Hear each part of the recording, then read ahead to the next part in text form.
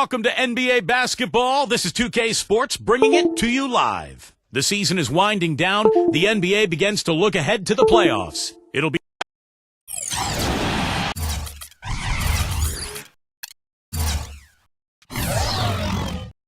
Welcome, sports fans. Thanks for joining us. With Steve Kerr and Clark Kellogg, this is Kevin Harlan. And it's time for NBA basketball on 2K Sports. And now a quick check of our starting lineups for both teams. And guys, what are we going to be looking for in this one from Robinson? Well, his dunking ability is unquestioned. I mean, he plays above the rim, and he won't hesitate to crank it down on you given the opportunity. And you know what? He is also relentless on the boards. He works as hard on his rebounding as anybody you're going to see. It's the Thunder in Oklahoma City. A three-point win in that one. Always nice to come out on top in a close game. And you know what was most impressive? They wasted very few possessions in that game. They ran their offense close to perfection. That's what we call a mute button game in front of a hostile crowd. They never let the fans get into it. Had them on their hands the whole time. Let's catch up with Doris from the sideline. Well, I spoke with the head coach of the Bulls. He talked about the impact that Al Horford can have on a game and how they'll work it out for them dealing with him. He said Horford's just a complete ball player. He does all the things you want from a big man. He can shoot, handle, and pass. He's always a tough matchup, but it starts with matching his energy level. Kevin, we'll see if they have what it takes. Thanks again, Doris.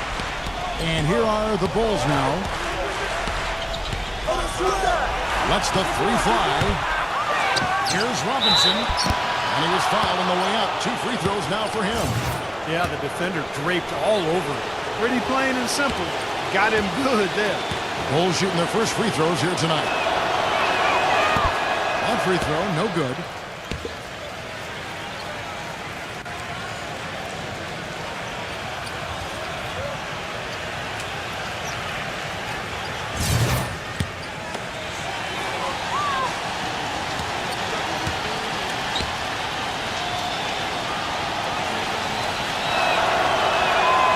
So he can't get either to fall. Last game for the Bulls, they picked up the W against the Los Angeles Lakers.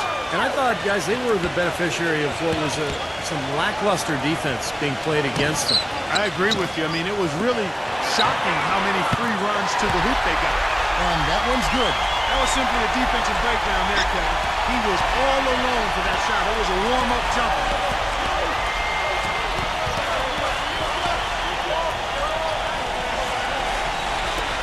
About a minute and a half through the first quarter. Taken away.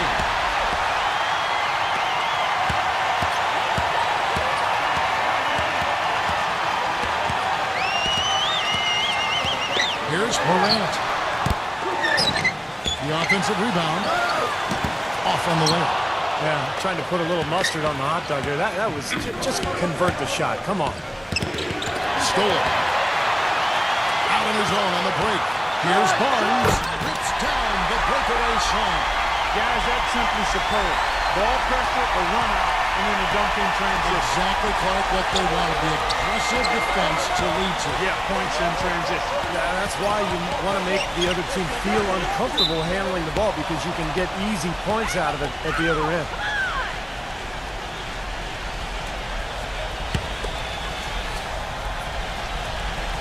Here in the first, just under 2.5 minutes played so far. That's good. Gotta love the use of the bounce pass there. Perfect feed. Well, Hornets have gone 50% from the field, hitting 3 of 6 since the opening tip. Kicks to Horford. Wiseman.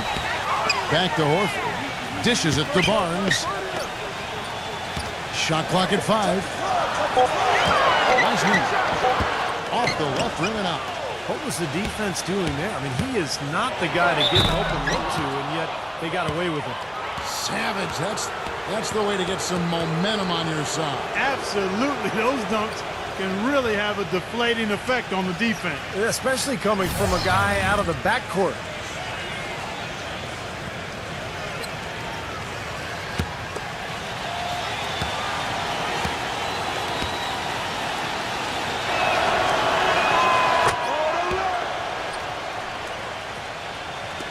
First quarter of play. We're about 3 minutes in. Deflects the pass. And it's out of bounds. The Hornets able to retain possession here. It seems like every shot these guys have been putting up has been going in. This month's top shooters.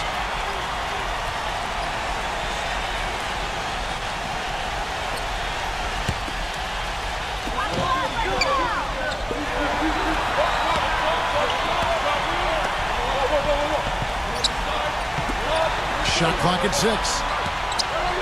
From deep. Rebound by the Bulls. Their last encounter was in Chicago. Lots of tension. The fans were pretty restless, and so was their bench. Neck and neck excitement, but just not enough to get all the way back. That was an incredible game. The way it went back and forth was just amazing. And I didn't know what to expect at the end, but really an entertaining game. Tries from the block. So he gets the whistle. Contact on the way up, and 2 shots coming up. The Hornets shooting their second and third shots at the line right here.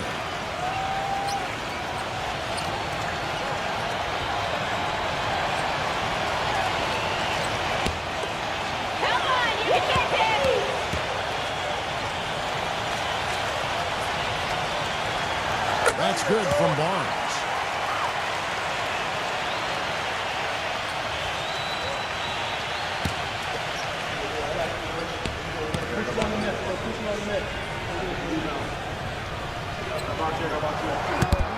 Both shots good from the stripe.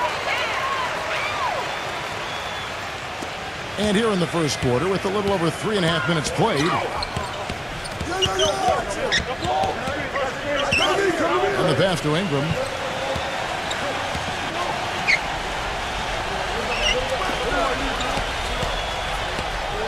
Just 5 to shoot. Number 22. Can't get it to go.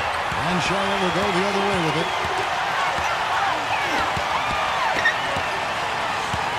He dishes it to Barnes.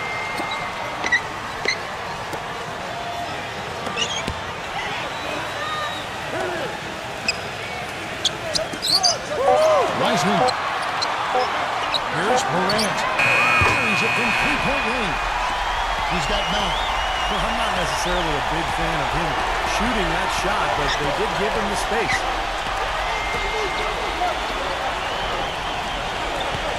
To the inside. Master Robinson. And he drew the blocking foul. He'll go to the line for 2. And Kevin, while we have a moment here, let's take a look at the Bulls and see where they ranked over the last month in the NBA stats. 3rd in field goal percentage, 5th in blocks. And they're a top 10 shooting team from the foul line. Pretty good company for that team. Well, to me, the name of the game is putting the ball in the basket when all is said and done. And you look at those shooting numbers that you just talked about, Clark, that makes this team really difficult to defend. They're getting smart offensive possessions time and time again. And when you get high percentage shots and you knock them down, you're going to be tough to beat.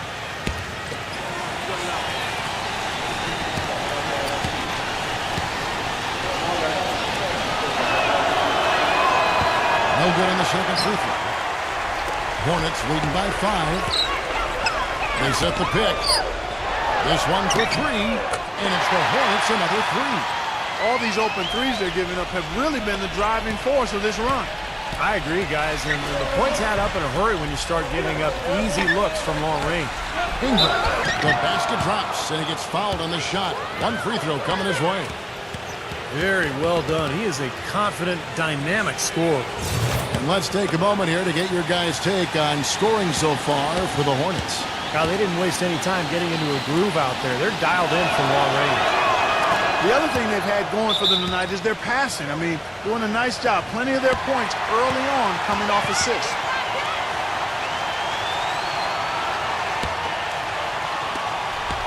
Charlotte has gone 3 of 5 from 3-point land so far in the ballgame. Here's Morant, and he banks in the layup.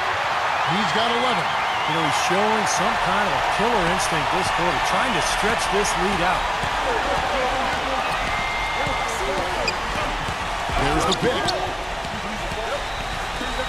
Here's the hit on target from 13 feet.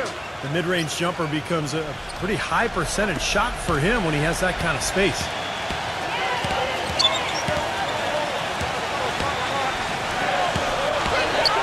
Wiseman guarded by Robinson.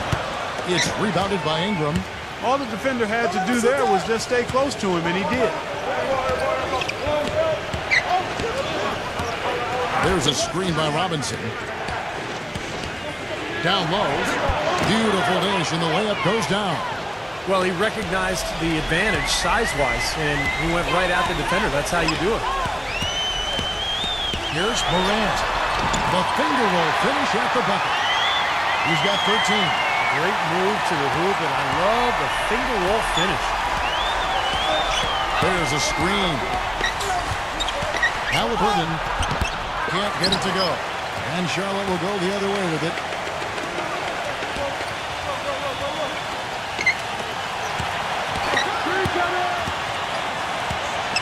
Wiseman guarded by Robinson.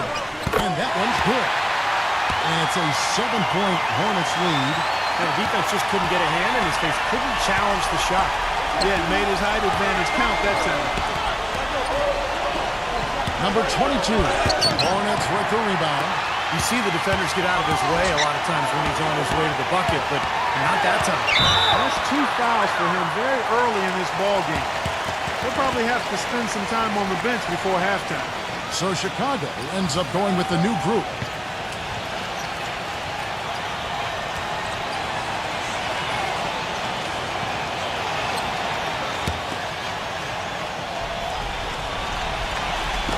Bulls on D.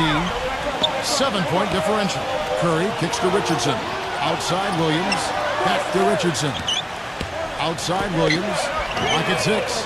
A chance to extend the lead to double digits, but it's no good. Williams against Smith. He kicks it to Middleton. He passes it to Moody. Some nice ball movement by the Bulls. There's the feed to Middleton. Nice jump shot from the top of the key. Middleton's got his first points of the night. And of all the things about him that you like offensively, it's his composure that jumps out at me. The way he never gets rattled. The defense can get in him. He doesn't care. He just continues to do his thing. And something else you notice about him offensively is what a dangerous catch-and-shoot player he is. He's got a quick trigger. Here's Smith after the made shot from Curry. Feeds to Smith. Pass to Middleton. Takes the 3. How about that basketball, man? Beautiful. Wow. Forget about going for the long-range bomb to cut into that lead.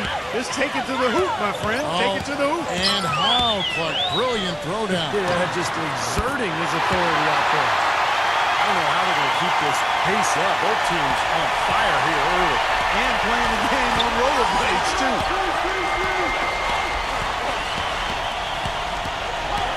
1:09 left to play in the first quarter. The dish now to Smith. Richardson covered. Here's Markkanen. Right through the D for the layup. Hornets leading by 5. Richardson with it. He's coming off a 13-point game against the Thunder in Oklahoma City. Curry. Here's Sims. Banked in off the glass. Boy, what a great job making good on the second opportunity. He stayed with that play from start to finish. Smith outside. Offensive rebound.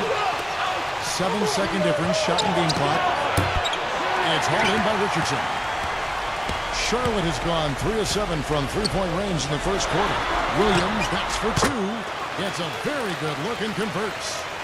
And now it's a 9-point Hornets lead. Chicago's gone 0-4 from three-point land to start out. Looking cold from outside. Pass to Moody. Back to Smith. Oh, yeah, he had not established position. You know, I prefer the refs to whistle with a block when in doubt. I thought that was a good call there. Bulls shooting their 7th and 8th free throw attempts for the game right here.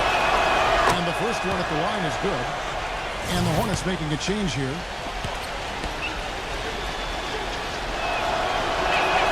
Oh, free throw is good for Moody. Feeds it up. And hits. The basket Baskets coming early and often in the first quarter. Hornet. On tap. Now the second quarter getting ready to start up.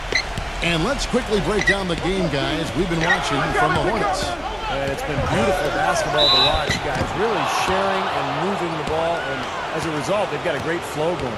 Hand in glove, 5 guys working as one. The power of the fist, we call it. They've racked up a bunch of assists. All fueled up and ready to go. Let's reset the lineups, courtesy of Gatorade, as the second quarter gets going. So the Bulls 5 right now. And he's good on the second. And the Hornets with possession here. Their biggest lead of the game was 9. Now Curry. He had 13 points in the win against Oklahoma City. 4 on the shot clock. Foul call. Looked like the D didn't get there in time, and he'll shoot free throws. Well, the numbers since the All-Star break, here's how Chicago ranks league-wide. 3rd in field goal percentage, 5th in blocks. And they also show up in the top 5 in free throw shooting. That's elite-level marksmanship at the stripe. Well, to me, the name of the game is putting the ball in the basket when all is said and done. And you look at those shooting numbers that you just talked about, Clark, that makes this team really difficult to defend. They're getting smart offensive possessions time and time again. And when you get high percentage shots and you knock them down, you're going to be tough to beat. He feeds it to Middleton. Oh, yes, the turnaround. Here's Johnson.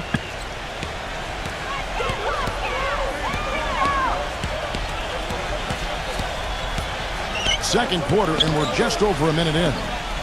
Richardson, that's a 2-pointer. Misses off the right eye. Bulls trail by 6. Kicks to Smith. Smith off a pick for Middleton. Smith dishes to Middleton. Pass, and it's Smith with the assist that time. Middleton's got 4 points in the quarter. Pretty much all of their buckets coming from inside the paint now. Yeah, that's 5 of their last 6 baskets inside the lane. They have really established themselves inside. Curry can't get it to go. Into the Bulls, shooting a tremendous 61% from the floor. Hitting at all cylinders. Gets it to go from beyond the arc. He has 5. Boy, when you got a big man who can shoot from distance like he can, what a huge bonus that is. Johnson outside. Richardson, that's a 2-pointer. Hangs the shot with nobody near. Richardson's got his second best. Bulls trail by 3. Smith the pass to Moody. Dishes to Middleton. Here's the 3. Shot is no good. And the Hornets now going the other way. And here's the fast break. Richardson leading the way. Gets it to go. Boy, he is a strong finisher on the fast break. Yeah, he sure is. He remains in total control, even at full speed. I love that about him. Now, here is Smith looking for his first basket still in this one. There's a good screen. Marking it. Rebound by Williams. Couldn't convert, but nice little 2-man game there. And it wouldn't surprise me to see them go back to that the next trip. And the shot is good. Now it's a 7-point Hornets lead. Almost pulled the trigger, but he realized he had a better look for his teammate. Smith against Curry. To the middle. The pass to Moody. He dishes it to Smith.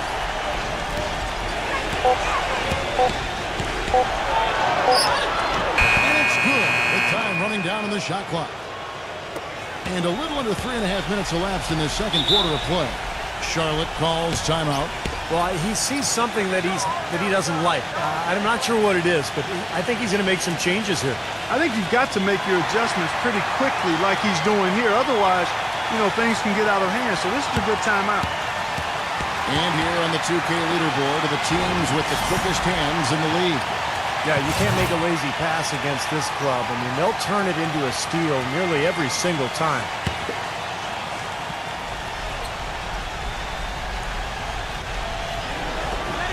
Here's Williams. And almost 4 minutes gone here in the second quarter of play. Pass to Middleton and stolen by Horford. Here's the break. Here's Williams. Foul call that time on the way up. That'll give him 2 chances at the free throw line here. Now we get a chance to check out the seeding out east. 4 games left on the schedule here. You look at Chicago. Right now they've acquired the second-best record in the conference. And, of course, the Charlotte Hornets. Just a couple spots back. Checking out Chicago, they've had such a tremendous regular season. I mean, really exceeding even the most optimistic projections. A bit of a surprise, actually. And with the playoffs right around the corner, they are really excited to see just how far they can go. They only get so many chances to win it all, and they have to be in that conversation. And Williams drops them both. Well, great focus at the free throw line. They're taking care of business.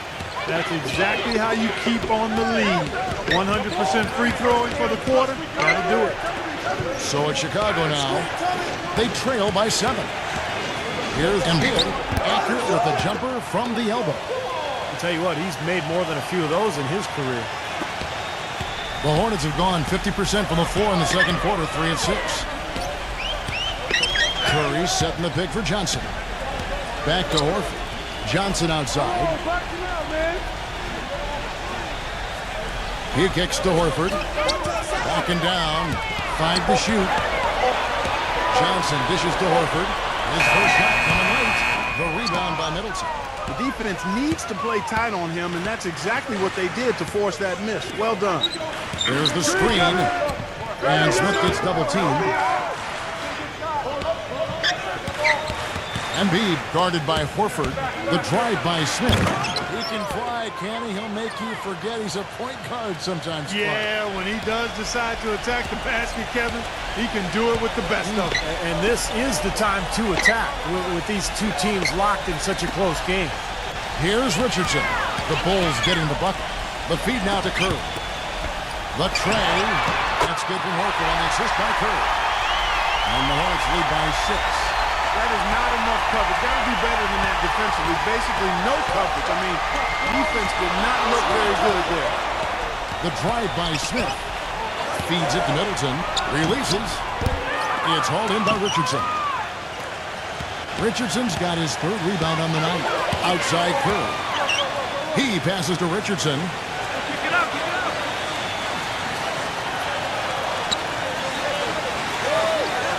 Back to Curry. For the 3. And it's the Hornets another 3. And what I like about him, he needs very little time to get his shot off. If he has just a bit of room, that's all it takes. In a catch-and-shoot situation, he's going to let it fly. And the consistency of his jump shot is another thing we should say about him. I mean, it doesn't matter how many defenders are firing at him. His stroke is never changing. His eyes were wide open there, guys. Excellent vision to see they had an open shot outside and get it there. Baseline try. And the basket by Horford. Horford's got 5 now. He got off to a slow start. It took him a little while to get into the flow of this game, but he's turned it on here in the second. And the first time out of the game called for Chicago. Now we've got a moment to see how the Bulls are doing rank-wise in the NBA. First in three-point shooting, second in field goal percentage, and they're ranked 3rd in team blocks, getting after it defensively in the paint. Man, you look at those numbers, and what obviously stands out is 1st in the league in 3-point shooting. That's amazing. They've just done a nice job of spacing the floor, getting good looks for their shooters out there, and really passing the ball unselfishly. Passes it to Moody. Good ball movement here by the Bulls. And so he draws the foul on the shot. A trip to the line to shoot 2. Bulls have taken 10 shots from the free throw line up to this point and made 6 of them. Well, how about the numbers for this club? As a team, 79% from the free throw line this year. You know, the numbers from the line, guys, are close to where they were last year. But just a tad worse, so not too bad. The first free throw is good. And the Hornets making a change here.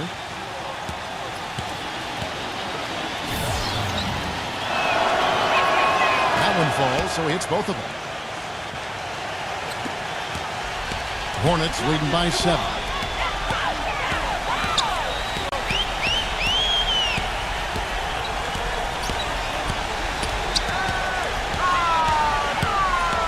Number 20, defended by Moody. Number 20. And so he earns a trip to the line. Officials saw the contact, and he'll shoot two. He's getting his first free throw attempt of the night right now. And his free throws are only going in at about a 72% rate this season. Not a terrible number, but something that could definitely improve. I think it's been a disappointing year for him at the stripe, guys. I mean, he hasn't been as productive as he was last season from there. And so he hits both. Bulls trail by 9.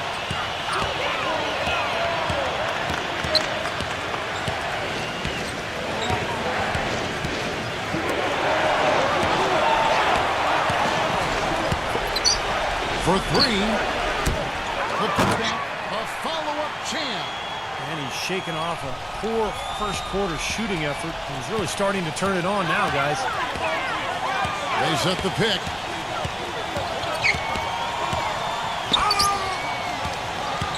Here's Morant. Laid in with a nice touch off the glass. He's got 15. I don't know who was supposed to be on him there, but clearly a mistake by the defense.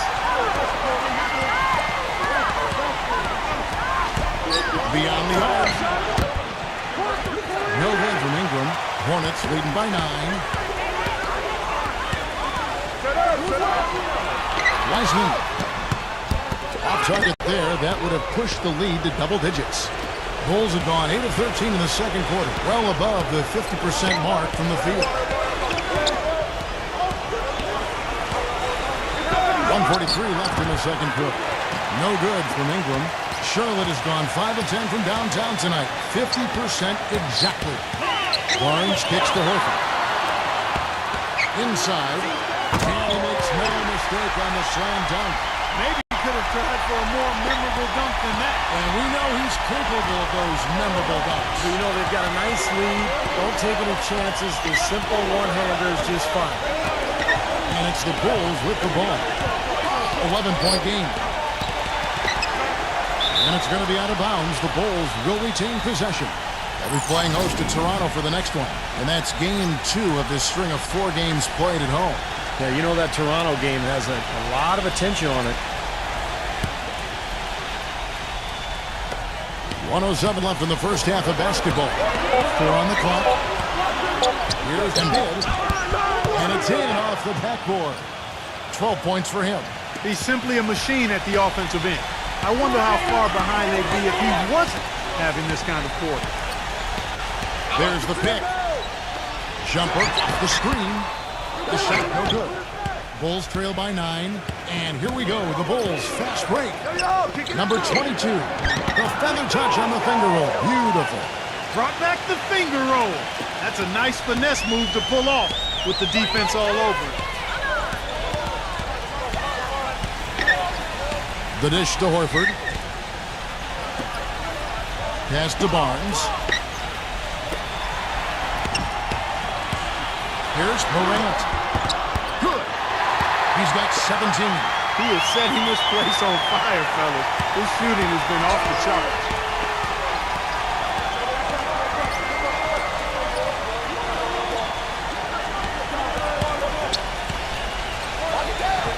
Halliburton.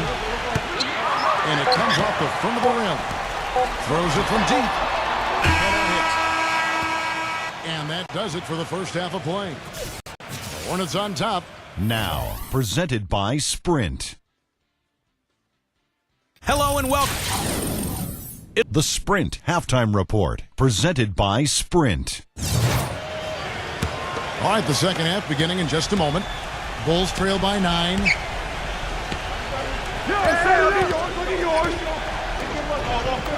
There's a screen by Robinson.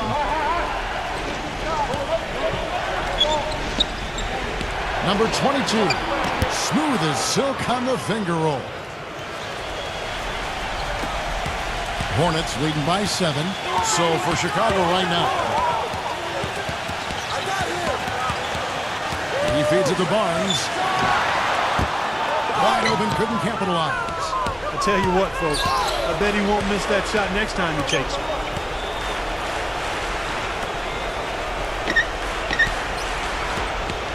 Kicks it to Robinson. Down to 5 on the shot clock. Number 22. And the layup's good off the glass. 8 points for him. Well, he certainly isn't the one to blame for them being in the hole. He's been on the money with his game. And the Hornets call time here. And as with any timeout at this point of the game, important to go over the strategies that are working and those that are needed in terms of adjustments. And, of course, the opportunity, guys, to get hydrated with Gatorade before coming back out of the floor. We've seen some good action so far, and there's more of it to come. Yeah, this game has been physical, it's been fast, it's been high-paced. So anytime you're in a situation like this where it's really a hard-fought game, critical to keep yourself hydrated throughout. And, Kevin, you have your acrobatic dunk contest dunkers, and then you have your game dunkers. That's what this guy is. Yeah, that's well said. He's one of those guys who lives to detonate a big-time jam overhead. If he gets you, you'll hear about it, too, because he'll let you know. No good at the stripe this time. Second misses also. This game has been very close in a lot of areas, but rebounding is one thing that they've been able to dominate. Yeah, they've chased down that pumpkin often. And he makes it look easy, dunking it hard with one hand. An indication there of why the scoreboard looks like it does. Very passive defense. But the finish was anything but passive. No, he hammered that down, Clark. Superb above the rim action. And a foul called on the shot. Got him on the way up that time, so he'll shoot 2 right here. And the offense just getting right to the rim, but at least they saved the layup with the foul. That's old school basketball rules. I mean, at the end of the day, no easy layup. Earn it from the line.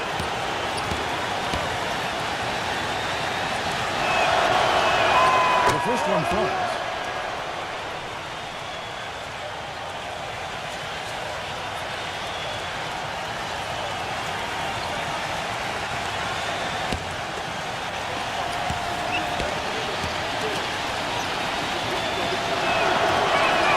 And that one goes in. 2 from the line that time. Hornets leading by 5. And now around 2 minutes gone by in this half. Here's Morant. And too long on the shot. The Bulls have gone 2 of 4 here to start the second half. Number 22 hands the shot from the wing. 10 points for him. And they have to mix it up defensively. That was just too easy. Now here's Barnes, defended by Ingram. Dishes it to Barnes. 6 on the shot clock. Shoots. Chicago grabs the miss. Well, they need a shot or two to fall here soon. They're only 1 of 4 since the break. Number 22. And it's all evened up. The defense sagged off, and, he did not hesitate to rise up and bury that 3. And here is Barnes, averaging 14 points a game.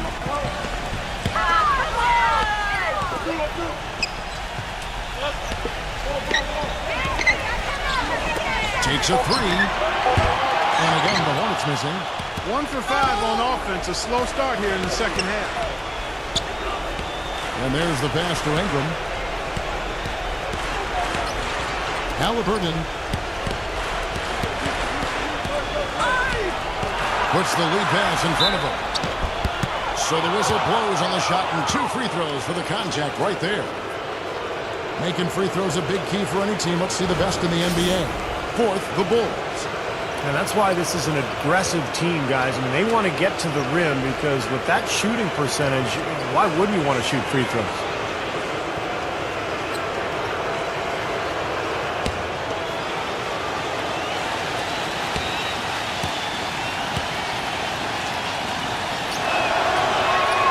He misses the free throw. And the Hornets making a change here.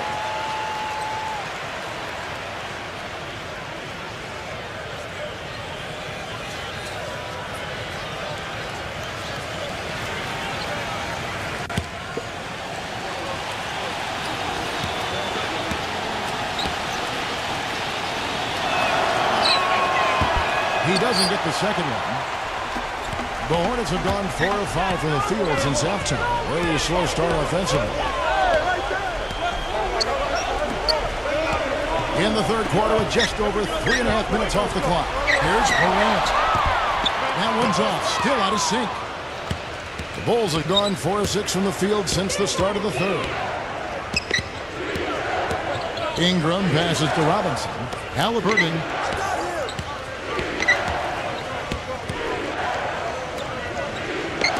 For the lead. That's good. 15 points in the game. He's played an important role in their offense today, guys. Without him, they may not be in the lead. And the Hornets call time here. Well, they were getting run ragged out there. Good time for a timeout. Maybe it was even too late, but this club has to regroup now. Well, I tell you what, it wasn't pretty, and they definitely needed to take a minute to talk things over. Right here, over these last 10 games on the Bulls' schedule, Kevin, this is how they stack up. Second in scoring, third in shooting percentage, and they also show up in the top 5 in free throw shooting. That's elite-level marksmanship at the stripe. And I think what's most impressive when you talk about those points per game is the fact that they're spreading it around. This is a very unselfish team. They work to get good shots every time down the floor, and they become a very efficient offensive team.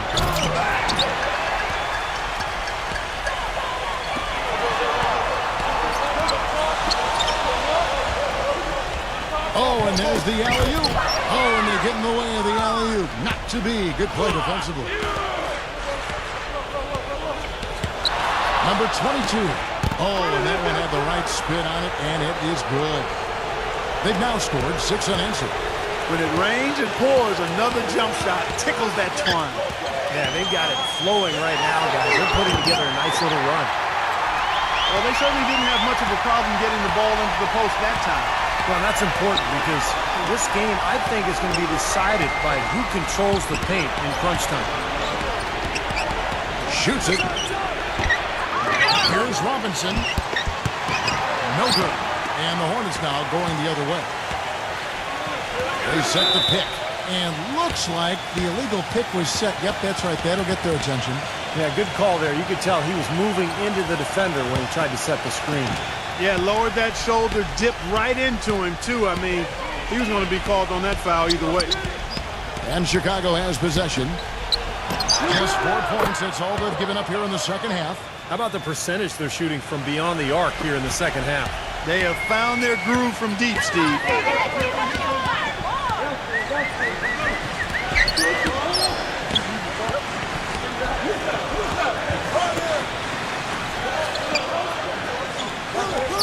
Six to shoot. Now here's Barnes. Guarded close. And the bucket counts. And he's on his way to the free throw line. Try to make it a 3-point play. This is his third free throw attempt of the game. 76% of the strike for him to this point of the season. And I think it's clear he's gotten better in that department since last season. I mean, he looks a lot more comfortable at the line now, and he's getting better results.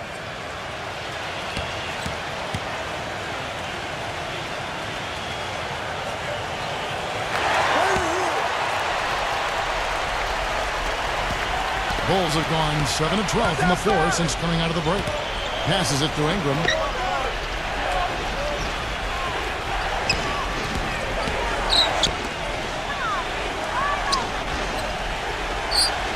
A 3-ball.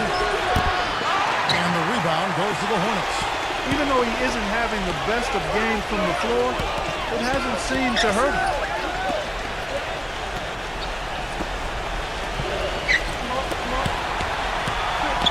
Morant, guarded by Robinson.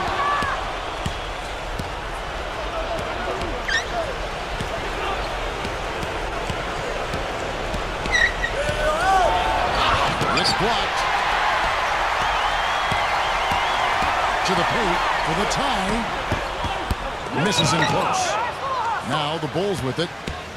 They're on an 18-7 run. There's a screen by Robinson. Halliburton, no good. And the Hornets now going the other way. A second chance effort. And that one hits back iron. The Hornets trail. Morant defended by Ingram. That ties the game.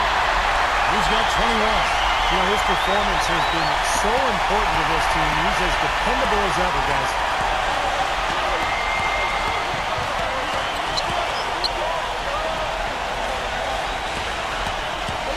Here's the screen. And it's been a tough game for him offensively.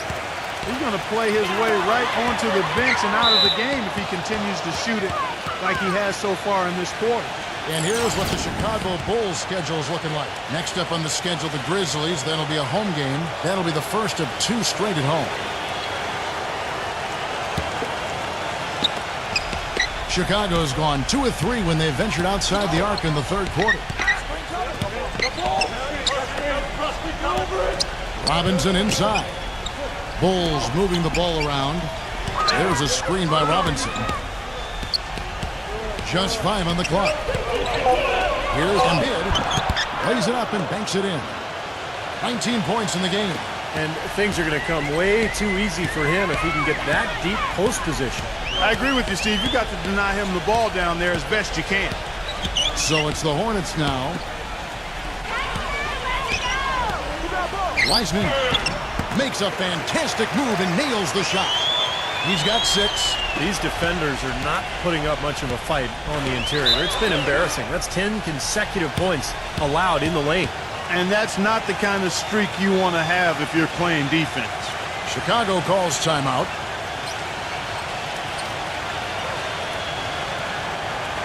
And the Bulls making a change here.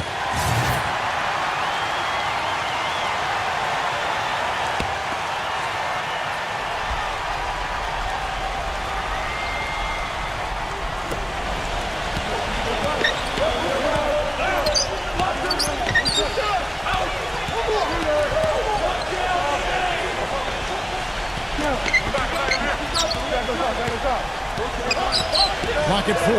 Number 22. And a foul on the shot. He'll go to the stripe for 2. It's his first trip to the line.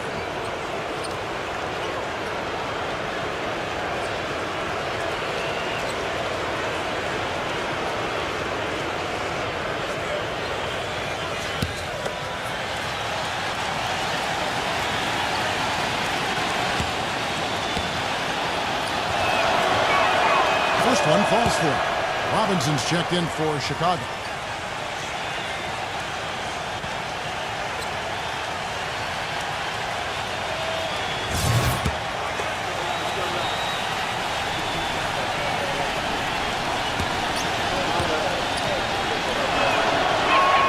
And he makes both free throws. That's a familiar sight. He hardly ever wastes his chances at the line. Cashes in regularly. They swipe it. Here we go, one-on-one. Get there. 56 seconds left to play in the third. Ingram covered by Barnes. Shot clock at 6. It's going to be 2 free throws. Drew contact on the shot. Yeah, the referee's all over that one. No doubt about it. Clearly a foul. Nothing to argue about there.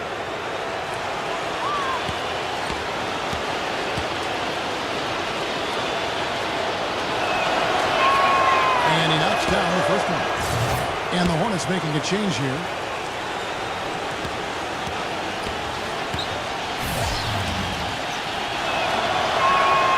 So he gets them both. There's 45 seconds left in the third. Picked by Horford.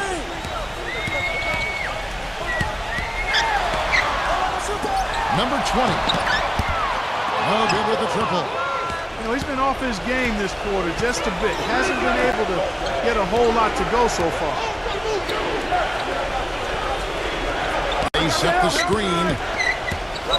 Number 22. No good from outside. Now here's Barnes. He has 7.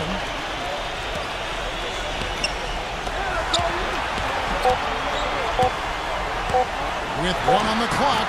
Good as the jump shot falls. 23 points in the game. It's still anybody's game as we've reached the end of 3. Bulls lead by 2. 2K Sports back in a moment here at the Time Warner Cable Arena in Charlotte. The NBA We've got a great game on our hands as we welcome you back. The fourth quarter of action getting started. They've got Curry. He's out there with Richardson, and it's Barnes at the 3. So that's the lineup for Charlotte. Up top, Curry. Lets it go. Bullseye. Curry's got the first field goal of the fourth quarter here for the Hornets. The road back hasn't been an easy one, but they've managed to climb all the way out of the hole and tie this game. I have to say, pretty remarkable, Steve. At one point, I thought they were done. It's hauled in by Richardson. Early on, he tried to shoot his way out of this funk, but later in the game now, he might want to just give it up and look for his teammates to do the scoring. And the Bulls making a change here.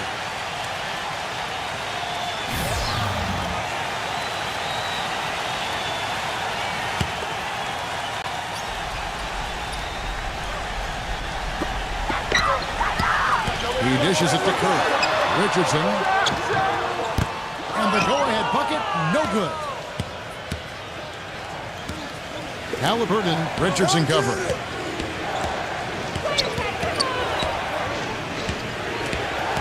Steps back and fires. Gets it to go. And the Bulls lead by 2. And this game is really heated up. I didn't think it could get any more high scoring than it already was. Well, there's always room for more offense, Steve. You know that. Curry outside. They get it back. Barnes. And there's the whistle. Fouled hard on the shot. He'll go to the line.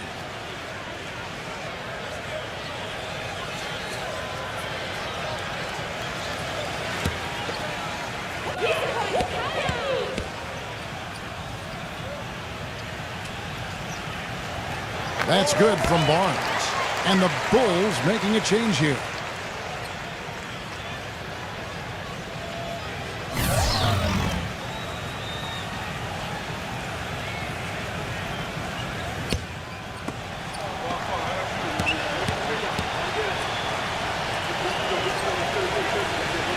Barnes hits them both. The Bulls shooting 52% from the floor. Nice work so far from them. Pass to Ingram. He gets to Middleton. Connects from three-point range. You know, defensively, you cannot forget about him. He gave him a wide-open look there. Outside Curry. Left side Curry. Knocks it loose. Barnes, 5 on the clock. Horford dishes to Barnes. The fadeaway. Good. Nothing but net. So it's Chicago now. They lead by 1. There's the pass to Ingram.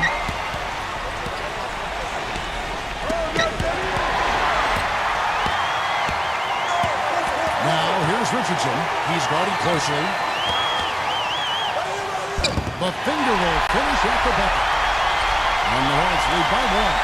Even with the D lurking, he made it look easy with the soft finger rolls. Here's Ingram. And so he earns a trip to the line. Official saw the contact and he'll shoot 2. What do you guys think so far about the offensive approach for the Hornets? Well, the great passing we saw in the first half has carried right over into the second. I've been impressed with how well they penetrated tonight, too.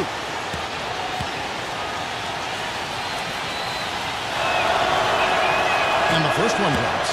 Bulls making a switch here. Robinson's checked in.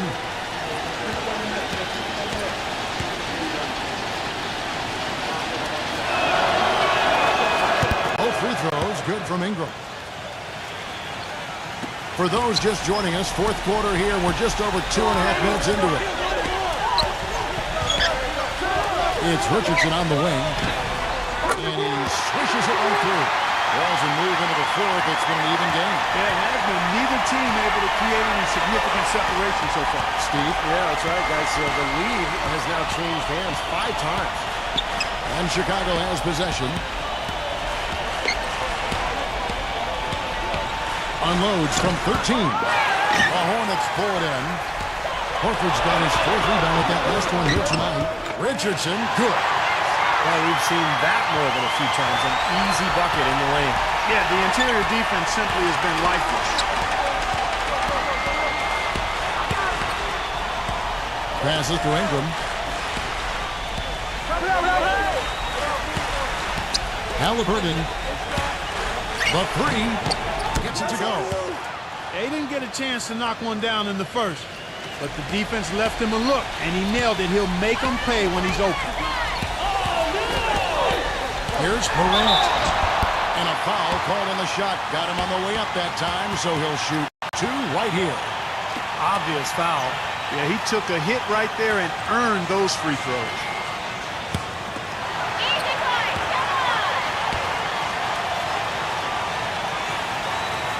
First free throw is good. Barnes is checked in for the Hornets.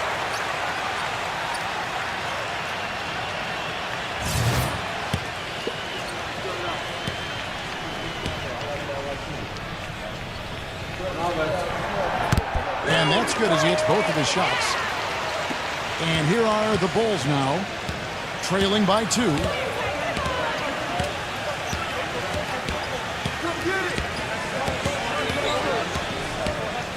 Pulls it up.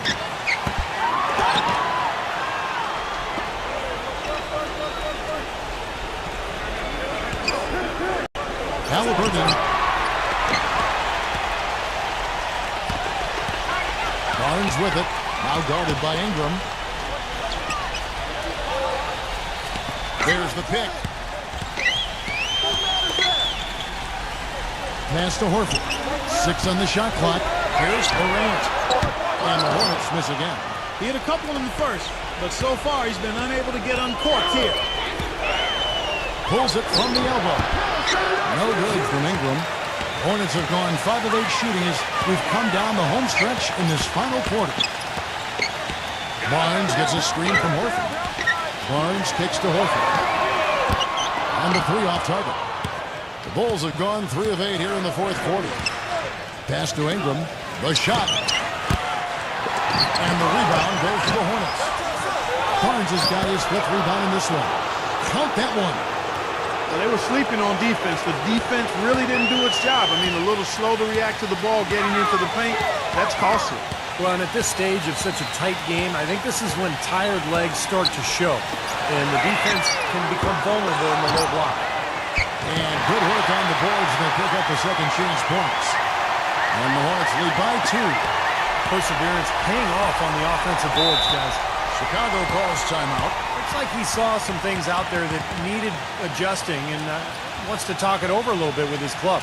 I don't think you can ever go wrong burning a timeout if you see something you don't like and you need to talk about it. Doris Burke has some information for us. Doris?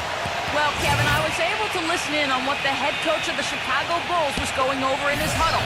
He tried to really fire them up to bring it home, saying, all night, you have all night to rest after the final buzzer. For now, we have to lay it on the line and try to bring it home.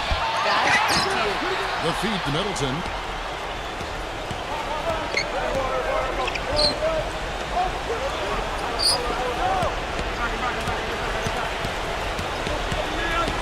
He passes it to Ingram to take the lead. Gets it to go. He's definitely turned things around in this game. I mean, he was more of a background player in the first half. He's jumped center stage now. Hit me, I'm Horford. Feeds to Horford. Fires the 3. Offensive rebound. There's the dish to Barnes.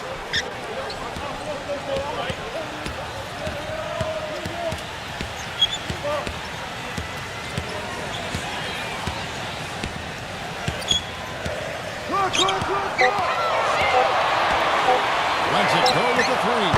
Hits the bucket. Barnes has got 7 points here in this quarter. It's been a tight one so far.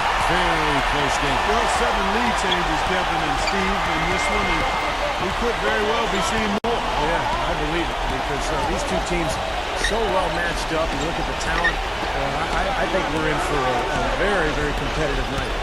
And Chicago has possession after the 3-pointer from Barnes. It's good, and he drew contact on the shot, so he will go to the line. A 3-point play chance here. Bulls making a switch here.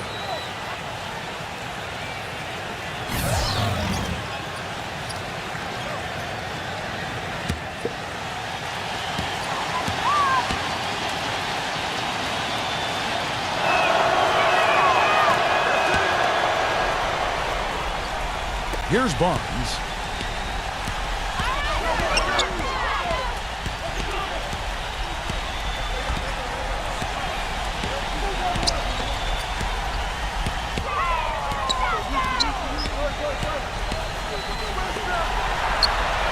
Just 4 to shoot. Here's Morant. He cleans it as the shot clock ticks down. He's got 27.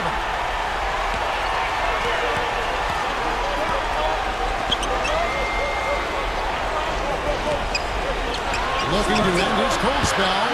That one wide left. Not sure if he just ran out of gas or what, Kevin, but he's been awful ever since the second half started. Not even been a factor. 1:53 left in the fourth quarter. The pass to Ingram.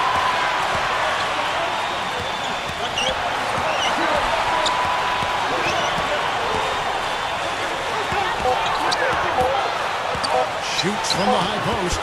The shot will not go. The Hornets have got a pretty good rhythm going offensively, shooting 8 of 15 for the quarter. Horford the pass to Barnes. And lots of contact there. Missing the shot. He'll shoot 2. Some good play tonight for Barnes. He has 14 points and some of his offense coming at the foul line with 5 points there. 5 pretty big points, Clark.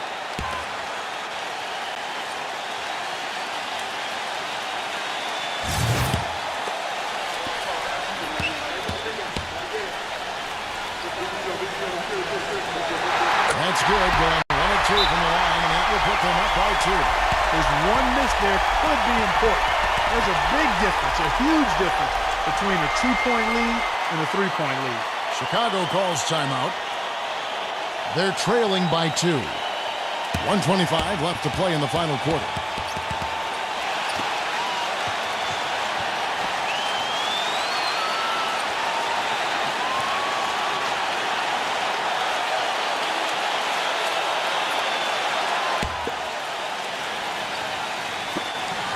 .25 left in the fourth.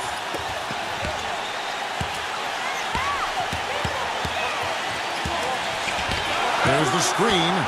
Passes it to Ingram. He feeds it to Robinson. Working on Horford. 5 to shoot. The Bulls need to get a shot off here. Number 22. It goes straight through with the switch. He's got 21. Boy, has he picked it up in the second half. He's on fire. And the Hornets call time here.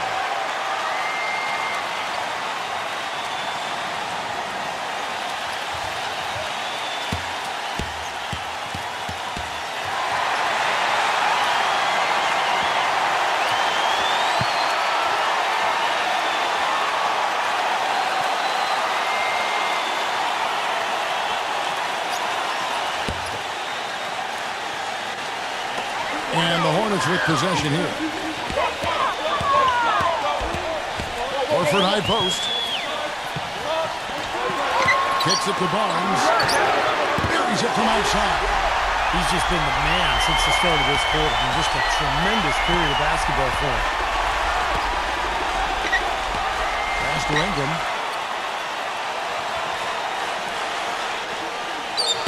Halliburton.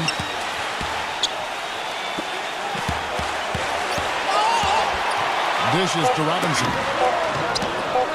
From about 16, and the shot is long. It's like he rushed that one, guys. The defense was out of position. He was wide open, just couldn't take advantage.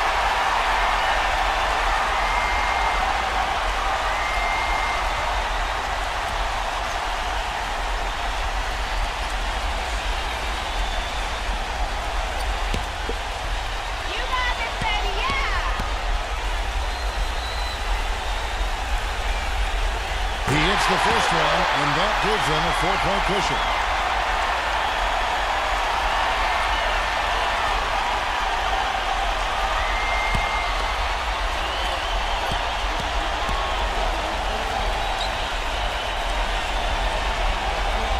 So he goes 2 for 2 at the line, and it's a 5-point game. Those are big free throws, guys, because now it becomes a 2-possession game. Chicago calls timeout. They trail by 5. 23 seconds left in the fourth quarter of this one. What's your take, guys? And this one is far from over if they can get a quick score here and then a fast foul as well. I tell you what, free throws become tougher with the game on the line, so a few missed ones here, and they could get right back in it.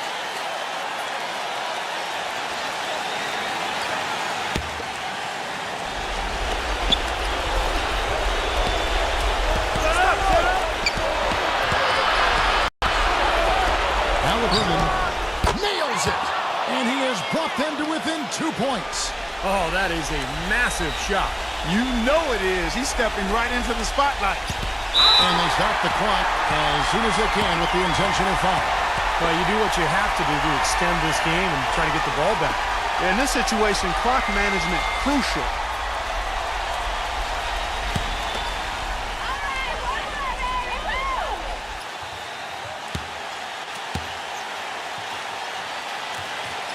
So the first one drops, and that makes it a 3-point lead.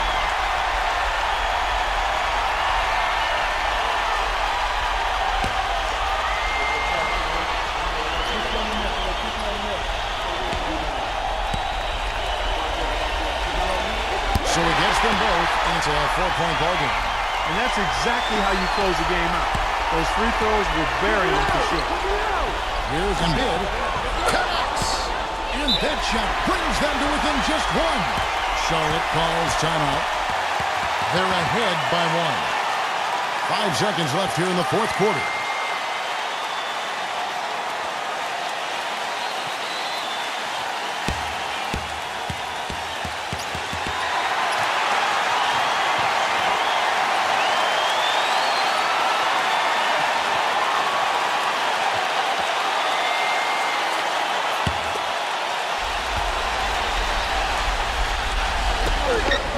Seconds left in the game. And now an intentional foul. They need the ball back as soon as possible.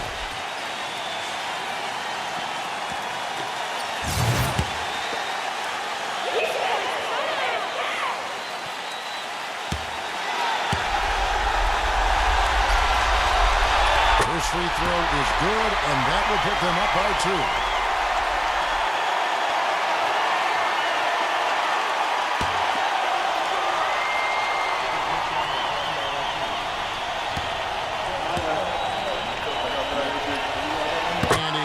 Free throws here, so now it's a 3-point game. Absolutely massive free throw. That'll force them into a 3-point attempt. And so it's the Hornets who come out on top. And Clark, you know, it was quite a nail-biter. Yeah, it was tight. Their guys were able to come up with big plays down the stretch, and that's the difference. For Clark Kellogg, Steve Kerr, and Doris Burke, this is Kevin Harlan thanking you for tuning in. Now it's time to present our Jordan Player of the Game.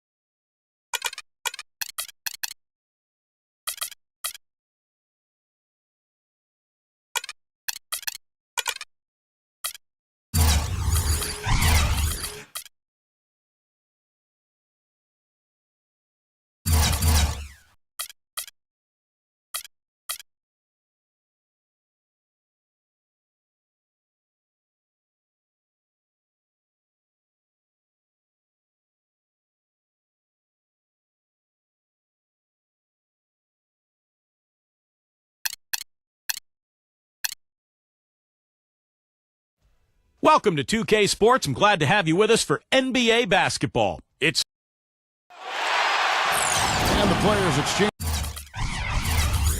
a few friendly words prior to tip-off, the getting-to-know-you stage of the proceedings.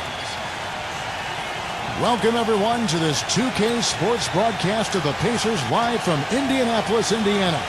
The excitement of the NBA is on the way. I'm Kevin Harlan, joined by Doris Burke courtside. Next to me, Clark Kellogg and Steve Kerr in the booth. A quick check now at the starting five for both teams. And guys, what are we going to be looking for in this one from Schroeder? Well, his body control is what I notice. I think that jumps off the page when you watch him play. Even with the defender draped all over him, he's able to find a way to get to the rim and get the shot to go in. And his body control is something else I like about him.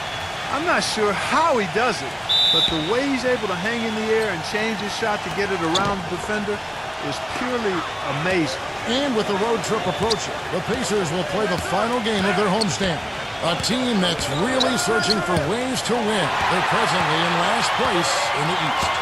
Yeah, they'll only play twice against this club this season. So this is it. And I think their goal will be to duplicate what they did in the first contest when they really controlled the action and had a solid game. You know, absolutely. Given the way things look for them in that game, I bet they wish they could play them more than just twice. But we'll see if they feel that way once this game's over. Here's Alexander. Hits the target from 18 feet. Boy, he's so hard to stop, guys, because he poses a ton of matchup problems for the defense. Well, it was the Oklahoma City Thunder in their last game, a loss to the Detroit Pistons. Yeah, I don't think they enjoyed watching the tape of that loss because there's no question they were the better team going into it, and yet they got completely crushed. I'm actually still trying to figure out what happened there, Steve. No matter how it looks on paper, you've still got to show up, lace up, and play. It looked like they just weren't interested in being there.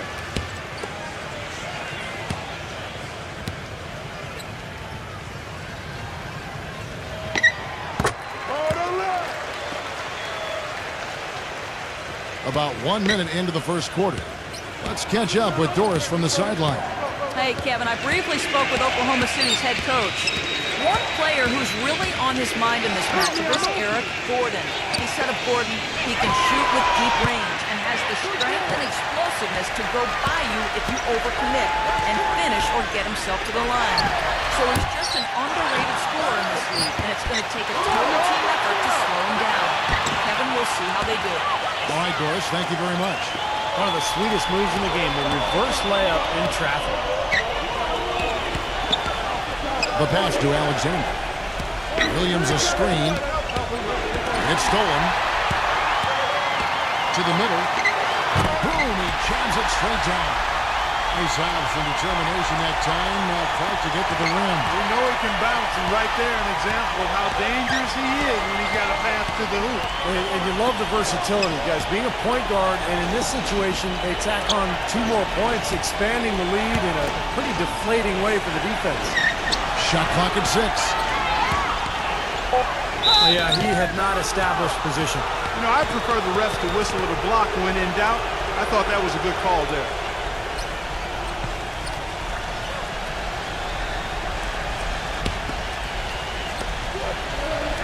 Robinson off a pick from Williams. Robinson goes in. He kicks it to Booker. Just 5 to shoot. And again, no good by Oklahoma City. What was the defense doing there? I mean, he is not the guy to give an open look to, and yet they got away with it. Eric Gordon on the wing. Indiana moving it around. Here's Schroeder. Rejected by Alexander. Here's Booker. He had 15 points last outing. Cunningham kicks to Alexander. Passes it to Robinson. Alexander defended by Schroeder. Will it go? Already his second foul. He's in danger of getting into very serious foul trouble early in this game. The Pacers making a switch here. Powell's checked in.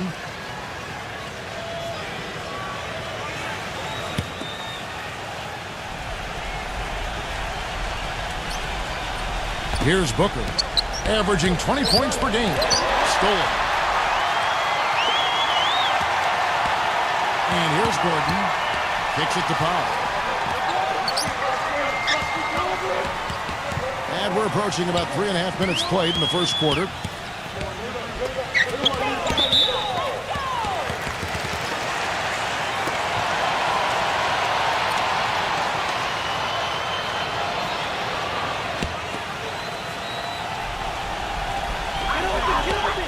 Shot from the inbound. The shot is off. The defense needs to play tight on him, and that's exactly what they did to force that miss. Well done. There's a screen by Robinson. Alexander passes to Robinson. He dishes it to Booker. 5 on the clock. And the turnover, the 24-second buzzer, signaling the shot clock violation. Let's see where the Pacers are, Kevin, in terms of the NBA rankings right now. 8th in blocks, 8th in free throw percentage. And they're in the top half of the league in getting steals as well. Not bad, but could be better. Yeah, and this is a team that really relies on those blocks that you talked about, Clark, because when they're at their best, they're really challenging every shot. They cover up, they close out on jump shooters, and if you penetrate and get to the rim, they've got a host of shot blockers there waiting for you. Powell dishes to McGee. Baseline jumper. Good on the jump shot. McGee's got his first basket of the night. Well, they couldn't have dreamt of a much better start than what they've had here today. Everything's worked, especially offensively, and what a lead they have already to show for it. Timeout is called. First of the game for the Thunder. Their last encounter was in Oklahoma City. They came out flat that night and could never really get it going. Not their best effort for sure, Clark. No, I agree with you. And I thought maybe they could find somebody to come off the bench and give them a spark, but it didn't happen.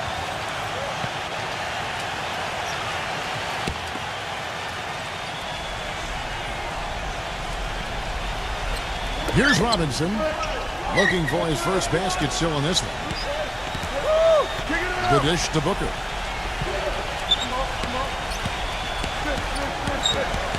Feeds to Cunningham. To end the drought. No good off the front line. You really don't want to see him missing those mid-range shots, but when he's open, he's got to shoot it. Gordon kicks to Powell. Hits the three-point bomb. Well, they've yet to string many stops together. Just seems like they've been a step slow here. Looking at the last game for the Indiana Pacers, it was a win against Milwaukee. And I thought, guys, they were the beneficiary of what was some lackluster defense being played against them. I agree with you. I mean, it was really shocking how many free runs to the hoop they got. And the whistle blows as the basket counts and a three-point play chance right here. One free throw coming up. And a chance now to catch up on some numbers here. The hustle stats for the Pacers. Well, I think the defensive aggressiveness on display here has caught them off guard. Playing airtight defense and coming up with the steals. Well, the other thing I like is defensively they're causing turnovers, and that's allowing them to get into transition.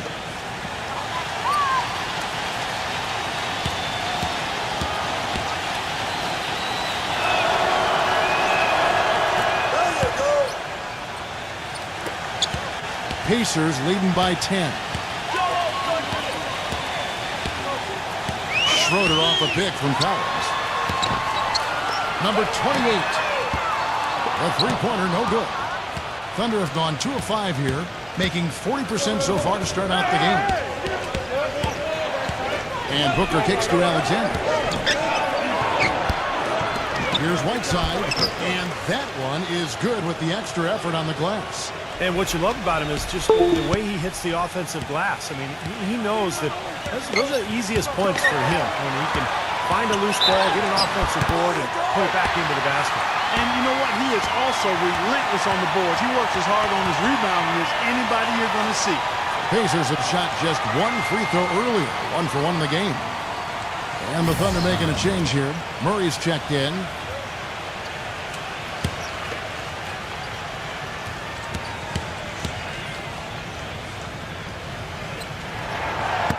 That one misses for Collins. Thunder trailing by 10. Pass to Murray. Dishes to Booker. To the paint. Murray, good.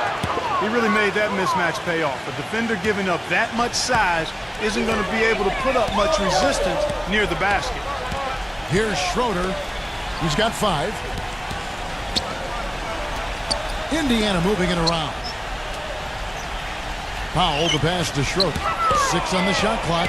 Powell fires from deep. It's rebounded by Alexander. Gives him the lead pass. Cunningham laid in with a nice touch off the glass. Cunningham's got his first points of the night.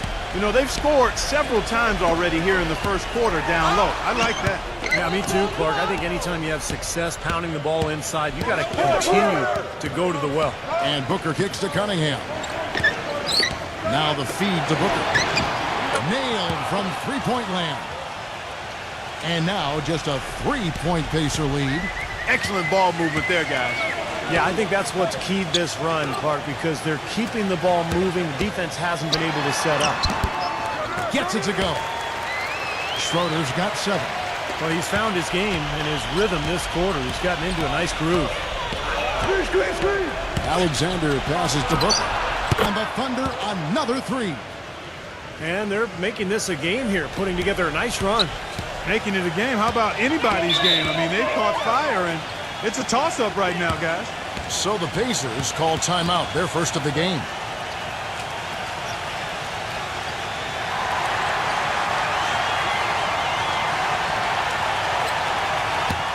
Some rookies have had a very hot hand this season. These are the best three-point shooters in the NBA's freshman class.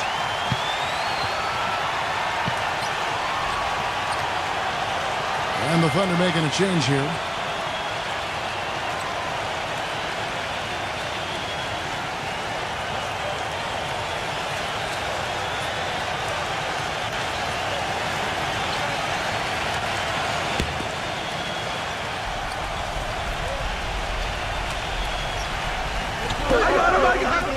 Hart the pass to Schroeder.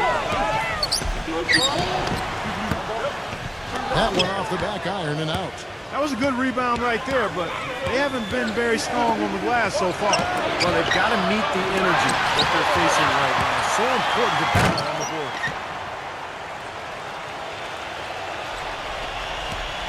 Indiana's gone 2 of 5 from three-point land here in the first quarter.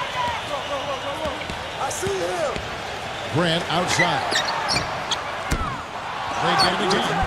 And there's the bucket. Stay with it on the offensive glass, getting it done. You know, that putback's about as easy as it's going to get. You have to put a body on someone down there. Well, no box out, that's the results you get right there.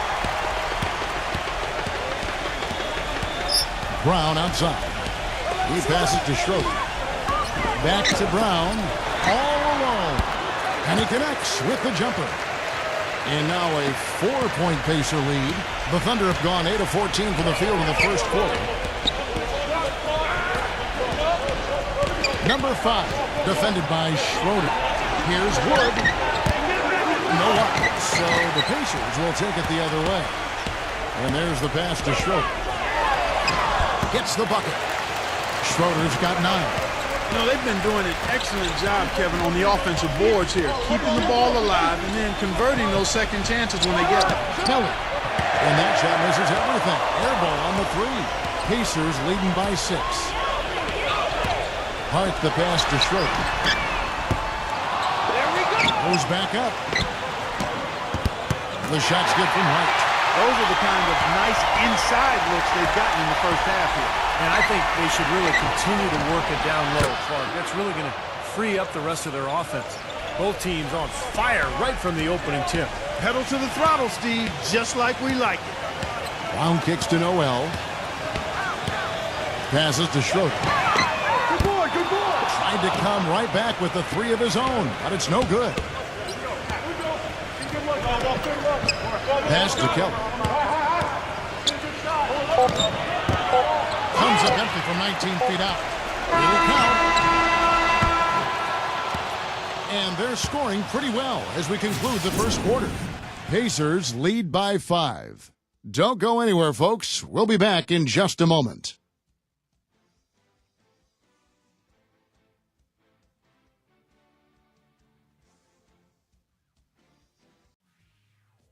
Coming up Friday, April 1st, the Dallas Mavericks go up against the Miami Heat. You don't want to miss it.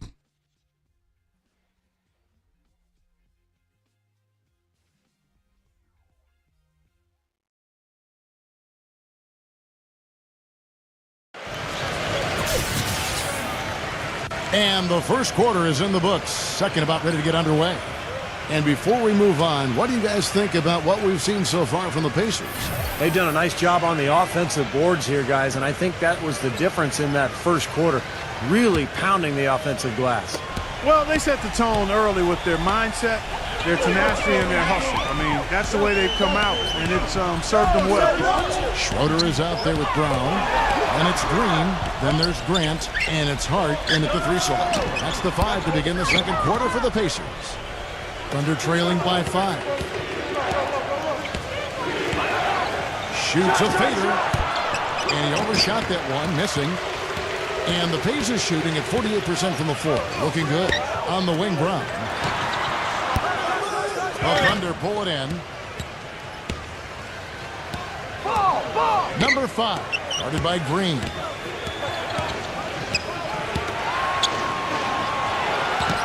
There's the pass to Kelly. Oklahoma City moving it around, and Cantor backs down. Just 5 on the clock. Very good from Kelly. Not able to find it here in the second. He's off stride and off track just a bit after that one he had earlier. No good from Hart. Oklahoma City's gone 3 of 6 tonight when they've let it fly from downtown. Number 5, and he banks in the layup. Well, I tell you what, the defenders didn't even get a sniff of him on that move to the hoop. Pacers leading by 3. Brown gets a screen from Schroeder. Screen by Grant. He hits Brown with the drive. Rejected by Kelly. Here's the break. Passes it to Murray. So the whistle blows on the shot, and 2 free throws for the contact right there. Kevin, let's take a look at what the Oklahoma Thunder did over the last month in the league ranking. 6th in fewest turnovers per game. 8th in assists. And they're in the top 10 in rebounding. This is a team that does a good job getting on the glass. No, they're a smart team. We talked about those few turnovers, and that's the number that really stands out to me when you go down that list of stats. They're smart. They don't take a lot of crazy gambles. They try to work the ball around the perimeter, get it inside when they can, and get the best shot every time down the floor. And the Thunder making a switch here. Both free throws good for Murray. Second quarter, we're a little over a minute and a half in. McGee a screen. Off the screen. The shot's good from Schroeder. Schroeder's got 11 points. Solid screen right there that freed him up for the jump shot. Kelly passes to Murray. From deep. That is good. And that'll tie this game up. Well, I like the way he orchestrated in tight that time, fellas. Here's Schroeder. He's got 11. Gordon dishes to Martin. Back to Gordon. From outside, off the mark. You know, 9 times out of 10, he's going to knock that one down. He'll spray that one on you. Here's Wood. And misses it off the right side of the rim. The Pacers have gone 1 of 6 in the field in the second quarter. It's been a rough period so far. Schroeder kicks to Martin. The 3. Can't get it to go. And it's Oklahoma City the other way. Quarter number 2, around 3 minutes gone by. The shot's good from Kelly. Indiana's gone 0 of 3 from beyond the arc to start the second quarter. Schroeder kicks to Green. Fires the 3. Gets it to go. Green's got himself going with the triple, his first basket of the game. That was simply a defensive breakdown there, Kevin. He was all alone for that shot. It was a warm-up jumper. Kelly passes to Murray. Kick it out, kick it out. Here's the 3. That's JaVale McGee with the rebound. McGee's got 4 rebounds in this game. It's Martin on the wing. Second chance effort. So he gets the whistle. Contact on the way up, and 2 shots coming up. Well, he's someone who can just demolish you on the glass, and that's really his goal when he goes into the game. He is looking to dominate the paint. And here's another thing I've noticed. You know, sometimes at the defensive end, he'll come out of nowhere to make a play on the ball, blocking a shot from behind when the shooter had no idea he was there. That's good from McGee. Williams is checked in for the Thunder.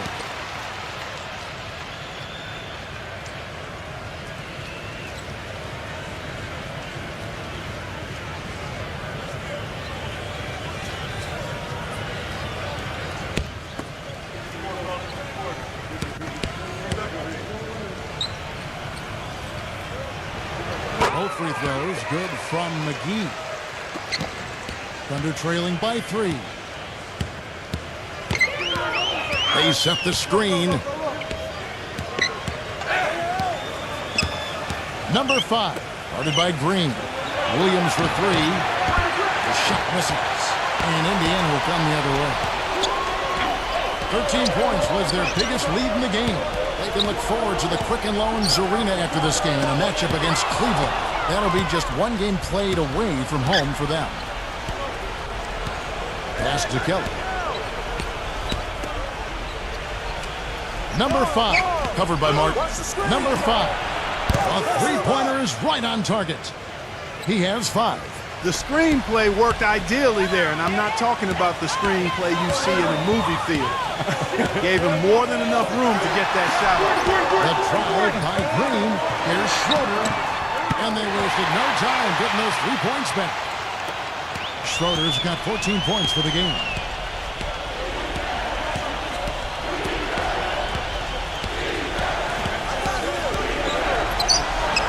Three-pointer. And the rebound goes to Martin. There's some good defense for you. I mean, for somebody who's as good at shooting the three as he is, you need a defender who's equally adept at guarding against it. That was well done. Well, then they picked the right guy to put on him. Starting to get a little momentum here after that scoreless first quarter. The Pacers making a switch here. And the Pacers with possession here. Schroeder kicks to Green. That's the risky run by staying out there as he picks up his 3rd. And foul called as he misses. He'll go to the line and shoot 2. The Pacers have shot 75% at the line tonight, going 3 for 4. Well, pretty good numbers this season at the line for this club. Right around 78% as a team. Guys, that says a lot about the poise of this team. I mean, they've been so calm, cool, and consistent at the stripe this year. I mean, that's impressive.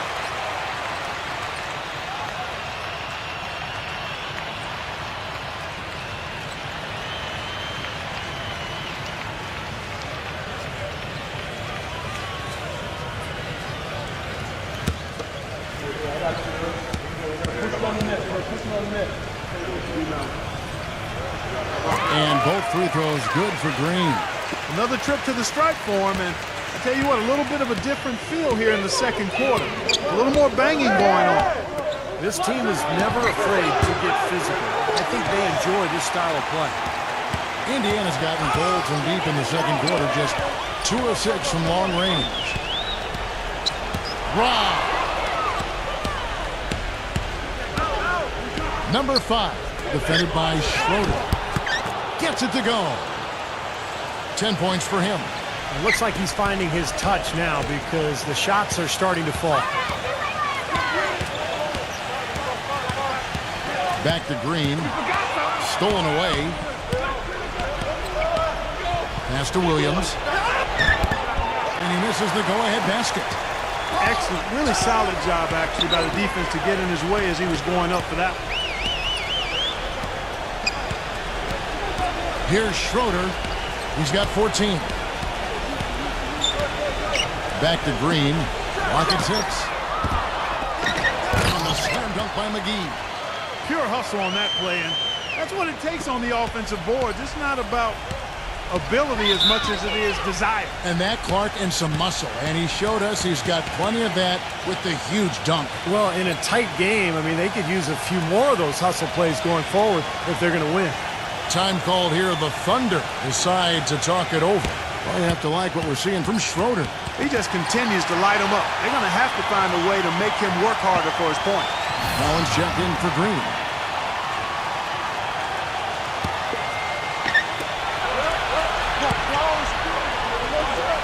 Number 5. Good, and the assist goes to Robinson. He's got 11. Those are starting to add up. Of their last 5 baskets, 3 of them have been three-pointers. And it's not just great offense, Clark. The defense is really lacking. Not enough energy on their closeouts. Number 28. And a foul on the shot. He'll go to the stripe for 2.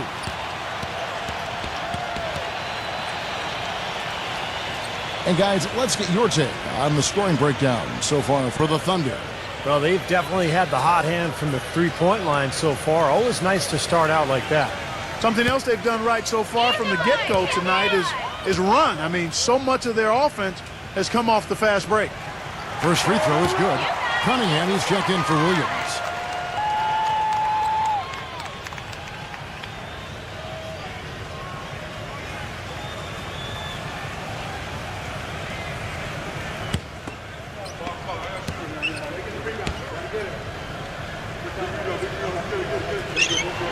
And so he's able to get 1 of 2.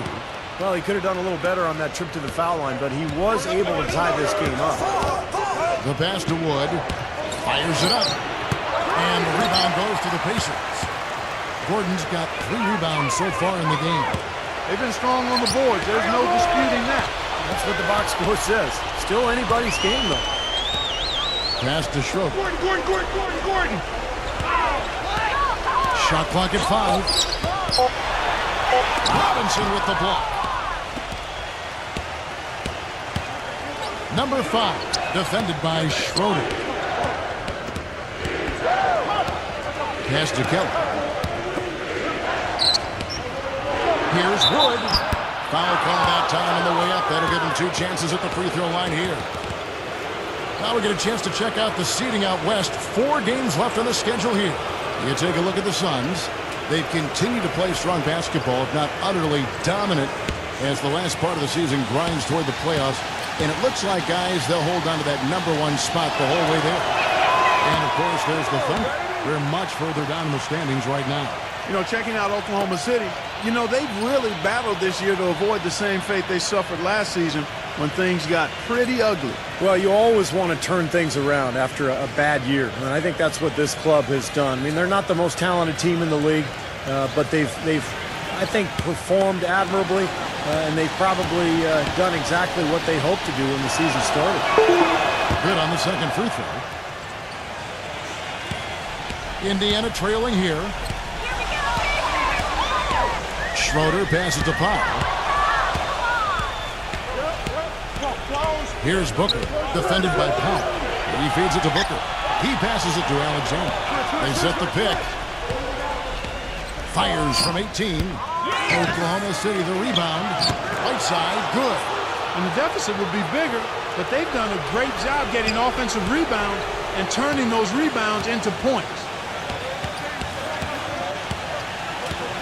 Here's Schroeder. 14 points for him. He kicks it to Powell. For the three. That's good. 6 points for him. The defense sagged off, and, you know, he did not hesitate to rise up and bury that three. Here is Cunningham. Right now averaging 11 points a game. Now the pass to Wood. And another foul would give him 3 before the half, something to keep our eyes on. And the Thunder making a change here. Robinson's checked in.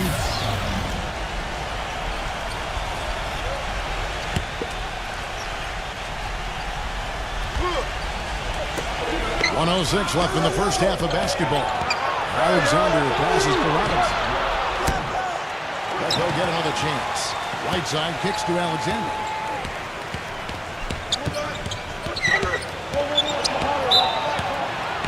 The Thunder have gone 4 for 5 from the charity stripe in this one up to now.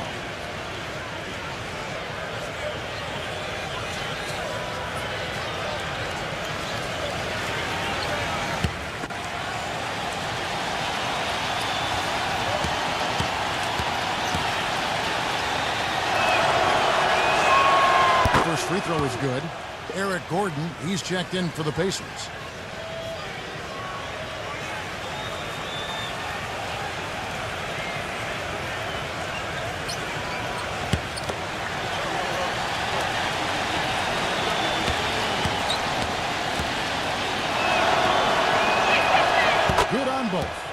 that was solid. I'll tell you, he's one of the best there is up there at the foul line.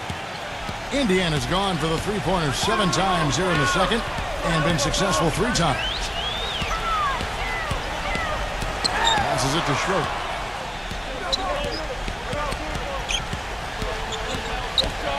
Six to shoot. Number 28, defended by Cunningham. Can't hit. Snatched away. Collins, good. And we may have an injury here. That does not look good. No, this is the last thing you ever want to see at a game. You know, at this point, we can just knock on wood, say a prayer, and wish him the best. Enes Kanter's checked in for the Thunder.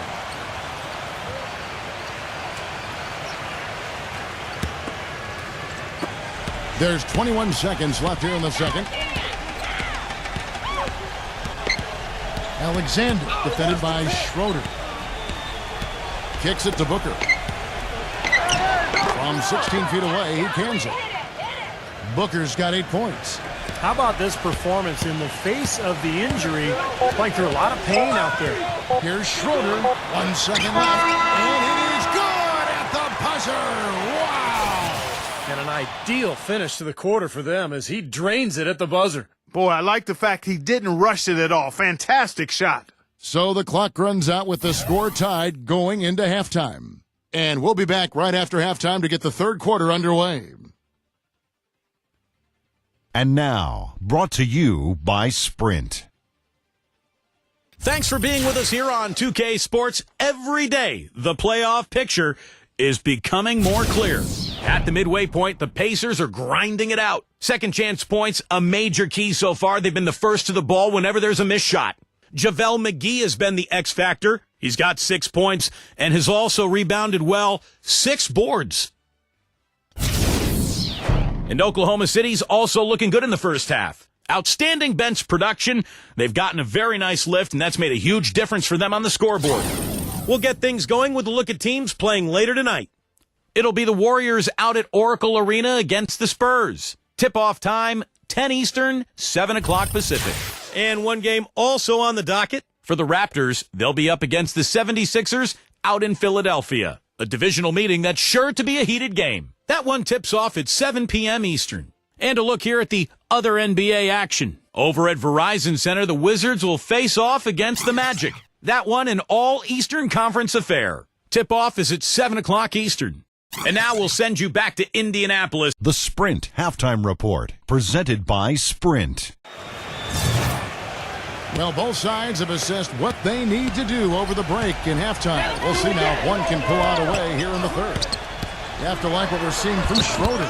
Yeah, his performance really transcends the stat sheet, Kevin, because when you look at it, not all that impressive, but he's made a huge impact. Yeah, the numbers aren't huge, but he's been really solid. I mean, he's made some important plays for him, and that's what it takes to win. You can't always have guys just stuff in the stat sheet. Sometimes you need plays made that don't show up in the box score. So the Thunder 5 right now. They've got Enes Kanter. He's out there with Robinson. And it's Cunningham in at the small forward position.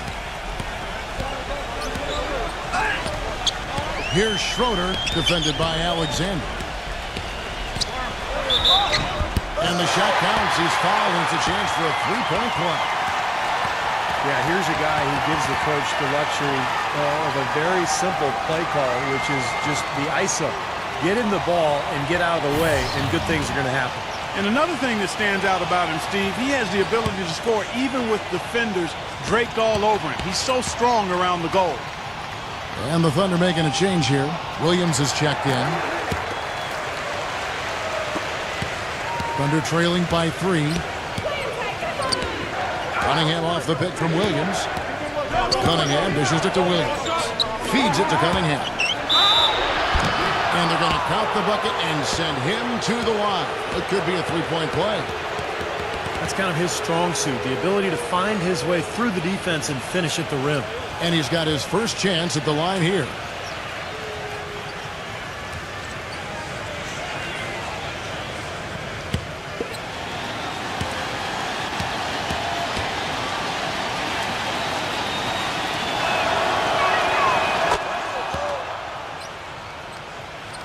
And with a little over a minute gone, the second half is underway. Schroeder off a pick from Gordon. Number 28. Rejected by Cunningham. Pass to Alexander. Defended by Schroeder. Takes the turnaround J off the left rim and out. The Pacers have gone 2 of 3 from the field to start the second half. With the lead pass, McGee gets to the rim for 2 with the D all over him. McGee's got his 3rd basket of the night right there. I got yours. Here is Cunningham. He's got 5. And again, no good by Oklahoma City. When he's wide open like that, he'll rarely miss those. Near the three-point line, it's Gordon. The Thunder pull it in.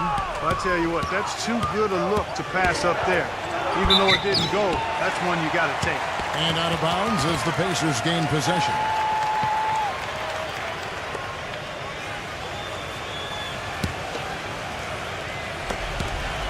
The Pacers have gone 3 of 5 to start the second half, developing a nice rhythm out there.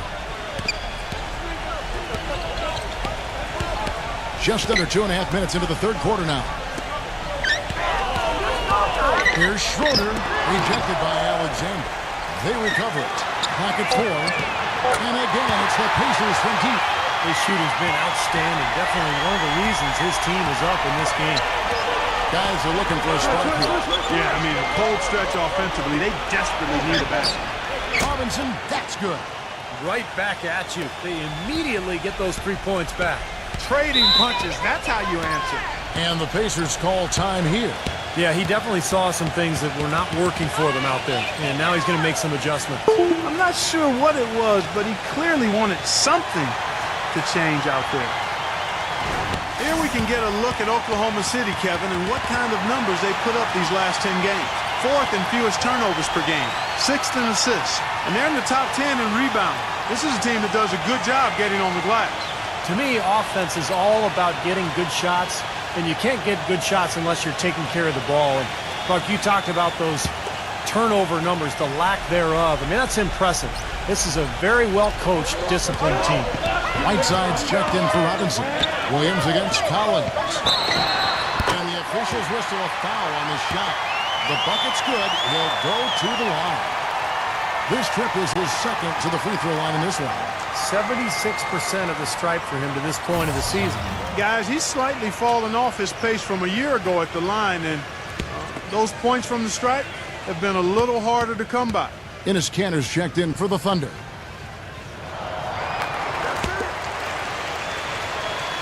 Three minutes gone now in the third quarter.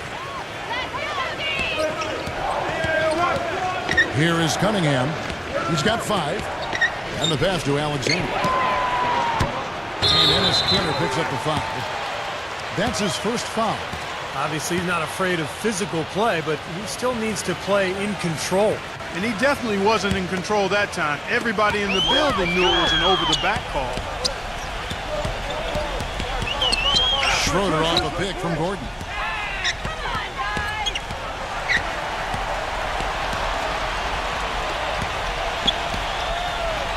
Shot clock at 6. From deep three-point range.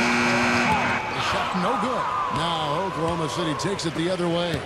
Next matchup, they'll be home against the Suns. That game will be a quick pit stop before hitting the road again. Cunningham passes to Alexander. He dishes it to Cunningham. 5 to shoot. Kanter. He's guarded by Collins. Here's Alexander, and it's blocked by Gordon. Number 28, defended by Kanter. Passes it to Schroeder. On the arc. Thunder with the rebound. Kanter's got his 3rd rebound tonight.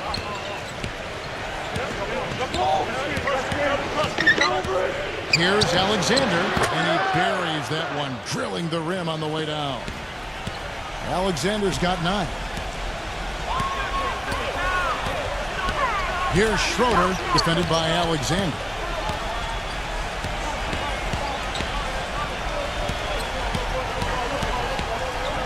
Here's Schroeder. He's got 24. Takes a three. Thunder with the rebound. Whiteside's got his 5th rebound in this one. He's tried to get it going, but the shots just have not dropped for him today. Alexander defended by Gordon. Cantor kicks to Alexander. Stolen by Gordon. Now the Blazers moving it up. And so he earns a trip to the line. Officials saw the contact and he'll shoot 2. With this break in the action, a quick look at our 2K leaderboard in the NBA's top free throw shooting big men since the All-Star break. You look at Cantor, deadly on the stripe. Someone you do not want to foul. Well, a lot of these big men take the confidence they have in the paint straight to the free throw line. Yep, some of them do that. Exactly, and we can see the reason why in those numbers. In general, the composure of all those players show up at the free throw line. And a new group in here for the Thunder.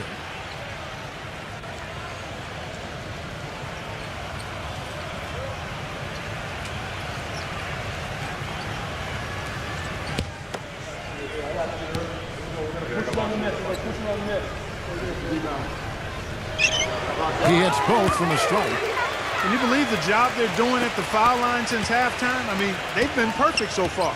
Yeah, sometimes it's contagious. Everybody starts to get comfortable and relaxed, and everything goes in the hoop. And lots of contact there. Missing the shot. He'll shoot 2. Now we get a chance to check out the seeding out east. 4 games left on the schedule here. Look at Cleveland. What a run they've had this year. In first place and charging seemingly at will toward the postseason. These guys have been outstanding. And, of course, the Pacers. Right now, quite a ways down below. Well, for Indiana, you know, they've got to take a step back and just try to pinpoint where things went south for them this season. They're in a tough spot. But it's so hard to figure that out in the midst of the season, Clark. You got games coming night after night. There's just no time to figure it out. You just have to try to right the ship and get things moving. And the Thunder making a change here. Robinson's checked in.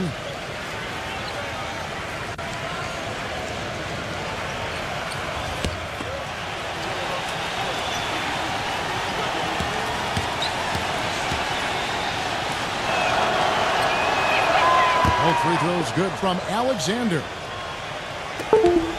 Pacers leading by 3. Here's Schroeder. 24 points for him. Back to Grant. Dish now to Brown. Grant puts up a 3. And Cantor pulls it down. Cantor's got 4 rebounds in this game. And Booker kicks to Robinson. Dishes it to Cantor. Back to Robinson. And the shot is good. Robinson's got 5 points in the quarter. The Pacers have gone 5 of 12 from the field since the third quarter got underway. Here's Schroeder. Right now averaging 11 points a game. Brown kicks to Noel. Back to Brown. He passes to Schroeder. Clock at 6. The shot's good. Brown making the play. Schroeder's got 26 points. Drop that one in as soft as a feather using the finger roll. The feed now to Booker. He kicks to Cantor. Working on Grant. Oklahoma City moving it around. Alexander passes to Robinson. And they're unable to get the tying basket there. There's a screen by Williams. Robinson's got space. And there's another one for the Thunder. That was an outstanding pick that gave him the room to bury the jump shot. Underrated, but not undervalued. Screen by Grant. Schroeder kicks to Noel. And out of bounds as the Thunder gain possession. And a chance now to check out the schedule for Indiana. They can look forward to the Quicken Loans Arena after this game in a matchup against Cleveland. That will be a getaway game for them, a one-game road trip. Oklahoma City trailing. Booker the pass to Alexander. And stolen by Noel. A floater. No good from Schroeder. Hey, I like creativity and a circus finish as much as anybody. But you better be sure you got a chance to make it. Robinson drives in. That puts them in the lead. They're amped up now, Kevin. After trailing for so long, they finally pulled ahead. And breaking down some numbers here, the hustle stats for the Thunder. Contested shots and block shots. They're bread and butter defensively. They're giving up no easy looks. And I love their hustle because they're getting a lot of second chance opportunities just as a result of playing hard. And the Thunder making a switch here. Murray's checked in, and that one falls for Robinson. Pacers have gone 6 of 14 since halftime. A little cold from the field. Schroeder off a pick from Hart. Schroeder passes to Hart. Gets the bucket. 6 points for him. Here is Cunningham. 5 points in the game. Cunningham off the pick from Robinson. Here's Booker. Loses the defender with the screen and drills the jumper. And the Thunder lead by 2. Schroeder off a pick from Grant. There's no L. No good. Now Oklahoma City takes it the other way. Here's Booker. 12 points for him. Murray the pass to Cunningham. Cunningham off the pick from Robinson. Booker good on the three-point shot. Now it's a 5-point Thunder lead. Boy, such outstanding patience and decision-making for them offensively. Yeah, absolutely. Their ball movement has been outstanding. They are piling up the assists. Here's Schroeder, defended by Cunningham. Down to 5 on the shot clock. Number 28. And the officials call goaltending, so they'll award the basket. He almost got to that shot in time, but not quite. You can't touch the ball once it's on the way down. And the Thunder making a switch here. The Thunder leading by 3. There's 45 seconds left in the third quarter. Back to Williams. Pass to Cunningham. He feeds it to Williams. Lets it go from 11. That's good. Cunningham's got 5 points now in the quarter. They're straying away from the three-point game here in the second half. And that's fine as long as they're on the lead and they're getting good shots. They decided not to take nearly as many three-pointers in this half. There's a 4-second difference from the shot clock to the game clock. Kicks it to Grant. Takes the 3. Good on the shot. 7 seconds left in the third. Here's Booker. And it's good. Booker's got 9 points here in the second half. This has really become an intense ballgame ever since halftime. Boy, the effort from both teams here, Steve, is terrific. And we've watched 3 so far in this one. It's the Thunder. They lead by 4. We're going to step aside for just a second, but join us right back here for the start of the fourth quarter. Next.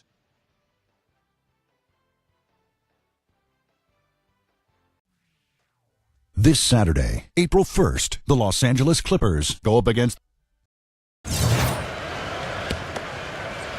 All right, the fourth quarter of action getting underway. We've had a great one so far with both sides coming to play. All fueled up and ready to go. Let's reset the lineups courtesy of Gatorade for the fourth quarter. On the court right now for the Pacers. They've got Gordon. Collins is out there with JaVale McGee. And it's Schroeder in at the 1.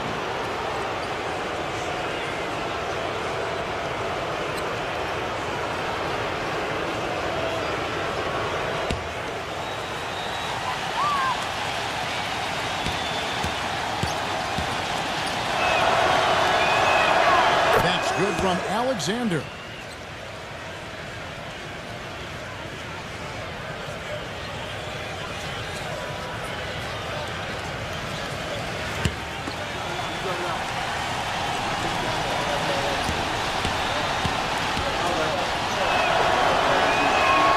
Both free throws good from Alexander. Pacers trail by 6.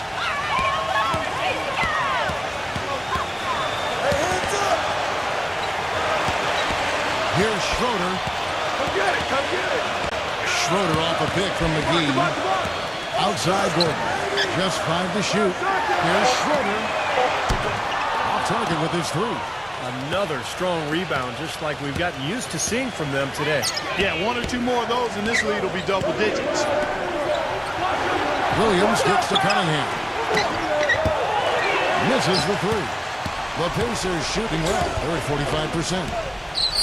Right side, Gordon. The 3. It's rebounded by Booker. And he's having all sorts of problems with his shot. I'm not sure he even has a shot right now, Steve, to be quite honest. Not a reliable one anyway. That's just a case of 2 teammates working perfectly together. One setting the screen and the other using it to get that separation. Outside, Williams. Feeds to Booker. And right through it goes. Booker's got 19 points. Pacers trail by 5.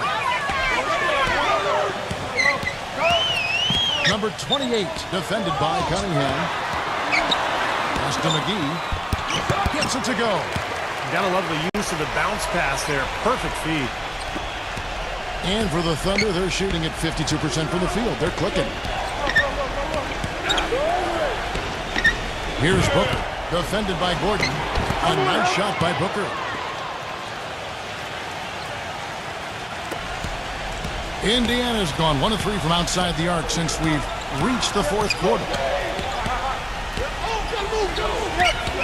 Here's Schroeder. Gordon. 6 on the shot clock. The pass to Collins. Uses the glass to finish the layup. The Thunder leading by 3. Time called here. The Thunder decide to talk it over. You can tell he's in a lot of pain. They'll take a timeout so that trainer can help him out.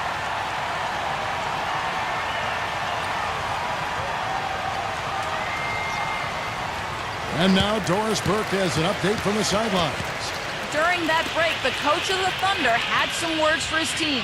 Despite the deficit, he told his guys, "I've got confidence in you. We've had our backs against the wall before. You know what we need to do. Kevin, can they retake the lead?" And thank you, Doris. Robinson's checked in for Whiteside. A little over 2.5 minutes have passed here in the 4th quarter. And it's going to be out of bounds. The Pacers will take it. And here's the upcoming schedule for the Thunder. Next matchup, they'll be home against the Suns. That game is the first and last of their homestand. A lot of good games going on today, guys. And tell you one, the one that has my eye is the Golden State matchup. Here's Schroeder, defended by Alexander. On the wing, Eric Gordon to tie it up. Thunder with the rebound. Oh, boy, he is just cold as ice. I don't think he's going to be the one to help them cut into the lead. Passes to Alexander. Robinson a screen on Grant. Here's Kelly. And he sinks the shot coming off the strong pick. And the Thunder lead by 5. The Pacers have gone 3 of 6 from the field so far in the 4th quarter. Look at the clock. A little under 3.5 minutes gone here in the 4th. Shot's good. Second three-pointer of the half, 4th overall. So he's having a nice game from outside.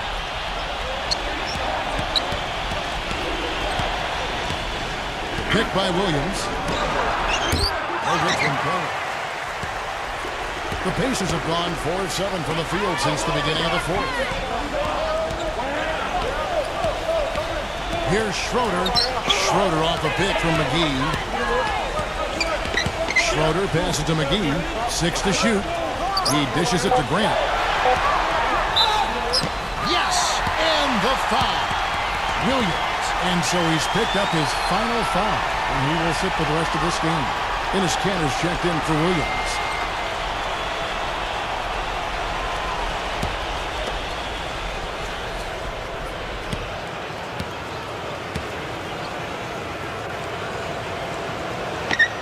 Drops, so they now lead by 1. Oklahoma City's gotten off to an 0 for 2 start from downtown here in the 4th quarter. Alexander defended by Schroeder. Kanter kicks to Alexander. Here's Kelly. No good on the triple. The Pacers have gone 5 of 8 shooting as we've come down the home stretch in this final quarter. And it's Gordon penetrating. Here's McGee. The shot misses. Some solid defense from Robinson.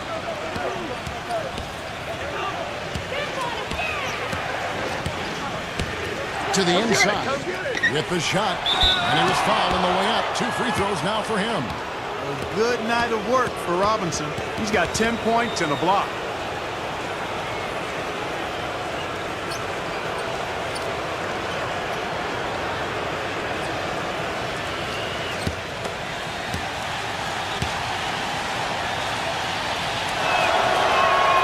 No good on that.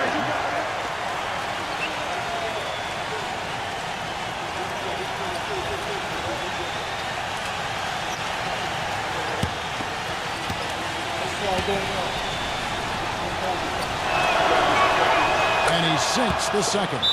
I'm sure he feels like they should have the lead right now, but that miss will keep it all tied up. Timeout called the Pacers.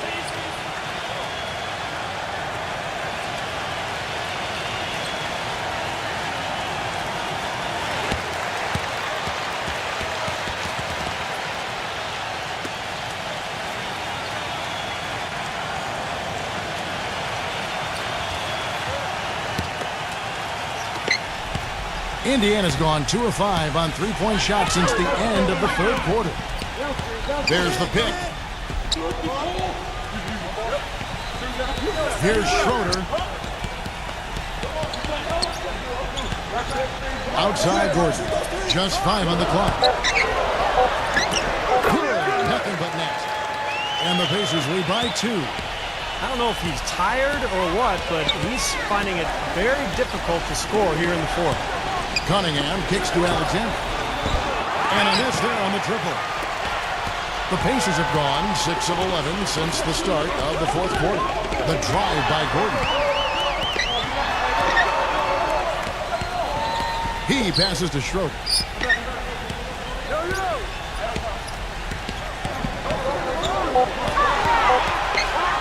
Stolen away. 2-on-1 as they jump out on the break. And he was fouled in the act of shooting. Chance here now for a 3-point play. And that's a difficult shot in the face of a defender that towers over. Well, you know, he almost seems to enjoy those mismatches, Steve. It gives him a chance to show what a strong finisher he is.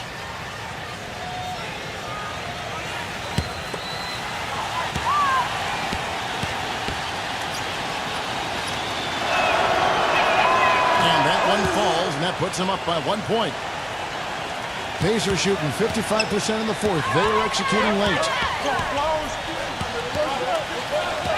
There's the dish to Gordon. For 3, there's the bucket good. Gordon's got 8 here in the quarter. He is pouring it on in the second half, guys. I mean, a much better showing than he had before the break. Here's Kelly. Misses off the left iron. His touch has disappeared on him this quarter. He just hasn't been able to get it going. Schroeder passes to McGee. Indiana moving the ball around. Here's Schroeder, defended by Cunningham. Schroeder kicks to Grant. Lock at 6. And that'll be Oklahoma City's ball as it goes out of bounds. Boy, that's embarrassing, guys. He's going to have a hard time living that one down later when they watch it on tape. The Thunder have gotten just under 45% of their attempts to drop in the fourth, 4 of 9. Cunningham off the pick from Kelly. Cunningham passes to Kelly.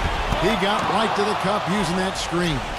Well, the pick worked really well there. Nice job taking it right to the 10 for the layup. Schroeder off the pick from Grant. The shot's good from Schroeder. Schroeder's got 31 points. Very effective screen to set up the jumper. That was the key to that play. There's a screen by Robinson. Alexander passes to Robinson. And he goes up strong with one hand and flushes it down. This game's going to take a big swing. Clark, if the D continues to clear out like that and give up easy dunks. Yeah, that's the kind of defense we expect to see in a blowout, Kevin, or even an exhibition game, not a close game like this. Look how frustrated Steve is over. You know what, Jeff? Come on, kid. I just like that he didn't choose to just lay it up there. I mean, he threw it down with force. And the Thunder making a switch here.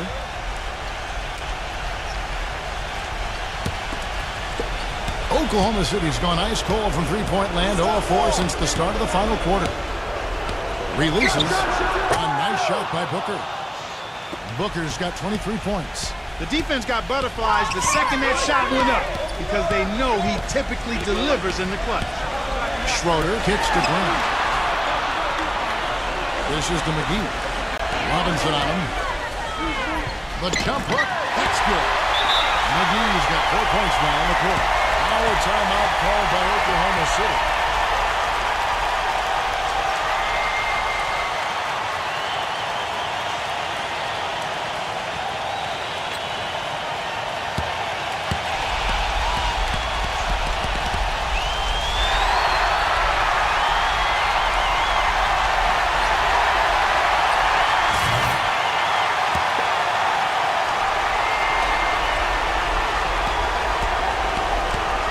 Here's Booker, defended by Gordon. Pass to Alexander. And there's the feed to Booker. Here's Robinson. The rebound by Grant. Grant's got his third rebound on the night.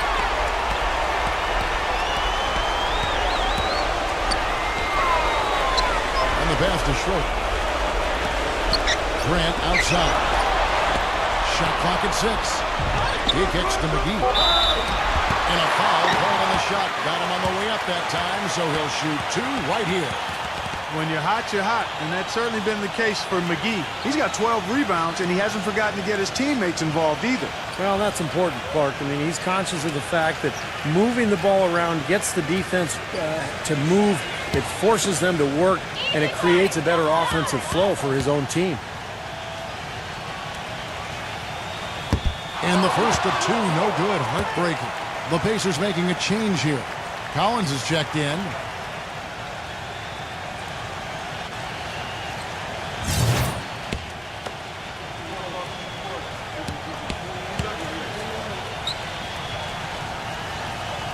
He's able to hit the second one, and that gives them the lead. Well, at least they have the advantage, but if they don't get a stop here, that missed free throw could prove to be a killer. He feeds it to Booker. And that one is stuffed right through. Time running low, guys, and somebody has got to win this one. You know, quite honestly, Kevin and Steve, I mean, this game, as close as it's been, you really hate to see it come to an end. I agree. Well, then let's root for overtime. Why not? And the Pacers call time here. They're trailing by 1. 1:03 left in the fourth quarter.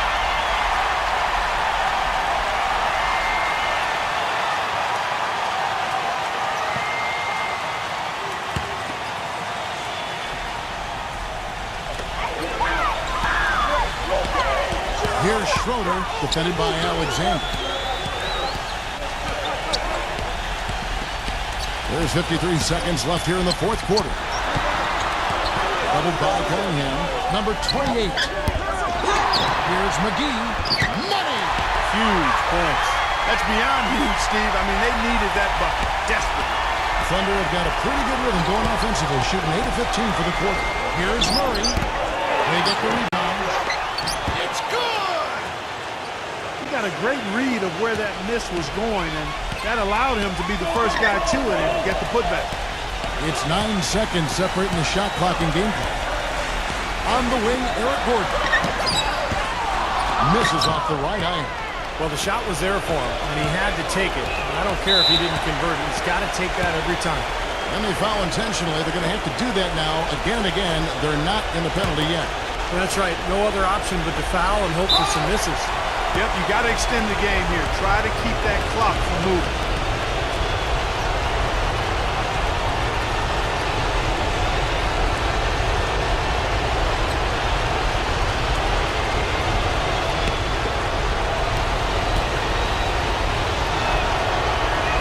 He hits the first one, and that will put them up by 2.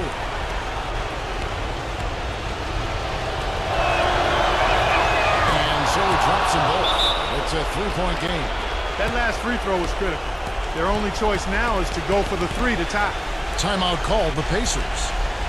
They're behind by 3. There's 14 seconds left in the game. Guys, your thoughts? Well, down 3, you don't necessarily have to go for the 3. You could go for the quick bucket and then the foul. I'm not sure. I mean, in this situation, I think they should look for the 3, Steve. I mean, try to tie this thing up. You got 3-point shooters. Let it fly.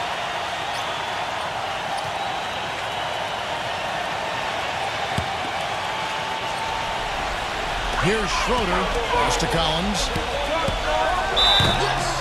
one-hand slam is so sweet when it's his hand doing the slam. Oh, yeah, he is so smooth, even on a power finish like this. Now, that's part of what makes him unique, that combination of power and polish.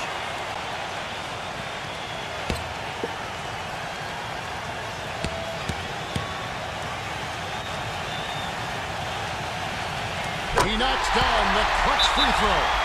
How big was that? He's just so reliable, so confident at the free throw line. Now a timeout called by Oklahoma City.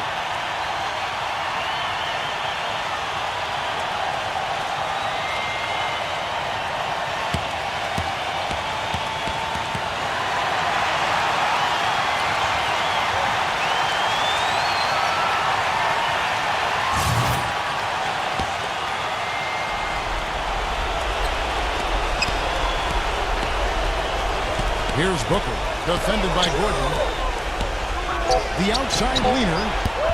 Oh, off target. Well, use his body well to lean around the defender. It's always going to be difficult to convert that shot, though. Regulation is ended, and we're heading to overtime. And we've got more NBA action on 2K Sports coming your way after this break.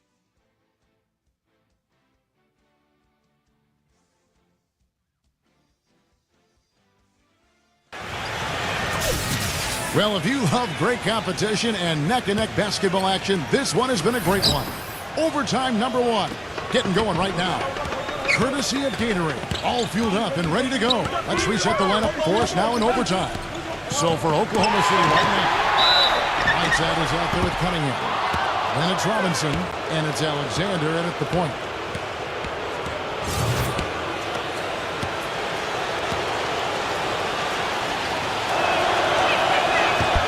And the first one drops.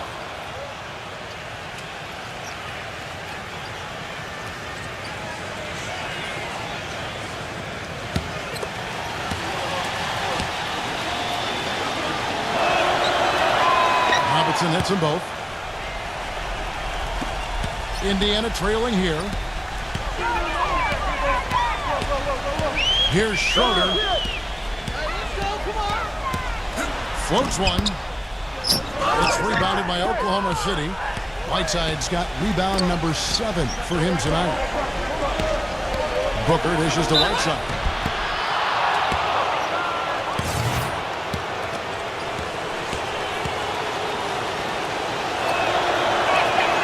That free throw, no good.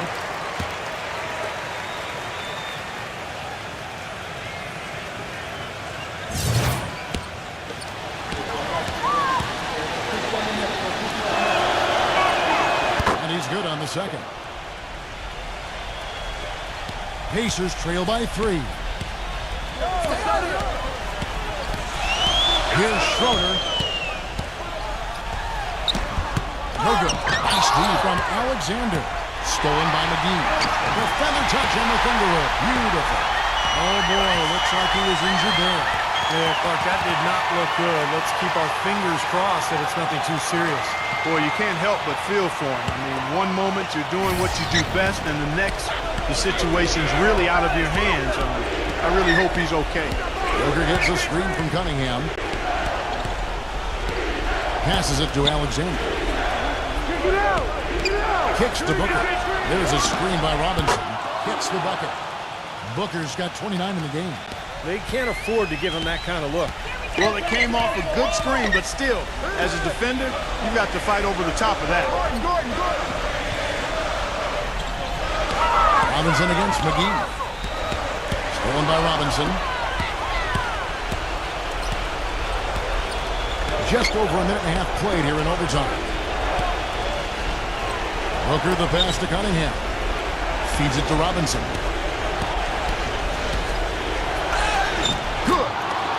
And it's a 5-point Thunder lead. And taking care of the ball has been a problem for them. Yeah, defensively, some really good pressure being applied, though, so you've got to give credit there. It seems like they've been rattled a little bit. Do you think they've been rattled? Oh, they're rattled all right, and turnovers will kill you, especially with a team like this that can force turnovers and get out in transition. Number 28. And there's the whistle, fouled hard, and the shot. He'll go to the line. And the defense looking to protect the rim at all costs. Yeah, I like that. A foul to save the layup. Make him earn it at the line.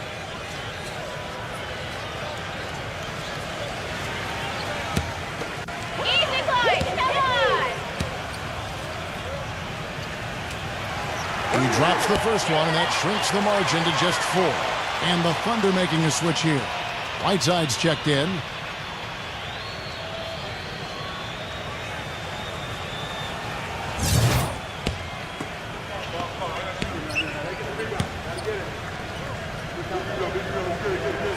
And good on the second, so he makes them both. They're in great position now thanks to those clutch free throws. Just a one-possession game now. Pulls up on the elbow. No good. So the Pacers will take it the other way.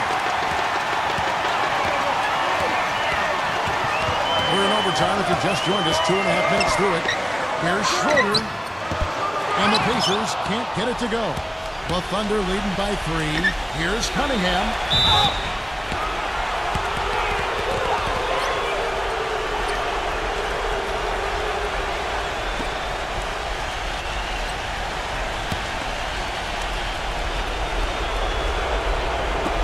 And here now the Thunder. Come on, touch it out, man. With the teardrop, that drops. Booker's got 4 points in the quarter. All the buckets he's poured in today have put them in a terrific position heading into the stretch. Schroeder off a pick from Collins. There's the double team from Whiteside.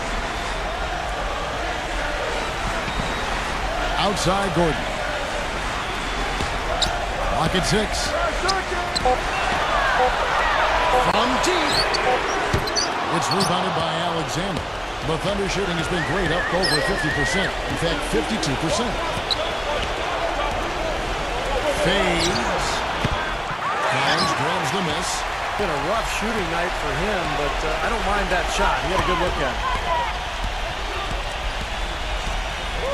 Number 28, defended by Booker. Nelly, listen to that. That shot eliciting a roar from this gigantic crowd. That was huge, guys. Absolutely huge.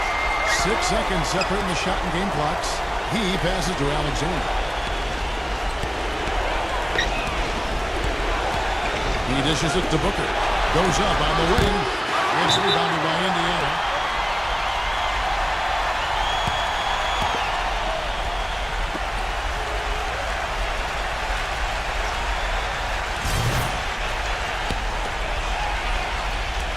The Pacers shooting 47% from the floor. Getting it done. Got a hand on it. And now we've got the intentional foul.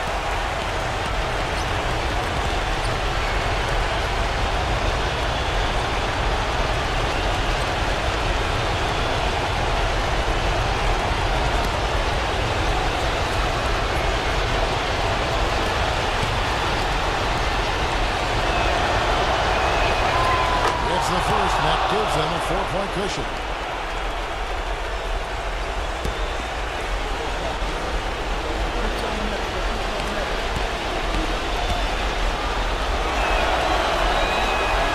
Second one is good.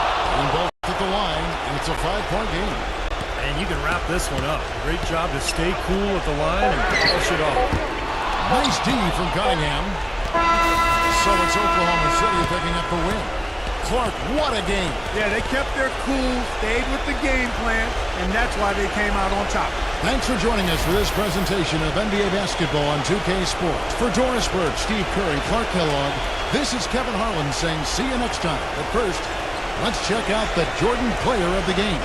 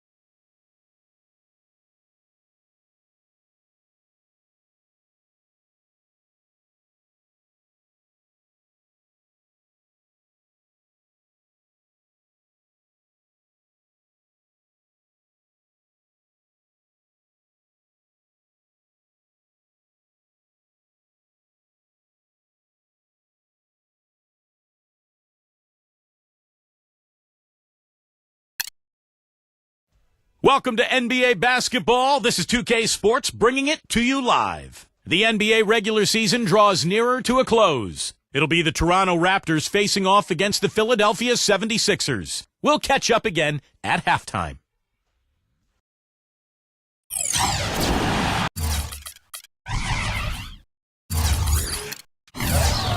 It's the home of the 76ers here in Philadelphia, as 2K Sports brings you today's action live from the Wells Fargo Center.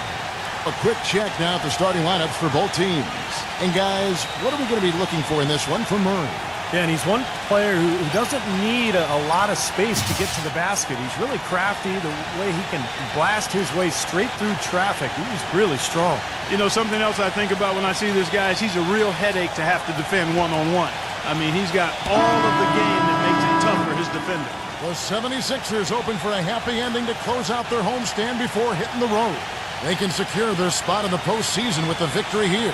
Well, right now for the 76ers, you know, they've slipped a bit this season as far as playoff standings are concerned, and that's got to be troubling to that team at this point. Well, they'll tell you they're not concerned. I mean, you know, that it's all about what they do in the playoffs. Still, I mean, you think they would like to have home court advantage once they get to the postseason. Last game for the Raptors, they picked up the W against the Miami Heat. That was a heck of a performance for them offensively. There were some stretches there where it just seemed like everything was falling for them. And it wasn't by accident they shot it that well. Their ball movement was excellent. That was the key to me. And taken away by Johnson. Now Murray.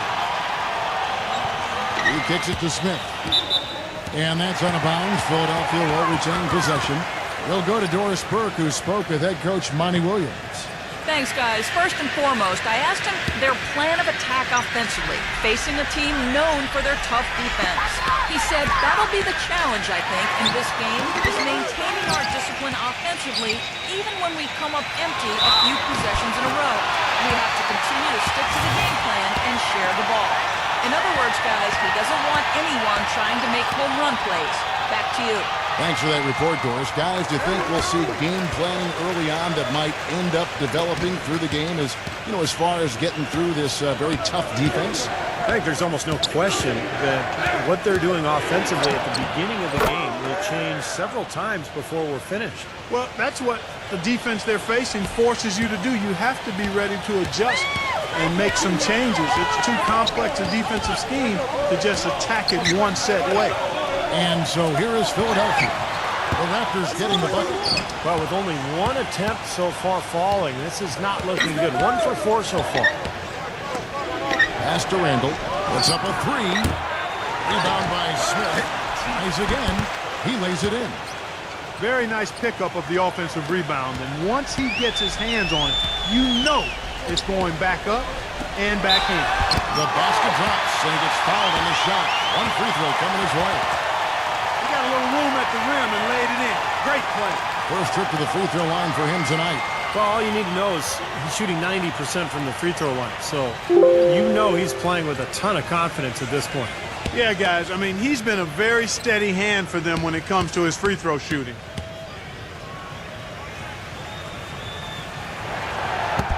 Smith no good on the free throw. The Raptors have gone 2 for 4 from the field so far today. Number 10, covered by Smith. Raptors moving the ball around. 5 on the clock. The Raptors need to get a shot on it.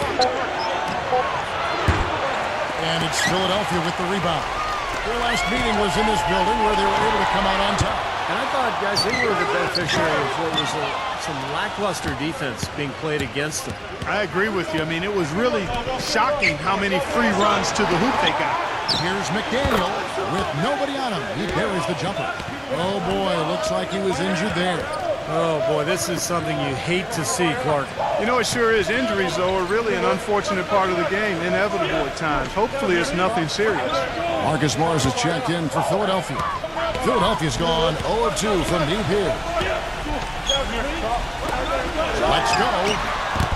Cannot hit. And Toronto will go the other way with it.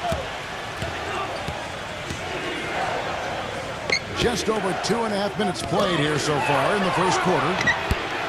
They get it back. And they're going to count the bucket and send him to the line. It could be a three-point play. Strong rebounding, and he's rewarded with the easy putback. The Raptors shooting their first free throw of the game right now. Yeah, they've just been an ordinary team in terms of free throw shooting this year, guys. About 75%.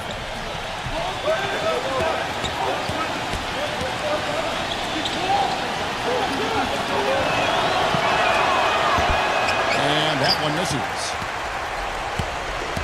So for the 76ers, their last game, a win against Dallas. Yeah, it didn't seem to be much of a challenge for them in that game. It seemed like they scored at will, not much defense that they were facing. Yep, they had the defense on its heels early the entire game, and actually nearly the entire game, and no matter what unit was out there, it looked like a mismatch to me.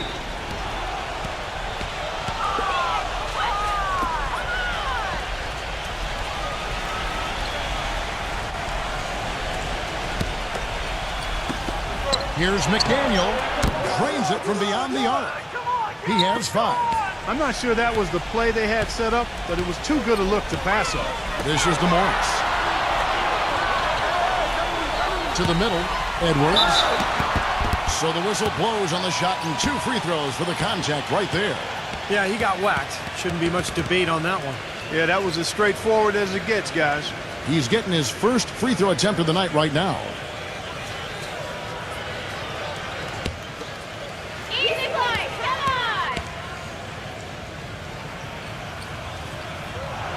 That free throw good from Edwards. The Raptors making a switch here.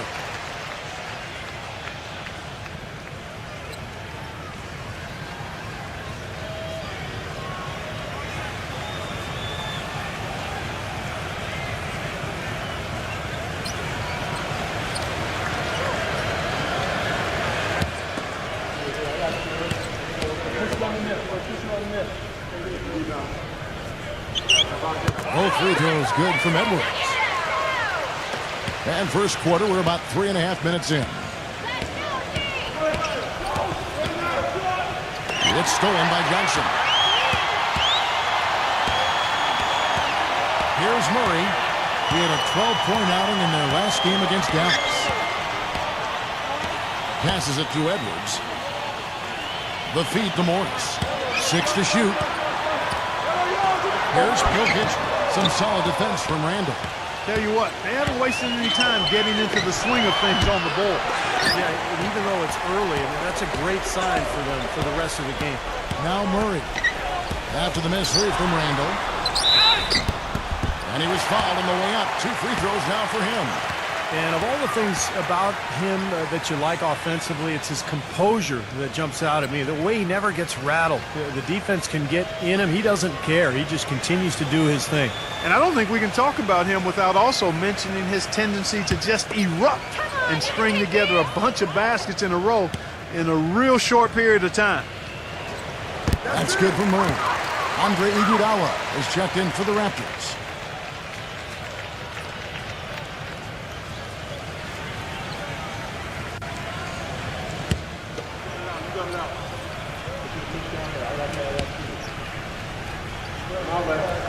That's also good, so he hits both free throws. The Raptors have gotten 5 of 10 shots to drop in this game so far, right at the 50% mark. Get there, get there. Now the pass to Randall. Shot clock at 5. Rejected by Morris. And they force the shot clock violation. Great D. Here we get a moment to view the league's highest scoring teams. 4th, the 76ers. Yeah, what a tremendous year they've had so far offensively. Those are special numbers they're putting up. 76ers have gotten just 3 of their first 9 shots to go down in this game. They set the pick. Pass to Edwards. The dish to Morris. Sinks the three-pointer. Morris has got himself on the board with 3 there. Oh, he's going to keep banging those home if you give him that much space. Number 11, Edwards defending. To stop the run. There's the bucket. Good. 5 points in the game. Incredible. Only took them a few seconds to answer the three ball with one of their own. Let's keep this thing going, guys. I love seeing a three-point battle like this. And the 76ers decide to take their first time out here. You know, he wants to tinker a little bit, and he's taking the time to do so right here. Yeah, I think you're right. He just didn't like some of the things he saw out there, a bit uncomfortable, and wanted to talk it over.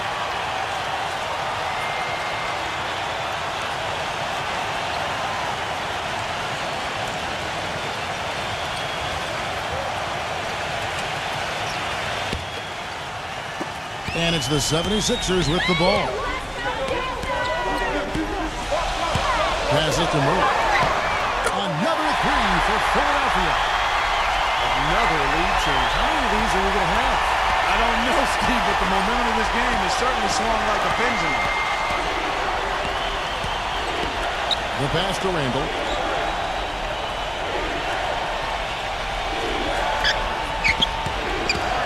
Lock at 6.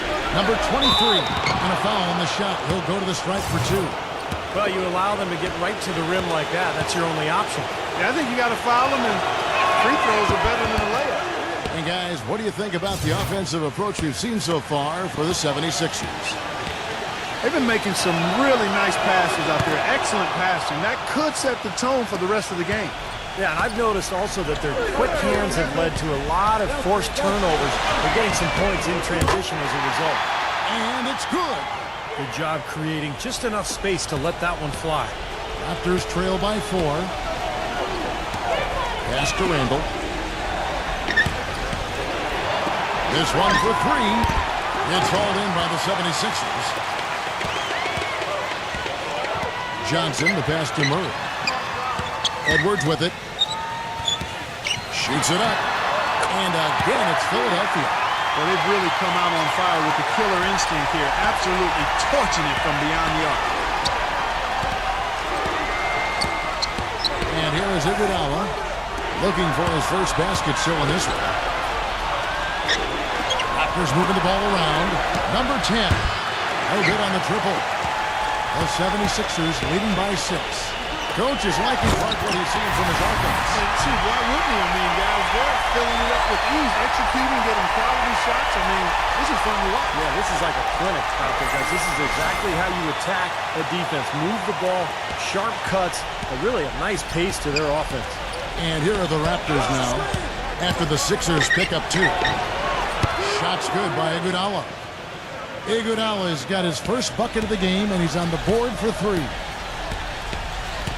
Here's the screen. He feeds it to Morris. He passes to Murray. 3-pointer. Can't get it to go. Raptors trail by 5. Iguodala, the pass to Randall. And it's off from 3-point range. I don't know if it's just me, but he's looked a step slow since the start of the quarter. His shooting has really suffered. Back to what you were saying, you can really tell they're focused in this game. Yeah, you sometimes can see it, and you can even feel it when you're around the team, Kevin, when everybody is zeroed in and homed in on what they need to do, and oftentimes it results in very sharp, effective play.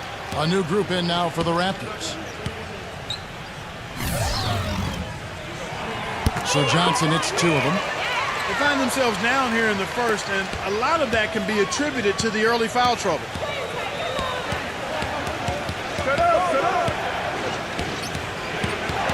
Passes it to Dunn. From the corner. Good.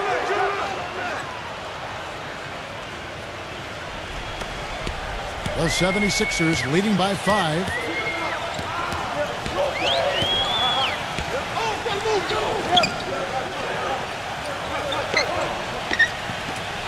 Braun, he's guarded by Murphy. Here's Payton. That's good. Another nice bucket down low. They've really been able to work the ball into the post effectively so far. Yeah, I think that could really set things up well the rest of the game. Pound the ball inside and let your perimeter players play off your bigs. Philadelphia's gone 3 of 6, 50% from deep so far tonight. And the pass to Reeves. Kicks to Johnson. A 3-pointer, no good. It's still early, but they've started to establish themselves on the glass here. Yeah, and that's due to their physical play. They're scrapping and clawing for each and every rebound out there. Pass to Dunn.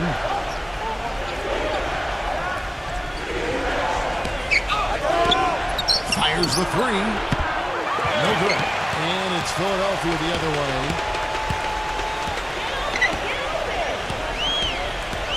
Johnson with a screen on Iguodala. Johnson outside. Kept alive. Another shot. And the basket good. And the 76ers lead by 7.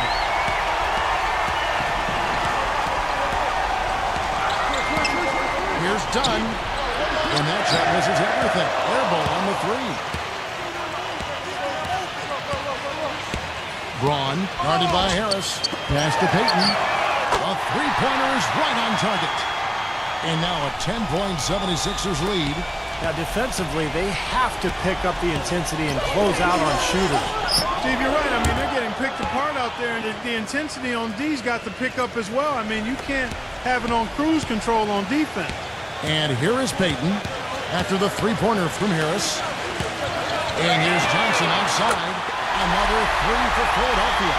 Their offense has really come together immediately, threatening to run away with this game. It's hard to imagine they'll be able to stay as hot as they've been so far, but if they can, watch out. Outside Murphy. It's rebounded by Reeves. From deep. He got up that time, but it wouldn't fall for him. And as we conclude... On tap. Welcome back, folks. We'll see if we're in store for a more tightly contested quarter as we move here into the second. And looking at what we've seen from the 76ers, what do you guys think? And I thought the key in that first quarter was the offensive aggressiveness. They attacked the rim and got to the foul line. And I sense they're really feeling good about playing at home, taking advantage of the home court. And now let's check out the lineups courtesy of Gatorade, all fueled up and ready to go. Here's the second quarter of play, setting the floor for the Raptors. So it's Philadelphia now. 10-point lead. This is their biggest. They're going back to the three-point shot over and over and over. That was the 9th straight point from behind the arc, Clark. It feels like they're finding the holes in this defense. Here's Harris. Trying to come right back with the three of his own, but it's no good. Such a solid performance for them inside. Their rebounding has been terrific. Yeah, that's just one of the few things that have gone their way today. Williamson defended by Reeves. No good from Williamson. The 76ers leading by 13. Braun off target with his three.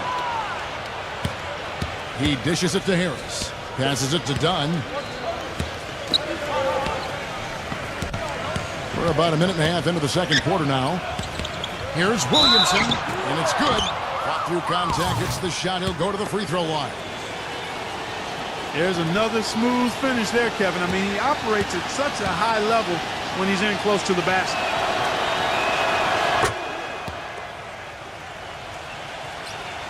So it's Philadelphia now.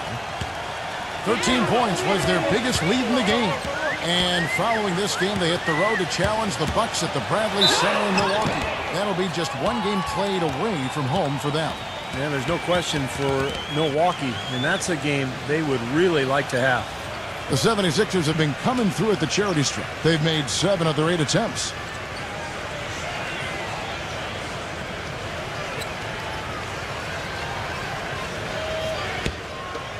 Easy, boys, come on!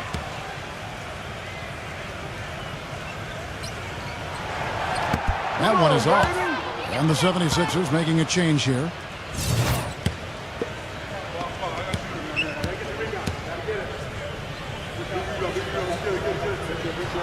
And he sinks the second. Raptors trail by 11.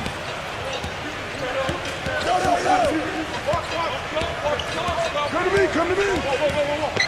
Dunn covered by Lee. The pass to Williamson. Just 5 to shoot. Out of bounds. Philadelphia takes possession. And now we bring you the rookie leaderboard, featuring the NBA first-year players who have been dominant on the glass for the past 10 games and counting. The 76ers leading by 11. Another miss by Philadelphia. Dunn, covered by Lee. And here in the second quarter of action with a hair under 2.5 minutes played so far. And so he draws the foul on the shot, a trip to the line to shoot two. Over the last month, let's see how the Toronto Raptors fared in the NBA rankings. 5th in steals, 5th for free throw shooting, and they're in the top 3rd in the league in blocks. They're a team that really doesn't give many good looks. The key really to me out of all those numbers, Clark, is the steals, because that's become their identity defensively. They're a real ball-hawking team. They like to get out, put pressure on the offense, force mistakes, and when they do that, they're tough to stop in transition. The Raptors making a switch here. Harris is checked in. It's a good job from the foul line here. They'll need to continue to convert their chances in order to get back in. They grabbed their own miss. And that one's good. And the 76ers lead by 11. That's the kind of finish we've gotten used to seeing from him in the low post. So timeout called here, the first for Toronto. Well, he sees something that he doesn't like. I'm not sure what it is, but I think he's going to make some changes here. I think you've got to make your adjustments pretty quickly like he's doing here. Otherwise, things can get out of hand. So this is a good timeout.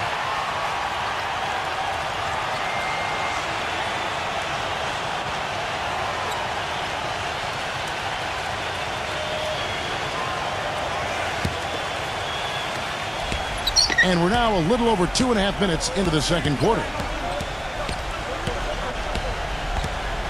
Pass to Williamson to the inside. Here's McDaniel. He's good with the little jumper in close. He has 7. They'll want to generate more of those shots in tight, guys. And it's Lee penetrating. Number 41. That 3 off the mark. Raptors trail by 9. Here's the 3. Rebound by Smith. Philadelphia's gotten the three-point bug tonight. They've taken 15 shots outside the arc. 6 of 15. Got that one up quick. They just continue to splash home those threes. Eliminating the deep shot has to become priority number 1 for this defense. It really does. It's not possible to give up that many points behind the arc and not pay the price in the end. Here's Harris. Philadelphia able to drain the 3. The shot's good from McDaniel. The 76ers leading by 9. Lee outside. Lets it go from deep. And it's Toronto with the rebound. Boy, he has been struggling mightily in this quarter, guys. True. He really seems to have tightened up a bit for whatever reason. He looks tight. Pass to Williamson. 6 on the shot clock. Number 10. No good with the triple. And he's having all sorts of problems with his shot. I'm not sure he even has a shot right now, Steve, to be quite honest. Not a reliable one anyway. Raptors trail by 9.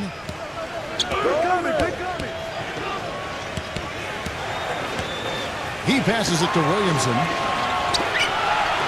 Feeds it to Harris. For 3, and that one's good. Harris has got 8. Looked like there was a little confusion there as to who was supposed to be guarding him. Lee kicks to Smith.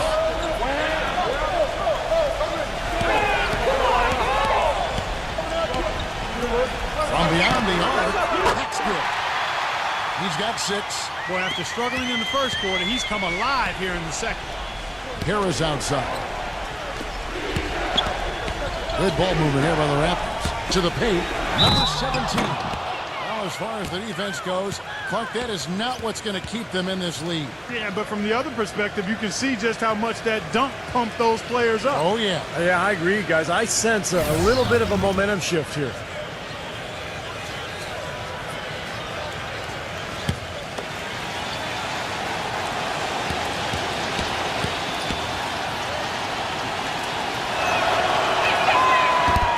Free throw, no good. Oh, they're now +5 in the rebound category, really controlling the glass. And rebounding is one of those non-glamorous stats. It takes work and effort and tenacity and physicality. But when you look at the scoreboard, you can see the correlation. And the Raptors call time here.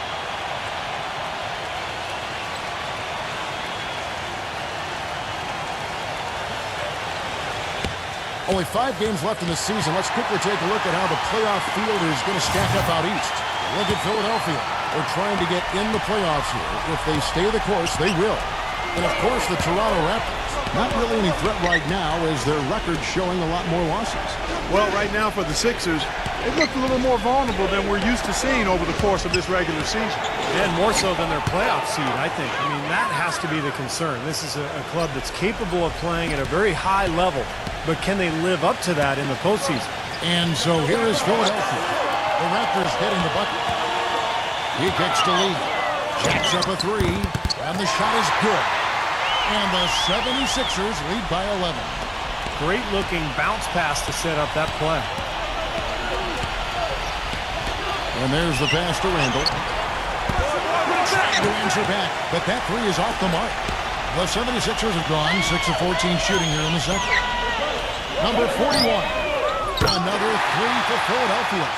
All these open threes they're giving up have really been the driving force of this run. I agree, guys, and the points add up in a hurry when you start giving up easy looks from long range. And Toronto has possession. Pass to McDaniel. Dishes it to Harris.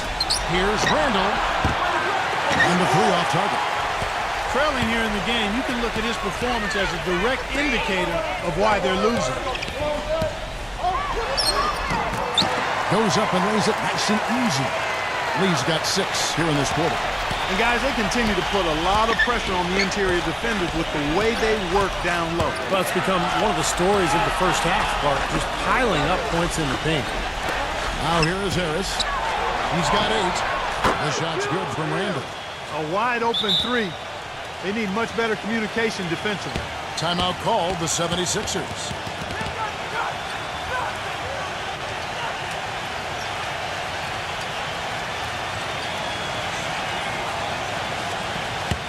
While we can, let's have a peek at the league's top foul shooting teams over the course of the last month. 5th, the Raptors. Kevin, I'm absolutely amazed. I mean, their production at the line has been spectacular. I mean, it's been unbelievable. Well done by these guys of late. Smith for 3. Raptors trail by 13.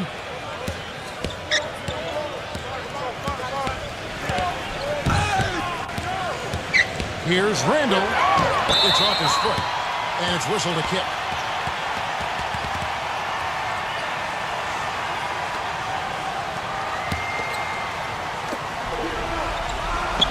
There's a good screen. Passes it to McDaniel. Shot clock at 6.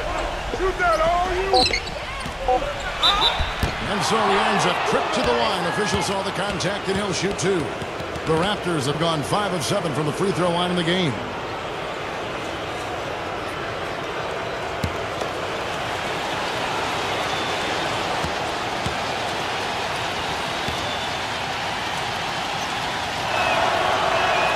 And he makes the first.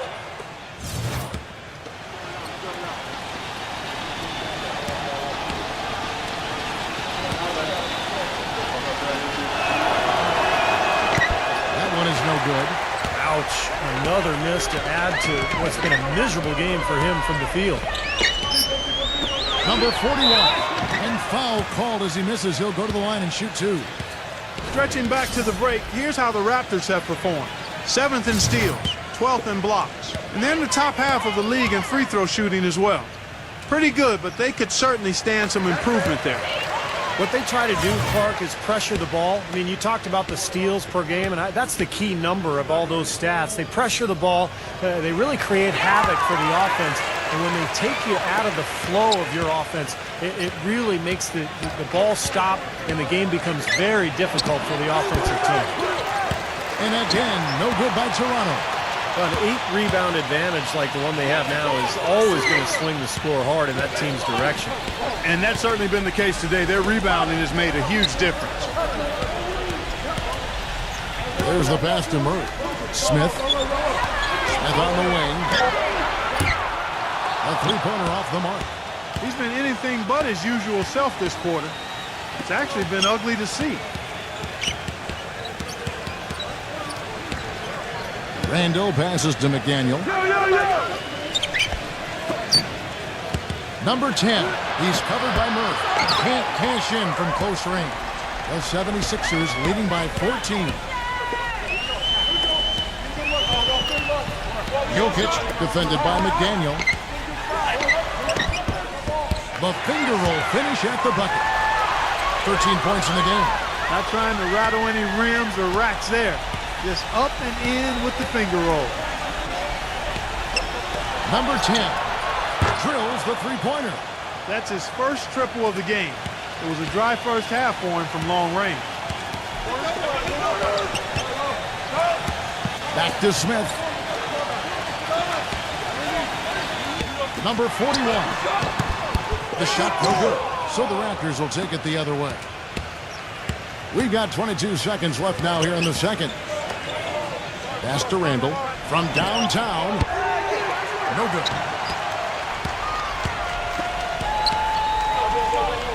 Smith outside. Braun. Number 41. The three-pointer's off the mark.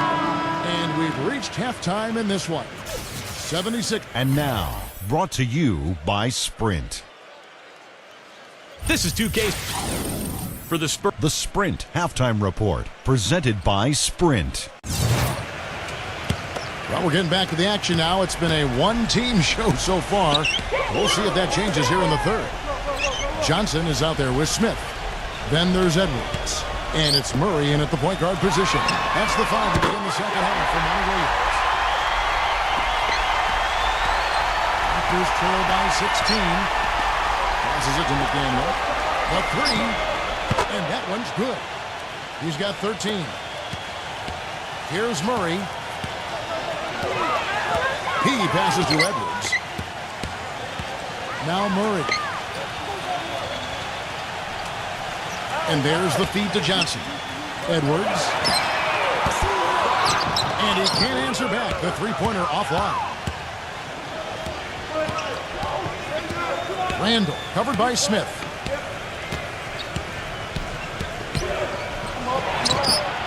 He's playing selfishly now, guys. He's just trying to get as many shots up as he can. Doesn't look at all concerned about his teammates. And the shot is good from Johnson. And the action on hold as it appears there's been an injury. Yep, he's definitely in a bad way out there right now. Tough to see. Yeah, from the look on his face, he's in a lot of pain. Yeah, it sure looks that way. He's going to come out of the game right now and get that thing checked out. Number 23. He's covered by Murray. The pass to McDaniel. Raptors moving the ball around. 5 to shoot. Number 23. And the Raptors miss again. The defense better not make a habit of giving him that shot. I mean, he doesn't miss many of them. Murray, no good. Raptors trail by 15. Number 10. Drills it from outside. He's got 8. This is great stuff, guys. You can tell he's hurting, but he continues to play well. Pass to Murray. Three-pointer. The shot, no good. Toronto's gone 2 of 2 from long range in the third quarter so far. Number 23. And it goes as the official calls the foul. Count it. He'll shoot one more at the free throw line. Boy, that was impressive. Major height disadvantage, but he still got the shot up over his man. Well, he's got the poise to handle any matchup, and he's not easily intimidated. You could see that there. And it's the 76ers with the ball. At one point, they led by 16. Passes it to Murray. Smith outside. Another miss by Philadelphia. Raptors trail by 9. Second half of play with just under 2.5 minutes gone.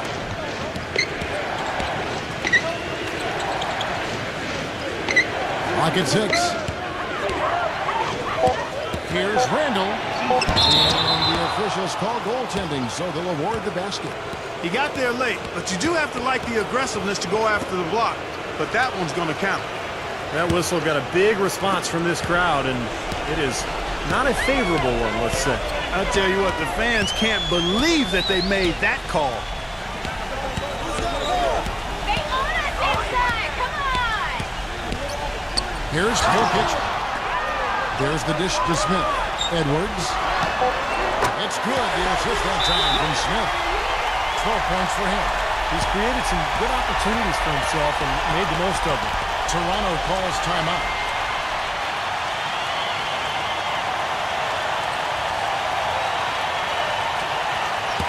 Well, let's take this chance now to bring up the rookies at the head of the class in steals this past month.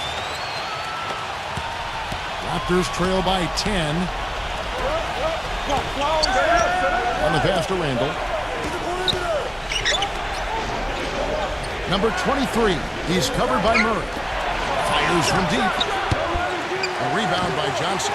You know, he just hasn't looked right to me. A bit out of sorts, if you will. Something's off with his mechanics, at least as I look at it. And Toronto has possession after the missed three from Edwards.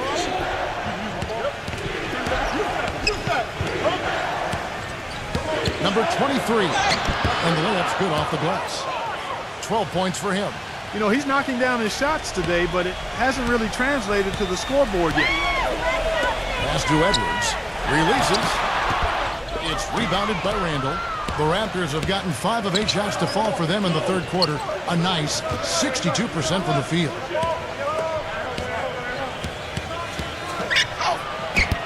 It's rebounded by Murray. You see the defenders get out of his way a lot of times when he's on his way to the bucket, but not that time. Gets the bucket. 9 points for Johnson. Raptors trail by 10. Number 23. And it's Philadelphia with the rebound. Here's Edwards. He gets the shot to fall, and the defender wasn't set. He's called for the block, and a three-point play change here. Well, his body control is what I notice. I think that jumps off the page when you watch him play. Even with a defender draped all over him, he's able to find a way to get to the rim and get the shot to go in. And also, he catches a lot of defenders off balance, Steve, with his ability to pull up and drain shots off the bounce. It's a very effective skill to have. And that one's good. 8 points for him. Superb assist there. He played the role of the maestro on that one.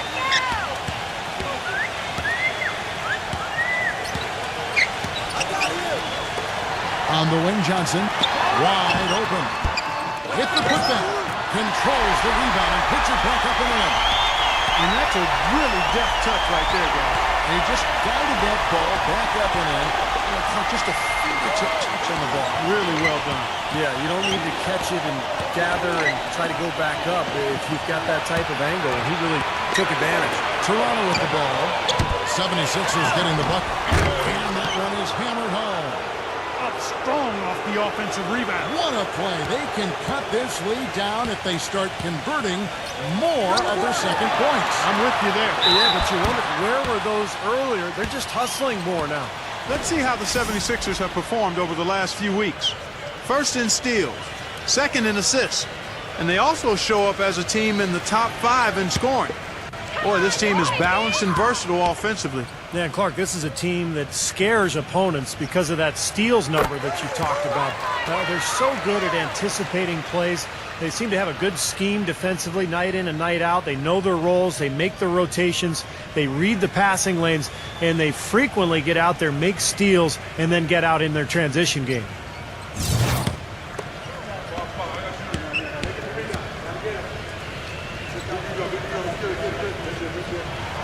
Both free throws good from Edwards. Raptors trail by 13. Iguodala outside.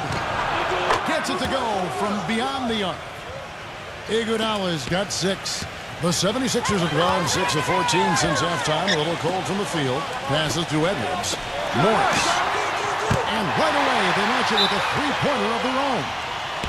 I'm not sure who was supposed to pick him up, but somebody's going to get an earful from the coach for leaving him that wide open. Toronto calls timeout. You have to like what we've been seeing from Edwards. He's on fire, and they needed to put their heads together to figure out how to get the ball out of his hand. And the 76ers making a change here. Toronto with the ball. It's a 13-point game. It's off to Charlotte for him after this game as they take on the Bobcats. That game will be game 2 of 5 out on the road. We knew what was going to happen with that one when he got his hands on it. Yeah, you know, if the ball comes to him off the offensive boards, Clark, it's going to go back down hard. It's amazing how many points he salvages for his team. Peyton dishes. Marvelous lead pass, and he throws it down. Well, Clark, a clear lane to the basket and the emphatic jam. And that is outstanding attacking basketball. Well, he had no choice but to take that one to the bucket. Man, he shows us he knows how to finish with a flourish. And it's the 76ers with the ball. The Raptors getting the bucket. Murray, the pass to Morris. The shot misses. And it's the Raptors taking it the other way. Iguodala outside. Off target from outside. The 76ers leading by 11. Murray, the pass to Peyton. The dunk and the foul. A powerhouse move, and he's got a chance for one more at the line. They get Andre Iguodala. And look at how the offensive approach has been going here so far for the 76ers. So far, they've turned in a fantastic performance from the three-point line. It's been a weapon all game. And that's helped with their passing game, too, because they're getting a lot of assists by sharing the ball and moving it. And so here's Toronto. Number 10. Now the pass to McDaniel. He feeds it to Murphy. He passes to Randall. Number 23. Rebound by Smith. Smith's got 3 rebounds now in this one. Pass to Murray. Good ball movement here by the 76ers. Nice shot by Smith. Smith's got 5. Raptors trail by 16.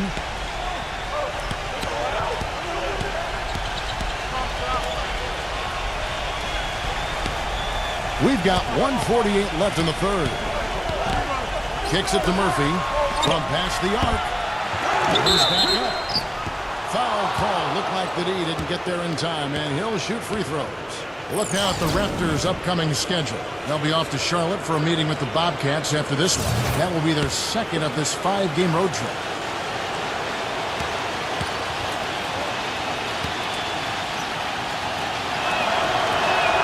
First free throw is good. And the 76ers making a change here.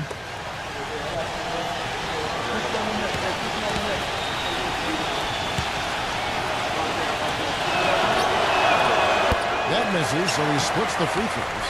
It's a +5 advantage for them in the rebounding category after that board. Very steady work they've been doing on the interior, no question. And that's, I think, the main reason they have this lead.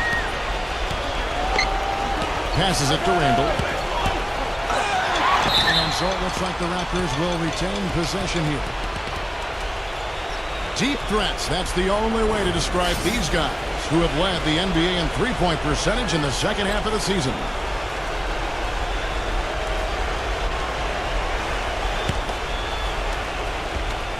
Goes up off the inbound. The shot misses. The 76ers leading by 17. Johnson the screen.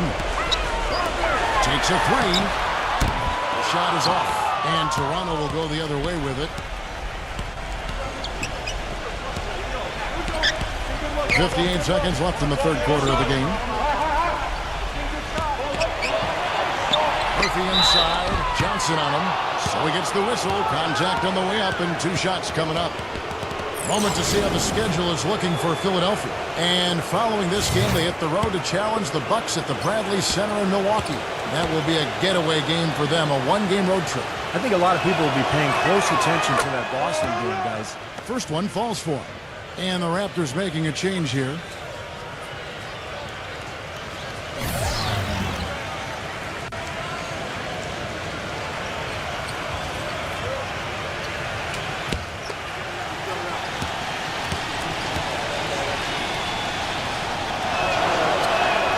And so Murphy hits them both. You know, he's as close to a sure thing as you can possibly have when he steps to the line. Reads. Almost, but it rolls out. An easy look there, but, you know, he misses those once in a while. Pass to Murphy. Number 10. And the Raptors miss again. The 76ers leading by 15. Edwards with it. Now guarded by McDaniel. 5 seconds separating the shot and game clocks. The pass to Reeves. Buries the long-range jumper. He has 7. Throws it up high.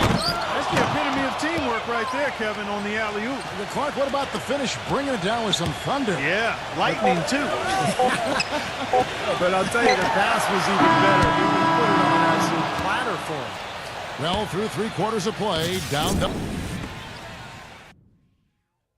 Tune in this Saturday. Welcome back. 4th quarter action starting up in what has been a one-sided show. Raptors trail by 16. So the Raptors 5 right now. There's the pick. Number 17. Second chance shot. Foul call that time on the way up. That'll give him 2 chances at the free throw line here. And no question, he got bumped on that shot. Definitely no room for discussion on that one.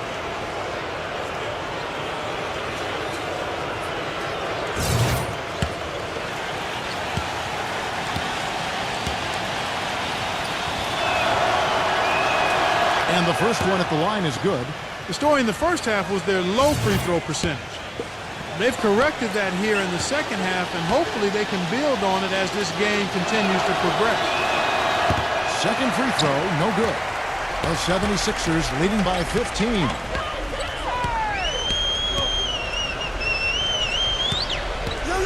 Screen by Smith. Edwards, that's good.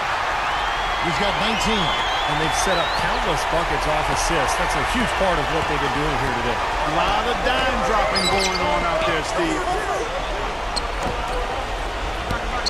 Pass to McDaniel.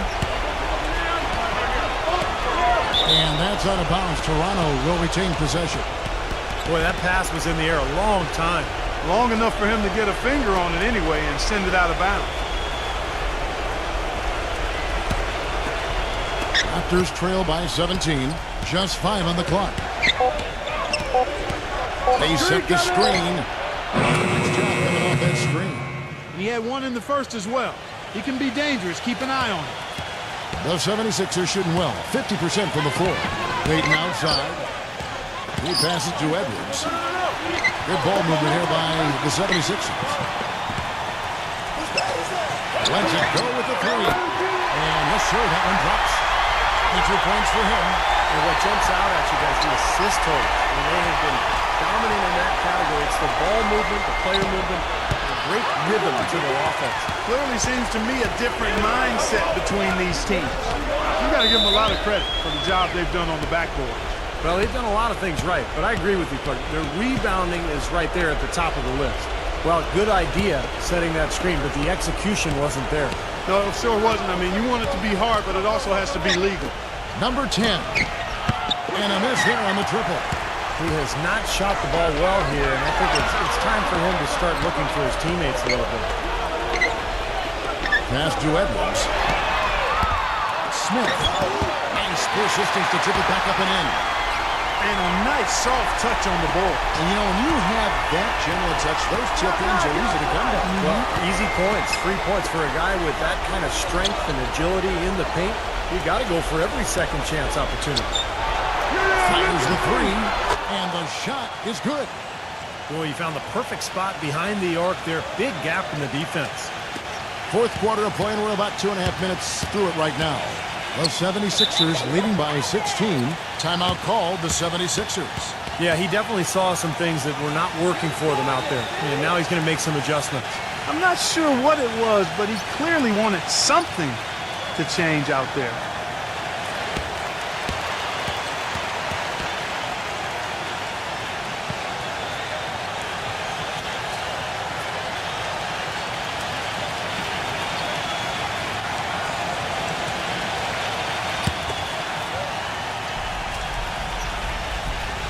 Just under 2.5 minutes gone here in the final quarter. Edwards can't hit. Raptors trail by 16. Oh, pop it. Number 23 makes no mistake on the open jump shot. Edwards with it. Peyton outside.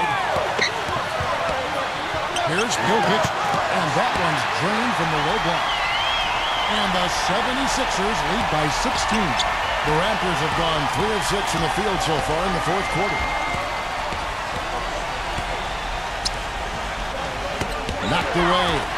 Now the 76ers on the break. And there's the pass to Edwards. And the shot counts. He's fouled, and it's a chance for a three-point play. I like the way he's not forcing anything, taking advantage of what the defense is giving him. He's been a key contributor for them in this quarter.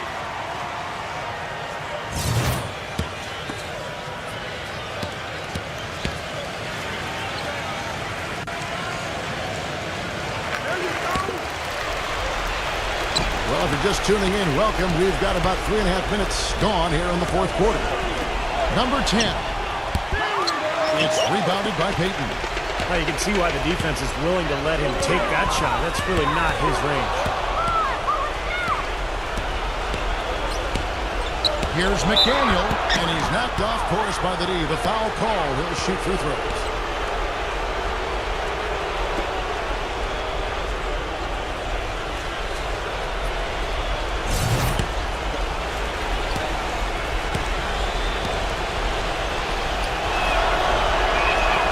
That's good from McDaniel. And the 76ers making a change here. Murray's checked in.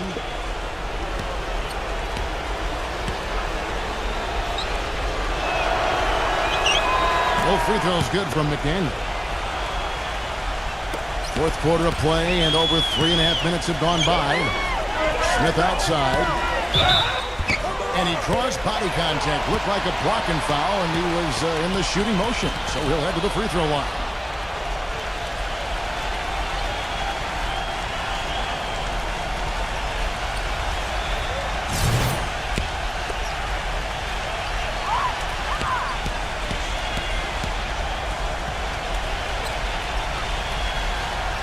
The free throw drops for Smith.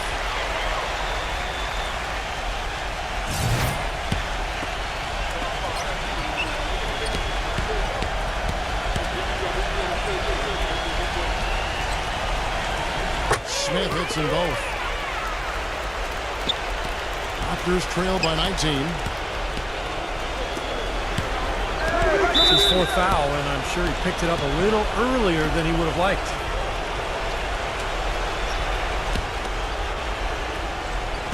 Philadelphia on D. 19-point lead, which is the largest margin in the game.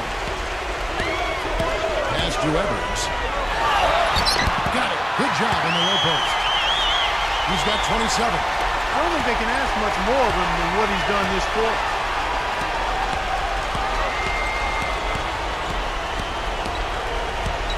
Inside. And the rejection by Smith. And so it looks like the Raptors will retain possession here.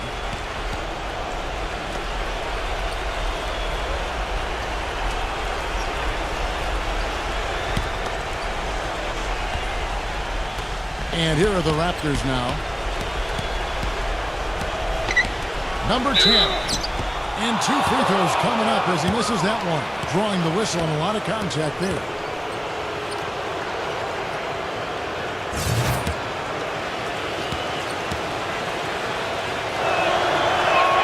And he knocks down the first one.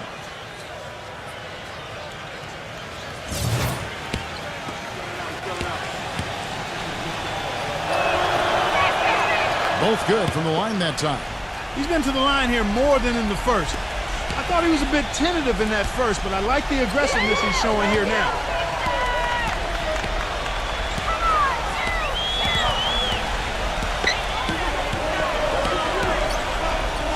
The jump hook. Again, Philadelphia. Oh, man, they are just putting the hammer down right now. Defensively and offensively, it has all been working for him today. Down low. Passes it to Randall. The tray. And Philadelphia grabs the miss. Very little success for him behind the arc today. Just 1 3-pointer in the first half and still none in the second. Here's Edwards. A second chance effort. Smith, no luck. Even though he isn't having the best of games from the floor, it hasn't seemed to hurt him. And that is good. 19 points in the game. I'd say that shot was well within his range. You think so? I mean, I was pretty good from 2 feet and in myself. That's a gimme there.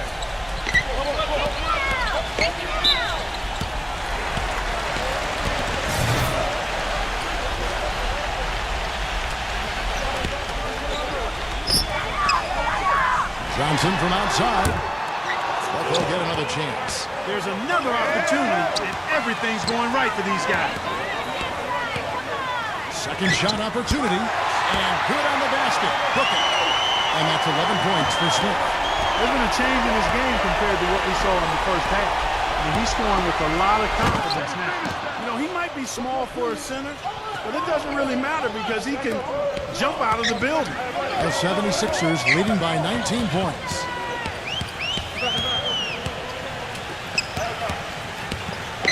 The pass to Edwards.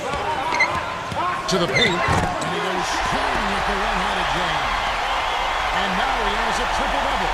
11 points, 11 assists, and 15 rebounds. For the three. Gets it to go. He's got 22. Perfect screen there. Set him up with a nice look. Poor job by the defender to not fight over or around that screen. Philadelphia's gone 1 of 3 from outside the arc since we've reached the fourth quarter. Takes the three. Toronto grabs the miss. From outside the arc. Offensive rebound. Number 17. Guys, we have seen them with a lot of good ball movement. Well, you like the smooth operating they're showing you here. I mean, things are clicking, and more importantly, it makes them tough to defend. Yeah, there's no agenda. When the ball's just moving to whoever is open, and as a result, they've kind of developed a clicking pace to their game. It's been fun to watch. And the Raptors call time here. Well, they're getting way too many easy shots in the paint. So this timeout is specifically for that reason. You got to tighten up the defense and start to make it harder for that offensive team. I know it's easier said than done, but right now it just doesn't seem like the necessary effort is there.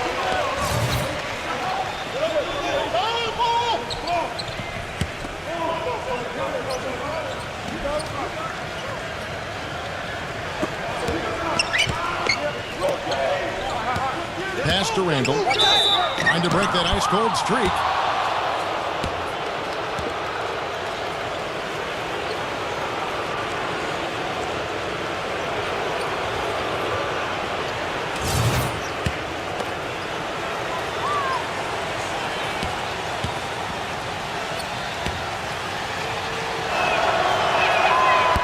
He's off on the first.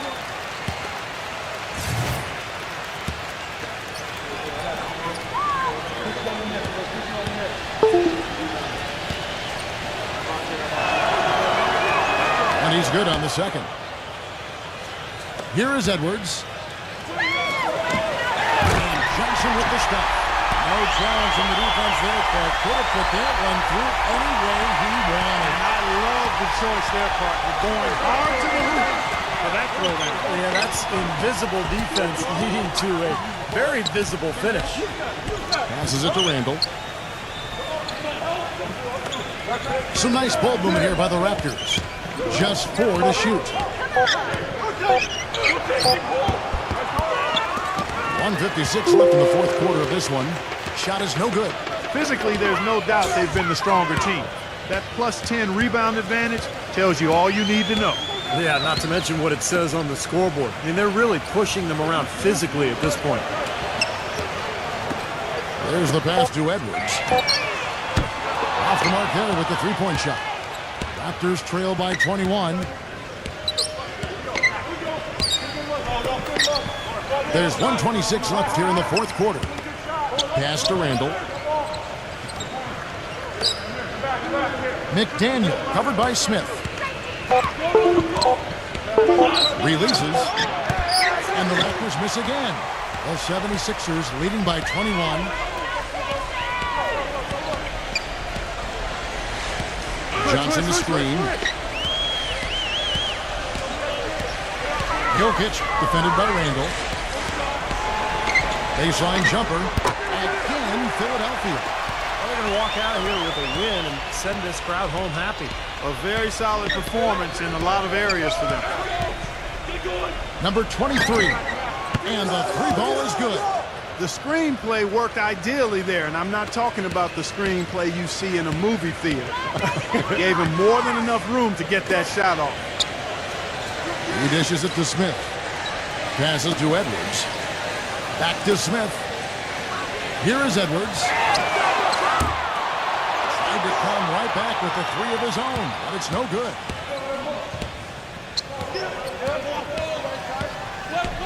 Here's Randall. Off the mark with the little step back, Johnny. Now Murray. So it's the 76ers winning this one easily. Not much to be critical of with this win, Clark. Not at all. I mean, they showed up not just to play. They showed up to give great effort and to win, and they did both.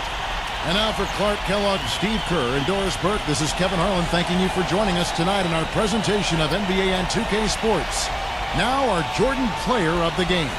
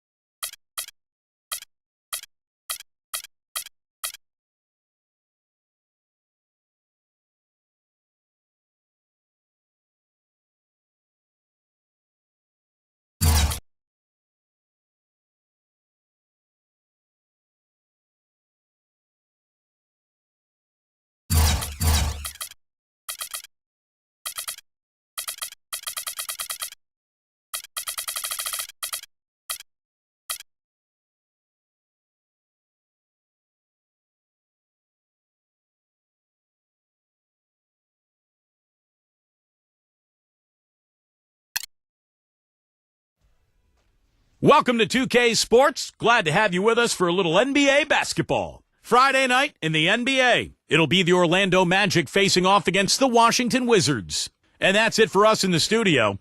To call all the action, let's go out to Kevin Harlan and the rest of the 2K Sports crew. I'll see you again at halftime. We're coming at you from the Verizon Center in beautiful Washington, D.C. as the Wizards prepare to take the court. Our starting lineups will look at the matchups here and who we'll see for our starting five for both teams. And guys, what do you think we'll be seeing from Stephen Curry in this one? Yeah, Kevin, he's one of the great ball handlers in this league. Just watch what he's able to do with his dribble and how hard he makes it for his defender to stay with him. And I know he's a fan favorite because he can catch fire immediately at any point in the ball game and just start pouring it in from all over the place. For the Magic, this is the last game before heading back to Florida and Orlando. They are 4 games off the lead, definitely in the playoff picture. When I look at Orlando, they've been the story of the regular season in my mind, smashing expectations and really taking the league by storm. Yeah, they've been impressive, no doubt about it. Among the league's best as we approach the postseason. And so off the tip, it's Washington's ball. Kicks it to Green. Giddy, he's guarded by Dragic. Rebound by the Magic. Their last encounter was in Orlando. Yeah, and in that victory, they got huge contributions from their bench. And I thought their depth was really the major factor in that game. On defense, Orlando. They come into this one following the loss to the Grizzlies. Kevin, that game defensively was an absolute nightmare. They went into that building and just got blown out by a very hot team. Well, they didn't defend those shooters like they should have. And once the fans got into it and the arena started rocking and thumping and bumping, things only got worse. And we've got an injury out on the floor. Very unfortunate as always, guys. Don't like to see this. Yeah, from the look on his face, he's in a lot of pain. Yeah, it sure looks that way. He's going to come out of the game right now and get that thing checked out.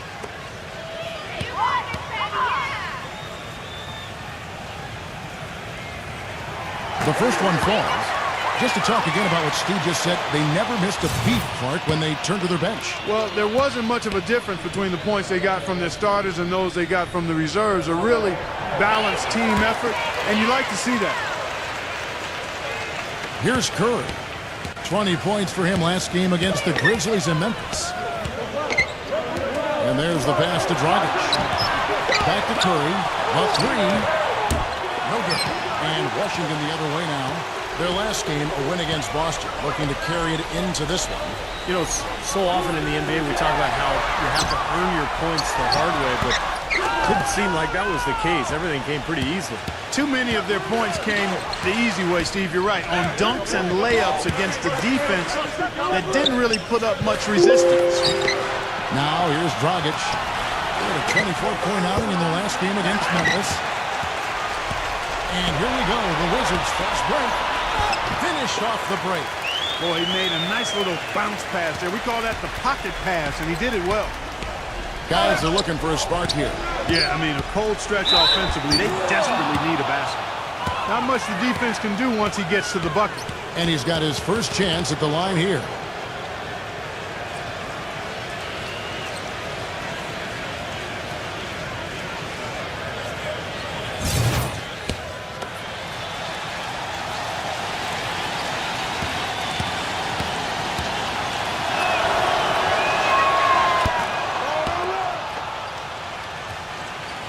Here's Green. 32 points for him last game against Boston. Who's watching it? They set the screen. Number 41. And that shot misses everything. Air ball on the three. The Magic have gone just 1 of 4 to get this game started. Ross passes to Curry. Feeds it to Dragic.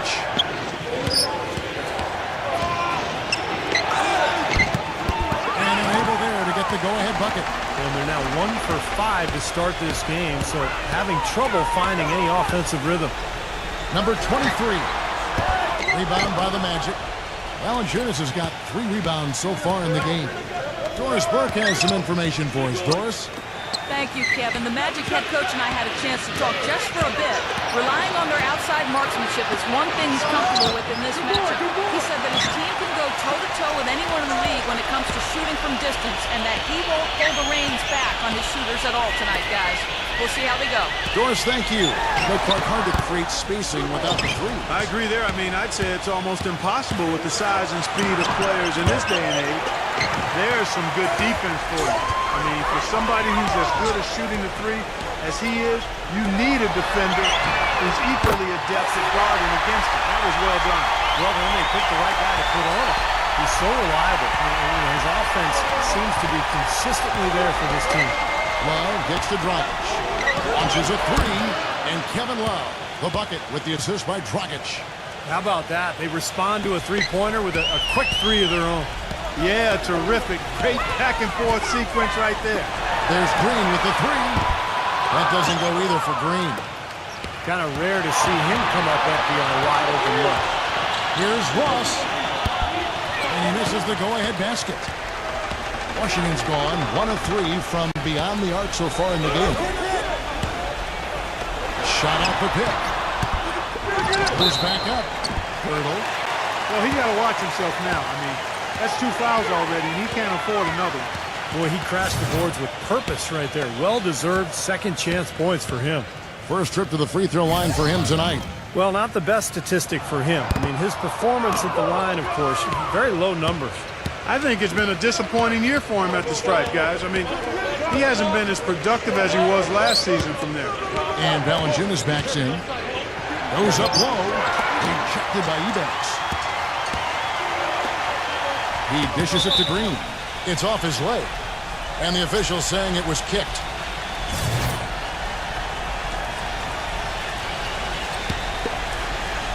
Here is Ebanks. He's had some playing time, but no scoring yet from him. The drive by Green with the lead pass. Number 41. It's good from long range. Oh, he's going to keep banging those home if you give him that much space. Mr. Ross. Here's McDaniel. And right away, they match it with a three-pointer of their own. A little confusion defensively. Yeah, you know what? He sent the D a little message with that three. Tries it from the top of the key.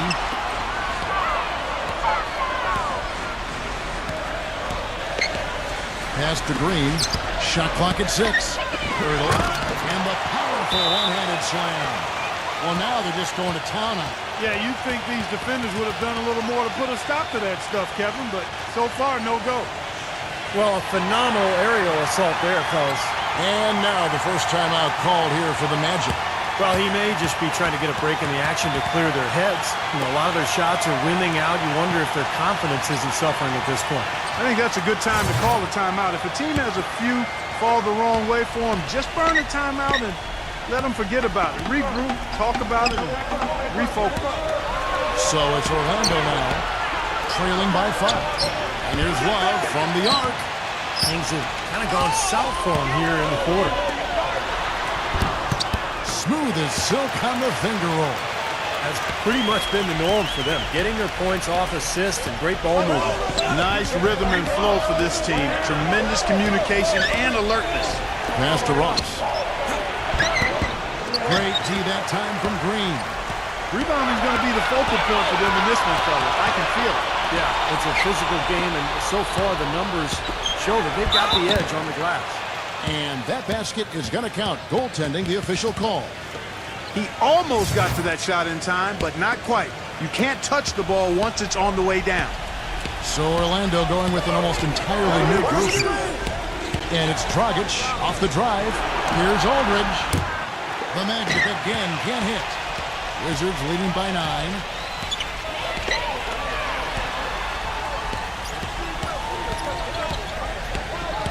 Number 54. Aldridge is covering. Outside, Green. Nice ball movement by Washington. Collins gets to Green. And the Wizards getting another bucket right there. Boy, what a fantastic opening quarter for them. Yeah, it sure has been. Look at the lead they've jumped out to already. Impressive. Favors with the screen. He feeds it to Dragic. And just miss after miss right now. Washington's gone 2 of 4 from beyond the arc to start the game. Back to Green. Launches it. That doesn't go either for Green. The Magic trail by 11. They need a good offensive possession. Yeah, they've had a number of empty ones, a long time without a basket. I got to find something. You're right. Boy, that was a rugged screen set there, fellas, and the defense didn't even try to go through that one. Now, here's Green. Right now averaging 25 points a game. Here's Orlando now. It's Dragic with the drive. From past the arc. Collins grabs the miss. He's been wayward and just off on about everything he's put up in this period. The dish to Green.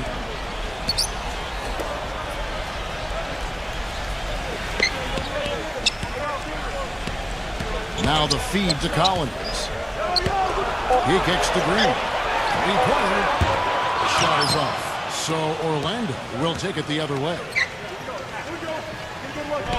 Collins a screen on Dragic. Dishes it to Brooks. Back to Green. This one for three. Gets the bucket. Green's got 7. It has taken them no time to build this lead up on the strength of a great first quarter offensively. And they need to continue to put pressure on the defense and try to really run away with this one from here. Now a timeout called by Orlando. And let's now look at the shooting guard position for a moment to see which of them has the hottest hands since the All-Star break. Robinson's checked in for the Magic. The Magic trail by 11. 1:44 left to play in the first. From 15 feet away, shot's good. Whatever their plan was defensively that time, it didn't work. Not if it results in that shot.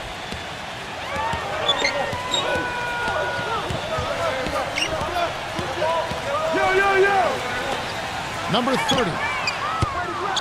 Misses the three. Here are the Magic now. Robinson with it. Now guarded by Collins. There's the pass to McDaniel. Good, and the assist goes to Robinson. He's got 9. Man, oh man, Kevin. He's really feeling it from three-point range now. All of a sudden, it seems like he just can't miss. Brooks with a screen on Robinson. Collins kicks to Brooks. And it's blocked by McDaniel. There's 42 seconds left here in the opening quarter. Robinson for 3. Rebound, Washington.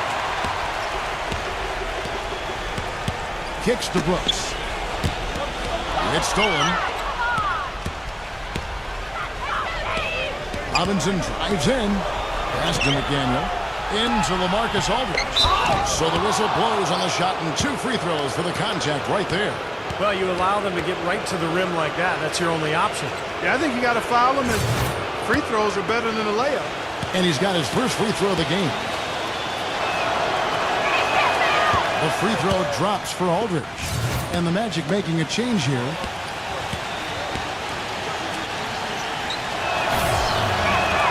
And that one goes in. 2 from the line that time.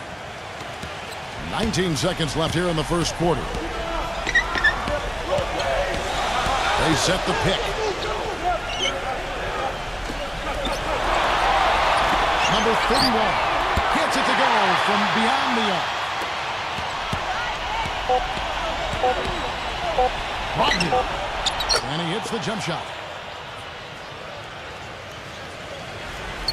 And so the first quarter is in the books. It's the Wizards up by 5. We've got more in store for you right after this.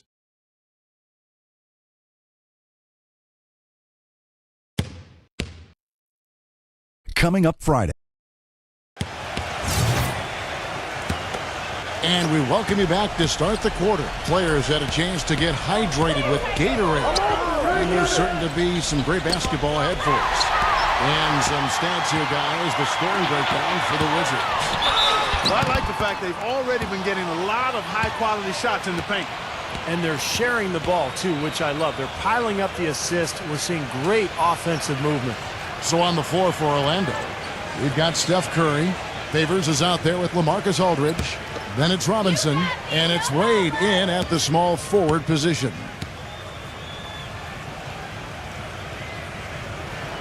And he makes the first.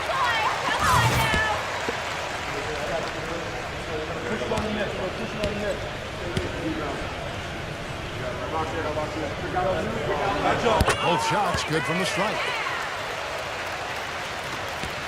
The Magic trail by 7. Curry gets the screen from Aldridge. Near the three-point line, it's Wade. And a great assist by Curry as that one goes in. Great job of utilizing that screen and finding space to knock down the jumper. Good basketball. Number 54, Aldridge is covering. Number 31, wide open, couldn't capitalize. There's no getting around the simple fact that that's a shot he has to knock down. Wade sets the pick for Robinson. Gives him the lead pass. And here we go, the Wizards fast break. Broke loose. And so it looks like the Wizards will retain possession here. Only 5 games left in the season. Let's quickly take a look at how the playoff field is going to stack up out east. You look at Orlando. Unless they completely melt down, they should be in good position for a playoff run. And, of course, the Wizards. Not really any threat right now as their record showing a lot more losses. When I look at Orlando, they've continued their breakout season. I mean, they've showed tremendous promise thus far, and I'm looking for big things from this team. Yeah, Clark, as the postseason approaches, there's plenty of optimism, but as you know, the playoffs are a whole different animal. We'll see if they can continue that momentum. Here's what Orlando's going with right now. Jonas Valanciunas, who's checked in for Favors. Love comes in for LaMarcus Aldridge. And Jones subbed in for Robinson. And so it's Washington with it. 6 on the shot clock. Hitting. No good from outside. The Magic trailed by 5. Just about a minute and a half has gone by here in the second. Outside, Jones.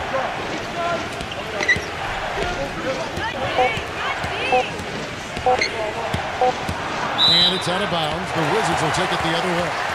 And now look at Stephen Curry here.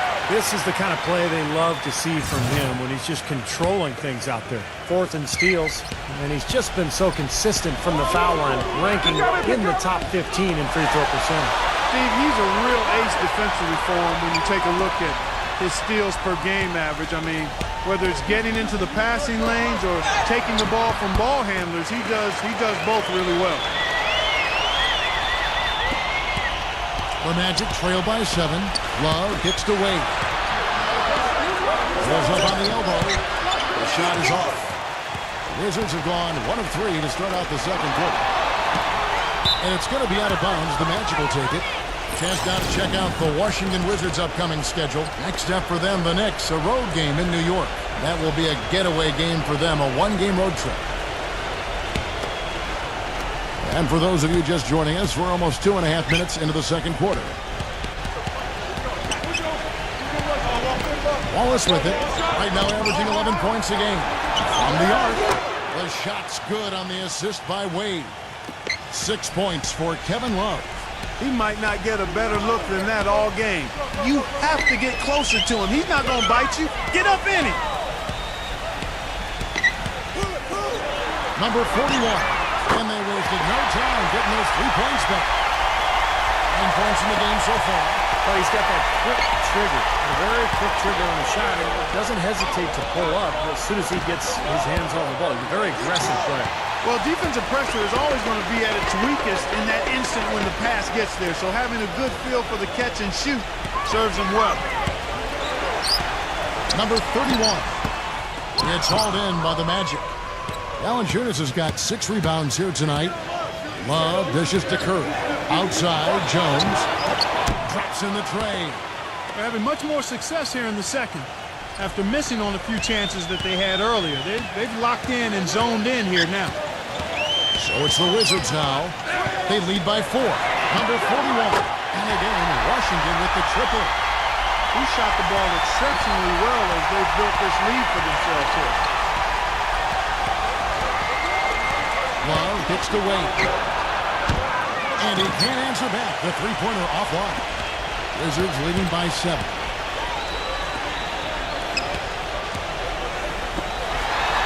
Nice ball movement by Washington. There's the 3. No good. The Magic go the other way with it. Right side Curry. Feeds it to Wade. Love outside. And a miss there on the triple. I think the game plan needs to change here, guys, if they're going to get out of the hole, because he is not helping their offense. Boy, I tell you what, he loves getting looks like that from the three-point line. No one near him. That's a warm-up jumper for him. Time call here. The Magic decide to talk it over. Well, just too many easy buckets, in and around the paint. So he wants to put a stop to it, and this timeout is going to be used to try to tighten up the defense. Guys at this level, they won't miss often if you keep giving up looks inside, and they're paying for that right now. Good timeout here. Terrence Ross is checked in for the Magic. Dragic comes in for Jones.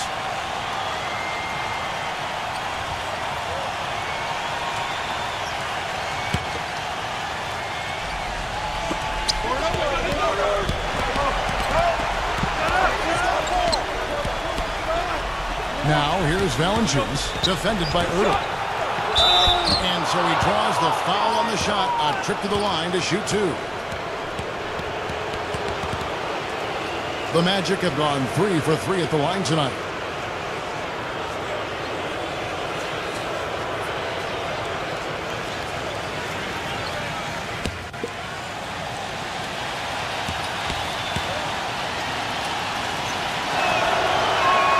And he knocks down the first one.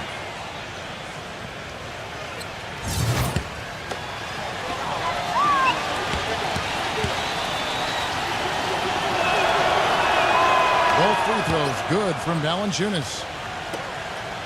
Wizards leading by 8. Number 23. He's guarded by Dragic.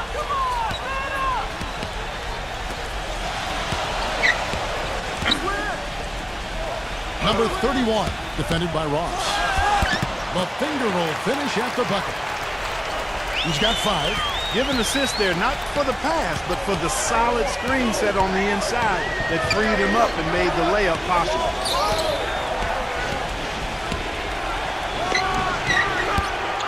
And it's off the back rim, no good.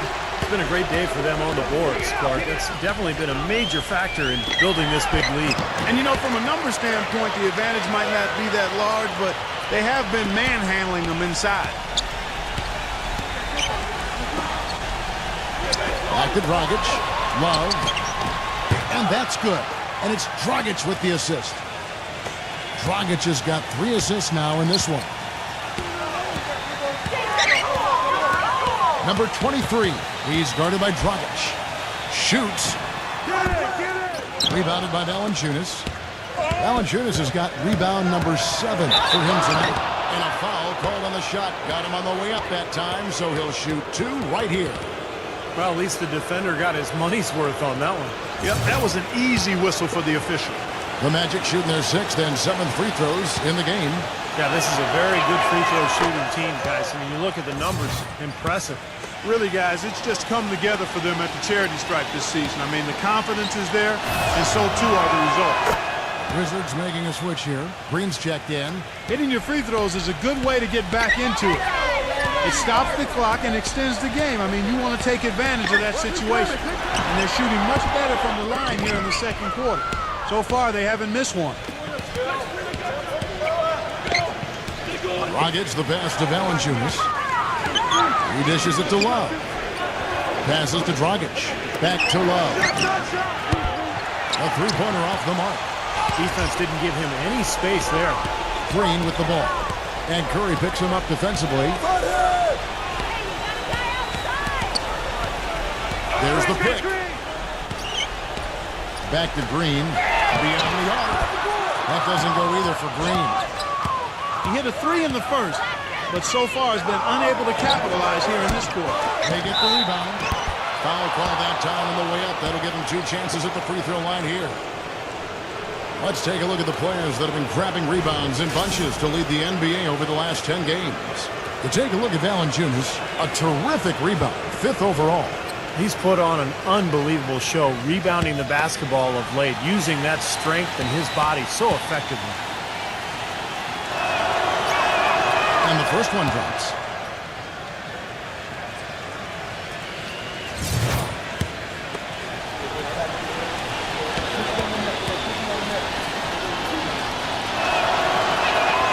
Both free throws good from Valanciunas. Wizards leading by 5. Valanciunas on the double team.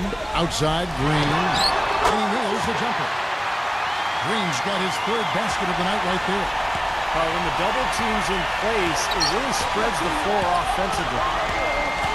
Curry gets the screen from Ross. And that's good. Steph Curry for three. He had to wait for a while, all the way until now. But he's finally got his first three-pointer of the game. The drive by Green. Stand home, and he draws the foul. A chance for another point at the free throw line. It's on Jonas Valanciunas. Boy, he just battled through that initial impact and somehow willed it in. Excellent concentration. That's what you like to see.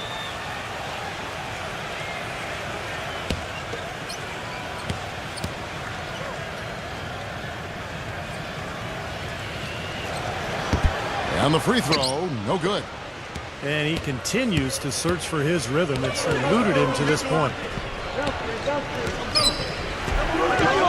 Outside, Dragic. He passes to Valanciunas. Back to Dragic. Just 5 to shoot. And it's rejected. And it's out of bounds. The Wizards will take it the other way. And now look at Stephen Curry here. This past month, he's really set himself apart. You see how he matches up numbers-wise. 7th in steals, and he's just been so consistent from the foul line, ranking in the top 15 in free throw percentage. And, Steve, I think we should take a look back at his top 10 steals ranking that you mentioned a bit ago. I mean, that's impressive. This guy gets it done. Jumps the passing lanes when appropriate, but he also can pick the pocket of the ball handler, too. The Magic trail by 6. Outside, Dragic. He feeds it to Valanciunas. Back to Dragic. Love outside. Dragic. Off target from outside.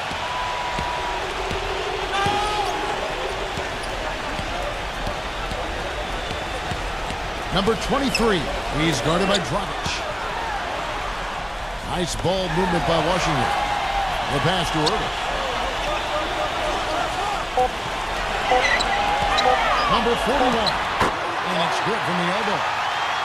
17 points in the game. He's finding all kinds of ways to get it done. What a quarter he's had. Curry gets the screen from Valanciunas. And it's Stephen Curry with a three. That's his second shot from long range in this quarter, so he's starting to roll. Green against Curry. The drive by Green. Pass to Irving.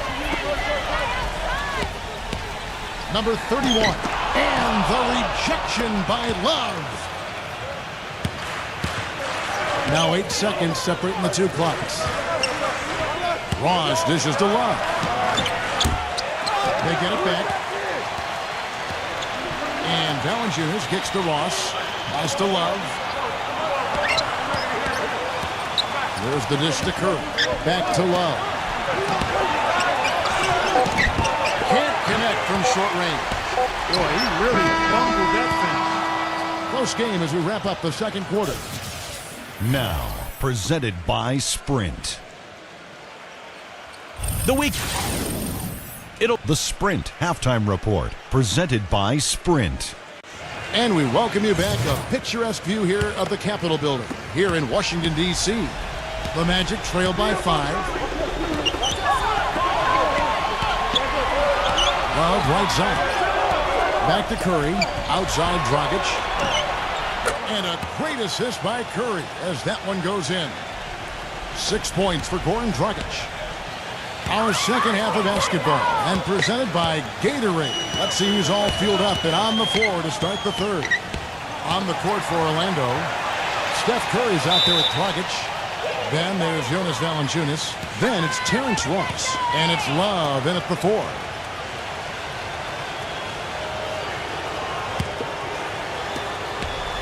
The Magic shooting around 36%. They're just not able to finish consistently. The feed to Dragic. Back to Love. For the tie. It's rebounded by Udall. He's playing selfishly now, guys. He's just trying to get as many shots up as he can. Doesn't look at all concerned about his teammates. So it's the Wizards now. They've held a 12-point lead earlier. Green with the ball. Now guarded by Ross. The shot's good from Myrtle. Little over a minute gone here in the second half. Time called here. The Magic decide to talk it over. He has to be concerned with all the missed shots. I mean, it happens to every team, but you have to find a way to keep being productive even when you go through a shooting drought. He might be trying to tell them to get to the free throw line. You know, all teams go cold at points during the game, but the good team still find ways to score.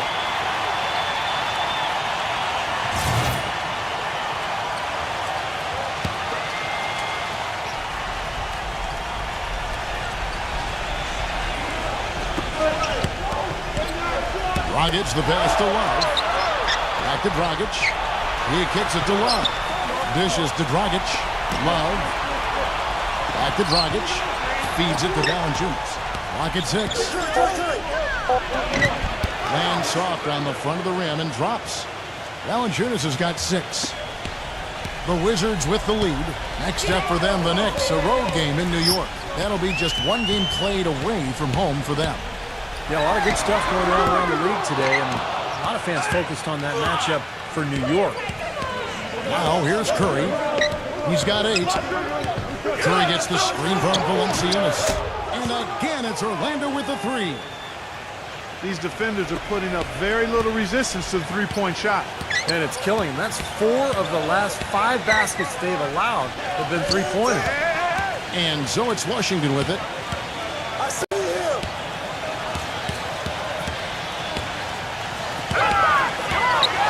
Stripped away. And up the court come the Magic on the break. Curry's got the ball.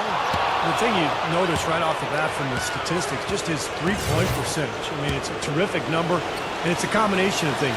Good shot selection, his mechanics are solid, and his movement on the perimeter is outstanding. And the consistency of his jump shot is another thing we should say about him. I mean, it doesn't matter how many defenders are flying at him, his stroke is never changing.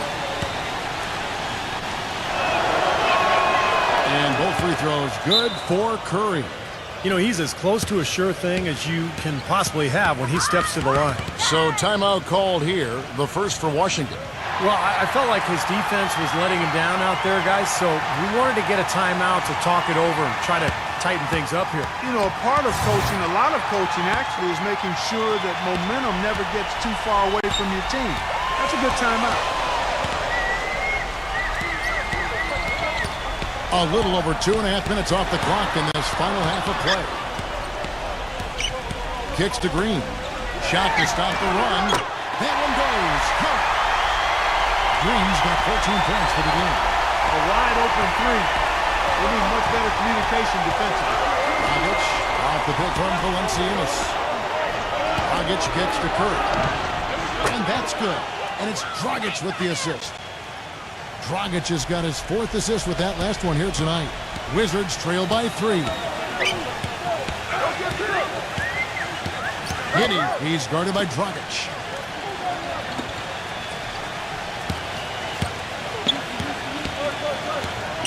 He dishes it to Green. 6 to shoot. Giddey. Again, the Wizards good for 2. And their offense is flowing. It's clicking right now at the beginning of the second half. They've made 3 of their first 4 attempts. Dragic kicks to Curry. Tough call there and a tough break for the defense. But, you know, I think you could still see him kind of sliding in there. I don't have a problem with the call. And the Magic making a change here.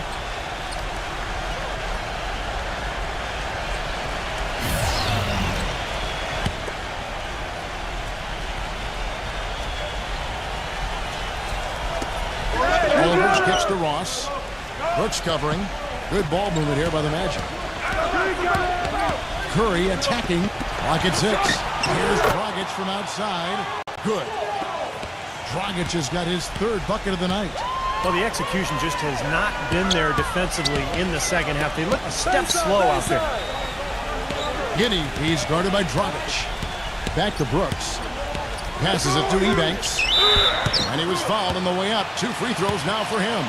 Yeah, he got whacked. Shouldn't be much debate on that one. Yeah, that was as straightforward as it gets, guys. And some stats here, guys. The scoring breakdown for the Magic. How about the three-point shooting we're seeing so far, guys? Amazing. Something else you like to see is how well they've shot their free throws tonight. Derek Favors checked in for Terrence Ross.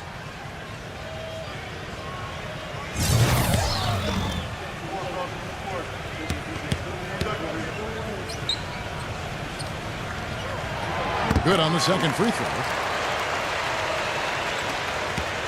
Magic leading by 3. Now here's Dragic. 9 points in the game so far. Brogdon.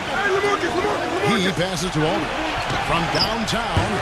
And again it's Orlando with the 3. They are killing them with that three-point shot here in the second half. Well, the defense fully stretched out trying to stop that shot and still not able to get it done. Number 30. Tried to come right back with the 3 of his own, but it's no good. Outside Dragic. From deep. Washington with the rebound. Collins has got 3 rebounds now in this one. All sorts of time. No good on the shot, a bit long that time. I thought he'd make that one. And that's his range, and the defense nowhere to be seen. Outside Dragic. Brogdon. Back to Dragic. There's the triple, and it's good. And now a 9-point Magic lead. That's now a dozen straight points coming off wide-open three-pointers. You know what it looks like to me out there, guys? I mean, it looks like all-star weekend out there. We know how much defense is played there. It's actually defense during the all-star weekend, no D. Such a wide-open look.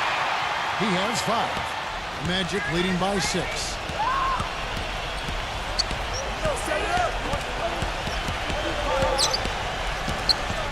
I got him.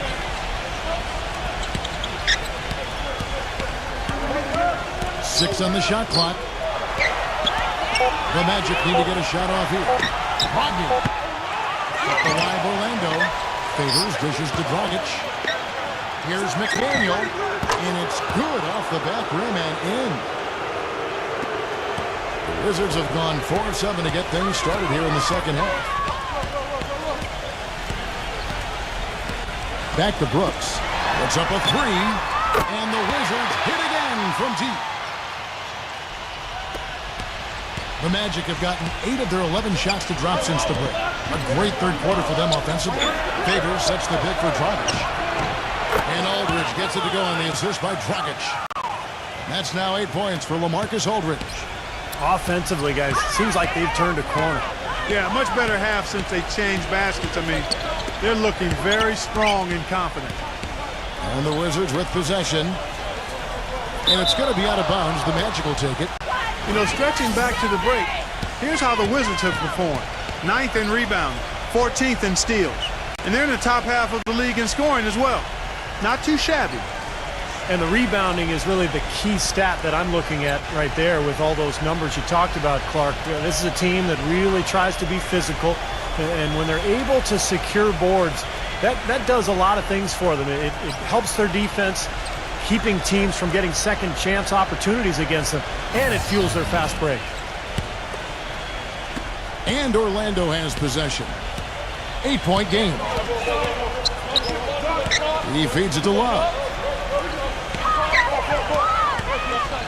And the pass to Valanciunas. Brogdon releases. Oh, and that one had the right spin on it, and it is good. And the Magic lead by 10. They weren't very crisp in the first half, but they've really picked it up. The same shots they struggled with earlier are now starting to fall. Washington calls timeout. One guy who's been getting it done so far, Stephen Curry. He's on fire. And they needed to put their heads together to figure out how to get the ball out of his hand. And now let's check in on the 2 guards from around the league and see which one of them is playing the stingiest defense over the span of the last 10 games. Number 1, Steph Curry.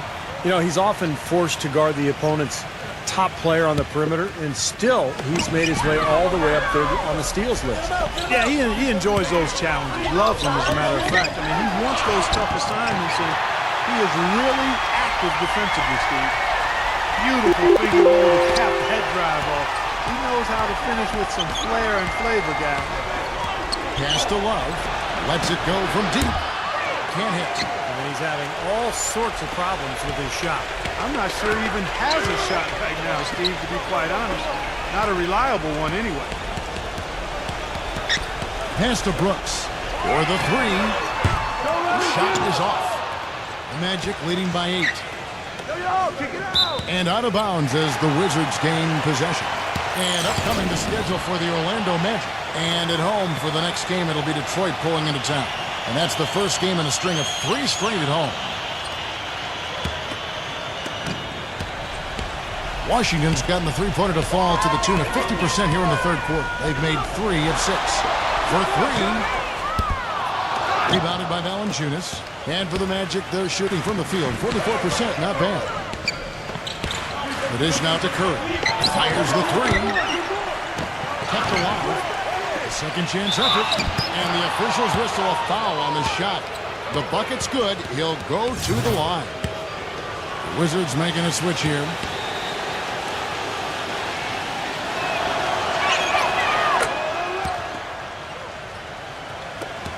.125 left here in the third quarter. Clark, they've been struggling here on offense. Yeah, a little bit of cottonmouth here. Dry spell for sure. Wizards passing it around. Hurdle, defended by Valanciunas. Just 5 on the clock. And they force the shot clock violation. Great D. The Magic making a switch here. Dragic is checked in. Magic leading by 11. Outside Curry. Love. Three-pointer. No luck. It's just been one of those days for him. He has really struggled. Deflected.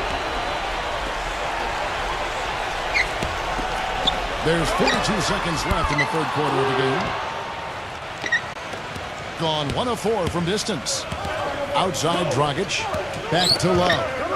On the top of the key. That one off the back iron and out. And it is very dangerous to leave him open like that.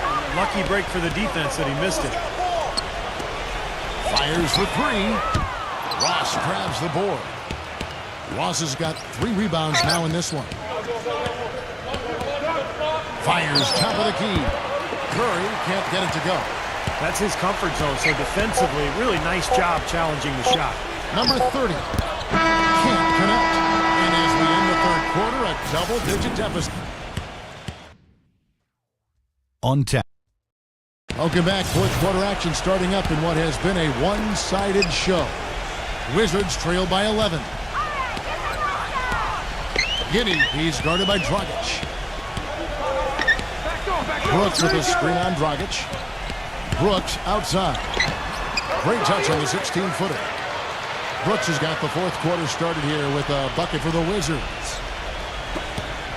Magic leading by 9. And for the Magic, Dragic is out there with Steph Curry. Then it's Terrence Ross. Then there's Jonas Valanciunas. And it's McDaniel at power forward. Pick off in midair. On for the Wizards. Brooks gets to Green. And it's good. Assisting on the play was Brooks. Superb assist there. He played the role of the maestro on that. Outside Dragic. Curry outside. And that one's good. Curry's got 19 points. You can just see his confidence rising every time he knocks one down beyond the arc. Fourth quarter still young, just over a minute play. Back to Brooks. The 3. Shot denied. And he's able to get it back. Too open that time. Made it look too easy. Yeah, looks like he's starting to get things going here after that scoreless first half. Outside Dragic.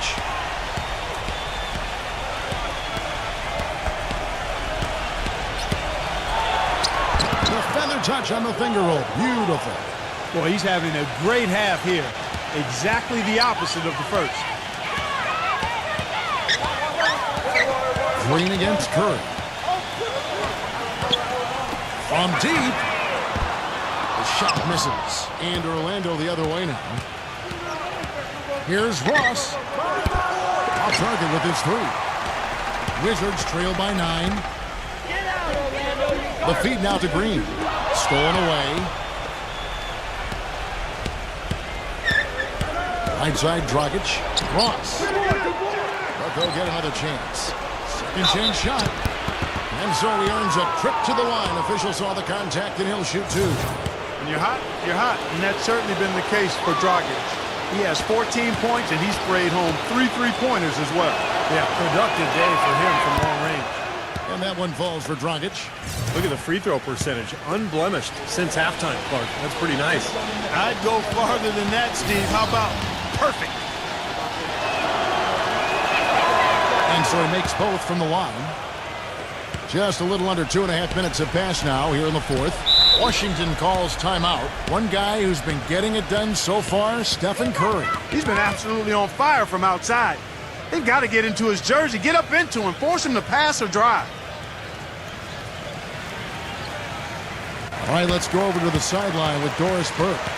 Well, over the break, I listened in on what the head coach for the Wizards was getting across in their huddle. He didn't exactly take it easy on them, saying, how much do you want it? Don't tell me. Show me out there.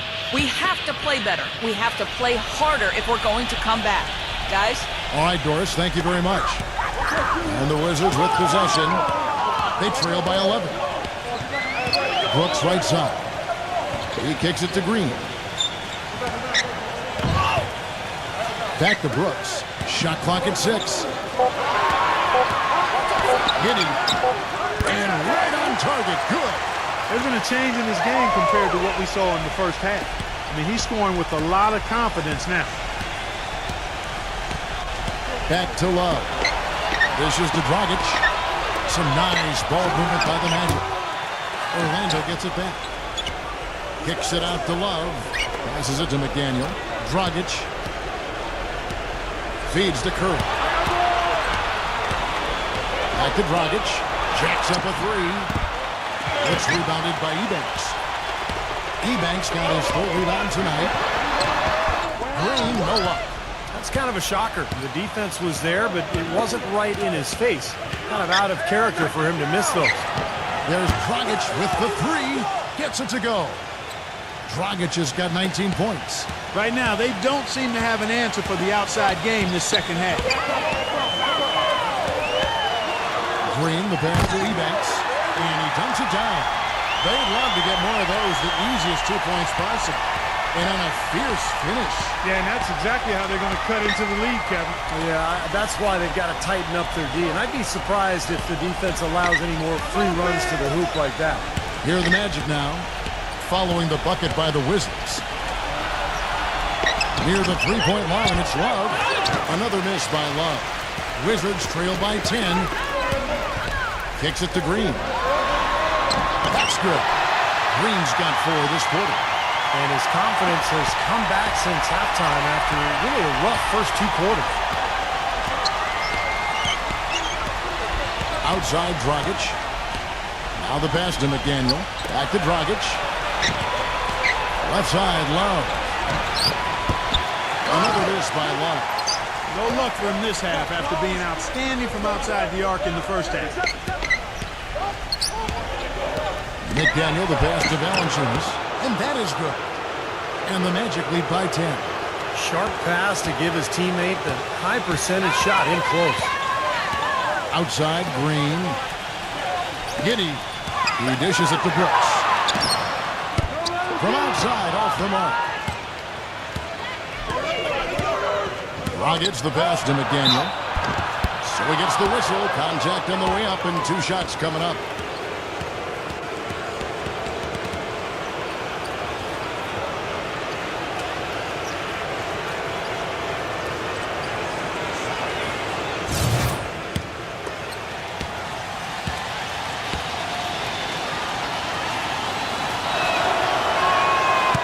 No good on the free throw. And the Wizards making a change here.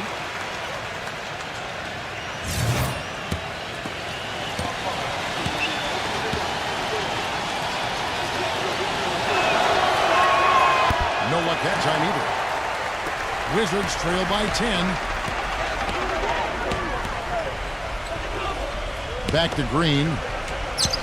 The tray. The putback. He hangs in there and cashes in on the second chance points. Ebanks got 4 this quarter. Well, the grimace of pain tells it all. He's hurt, and let's hope he's okay. Yeah, Clark, that did not look good. Let's keep our fingers crossed that it's nothing too serious. Boy, you can't help but feel for him. I mean, one moment you're doing what you do best, and the next, the situation's really out of your hands. I really hope he's okay. Terrence Ross is checked in for Orlando. They just continue to splash home those threes.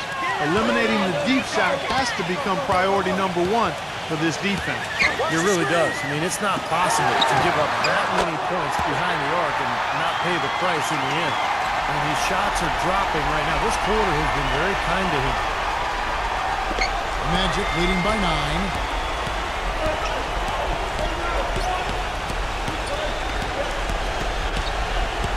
He feeds it to Dragic. Left side, Love. And that's good. And it's Dragic with the assist. And 12 points for Kevin Love. And it looks to me like he still has some of the shooting touch that he displayed in the first. Back to Green. Takes the 3. That doesn't go either for Green. Orlando's gone over and over to the three-point shot in the fourth quarter. 4 of 9. Ross gets it to go. Well, they haven't gotten much production from him, but they remain in the lead. And here is Green. Shoots it up. It's rebounded by Dragic.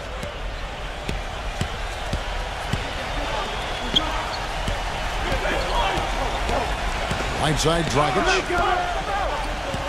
He passes it to McDaniel. Now the dish to Valanciunas. Magic moving the ball around. The drive by Love. And it's Valanciunas that time on the assist by Love. And the Magic lead by 16. You just can't afford to let somebody get that good position in the paint.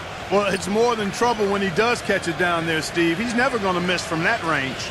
Washington calls timeout. You have to like what we're seeing from Dragic. He's been locked in from deep. They're giving him too much breathing room and definitely paying the price for it.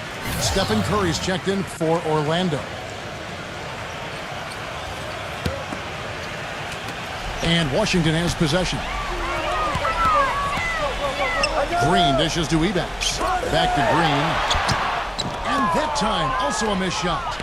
It's a +5 advantage for them in the rebounding category after that board. Very steady work they've been doing on the interior, no question. And that's, I think, the main reason they have this lead. Here is Ross. That's a pick by Love. Ross gets a screen from Love. Down to 5 on the shot clock. Hit his foot. And the ref saying he kicked it.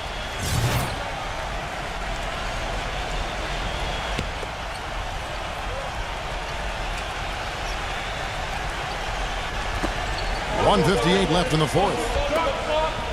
It's Curry with the drive. Pass to Ross. Lets it go with the 3. Washington with the rebound. Back to Green. It's stolen by Dragic. Here is Ross. Guarded by Green. Ross kicks to Valanciunas. Dragic the pass to Valanciunas. Comes up empty down low. Wizards trail by 16. Pass to Green. Let's go. And count the basket. He was fouled, and he's going to the line for one more. They haven't done as much inside as they did in the first half. They've got to get back to their game plan, which is to work the ball inside and then force the defense to react and play from there.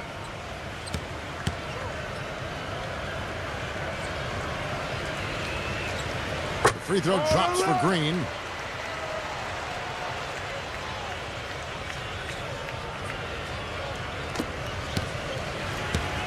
.115 left in the fourth quarter. Magic leading by 13. Love with the screen for Curry. The shot will not go. For the Wizards, this one's not looking good. It's going to be a goaltending call here, so they'll count the bucket. He thought he had that one clean, but the ref saw it differently. They'll count the basket.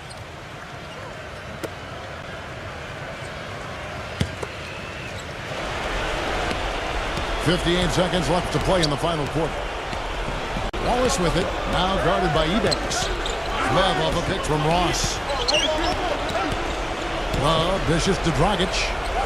Doubled by Ebanks. Dragic kicks to Love. The feed to Ross. 6 to shoot. It's stolen by Green. And this game is finally getting away from them. Yep, it has gotten away. There's not really anything they can do now. Giddy. Here's Pirtle. Off the mark, had a chance to trim it to single digits. Magic shooting about 47% here in the fourth. And so the Magic can now just hold on to the ball. Green against Dragic.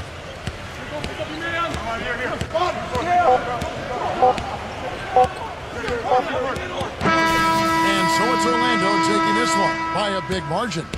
They put on a show tonight, thoroughly controlling each end of the floor. Hey, what more can you ask?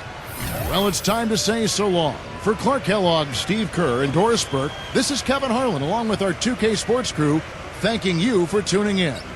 Now it's time to present our Jordan Player of the Game, Goran Dragic.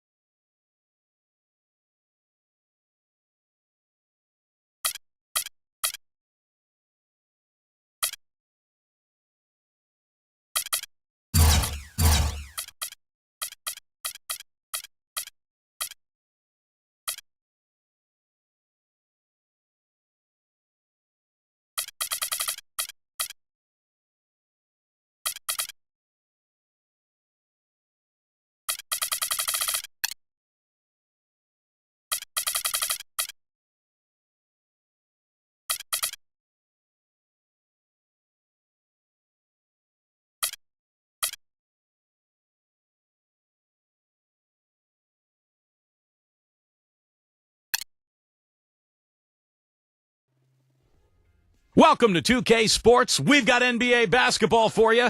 I'm Damon Bruce. The NBA regular season draws nearer to a close. It's the Atlanta Hawks going up against the Brooklyn Nets. I'll be here in the studio for the halftime show. What a view as we get set to enjoy an evening of basketball in beautiful New York City. Welcome, fans. Thanks for joining us for this Friday night edition of the NBA on 2K Sports. Kevin Harlan here, and by my side, Clark Kellogg and the sharpshooter Steve Kerr. A quick check now at the starting five for both teams. Someone will be keeping an eye on John Wall. Yeah, especially at the defensive end of the floor, Kevin. Let's see how many times he steps into a passing lane and comes up with a steal tonight, because he's just a major force at that end of the court. You know, one of his other qualities, Steve, is how quickly he starts to break. I mean, he doesn't need numbers either. He can be a coast-to-coast, rack-to-rack guy all by himself.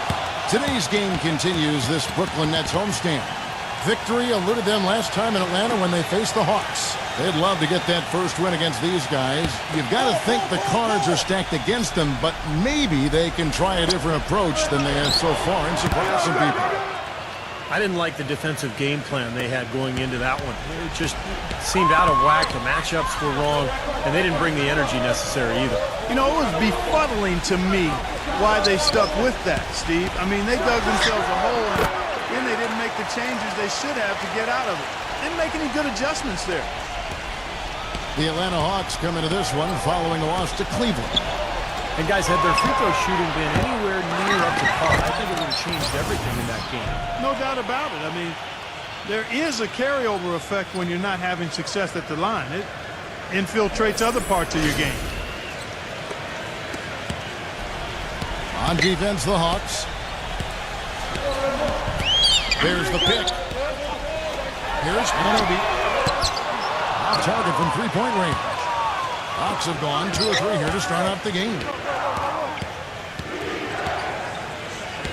Here's Ivy. He's covered by Murray. Hayward off the pick from Gordon. That 3 off the mark. Really good offensive execution. Nice pick. Just couldn't get the shot to go. Boy, you love to see that as a basketball purist. Guy setting a good screen and then getting the shot opportunity. Hayward off the pick from Paul. Inside. And stolen by Murray.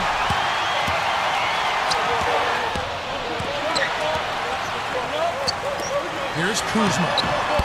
Zubac plus second chance points on the tip in. And the action on hold as it appears there's been an injury. Yep, he's definitely in a bad way out there right now. Tough to see. Yeah, and as many times as you see it, Clark, you never like to see a player have to come out of the game with an injury. Especially when it's your own teammate.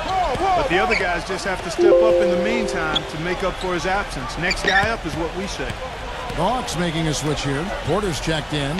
Here is Hayward. Following the bucket by the Nets. 4 on the clock. Way to play in attack mode and get inside.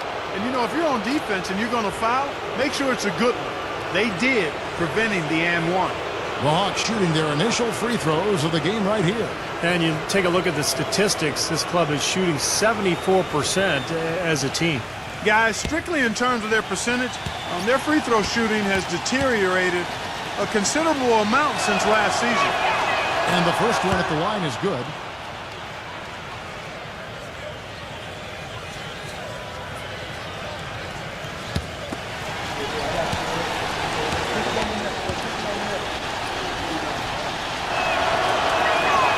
He's perfect from the line this time. Looking at the last game for the Brooklyn Nets, it was a loss to the Rockets. They just couldn't get the ball in the basket that day, guys. No matter how many plays you make at the defensive end, it's hard to overcome such a lack of production offensively. Yeah, the high-quality shots were few and far between for them, and they have nobody to blame but themselves. They need to work a lot harder to get good shots today. Here is Porter, following the basket by John Wall. And once again off the mark by Atlanta.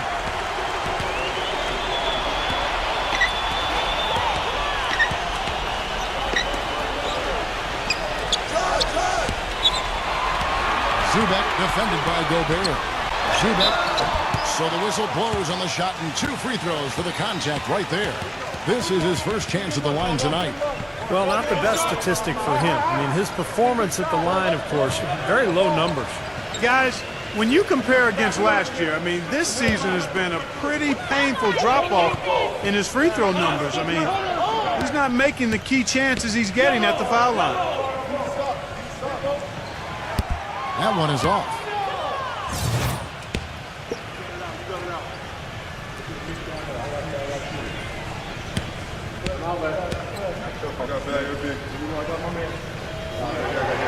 Good on the second free throw. We're about 3 minutes into this first quarter. Now we'll go to Doris Burke, who had a chance to talk with head coach Doc Rivers. We talked about the problems of facing a player who is athletically gifted like John Wall. He told me that staying in front of him with a solo defender is near impossible.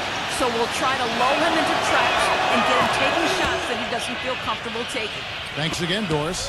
The Nets have gotten 4 of 6 field goal attempts to drop in the first quarter.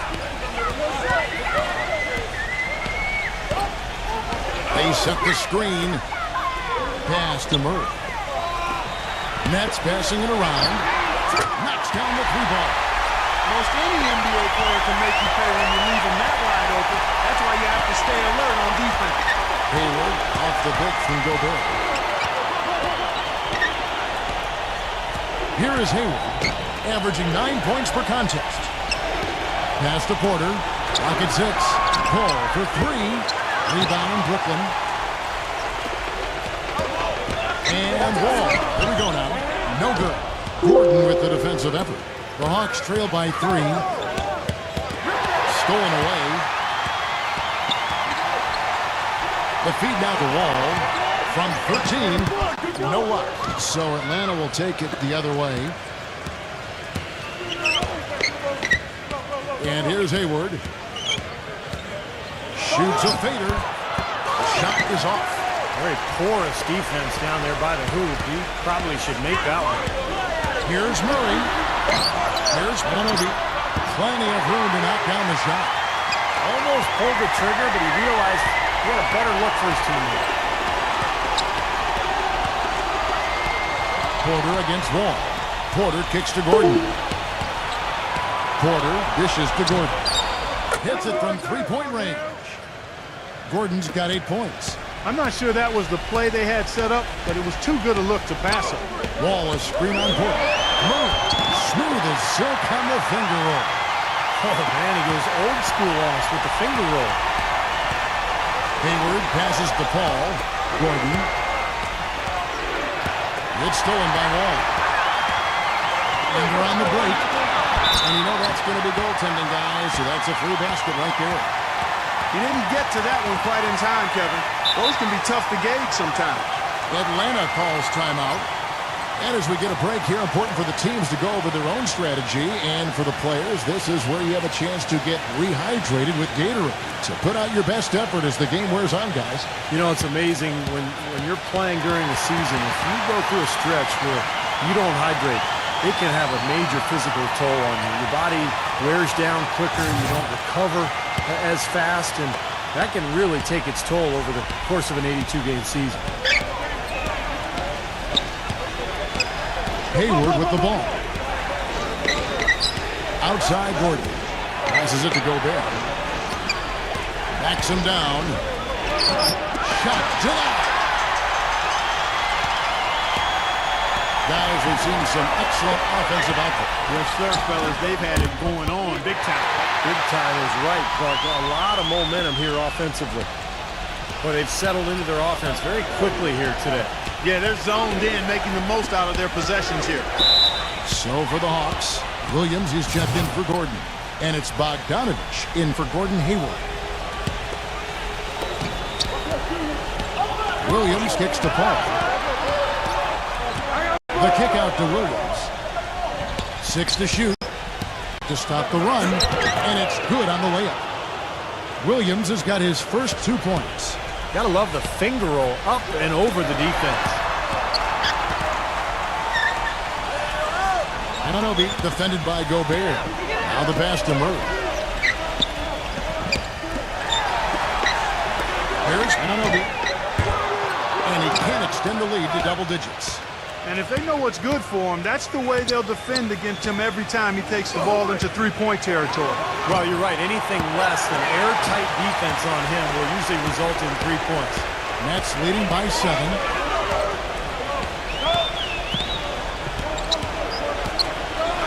Christ defended by Gobert.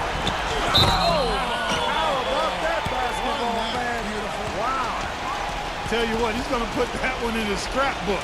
absolutely insane with that dunk. Well, now they're starting to rub it in, aren't they? Have build up a lead, and here we go, folks. It's showtime. And why not? I mean, the more plays they make like that, the more they'll have these guys on the ropes. And that one misses.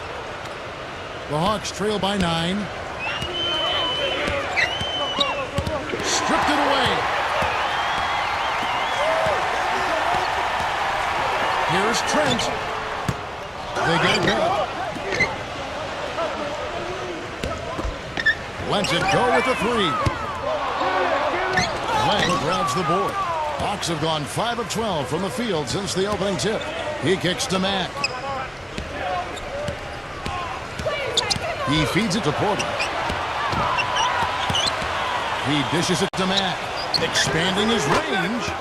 That is good. Mack's got himself going with the triple, his first basket of the game. There's the screen. It's up a 3. And the shot is good. Well, there's plenty to like about him as a player, but you know, one thing that really stands out is the quick trigger. He can catch the ball in space, defenders all over him, but in an instant, lets that shot go, and he is accurate. And Steve, he's earned a nickname that's familiar to anybody that's followed basketball, the microwave. There's no slow build-up with him.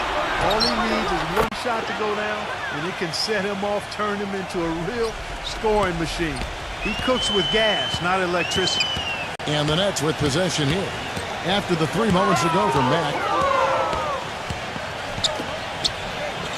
Number 46, guarded by Porter. Just 5 to shoot. Drip. And this sort of awesome dunk is one of the reasons this team is in charge of this game right now. Clark, there is a swagger out here on the court that they possess and are not afraid to show it either. That's right. Those are phenomenal dunks to watch. So much fun. A shot by Williams, no good. Nets leading by 8. Pass to Man. With the shot. Cannot hit. And it's the Hawks taking it the other way. Here's Matt.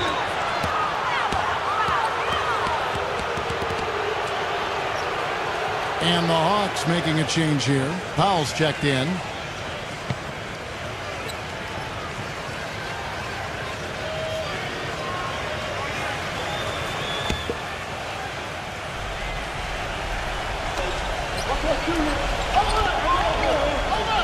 There's 47 seconds left to play in the first. That misses, so no good on his first attempt of the night. Man defended by Matt. Here's Frank. Gets an open look and hits. Now, defensively, they have to pick up the intensity and close out on shooters. Steve, you're right. I mean, they're getting picked apart out there, and the intensity on D's got to pick up as well. I mean, you can't have it on cruise control on defense. This quarter has not been his best. The defense may be starting to affect him a little bit. Hawks making a switch here.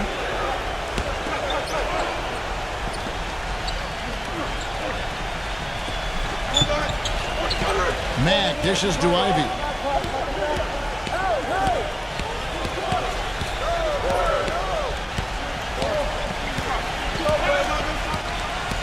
Feeds to Mack. Puts up a 3. Kept alive by Atlanta. And he hits it and gets hacked on the play. A 3-point possibility if he can convert the free throw. Well, that's how you pick up second chance points. Stay active, be energetic, and react as soon as the shot goes up. The Hawks have made 3 free throws so far. Haven't missed any. 5 seconds left to play here in the first. 1 second left. And it would have counted had it fallen, but it's offline. Oh, we've seen some. Tune in Friday. And now the second quarter just getting set to start. And a breakdown here, guys. The hustle stats for the Nets. They've come out in attack mode defensively, applying pressure and stealing the ball repeatedly. They've gotten their fair share of points off turnovers so far tonight, too. And a moment now to reset the lineups, courtesy of Gatorade, all fueled up for the second quarter of basketball. And Brooklyn, looking who they've got. That's something they need to do more of. get after it on the glass. Go get those boards. Any extra possessions that you can get, either through steals or rebounds, are so critical in this game. There's the pick. This is to Ivy. And a miss there on the triple. Boy, I tell you what, the complexion of this game would be completely different if he shot the ball anything like he's capable of. And look now at the last month for the Nets. How do they stack up in the league statistically over that time frame? 8th in blocks, 14th in three-point field goal percentage. And team assists, not a strong point for this team. Top 20 in the league. They tend to do a lot of their scoring off one-on-one moves. Yeah, and this is a team that really relies on those blocks that you talked about, Clark, because when they're at their best, they're really challenging every shot. They cover up, they close out on jump shooters, and if you penetrate and get to the rim, they've got a host of shot blockers there waiting for you.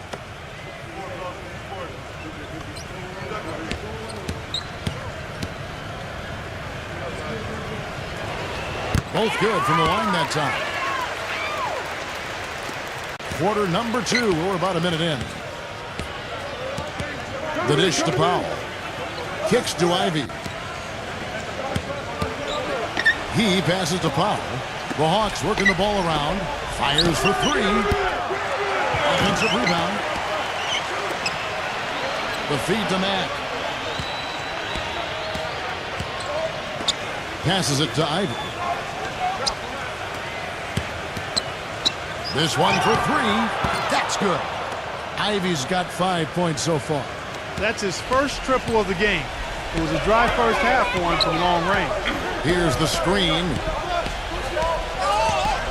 To the inside. And he goes up strong with one hand and flushes it down. Well, now they're just going to town on it. Yeah, you'd think these defenders would have done a little more to put a stop to that stuff, Kevin, but so far, no go. Well, a phenomenal aerial assault there, fellas. Time called here. The Hawks decide to talk it over. He has to be concerned with all the missed shots. I mean, it happens to every team, but you have to find a way to keep being productive even when you go through a shooting drought. He might be trying to tell them to get to the free throw line. You know, all teams go cold at points during the game, but the good teams still find ways to score. Here's Mack. He had a 15-point outing in the last game against Cleveland. He's going to play his way right onto the bench and out of the game if he continues to shoot it like he has so far in this quarter. Off his leg, and the official saying it was kicked. John Wall's checked in for Brooklyn.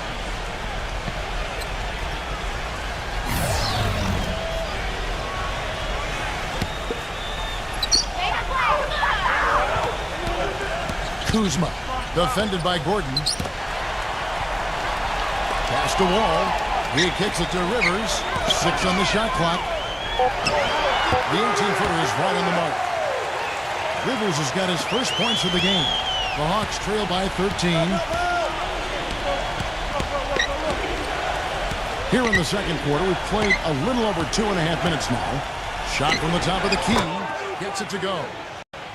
Mack's got 8 points. Brooklyn's gone 1 of 2 on three-pointers here in the second quarter so far. There's a screen. Wall passes to Frank. He feeds it to Rivers. Shot clock at 5. Shoots from the elbow. And it's off the back rim. No good. They get the rebound. Trubeck. Boom. He jams it straight down. Well, something special about him, guys, is just how good he is at winning the so-called second shot game, going hard to the offensive glass, salvaging points with his putbacks. And he is also a tireless worker under the glass, Steve. More than a few guys have been on the receiving end of one of his elbows when a rebound is up for grabs. He uses his body very well. The basket drops, and he gets fouled on the shot. One free throw coming his way. Every time they get scored on during this run, it's come from inside the paint. Now, you got to make a defensive adjustment here, Clark. Time to collapse inside, force the ball back out in the perimeter, make them beat you from long range. Gordon Hayward's checked in for Atlanta.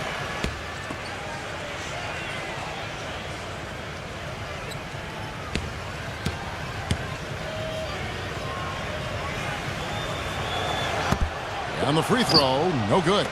The Hawks trail by 15.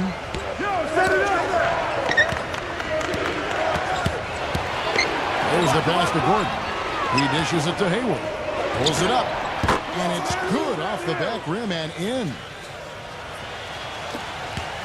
Brooklyn's gone 4 of 8 tonight from three-point land, shooting 50% on the three ball here. And Wall kicks to Rivers.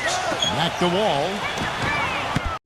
Again, throws it down with the quick back jam. And the Nets lead by 15.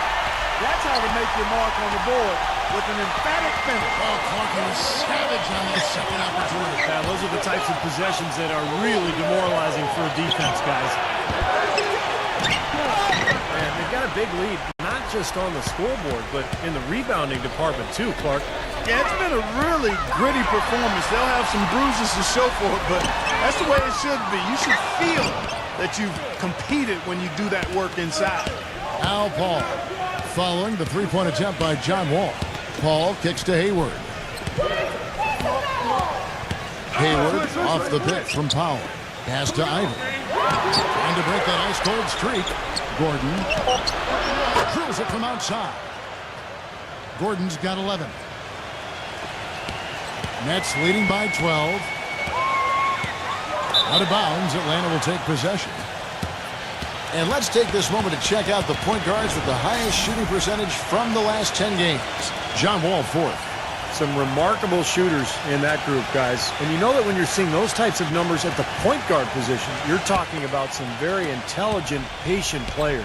Precisely. I mean, when you watch any of them, nothing's forced. I mean, it's good, smart shot selection, simple basketball. But that being said, don't take anything away from their natural ability to flat out bury that jumper. They can do that too.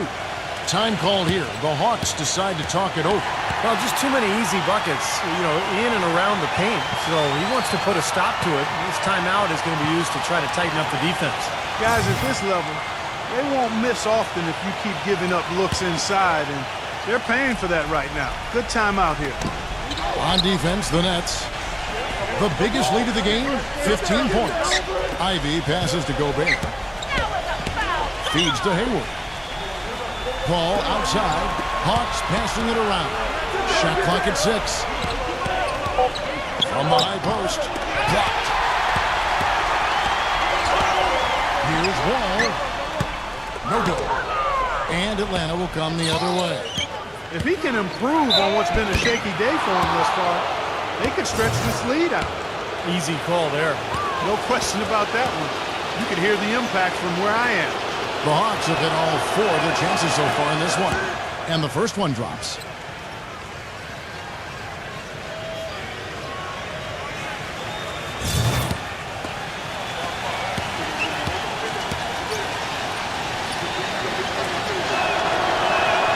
Both free throws good from Ivy. Nets leading by 10. And the first timeout called of the game for Brooklyn. Well, he sees something that he doesn't like. I'm not sure what it is, but I think he's going to make some changes here. I think you've got to make your adjustments pretty quickly like he's doing here. Otherwise, things can get out of hand. So this is a good timeout. Kevin, let's look at where the Hawks stand in the NBA rankings right now. 4th in rebounding, 8th in assists.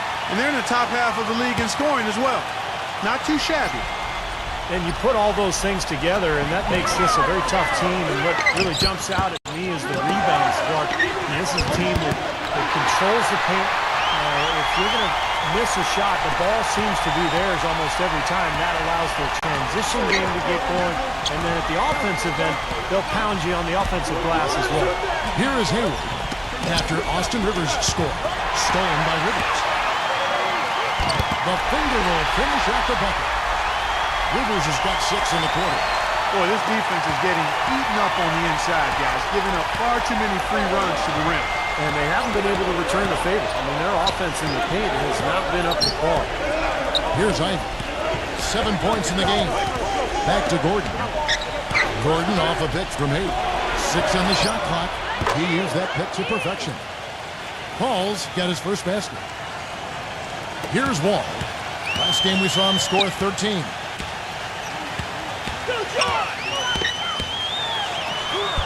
Can't get it to go. Excellent D there from Ivy. The Hawks trail by 12. Ball outside. Ivy kicks to Gordon. Dishes it to Ivy. He passes to Paul. Three-pointer. Hayward can't get it to go. So Brooklyn will take it the other way. Paul against Rivers. The dish to Wall. Shoots a three. Wall with another miss. Not able to find it here in the second. He's off stride and off track just a bit after that one he had earlier. Boy, the floor really opened up for him there. It sure did. I mean, that was a very late reaction from the defense there. Now here's Wall. 9 points in the game so far. Kicks it to Rivers. Zubek defended by Gobert. Gets it to go. 9 points in the game so far. Well, it looks like he's finally found his footing in this game. His first quarter was a real struggle, but he's got it going now. Gordon dishes to Hayward. Down low. The shot's good from Gobert. There it is again. On a lot of their possessions this first half, they've established great position inside. Yeah, getting the ball into the post should be their first option every time down. Force the defense to adapt and adjust. Wall. And it's going to be 2 free throws. Drew contact on the shot. Take a look at what John Wall's done. 9 points, and he's added a steal to his stat line also. Now, that's obviously not a big number, but he's been doing some valuable defensive work for him. Williams is checked in for the Hawks.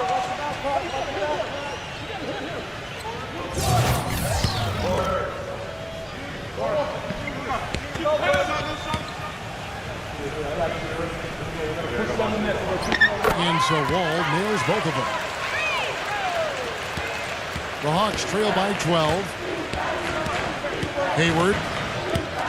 There's 1:17 left to play here in the half. That's a second personal foul. If he gets another, it probably puts him on the bench for the rest of the first half. Yeah, he's a very sneaky defender. That's something I really like about him. You've got to be careful if you have the ball, know where he is at all times, because he's got a knack for getting a hand on the ball and knocking it loose. You know, that's exactly right. And what also comes to mind with him is his persistence on the offensive board. His second chance points always add up. And for the Hawks, they're shooting 47% in the second quarter. Hayward off the pick from Williams. Ivy kicks to Hayward. The Hawks working the ball around. No good from Ivy. Man, I'll tell you what, this has been one ugly quarter for him. And it keeps getting uglier. I mean, his touch has basically gone AWOL. Wall passes to Murray.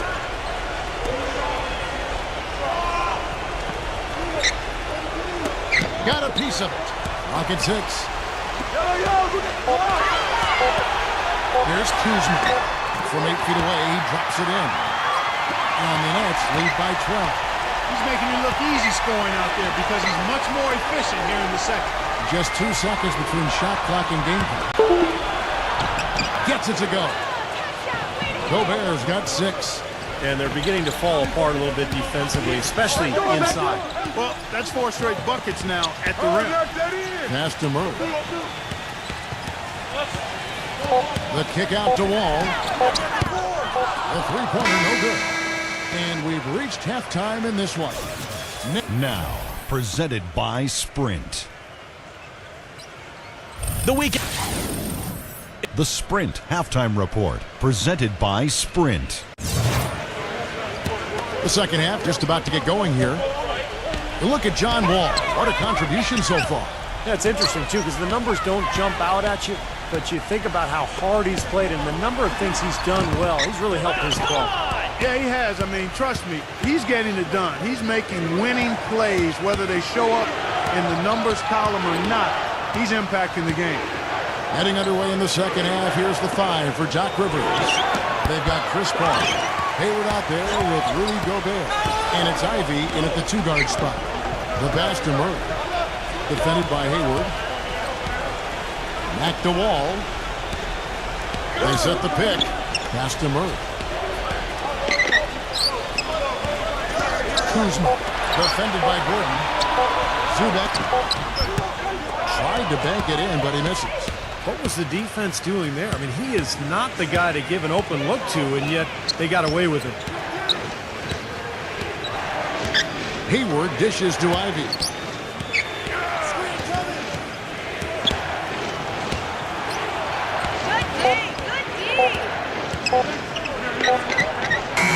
Had a chance there to cut it to single digits, but it's off target. Nets leading by 10. Left side, Wall. For the three. That's good. He has 7. Oh, boy, looks like he was injured there. Yeah, Clark, that did not look good. Let's keep our fingers crossed that it's nothing too serious. Boy, you can't help but feel for him. I mean, one moment you're doing what you do best, and the next, the situation's really out of your hands. I really hope he's okay. Lenz checked in for Gobert. You know, the defense didn't exactly try to fight around that screen, and that's why it turned into the easy basket.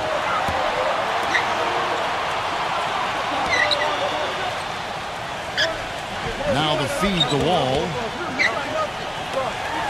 Here's Kuzma. And it's off from three-point range. The Hawks trail by 11. Ivy kicks to Paul.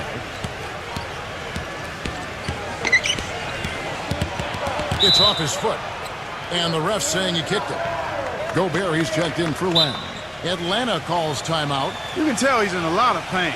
They'll take a timeout so that trainer can help him out.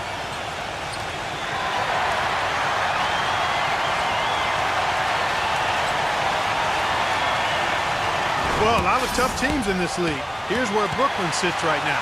2nd in blocks, 10th in rebounding, and they're a top 10 team in three-point shooting.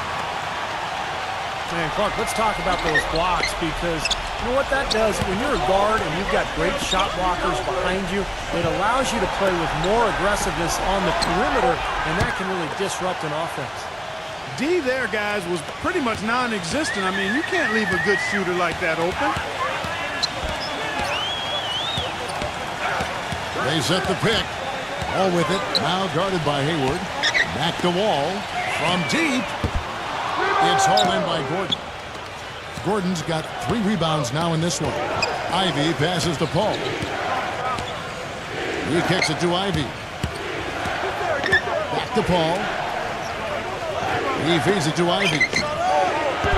Rebounded by the Nets. Wall's got rebound number 5 here tonight. A slight advantage for them in the rebound category. They've got to continue their work on the glass. Yeah, I agree with you, Steve. I mean, they're on the right side of the ledger, and that is all that matters to them right now with the lead they have. And so it's Atlanta with it, following the third-pointer by Brooklyn.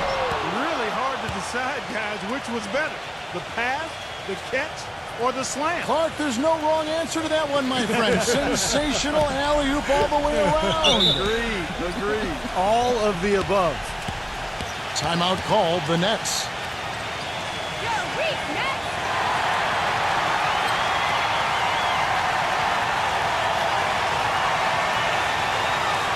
And let's bring up a list of point guards that over the last month have been on fire from three-point land. John Wall, 4th. Well, a lot of the point guards in the NBA don't get enough credit for how well they shoot the ball. So give this group their due. Some outstanding long-range shooters right there. No question about it, Steve. And being able to knock down the 3 ball as well as this group can makes them so much more effective at the point guard spot. It really causes problems for the defense. Popovich is checked in for the Hawks. Porter comes in for Chris Paul. That's a nice play there. The more contributors this team can get, the better. Ivy kicks to Gordon. Out of bounds, Hawks ball as Atlanta keeps possession. Only 5 games left in the season. Let's quickly take a look at how the playoff field is going to stack up out east. We take a look at the Hawks. If the playoffs started today, they'd hold the number 5 seed. Of course, they're looking to build on that. And checking out Brooklyn, they're much further down in the standings right now. Well, I think for Brooklyn, they've really struggled much the same way they did a year ago. It just hasn't gotten much better for them. Clark, for me, they didn't show a whole lot of fight when the tide turned against them, and that's what the NBA is all about. It's about getting off the mat, because adversity is going to hit every single team. It's always how you respond that's important. Obvious foul. Yeah, he took a hit right there and earned those free throws. And guys, let's get your take on the hustle stats for the Nets. Their activity at the defensive end, Kevin, has been really impressive, attacking and coming away with steals. They've worked hard tonight at crashing the boards as well. They've had a bunch of second chance points. And he sinks the second. Nets leading by 10. Ananobi defended by Bogdanovich. Passes it to man. Boucher. Nice ball movement by Brooklyn. 6 to shoot. From past the arc. And again, Brooklyn with the triple. A wide open three. They need much better communication defensively. Now Porter, averaging 8 points a game. He passes it to Bogdanovich. Here's Gobert. He dishes it to Porter. Feeds it to Ivy. And right away, they match it with a three-pointer of their own. Ivy's got 14 points. The Nets have gone an even 50% from the floor here in the third quarter. 4 of 8. They set the pick. Here's Murray. No good on the shot, a bit long that time. The Hawks trail by 10. Porter gets a screen from Bogdanovich. Screen! Porter with it. Now defended by Murray. And it's rejected. More often than not today, those shots have not dropped for him. On the pass to man. Shot off the screen. It's rebounded by Gobert. Gobert's got his 5th rebound in this one. Here's Ivy, defended by man. The drive by Gordon. Pass to Porter. Jacks up a 3. The shot no good. Nets leading by 10. Here's man. And again, no good by Brooklyn. Here's Ivy. 14 points for him. Now here's Porter.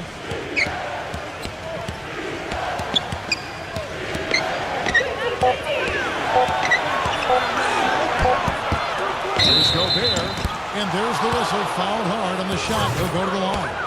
And this is his 2nd trip to the line tonight. That's good from Gobert. The Hawks making a switch here.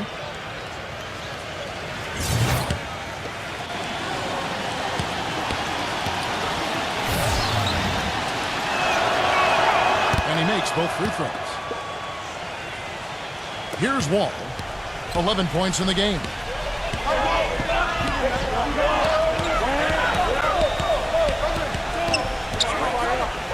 Goes up off the pick. The defense looking a little bit dazed now. A ferocious throw down there. Not bad for a player of his size. Not bad at all. How about that spring coming out of those legs? A shot by Paul, no good.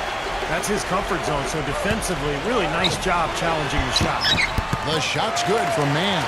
Well, give credit where credit is due. Terrific assist inside. The Hawks trail by 12.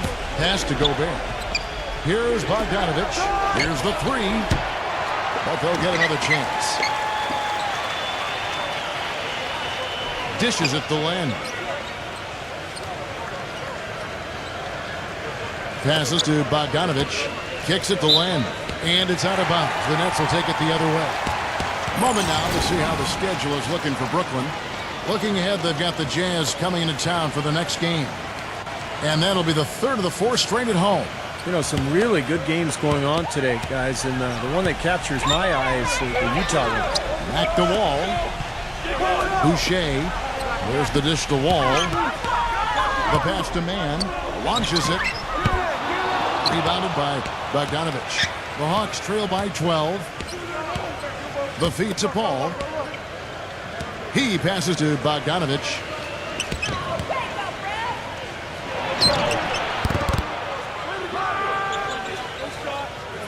We've got 1:55 left in the 3rd. Drills the baseline jumper. Man, a pleasure to watch him work at that end of the floor.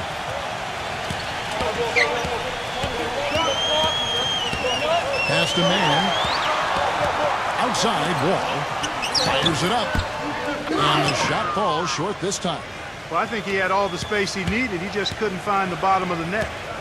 Clark, they've been looking out of sync offensively. You know what? A basket here would do a lot for their confidence.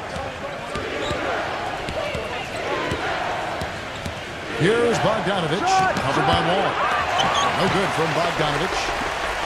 Nets leading by 10. Passes it to Mann.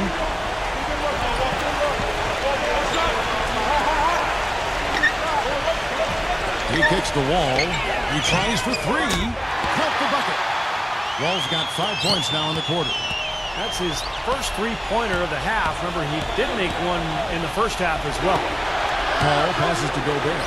Nice ball movement here by Atlanta. And Bogdanovich kicks to Len.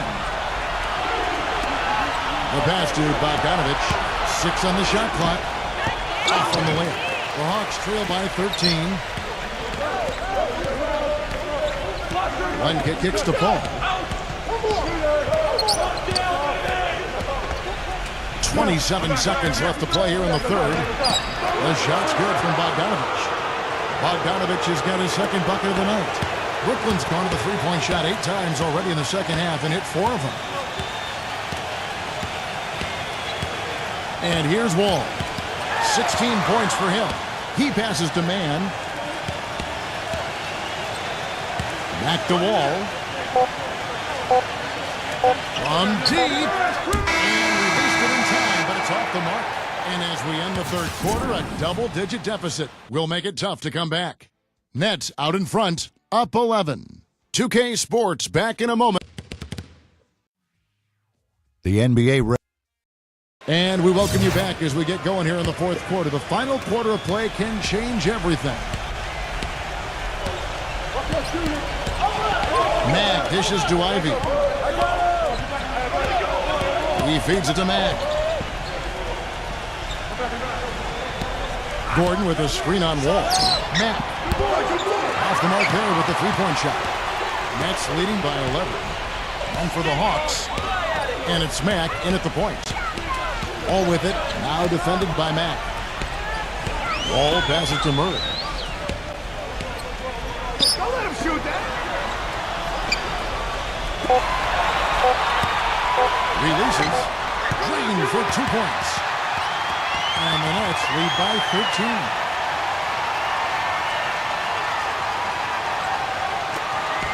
Hawks shooting about 42% so far. And for Brooklyn,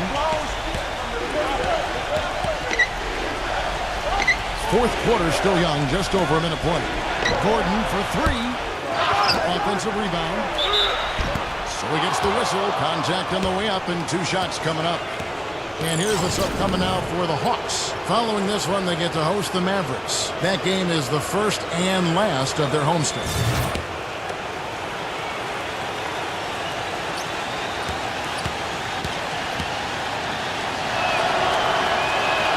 The first free throw is good. The Nets making a switch here.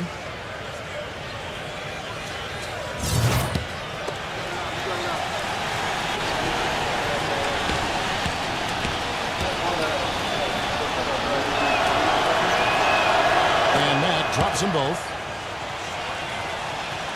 We're just over a minute into this final quarter of play. On the court right now for the Hawks. And it's Powell in at the 5. Kuzma defended by Gordon. Pass to Mann. 4 on the shot clock. The Nets need to get a shot off here. Murray. Out of bounds. Atlanta takes possession. And the Hawks making a change here. Paul's checked in. The Hawks trail by 11. Feeds it to Ivy. Back to Paul. Outside Gordon. To the paint. Here's Ivy. Tries again. Atlanta gets it back. Multiple possessions have been the story of the game, and even with the big lead, this team continues to be quicker to the ball. Out of bounds, Hawks ball as Atlanta keeps possession.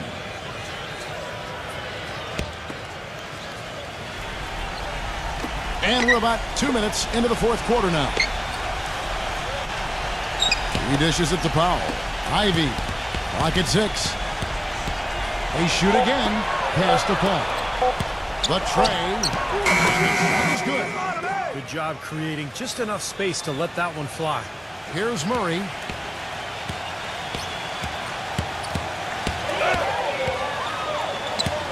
Launches a three. This ball grabs the miss. Paul's got 5 rebounds tonight. Well, he did have a three-pointer in the first half, but so far here in the second, he's come up empty. Boy, the floor really opened up for him there. It sure did. I mean, that was a very late reaction from the defense there. Mann passes to Murray. Fires the three. The shot's good for Mann. And the Nets lead by 9. We've seen a noticeable improvement out of him since halftime. He didn't have a whole lot working in the first half. Took him no time at all on that one. Boy, such outstanding patience and decision-making for them offensively. Yeah, absolutely. Their ball movement has been outstanding. They are piling up the assists. And again, Brooklyn with the triple. This is great. Three-pointers going down quickly at both ends. Yeah, it took them no time to answer back on that possession. Ball outside. Ivy. Gordon kicks to Ivy. Second chance shot, and Gordon lays it in. Gordon's got 5 points in the quarter. Guys, he shot a very good percentage today, and they've needed it. Pass to Mann. It's tipped. And here we go. Fast break. Paul's got it. Great pass to set up the way-in. Quick hands on the steal. Quick feet on the break. Costly mistake to fork that ball over and then not get back on D.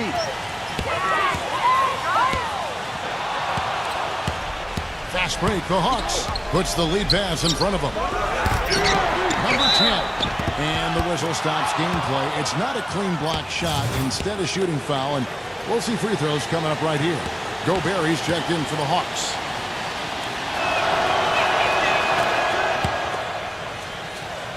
Here's Murray. And there's the pass to Mann. Nets passing it around.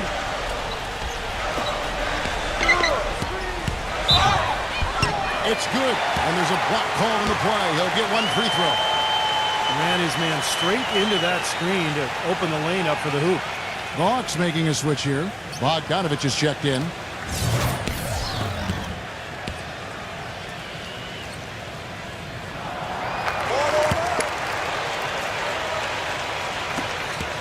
The Hawks trail by 5.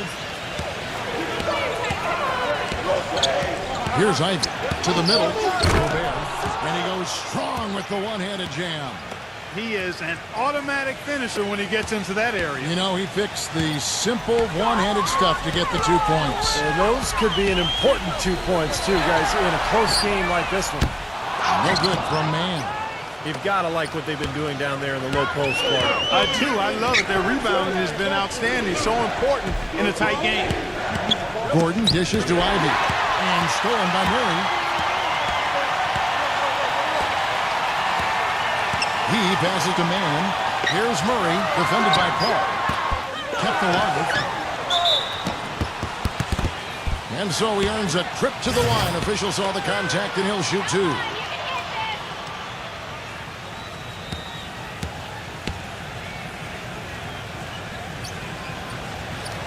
And he can't get the first one. You know, this is a common problem for them, their inability to consistently knock down their free throws.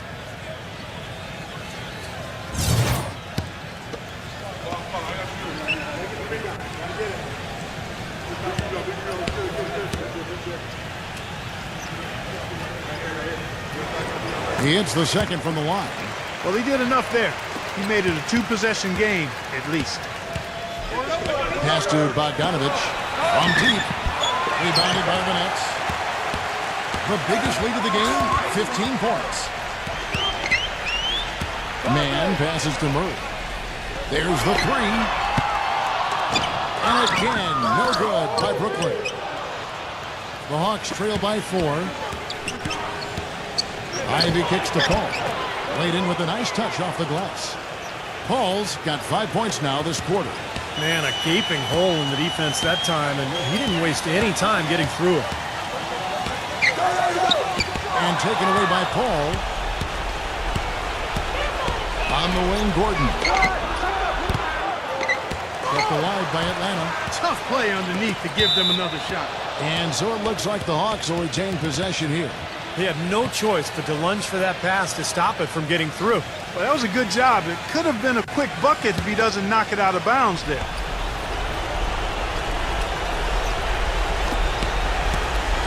To tie it up. Chris Paul again. And it's a tie ball game. Well, it's been a tale of two halves, hasn't it, guys? After a terrible first half, he's really picking it up. Ananobi defended by Bogdanovich. Passes it to Murray. Deep corner, and that one's good. And the Nets lead by 3. I think they're trying to go for the kill here. I mean, they're starting to take a lot more three-point shots than they had been before, looking to run away.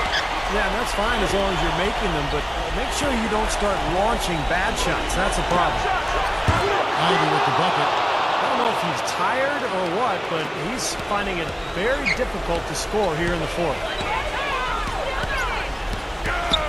There's a good screen for 3. And again, Brooklyn with the triple. The screenplay worked ideally there, and I'm not talking about the screenplay you see in a movie theater.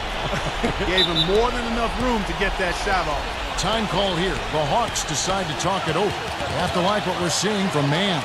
He's on fire. And they needed to put their heads together to figure out how to get the ball out of his hand.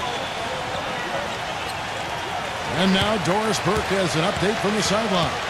Guys, over that last break, I listened to Doc Rivers address his team. And with the game still very much in play, he sounded very confident, telling the players, don't let up. This is where we make our move. Right now. Go take it. Kevin? All right, Doris, thank you very much. John Wall's checked in for Brooklyn. Here is Paul. Come get it. Come get it. Outside Gordon. And the pass to Bogdanovich. Shot clock at 6. The drive by Gordon. Ivy. Another 3 for Atlanta. This guy's really flowing with his stroke right now. He hit one earlier, and now he has 3 in this half. The Nets have gone 6 of 11 since the start of the fourth quarter. Here's Wall, and it's blocked by Gordon. Here's Ivy. We pass it to Bogdanovich to take the lead, and the Hawks getting another basket right there. Yeah, it looks like he's starting to get things going here after that scoreless first half. Timeout called the Nets. They're trailing by 2. 1:51 left in the fourth.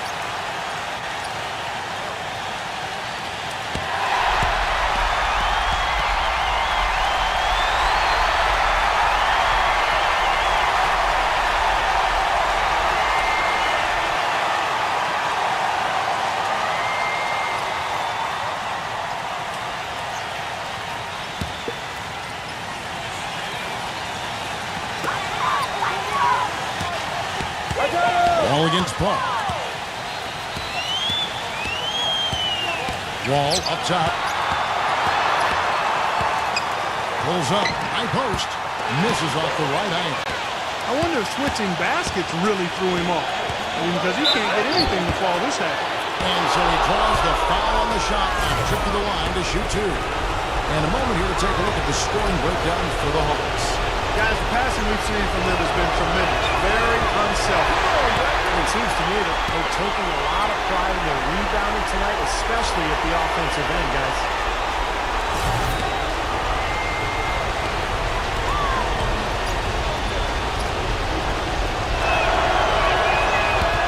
You can't make the second free throw either. Missing both.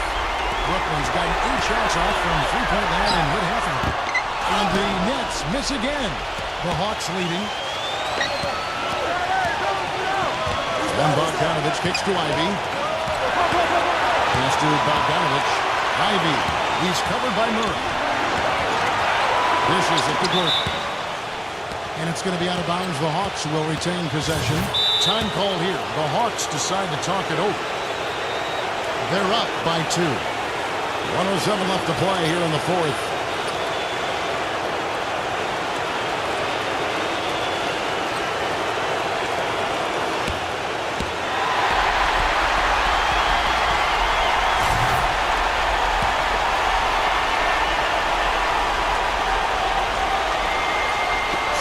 shot clock. Going in 12. A shot by Paul, no good. The Nets have gone only 6 of 14 from the field in the fourth. Murray the pass to Wall. There's 47 seconds left in the fourth quarter. Passes it to Murray.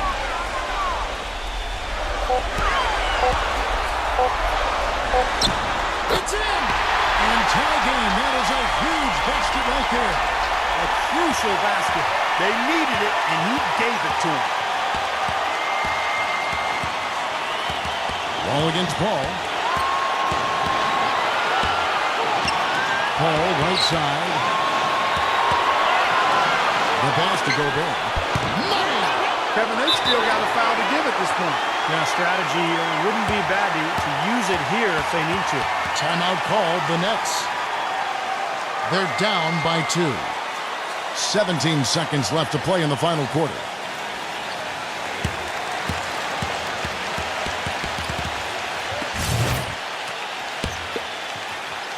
Here's Murray.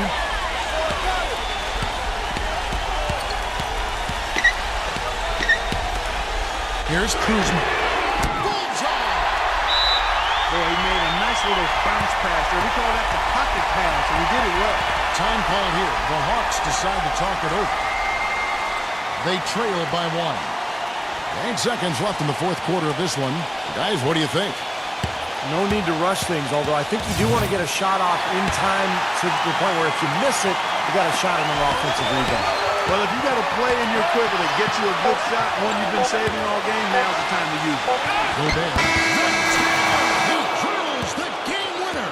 Nothing but zeros on the clock as he drains the winner. What a finish.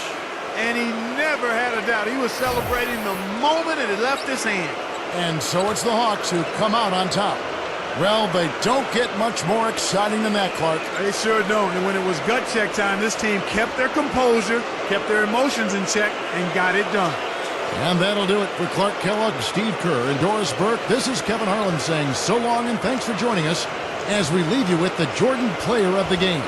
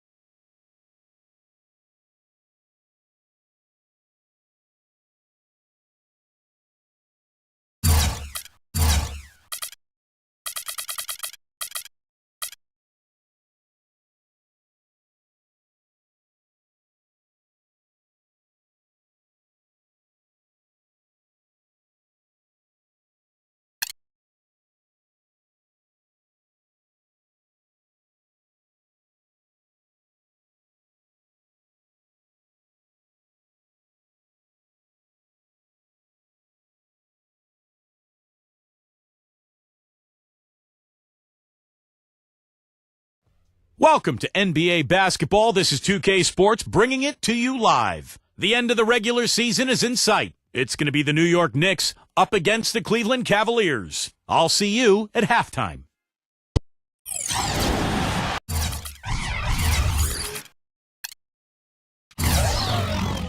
It's an all-Eastern Conference matchup in today's game as the Knicks come into town for this one.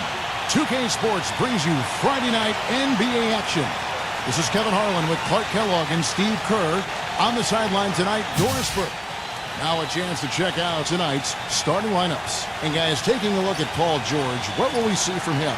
Well, he's an exciting young player. Almost 6'10", great athleticism, length, dynamic finisher at the rim, and he can guard multiple positions defensively. And you know what, Steve? His growth defensively has been just as impressive. He uses that length to great advantage, contesting shots and coming away with deflections and steals. With that road trip behind him, the Cavaliers ready to perform in front of their hometown fans here in Cleveland. And with the top record in the East, well, there's no doubt that this is a top-caliber team. Well, right now for the Cavaliers, they've been the story of the regular season in my mind, smashing expectations and really taking the league by storm. Yeah, they've been impressive, no doubt about it. Among the league's best as we approach the postseason. Now, here's Brown. Clock at 6. The three from George. Good, and it's Hill picking up the assist. George has got himself going with the triple, his first basket of the game. Back to Allen. The pass to Wiggins. Shot from 16. Good on the jump shot. You know, he'll make you scratch your head and throw your hands up as a defender. I mean, you just don't know how to play him. And now Doris Burke has an update from the sideline.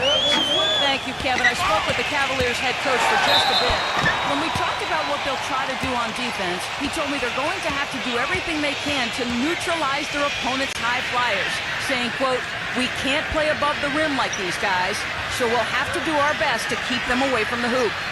Gentlemen, easier said than done. All right, Doris, thank you very much. Easy, boys. Come on. He misses the free throw. You get the next one.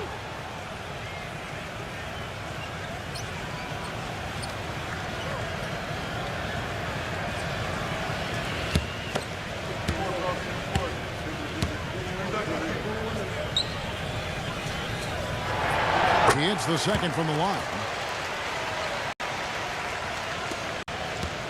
For the Cleveland Cavaliers, they won their last contest, that game against the Atlanta Hawks. They looked very stable, pretty much from the get-go, guys. A solid output, solid effort. And, you know, sometimes you'll see some inconsistencies come up in a road game, but they were pretty solid there. I was very impressed with the balance they displayed, guys. Different people carrying the load, scoring, making assists, unselfish play. Everything was working for them to get that victory. On defense, New York. Last time they met in New York. Well, loss or no loss, that was a fantastic game, Clark. They can be proud of the way they battled at least. I suppose, but Steve, it still was a really heartbreaking loss. I mean, you hate to lose in overtime. No matter how hard you played, it still leaves you very empty and disappointed when you come up short. Here's White. Paul George making his last shot. Sexton, he's guarded by Hill from the low block. And the Knicks good for two. That's exactly what they had in mind on that possession. The screen from Brown. Number 44. Allen with the rebound. For the New York Knicks, they come in off a good outing against the Miami Heat. Well, Kevin, they constructed a perfect offensive game plan going into that game, and it was quickly apparent how powerless the defense was to stop it. Powerless is a good way to put it, Steve. We're unlikely to see that many uncontested baskets again anytime soon. Here is Hill. The Knicks making the shot. Back to Brown. To the paint. Stolen by Allen. One-on-one here. Outside, White. And he drops in the layup off the glass. White's got his first points in this one. 5 of 5 to start the game, and it might be the second quarter before they miss. The way they're knocking these shots down, boy, everything's pure. A nice shot by George. You know, the defense didn't exactly try to fight around that screen, and that's why it turned into the easy basket. Allen, a screen on Hill. Pass to Wiggins. And George with the block. Hill drives in. Lamb. Good. The assist goes to Hill. 4 or 5 shots have dropped for them already. Not a bad way to get things started.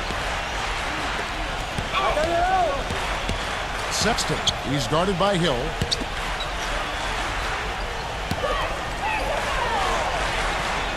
Kicks it to White. 5 to shoot. Paul George with the steal. Now Hill. He's been patient so far. Nothing yet on the scoreboard. Let's go. And the first shot of the night for him, no good.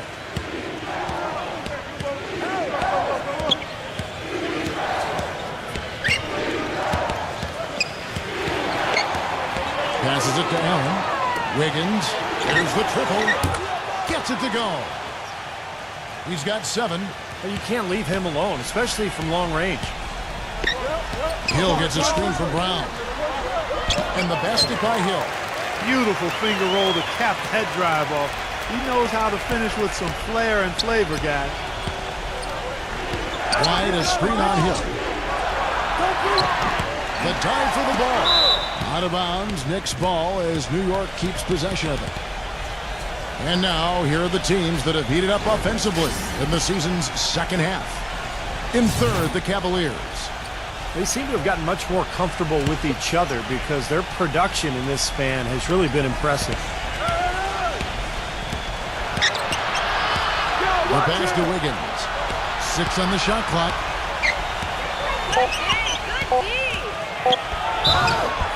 And he's knocked off course by the D. The foul called. He'll shoot free throws.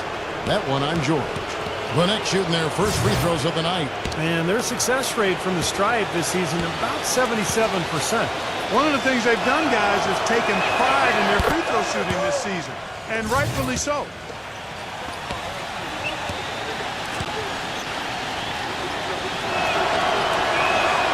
He doesn't get the second one.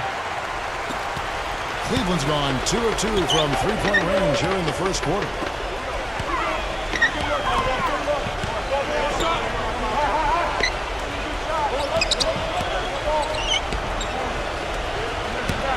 Left side, George. Number 44. And it's White with the rebound.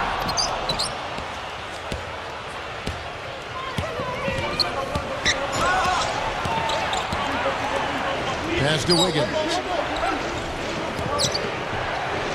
Some nice passing by New York here.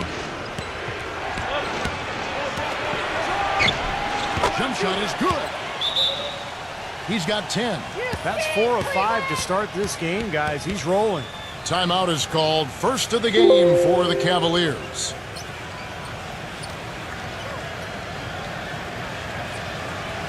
A lot of tough teams in this league, Kevin. Here's where New York sits right now.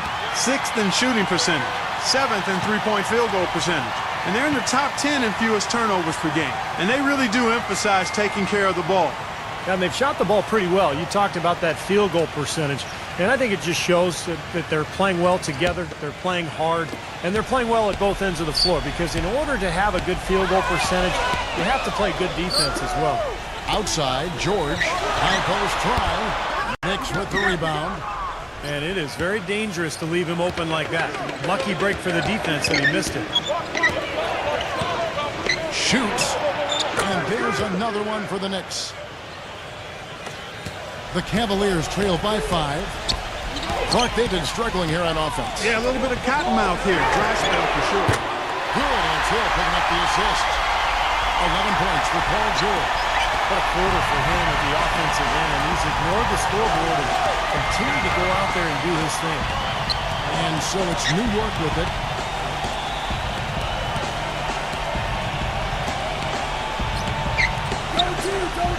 Number 51. He's covered by Brown. Number 51. And that basket's going to count, folks. Gets the goaltending call right there. He almost got to that shot in time, but not quite. You can't touch the ball once it's on the way down.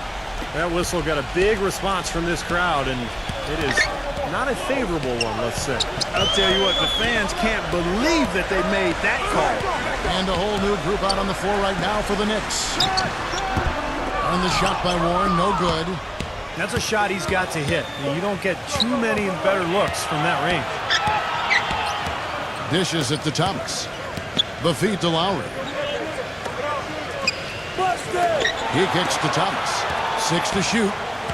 Back to Lowry. A three-pointer off the mark. Boy, I'm shocked he didn't make that one. He usually knocks that one down with ease. And he was fouled on the way up. 2 free throws now for him. Now we get a chance to check out the seeding out east. 4 games left on the schedule here. We take a look at the Cavaliers. They've got their eye on the #1 seed as the season moves into the final stretch. Currently first place in the standings. And guys showing no signs of letting up. And of course there's the Knicks. Not in the same realm right now in terms of their record. Well, I think for Cleveland, they've been the story of the regular season in my mind, smashing expectations and really taking the league by storm. Yeah, they've been impressive, no doubt about it. Among the league's best as we approach the postseason. Now, here's Thomas. He had a 12-point outing in their last game against Miami. You know what was great, too, Kevin, was the way he balanced getting his own shots and making plays for others. And a moment to look at the scoring approach in terms of where the points are coming from for the Knicks. You know, guys, we've really seen them do a lot of damage in the paint so far. Yeah, their passing has been terrific, too. Clark, we're seeing a lot of assists, really moving, trying to flow offensively. I like what I see. The Cavaliers trail by 4. Come get it, come get it. He feeds it to Warren.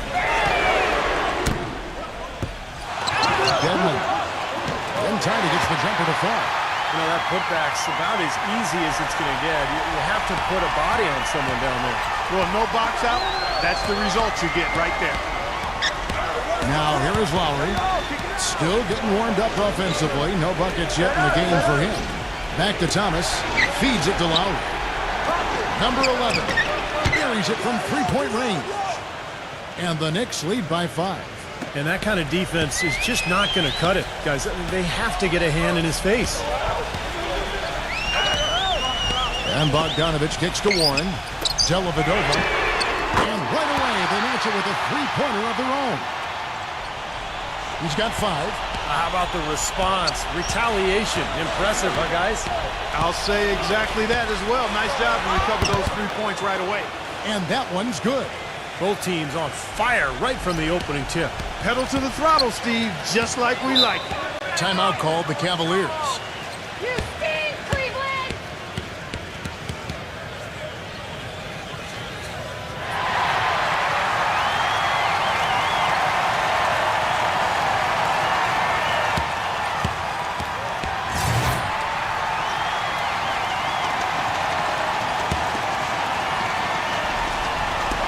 New York on D.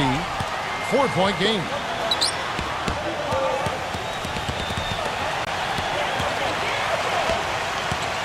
Bogdanovich passes to Warren.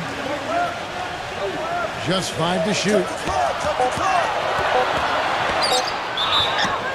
And the defense didn't have position. They whistle a blocking foul, and he'll go to the line. Well, what I like about him, Kevin, is his ability to shake a defender loose off the dribble and find a high-quality shot for himself. He is a very slippery player. And he's also one of those guys who just seems to be able to take it up a few notches when there's a game to be won late in the fourth quarter. In other words, he's at his best at winning time. Both free throws good from Bogdanovich. 52 seconds left here in the opening quarter. Outside Thomas. He dishes it to Jordan. Backing in. Off target with the jump hook. He's not necessarily a strong inside presence, but he needs to polish those chances off. Bogdanovich. And he misses the go-ahead basket. The Knicks with the lead. Pass to Lowry. Some nice passing by New York here. Here's Portis. And it's off the back rim. No good. 3 on 3. Here's Warren. And it's all evened up. Warren's got his first 2 points of the night. Good job there, recognizing the mismatch and then just going straight up with the shot. He's got a major height advantage. It's Thomas outside. And it will count it had fallen. That's offline. And that concludes a hot Friday. Neither team able to build much of a lead up to this point as we start the second quarter. And from what we've seen from the Cavaliers, what do you guys see? And I'm just so impressed with the long-range shooting. They have really lit it up from outside. Yeah, the sharp shooting from deep, a big part of their lead, and they're playing with confidence and shooting it well.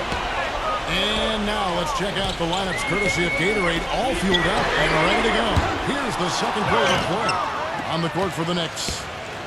And here comes Thomas leading the fast break.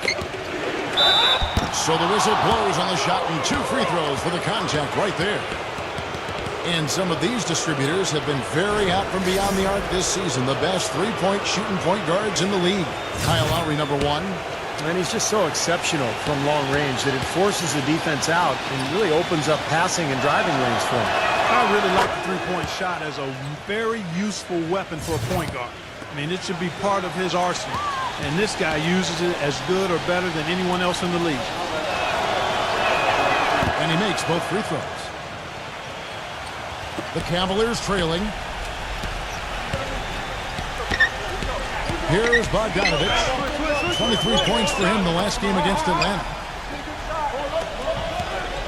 There's the dish to Warren. Good on the three-point shot. Warren's got 5 points so far. You know, there's no better sign of how efficiently a team is operating than their assist numbers. And theirs are fantastic. It's just beautiful basketball to watch, Clark. Now here is Lowry. He hasn't scored yet. That I'm sure will change. There's some good defense for you. I mean, for somebody who's as good at shooting the three as he is, you need a defender who's equally adept at guarding against it. That was well done. Well, then they picked the right guy to put on him. The Cavaliers shooting their 7th and 8th free throw attempts for the game right here. And their success rate from the stripe this season about 77%. So he hits 1 of 2 from the stripe. New York trailing. Outside Thomas. Outside Lowry. Back to Thomas. He passes it to Lowry. Thomas. That falls. Nice feed that time from Kyle Lowry. Lowry's got his 3rd assist on the night. Cleveland's gone 1 of 2 on 3-pointers here in the second quarter so far.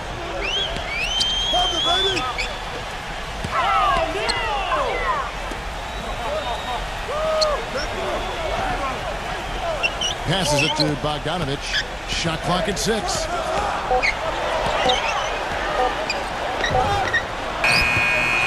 The clock winding down. Clark, a lot of give and take between these sides early. Kevin, how about 6 lead changes in this half already? Yeah, good one here, guys. This is going to be fun to watch. 2 evenly matched teams, both teams playing hard.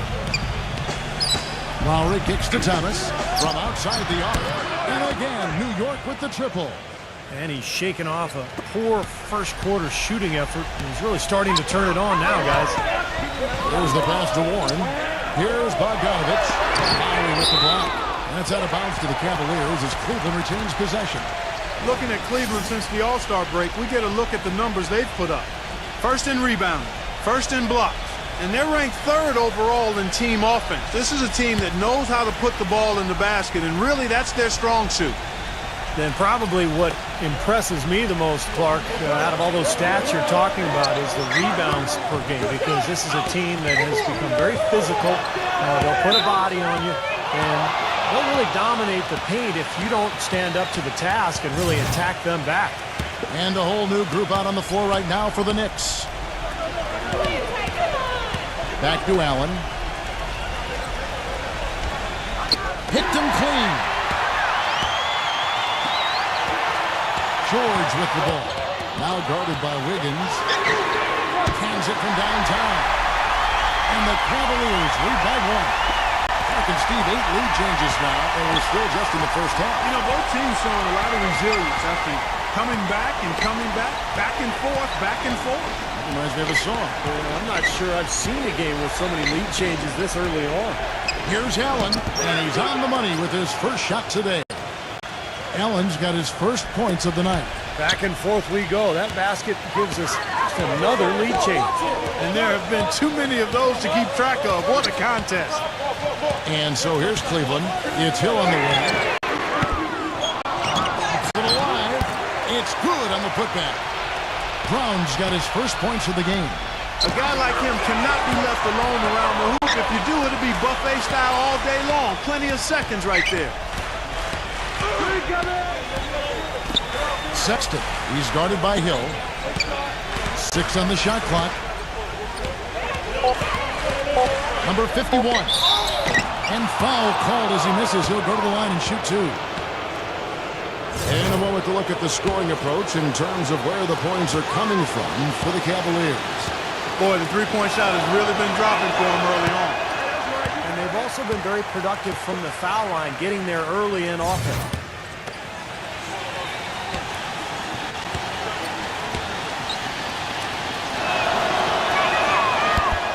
And he's good on the second. Cleveland's gone 6 of 11 when they've taken the three-point shot tonight. Very respectable. Here's the screen. Number 44. And Cleveland again with the bucket. Now here's White, averaging 13 points a contest. He lobs it up. Allen, an emphatic alley-oop jam.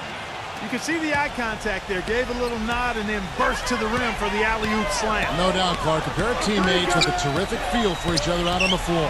And what a play to make in a close game, a potential momentum builder. Now, here is George. 17 points for him last game against Atlanta. And you can't talk about his performance without mentioning his superior shot blocking in that game, really imposing his will. And he's got his first chance at the line here.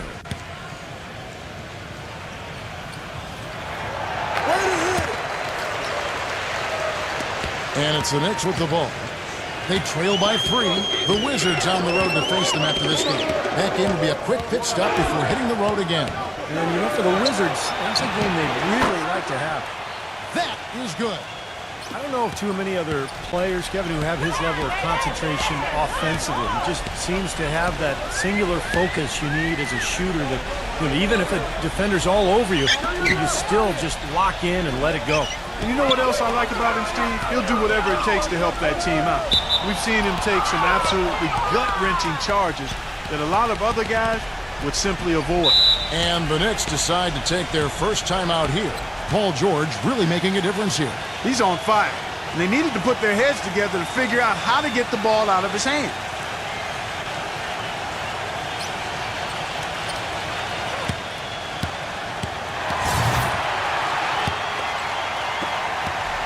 New York's gone 3 of 5 beyond the arc since the start of the second quarter. Back to Allen. And the layup's good off the glass. Allen's got 6 in the quarter. He is really having a good quarter, a strong quarter, an efficient quarter, doing a lot of positive things out there. Right side George for the 3. They get it back. Land dishes to Brown. And good on the basket. Book it. Brown's got his second bucket of the game to go. You've got to like what they've been doing down there in the low post, Clark. I do. I love it. Their rebounding has been outstanding, so important in a tight game. And so it's New York with it. Here's Sexton. And a miss there on the triple. Cavaliers have gotten 7 of their 12 field goal attempts to drop here in the second quarter. Up over 50%. Yeah, smooth finish. Well, he's certainly the one they want on the end of those breaks. He always finishes strong.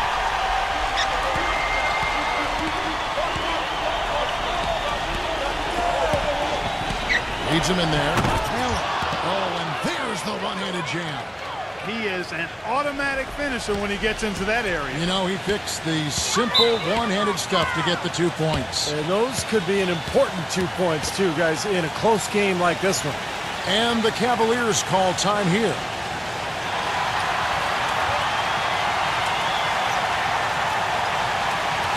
Let's bring up the 2K leaderboard. Show you the teams that have shot the lights out during the last month. The Knicks 4th. They've been playing so smart lately. Just the way they move the ball and they share it. They're always finding good looks.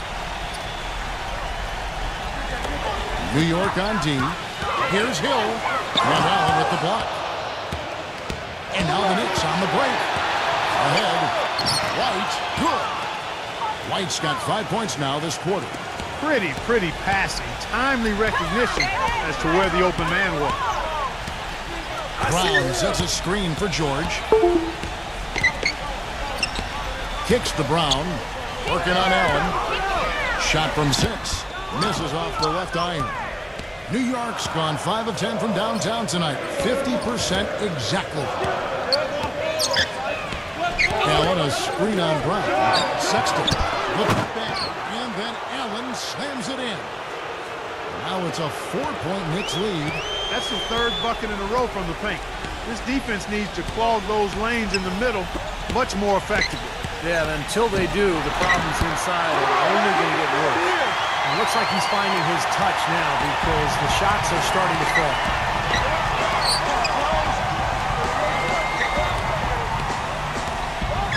They set the pick.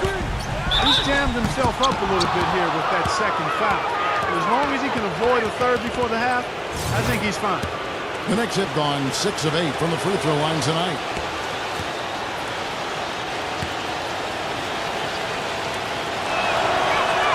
The first free throw is good.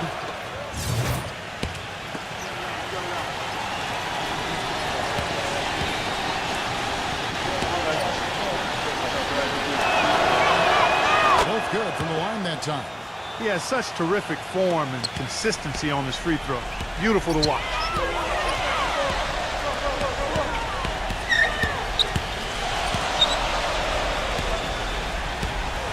Pass to George on the wing hill. Some nice passing by Cleveland here. Here's Brown.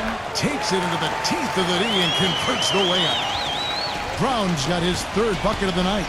The Knicks with the lead. We've got 1:28 left here in the second.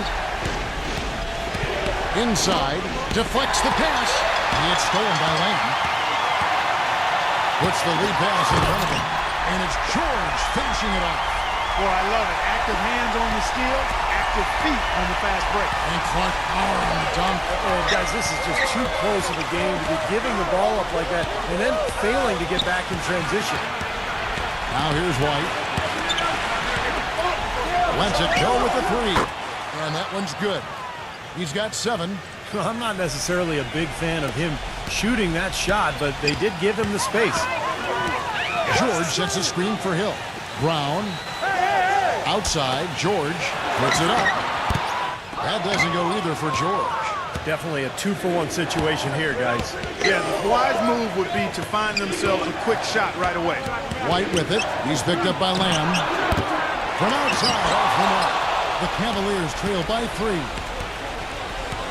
George passes to Hill. On the 3 off target. New York's gotten fond of that 3-point shot here in the second quarter. 4 of 9. And it's White missing. That's kind of a shocker. The defense was there, but it wasn't right in his face. Kind of out of character for him to miss those. Well, I think he kind of alligator armed that one. Short stroked it. After doing a nice job to get open, he didn't finish the shot. Oh boy, looks like he was injured there. Yeah, and as many times as you see it, Clark, you never like to see a player have to come out of the game with an injury. Especially when it's your own teammate. But the other guys just have to step up in the meantime to make up for his absence. Next guy up is what we say. And he knocks down the first one.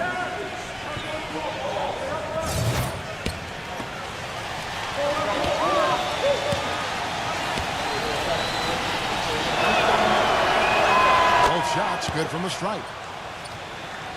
And the first half ends in a close one. Knicks. And now, brought to you by Sprint. The week. The Nets have The Sprint Halftime Report, presented by Sprint. Here we go now, the start of the third quarter, welcoming you back in a closely contested first half so far. We're seeing a tremendous game from Paul George. He went off in the first 2 quarters, guys, as he's capable of doing. We might see some changes here in the defensive approach they use on him in the second half. Yeah, they've got to make some sort of change. I mean, they can't let him continue to torch him like he has been. They've got Paul George, George Hill out there with Brown, and it's Lamb with the 2 ball. That's the 5 for Cleveland right now. Here's Brown, and it's out of bounds. The Cavaliers able to retain possession here. And stretching back over the break, here's how the Knicks have performed. 2nd in three-point field goal percentage. 6th in assists. And they are in the top 10 in field goal percentage. This is a team that shows excellent discipline at the offensive end. And Coach, you know I love the long ball. The way they've been shooting that three-point line is really fun to watch. I mean, they're spreading the floor, they're sharing the ball, and they're moving the ball inside and out. You get that inside-out game going, and it's much easier to get open looks from the three-point line. Good. He's got 9. The second he got around the pick and shook his man, it was straight to the bucket for the easy deuce. Very, very well done. And George kicks to Hill. The feed to Land. It's back to Hill. Off target with his 3. The Knicks leading by 5. They set the pick. Here's Sexton. And there's the call by the official. They'll count the basket here following the goaltending call. He got there late, but you do have to like the aggressiveness to go after the block. But that one's going to count. Can you hear the crowd kind of murmuring? I don't think they agreed with the officials on that one. Steve, I tell you what, they're really letting them have it. Number 44. Off the mark there with the three-point shot. It has not been an ideal start to the second half. They've missed 3 of their first 4. And he gets contact and the whistle on the shot. 2 shots coming up. Now look at the Cavaliers' upcoming schedule. Next up will be a home game matched up against the Pacers. And that game is the second of 2 straight at home. The Knicks have been getting it done at the line, 10 for 12.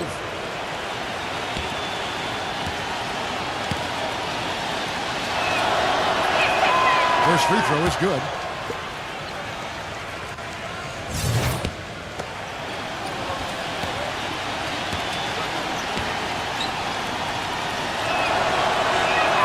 And so he hits both. The Cavaliers trail by 9. They need a good offensive possession. Yeah, they've had a number of empty ones, a long time without a basket. They got to find something, you're right. George dishes to Brown. A strong finish under heavy pressure all over. Brown's got 8 points. Well, he's been a real positive factor for them today, although, you know, as a team, they've had a lot of negatives mixed in there as well.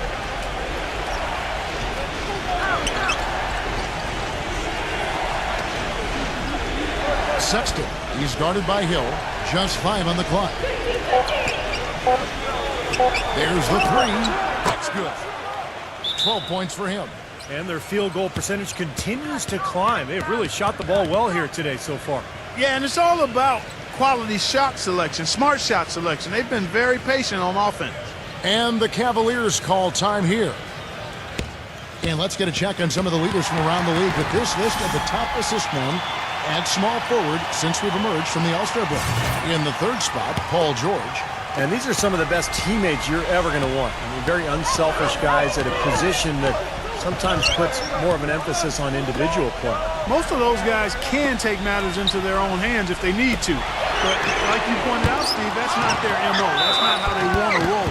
They want all 5 players on the floor to be involved in the offense, and that's what they want to facilitate. Check out the game for Brown. He's got 8 points and also an assist. It's his first trip to the line. Well, not the best statistic for him. I mean, his performance at the line, of course, very low numbers. I think it's been a struggle for him at the line. He's been scuffling this season. I mean, he's pretty well below the percentage that he shot a season ago, and not quite sure why.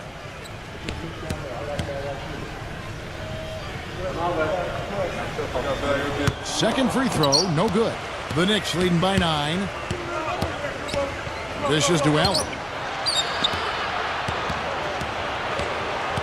3 minutes gone now in the 3rd quarter. The rim-rattling 2-handed jam. Taking it to the rack with power right there. And hammering down with the 2-handed slam. Well, they already had him staggered, and now all of a sudden they're throwing some haymakers. Cleveland's gotten blank from three-point land so far in the 3rd. Still 0 for 3. Hill passes to George. They get it again. Brown. And that one is good with the extra effort on the glass. Brown's got 5 points now in the quarter. White gets the screen from Wiggins. White drives in. Can't hit. Well, with that much space off the pick, you've got to drop that in. Yeah, you got to make that one. I mean, that's a high-quality shot you should make 9 out of 10 times. It's been a real difficult game for him offensively, and it's costing.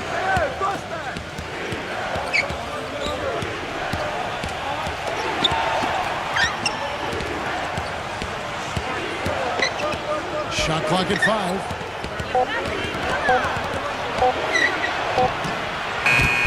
Shot misses. Not sure what he was thinking there because that was not a good shot. Yeah, it would help if he was actually capable of making it. Stay in your range. Number 44. No good on the triple. Well, he did have a three-pointer in the first half, but so far here in the second, he's come up empty. And taken away by Brown. Here's George. Smooth as silk on the finger roll. George has got 20. Brought back the finger roll. That's a nice finesse move to pull off with the defense all over him. New York calls timeout. You can tell he's in a lot of pain. They'll take a timeout so that trainer can help him out.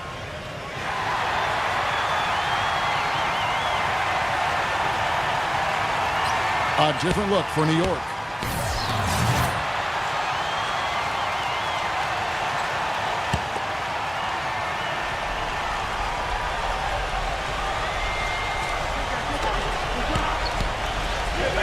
And here's Lowry.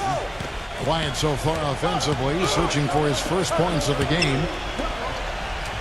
New York moving it around. Tries to save it. Out of bounds. Cleveland takes possession. Here's what the schedule says for the New York Knicks and what it looks like. The Wizards on the road to face them after this game. That game is the first and last of their homestand. Yeah, some good matchups. And I'll tell you, that Pacers game definitely has caught my eye. Here's Bogdanovich. Now recovering. Pass to Bogdanovich. 5 on the clock. Banked in off the glass. That's kind of his strong suit, the ability to find his way through the defense and finish at the rim. The Knicks leading by 5. Right side Lowry. He passes to Wiggins. Thomas.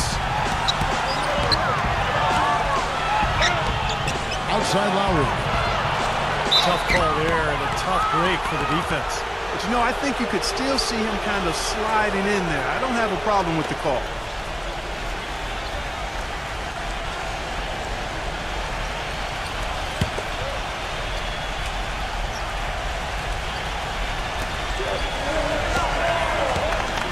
The pass to Wiggins. There's the block. Here's Bogdanovich, averaging 16 points a game. Dellavedova. They set the screen. Pass to Bogdanovich. And that one hits back iron. When he's wide open like that, he'll rarely miss those. Outside Lowry. He kicks it to Thomas. Passes it to Wiggins. They need this one. The Cavaliers pull it in. Almost surprised that he had that much room to work with. He feeds it to Warren. Hands the shot from the wing. Warren's got 8. Oh, man, they needed a run to get back into this game, and they got it. And a good one, defensively and offensively. It's been a terrific stretch for him. And it's the Knicks with the ball. And the pass to Wiggins. Lowry. They'll get another chance. Thomas kicks to Lowry.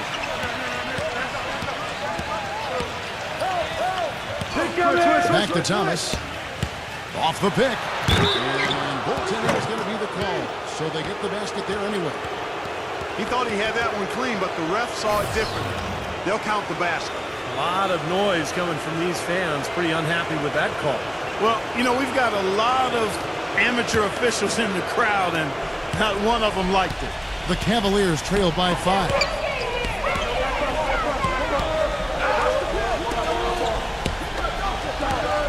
They set the pick. Here's Warren, and it's good. He planted his feet on the pick and shielded the defender off. Solid screen right there that freed him up for the jump shot. Back to Lowry. Feeds it to Thomas. Takes a 3. Can't get it to go. So Cleveland will take it the other way. Number 44. It's good. This game is all even. 13 points in the game. That's his first three-pointer of the half. And he did make one in the first half as well. Sexton, defended by Bogdanovich. Cleveland with the ball. They're on a 16-7 run. He dishes it to Warren. Backing down for the lead. And he overshot that one, missing. New York's gotten 1 of 6 3-pointers to drop since coming out of the locker room at halftime. Pass to Lowry.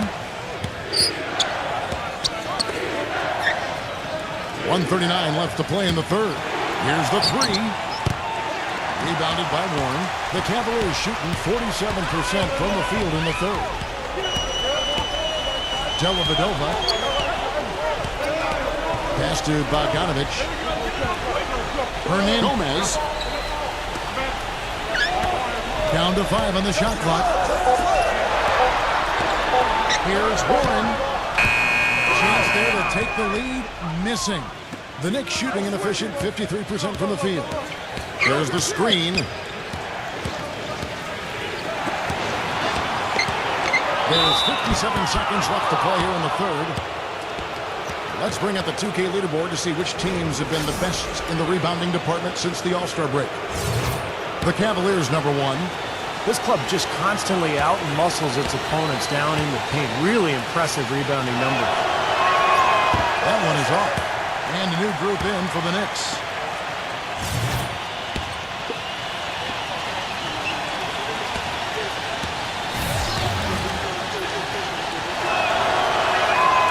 Good on the second free throw. Even with the miss, he got the big one there to put him in front. Cavaliers trailing.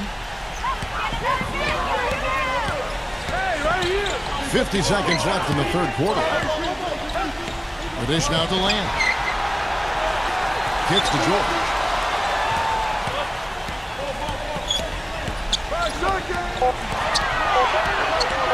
For the lead. And the rebound goes to the Knicks.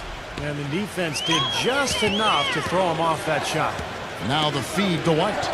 Allen, a screen on him. White drives in. And they will get the basket here, folks, as they rule goaltending.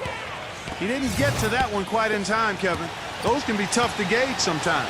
The fans don't like that call one bit. Well, the officials got an earful as a result. That free throw good from Allen. The Cavaliers trail by 4.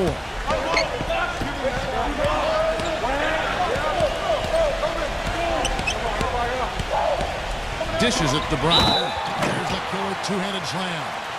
This game's going to take a big swing. Clark, if the D continues to clear out like that and give up easy dunks. Yeah, that's the kind of defense we expect to see in a Come on. blowout, Kevin, or even an exhibition game, not a close game like this. Look how frustrated Steve is over here. Well, I shaking his just, head. you know what, he's Kevin? disgusting. Come on, Kevin. I just like that he didn't choose to just lay it up there. I mean, he threw it down with force. That free throw good from Brown. 5 seconds left in the third. Here's Wiggins. That misses where he kind of had it gone in. We're at the end of the third, and we've... The NBA. And we're set to start the action up here in the fourth quarter, and if it's anything like the first 3, we should be in for a treat. And on the floor for New York here in the fourth. The 3 from George.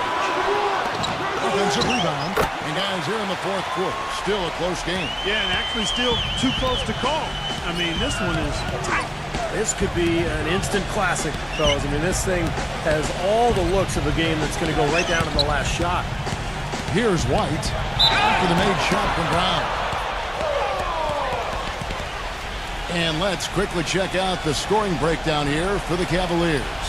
Well, the great passing we saw in the first half has carried right over into the second.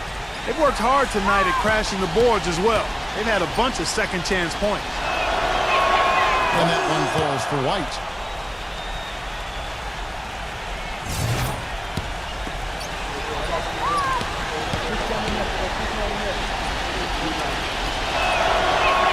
And both free throws good for White.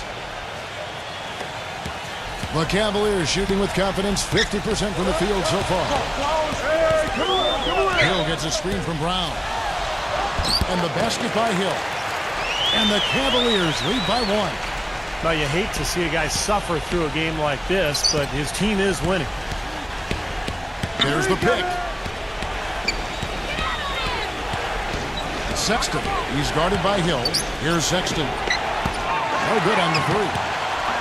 Cavaliers have gone 2 of 3 from the field to get the fourth quarter started. And it's going to be out of bounds. The Cavaliers will retain possession.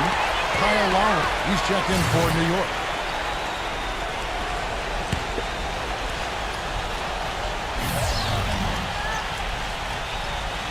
A few possessions into the fourth quarter, just over a minute played. That's the bucket. 23 points for Paul George. And it looks to me like he still has some of the shooting touch that he displayed in the first. Wiggins, defended by George. The shot's good from Wiggins. Boy, what a display of offense we've seen today, and it's only getting better. Well, both defenses have been on their heels all day, and it's begun to take its toll. Here's Bogdanovich. Passes to George. Brown sets a screen for George. Three-pointer. Another three for Cleveland. Those are starting to add up. Of their last 5 baskets, 3 of them have been three-pointers. And it's not just great offense, Clark. The defense is really lacking. Not enough energy on their closeout. Here's White. Terrific design on the pick play, and he lays it in. White's got 4 points this quarter. Well, they were sleeping on defense. The defense really didn't do its job. I mean, a little slow to react to the ball getting into the paint. That's costly. Well, and at this stage of such a tight game, I think this is when tired legs start to show. And the defense can become vulnerable in the low block. No good from Lamb. A clear look at the hoop. He doesn't miss many of those. He kicks to White. He passes to Lowry.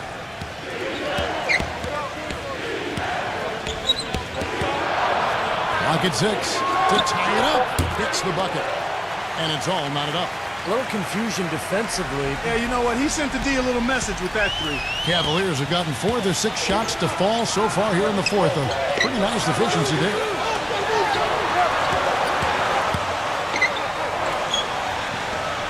He feeds it to Lamb. And there's the pass to George. And a foul called on the shot. Got him on the way up that time, so he'll shoot 2 right here. No slowing him down. Just incredible numbers for George. He has 23 points, and those 4 three-pointers he's hit have helped him too. Well, they'd be in a much different position in this game if he wasn't burying those long balls. Thomas checked in for White.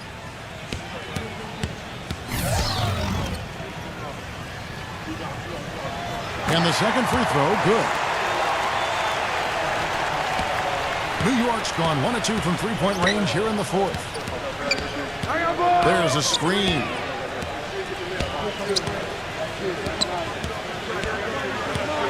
Doubled by Bogdanovich. To take the lead, and the Knicks getting another bucket right there. Boy, right down to the wire here, Clark and Steve. Still anyone's ball game. Both teams really invested now. I mean, this is the type of game you love to win, and you'd hate to lose it. Boy, after all this energy that both teams have expended, you're right, Clark. This would be a tough one to lose. The Knicks with the lead.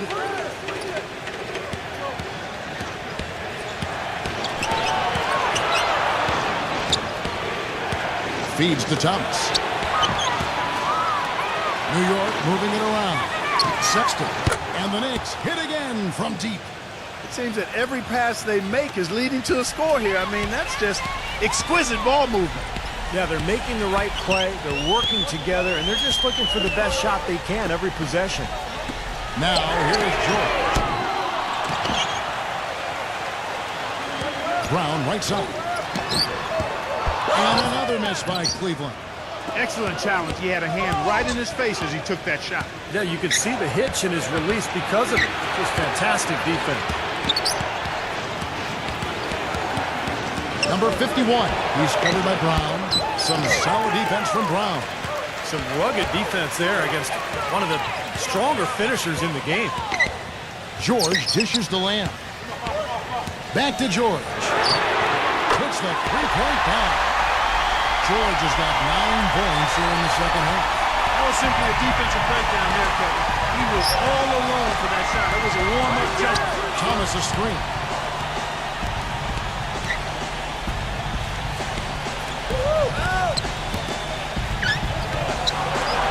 Gets the lead pass. And the bucket counts, and he's on his way to the free throw line. Try to make it a three-point play. I've really appreciated their activity in the post today. I mean, their movement down low has been great. Yep, ball movement, player movement. They're generating a lot of easy opportunities for themselves down there. George passes to Bogdanovich, and it's good. Walk through contact, hits the shot. He'll go to the free throw line. Exceptional play to take the bump and still get it up and down. Yeah, way to stay with it and look to finish the play right there. And it's tied up with that one.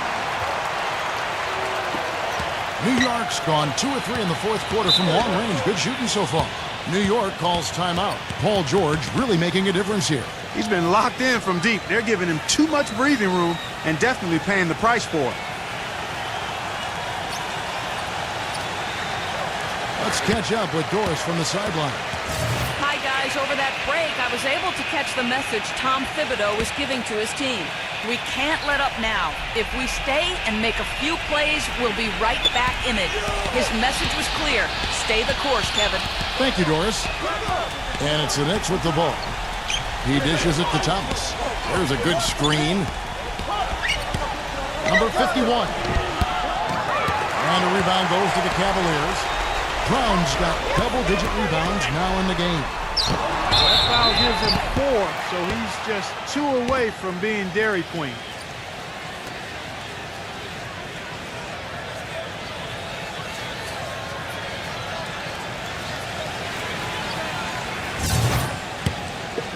Come on, you can hit these! And that drops, so they now lead by 1.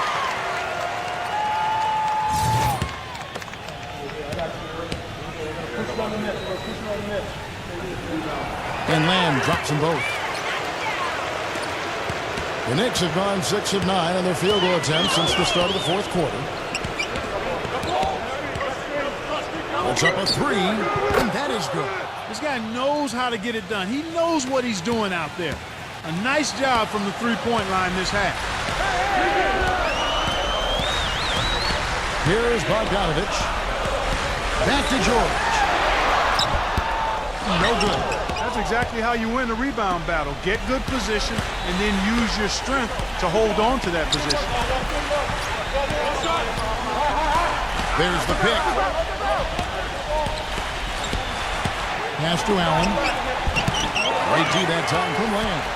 Got a pretty good look at the basket, but defensively they did a nice job rotating, forcing the miss. No good. That's just terrific positioning on his part to get the rebound. You know, even if he doesn't have the size, he knows exactly what he's doing out there. Left side, Thomas. No good. Cleveland's gone beyond the arc 7 times here in the fourth and been successful 3 times. The shot's good from Bogdanovich. He's definitely turned things around in this game. I mean, he was more of a background player in the first half. He's jumped center stage now. Pass to Wiggins.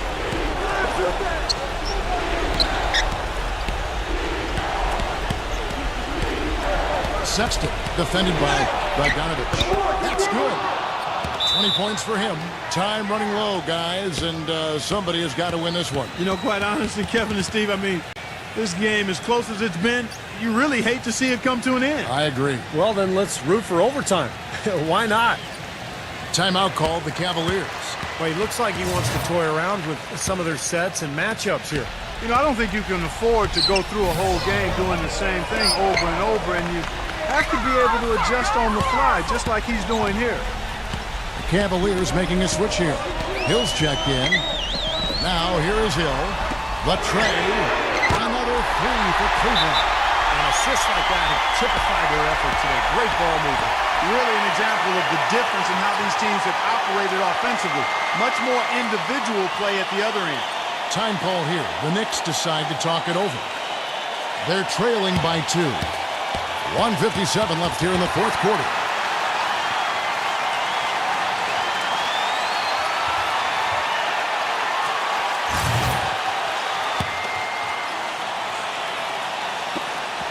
.157 left in the game. Sexton. He's guarded by Hill. Gets it to go. 22 points for him. Good defense, but you gotta love the finish with the finger roll over the top. He's up the pick. Hill gets a screen from Brown. And Lamb kicks to George. Knicks with the rebound. Things have kind of gone south for him here in the quarter. Outside Thomas. It's Allen on the wing. Here's Sexton. And again, New York with the triple. He's coming up big right now for this team in the fourth quarter. He's now 5 for 6 shooting. And the Cavaliers call time here. They're losing by 3. 1:19 left in the fourth quarter.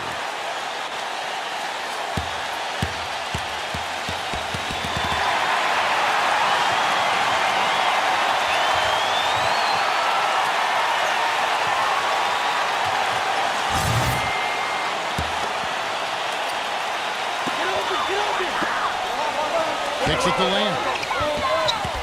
Outside, George. Now the dish to Lamb. He answer back, but that three is off the mark. The Knicks leading by 3. The feed out to Thomas. And it's out of bounds to the Knicks as New York retains possession. That was an awfully risky pass, guys. Lucky it didn't wind up as a steal. Well, it nearly did wind up as a steal, but no harm done in the end. They hang on to possession. And the Knicks with possession here. Tries it from 19. It falls! He's created some good opportunities for himself and made the most of them. Cleveland's gone over and over to the three-point shot in the fourth quarter. 4 of 9. Brown outside. Dishes it to George. And another miss by Cleveland. I wonder if switching baskets really threw him off. I mean, because he can't get anything to fall this half. This may be their most important possession. Yeah, as long as they don't make a mistake here, they should be safe. Where was he going with that pass? I mean, that's just an awful turnover. Passes it to Lamb. Outside, George. They need this. The basket drops, and he gets fouled on the shot.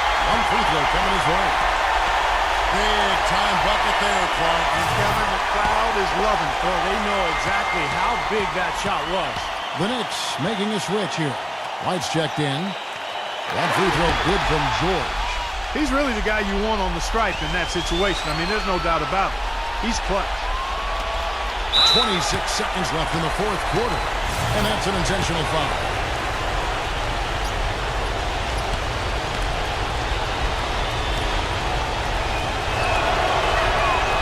The first one, and that makes it a 3-point lead.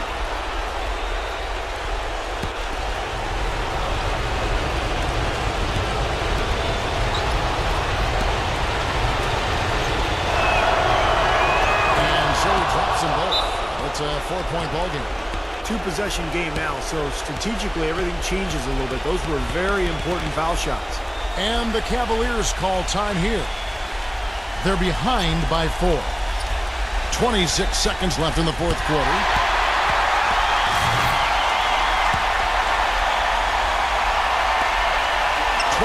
Seconds left to play in the final quarter. Cleveland moving it around. And it's out of bounds. The Knicks will take it the other way.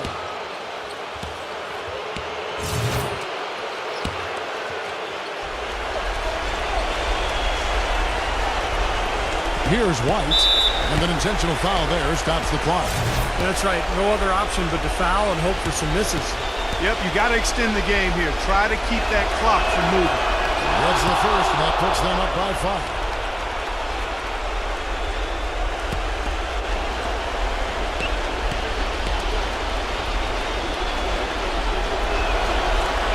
Second one is good.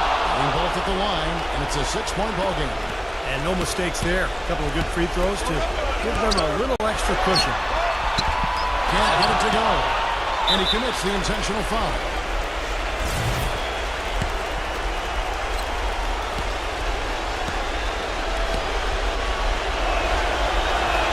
First free throw is good, and that makes it a 7-point lead.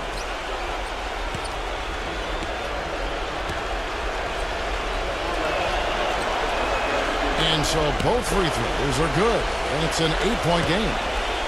Here's Hill. He kicks it to Warren. Dellavedova expanding his range. Shot is no good. So it's New York picking up the win. They came, they saw, they conquered. Hey, Kevin, to me, any win is a good win. For Clark Kellogg, Steve Kerr, and Doris Burke, this is Kevin Harlan thanking you for tuning in. Now it's time to present our Jordan Player of the Game.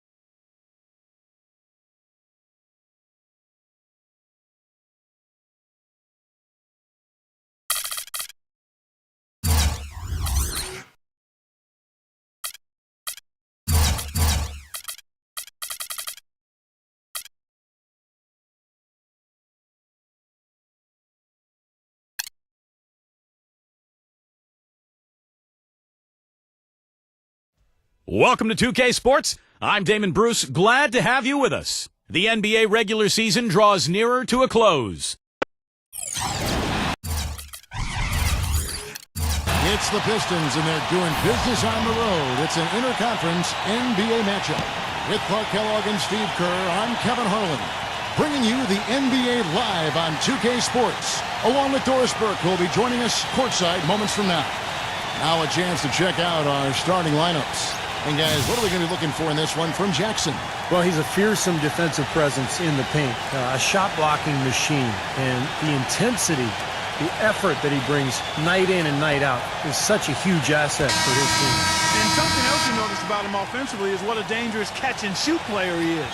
He's got a quick trigger. This game in Houston marks the start of a homestand for the Rockets. They are definitely a team in the bubble in the West, 9th place and vying for contention. And Kevin, remember, this is the second and final time they'll see these guys. So they want to make sure that things are different this time. I would look for them to really attack and play aggressively early on. Well, I think that's a given, Steve. They've got to. I mean, if they want to get a different result. I'm sure they took something away from that game, so let's find out if they can put that knowledge to use for them here in this one. Little passes to Bryant. Stolen. Kisper, he's covered by Brown. Pass to Fox. It's hauled in by Brown. So for the Pistons, their last game, a win against the Thunder in Oklahoma City. It was an emphatic win for them, especially considering that it was on the road. No question, by the way, that it was their offense that carried it. Steve, I love the way they attacked at every opportunity. They never were on their heels, and eventually that allowed them to pull away. And so the Houston Rockets get the first points of the ballgame. And it's out of bounds to the Pistons as Detroit retains possession.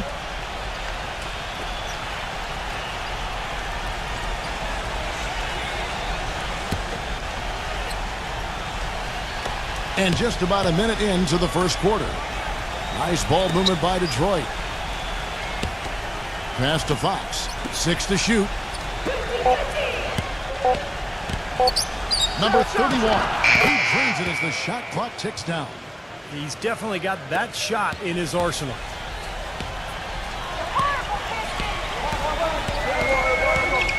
And the pass to Little.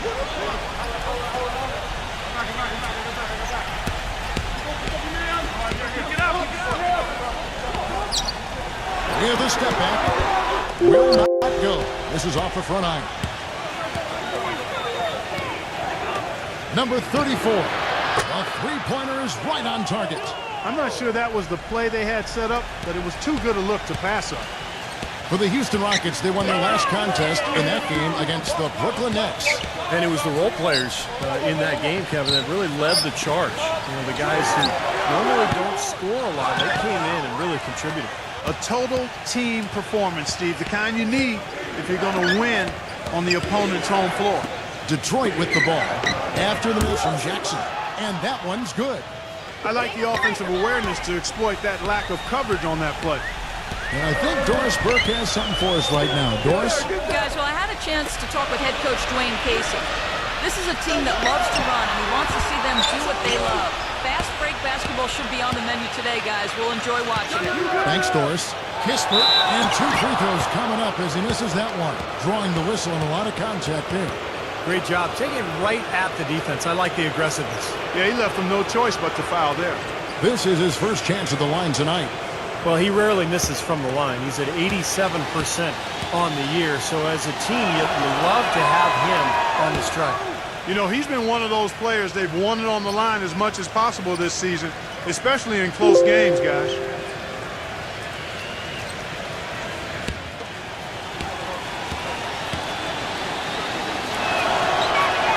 And so he makes both from the line. He has such terrific form and consistency on his free throw. Beautiful to watch. Here now, the league's highest scoring teams the past 10 games. What a stretch it has been for these guys.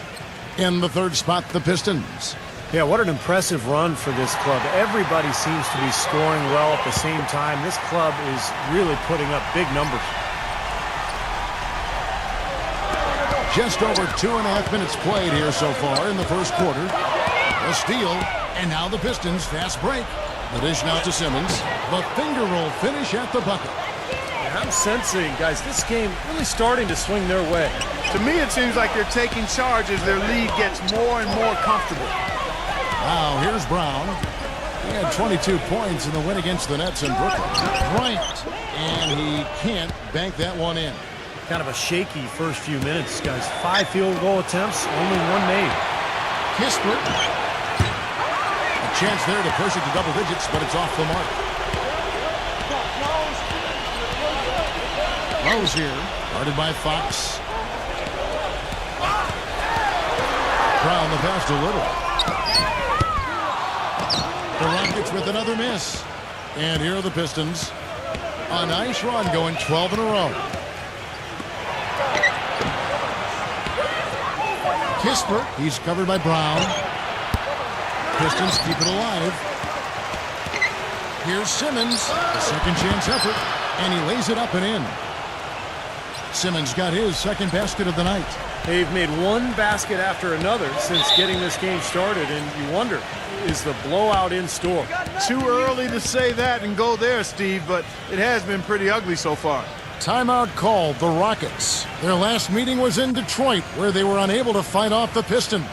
And Kevin, I kept waiting for them to get back into that game. It seemed like they were capable of it, but it just never happened. Well, I didn't see it, Steve. I mean, you had much more faith in them than I did. I didn't think they were showing any signs of life. We were watching the same thing, but perceiving it differently.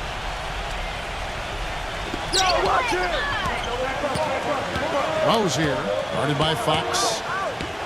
They kick out to Brown. To the paint. Bryant ripped away. And here's the break. Simmons passes to Fox. That's good. And a moment here to take a look at some of the hustle stats for the Pistons. Boy, their frenetic defense has really been impressive, putting a lot of pressure on ball handlers and turning them over. Something else they've done right so far from the get-go tonight is run. I mean, so much of their offense has come off the fast break.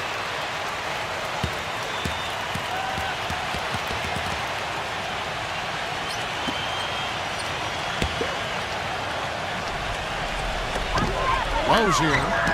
You look at the early lead, and it really comes down to defending the paint. The Rockets again can't hit. Simmons passes to Fox. Kispert, nice ball movement by Detroit. Number 34, defended by Bryant. Number 34, and Detroit again with the bucket. They've built a big lead here early. Both defensively and offensively. They've been terrific right from the tip. Brown outside. Rose here. Will it go? Offensive rebound. All game long, guys, he's been getting it done. Really doing a nice job rebounding. Yeah, I couldn't agree with you more. I mean, they've had a major advantage on the glass, dominating that stack.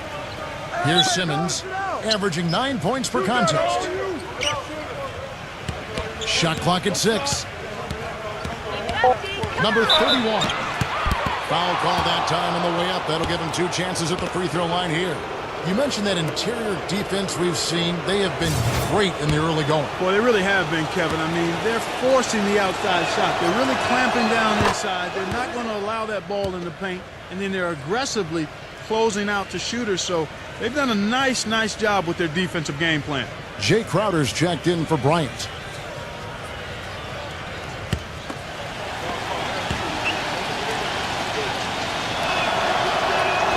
He doesn't get the second one. Rockets trail by 16.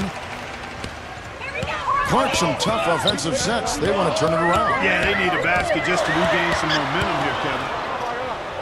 Crowder kicks to Brown. And the officials whistle a foul on the shot. The bucket's good. He'll go to the line. Yeah, and he's one player who doesn't need a lot of space to get to the basket. He's really crafty, the way he can blast his way straight through traffic. He's really strong. And also, he's absolutely able to do some incredible things in the air. I mean, he can look like a gymnast sometimes, twisting his body, double clutching his shot.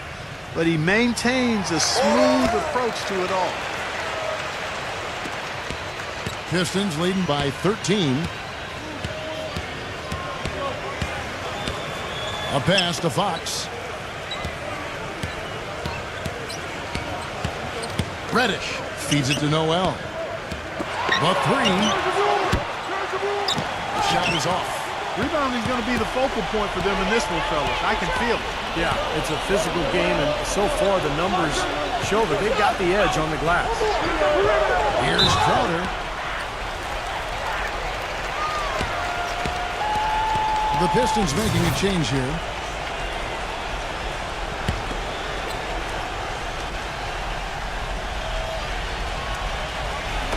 The feed to Walker. It's stolen. Off they go on a 3-on-1 break. Rejected by Bergenis. He dishes it to Hardaway. Out of bounds. Detroit takes possession. And a look now statistically over the last month for the Rockets. 6th in steals, 10th in blocks. And as far as team rebounding numbers, not a strong suit for this year. Top 20 in the league is all. What they try to do, Clark, is pressure the ball. I mean, you talked about the steals per game, and that's the key number of all those stats. They pressure the ball. They really create havoc for the offense. And when they take you out of the flow of your offense, it really makes the ball stop, and the game becomes very difficult for the offensive team. And here are the Rockets now. It's a 13-point game. And that basket is going to count. Goaltending, the official call. He almost got to that shot in time, but not quite. You can't touch the ball once it's on the way down.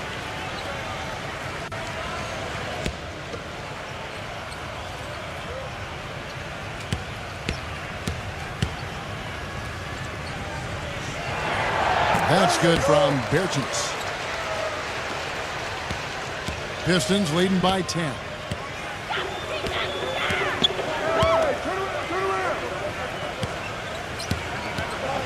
Number 41, guarded by Hardaway. Number 41. That three off the mark.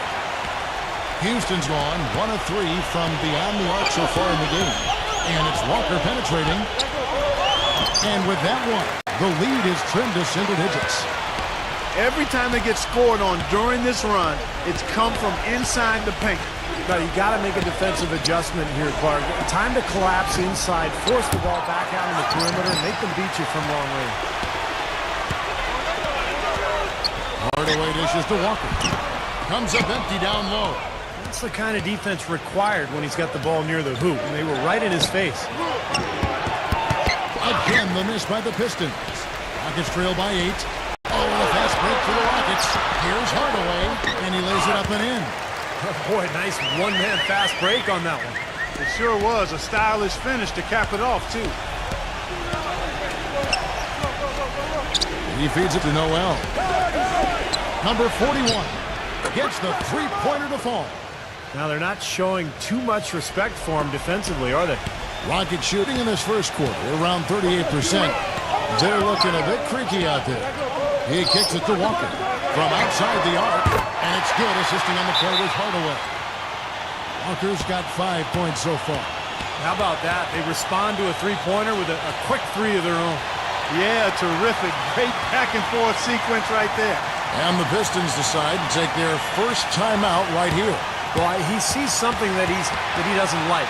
I'm not sure what it is, but I think he's going to make some changes here. I think you've got to make your adjustments pretty quickly like he's doing here. Otherwise, you know, things can get out of hand. So this is a good timeout.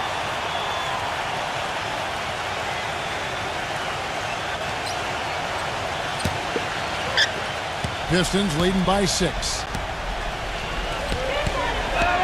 Kicks it to Noel. Reddish. Pistons passing it around. Number 41. And another 3 for Detroit. And here's Walker. 5 points in the game. 55 seconds left to play here in the first. Crowder, the pass to Bertens. Dishes it to Crowder. And another 3 for Houston. There's 45 seconds left here in the first quarter. Pass to Plumlee.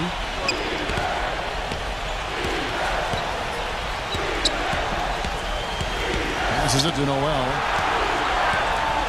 Shoots from the elbow. Pistons keep it alive.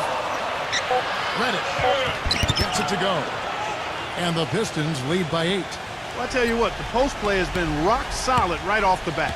Well, that's the key to basketball. Get the ball inside, into the paint, either with a pass or with penetration. Now the pass to Walker.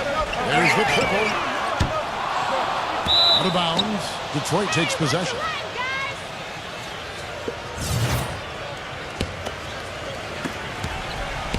Noel with it. 16 feet away. And the release was before the buzzer, but it's off target. And we reached the end of the first quarter. Tune in Friday. All right, the second quarter beginning in just a moment. And guys, looking at what you've seen so far from the Pistons, what do you think? It's been beautiful basketball to watch, guys. Really sharing and moving the ball, and as a result, they've got a great flow going. Hand in glove, 5 guys working as one. The power of the fist, we call it. They've racked up a bunch of assists. The Pistons shooting their 5th and 6th free throws of the game.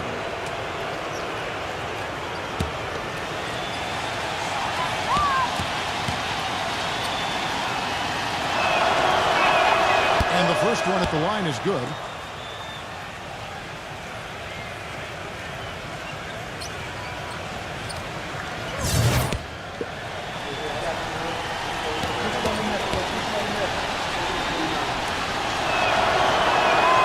Both free throws good from Noel. Here's Bradley. Here are the 5 Detroit has to start the second quarter. Coming in. Left side, Bradley. Hardaway kicks to Crowder. Number 42. No good from outside. Pistons leading by 10. There's the dish to Noel. Drills it from outside. Noel's got 5 points in the quarter. They can't afford to give him that kind of look. Well, it came off a good screen, but still, as a defender, you've got to fight over the top of that. Now, here's Bradley. There's the 3. Can't get it to go. Detroit's gone 5 of 10 from downtown tonight. 50% exactly. Number 41. And there's another one for the Pistons. The defense played him close on that one, but he just would not be denied. Aggressive move for the score. Ryan is checked in for Houston.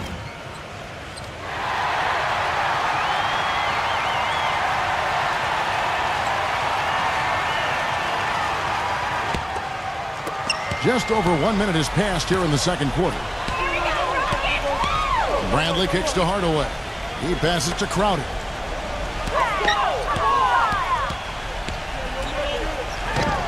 Falls back and drains the fadeaway jumper.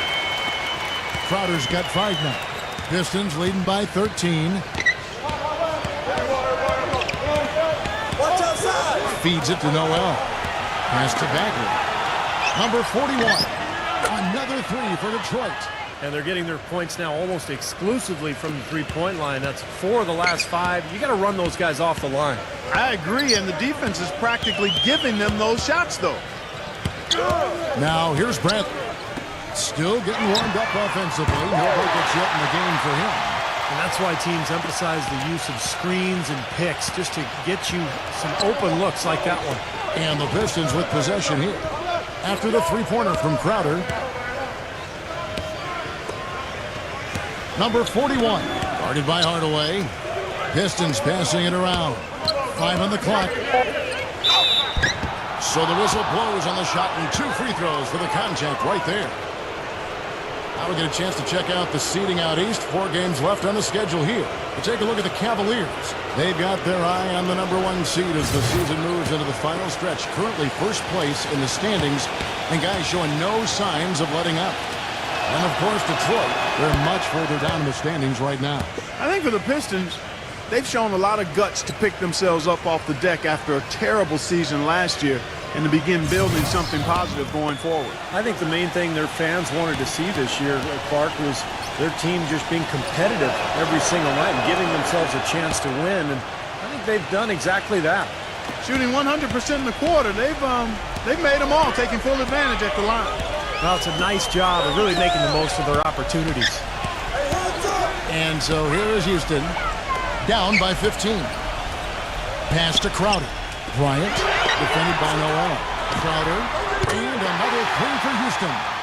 The easiest way to do it sometimes is with the bounce pass. And for those of you just joining us in the second quarter with about 3 minutes gone by. Now the feed to Noel. Reddish. Lets it go with a three. And yes, sir, that one drops. He has 7. The field goal percentage has been bumped up into the high 50s now. Well, they should be winning, shooting the ball like that. This is a very efficient offense we're seeing out of this club. Now here's Bradley. Quiet so far offensively, searching for his first points of the game. Hardaway dishes to Bradley. And it's good, assisting on the play with Hardaway. The offense really coming around here in the second. Up above 50% shooting now for the game, guys, and they'll definitely take that. It's defense where they need to key in. Now here's Noel. He's got 5. Kispert. And there's another one for the Pistons. This is really the story of the game here. They've been excellent from behind the arc. Now Bradley. Back to Bryant. He dishes it to Bradley.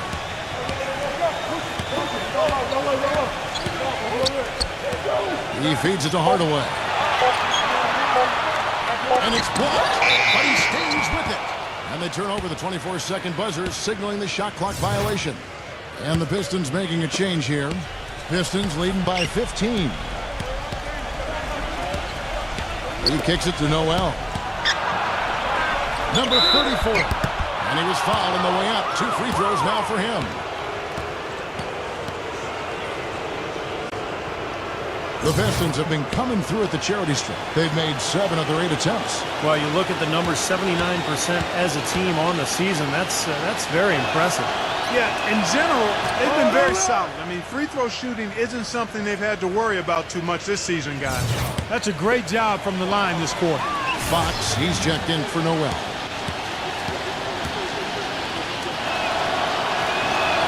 That's also good, so he hits both free throws. Boy, they've upped their free throw percentage to around 90% here. That's an outstanding, a great job this quarter. Brown outside. And again, the Rockets good for 2. The Pistons have gone a sensational 5 of 5 from the field since the start of the second quarter. Ryan against Fox. Kispert passes it to Fox. Knocked loose. Kicks to Crowder. Rozier. Brown outside. Offline with his 3. He hit a 3 in the first, but so far has been unable to capitalize here in this quarter. Here's Fox.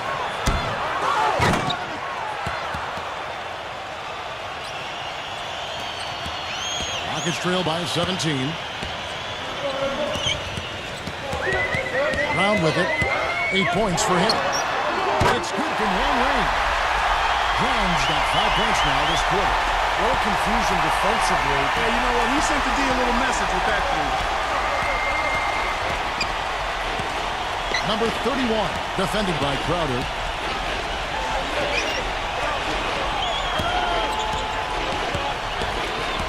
Six on the shot clock.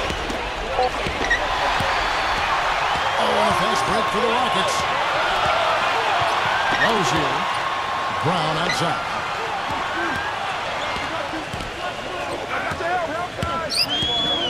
Rozier. Dishes it to Crowder. There's the pass to Little. Brown outside. Off target from outside. Pistons leading by 14. Pass to Fox. Pistons passing it around. Fires for 3. Hits the bucket. He has 5. Great job from behind the arc this quarter. I mean, shooting just under 60% for the game. I mean, that's smoking. Bryant with a screen for Brown. Rozier, guarded by Fox. Clock at 6. Launches a 3. Rebound, Detroit. Boy, he got a nice looking stroke. That almost went in. Yeah, a lot of times he'll hit that shot regardless of the defense. From past the arc. Crowder pulls it in. Crowder's got his 4th rebound in this one.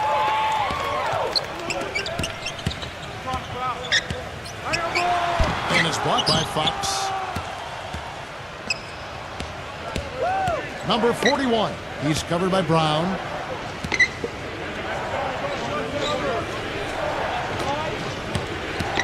Top of the key. And Detroit again with the bucket. 1:58 left in the second quarter. Clark, they've been looking out of sync offensively. You know what? A basket here would do a lot for their confidence. The dish to Crowder. Backing down. Passes to Little. Rozier. 4 on the clock. The Rockets again can't hit. A pass to Fox. Tough call there and a tough break for the defense. But you know, I think you could still see him kind of sliding in there. I don't have a problem with the call. The Pistons making a change here. And so it's Detroit with the ball. Releases. That one wide left. 1:14 left to play here in the second quarter. So he gets the whistle. Contact on the way up and 2 shots coming up. And no question, he got bumped on that shot. Definitely no room for discussion on that one. The Rockets shooting their 3rd and 4th free throw shots of the night. Well, solid numbers for this club from the free throw line this season, shooting about 77% collectively.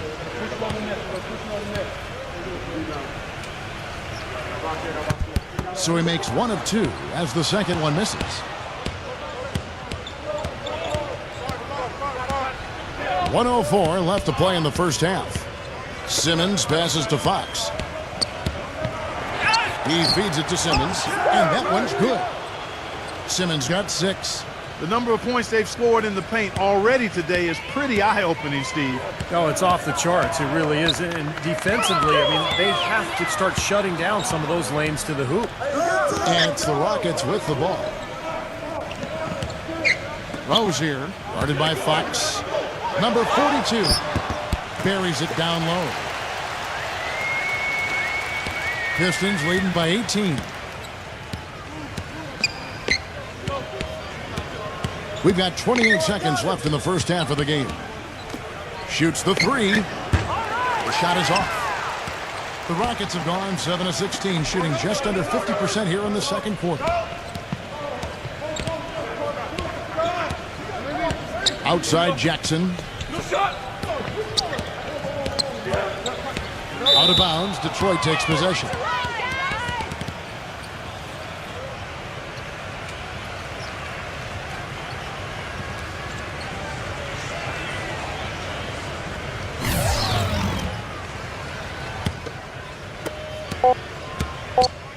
Here's Fox. And it would have counted had it fallen, but it's offline.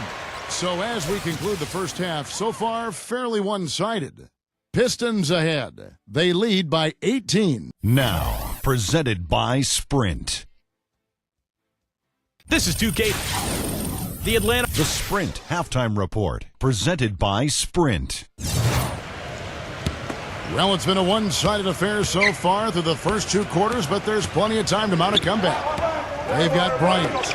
Jackson is out there with Brown, and it's Little in at the 3 slot. So that's who's on the floor for the Rockets. It's hauled in by Brown. That's his comfort zone, so defensively, really nice job challenging the shot. And so he earns a trip to the line. Official saw the contact, and he'll shoot 2. The Rockets have shot 75% at the line tonight, going 3 for 4.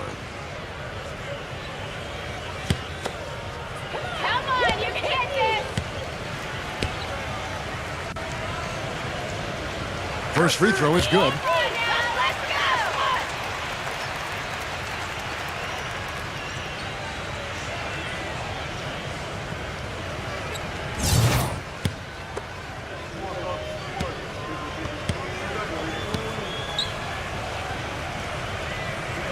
Good on both. Pistons leading by 16. Here's Simmons. The pass to Fox. There's the screen. The Pistons working the ball around now. Number 34 lets it go from the baseline and nails it. He's got 11. He presents a defender with a serious challenge, always. Feeds it to Brown from the arc. Rebounded by the Pistons. Simmons got rebound number 5 here tonight.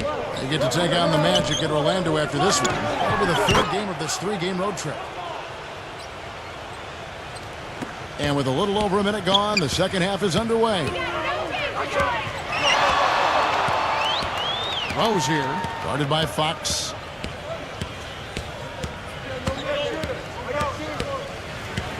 Jackson up top. 6 on the shot clock. He passes it to Bryant. Backs him down. Brown outside. Rebound, Detroit.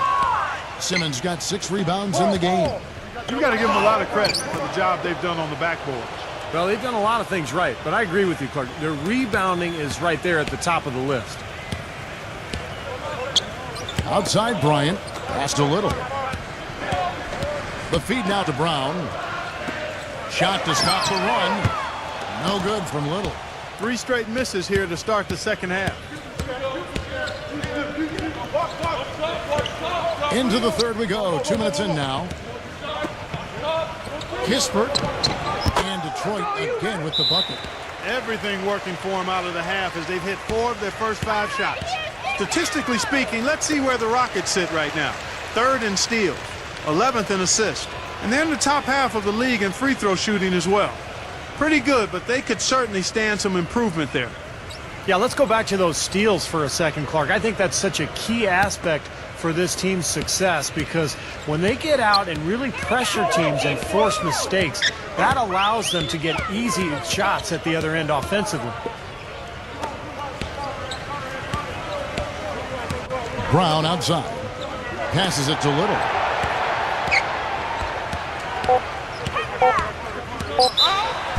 And so he draws the foul on the shot. A trip to the line to shoot 2. The Rockets shooting their 7th and 8th free throw attempts for the game right here.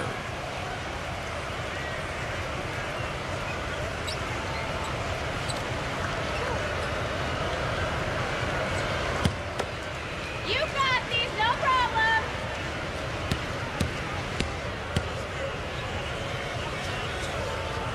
First one falls for him.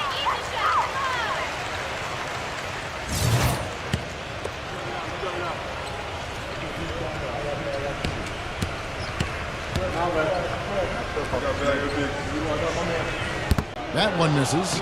Well, an 8-rebound advantage like the one they have now is always going to swing the score hard in that team's direction. And that's certainly been the case today. Their rebounding has made a huge difference. Kispert off target with his 3. Houston's getting blank from three-point land so far in the third. Still 0 for 3. Rose here, guarded by Fox. He dishes it to Jackson. The Rockets again can't hit. You know, sometimes rest can do more harm than good. It certainly looks that way for them. They've been cold coming out and have yet to find the bottom of the net. Number 34. And it's going to be 2 free throws. Drew contact on the shot. Inside or out, this is a collection of players that has really been doing the job lately. The leading rebounders from the shooting guard position since the All-Star break. On the night, he's gone 2 for 2 at the stripe. 76% of the stripe for him to this point of the season. And I think it's clear he's gotten better in that department since last season. I mean, he looks a lot more comfortable at the line now, and he's getting better results.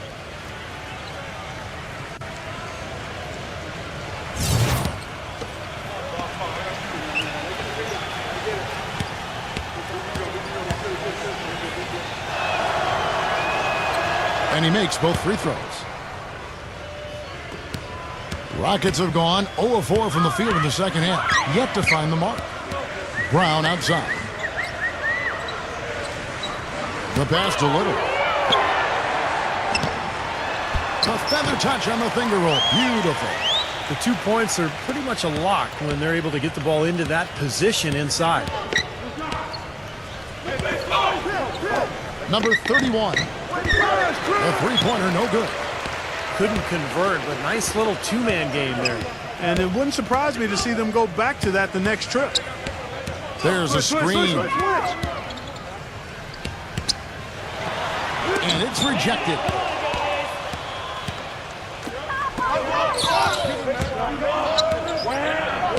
Kispert. Number 31. Cannot hit. You just assume he's going to knock those down when he's as open as he was there. Pass to Little. He feeds it to Bryant. Defended by Simmons. Here's Little. Hits the three-point bomb. 6 points for him. Pistons leading by 21. Time called here. The Pistons decide to talk it over. Well, he sees something that he doesn't like. I'm not sure what it is, but I think he's going to make some changes here. I think you've got to make your adjustments pretty quickly like he's doing here. Otherwise, things can get out of hand. So this is a good timeout. Now we get a chance to check out the seeding out west. 4 games left on the schedule here. You take a look at the Suns. They've continued to play strong basketball, if not utterly dominant, as the last part of the season grinds toward the playoffs. And it looks like, guys, they'll hold on to that #1 spot the whole way there. And checking out Houston, they're down in the 9th position. Checking out Houston, they've shown a lot of guts to pick themselves up off the deck after a terrible season last year and to begin building something positive going forward. I think the main thing their fans wanted to see this year, Clark, was their team just being competitive every single night and giving themselves a chance to win. And they've done exactly that. Trailing here in the game, you can look at his performance as a direct indicator of why they're losing. A pass to Fox. Nice ball movement by Detroit.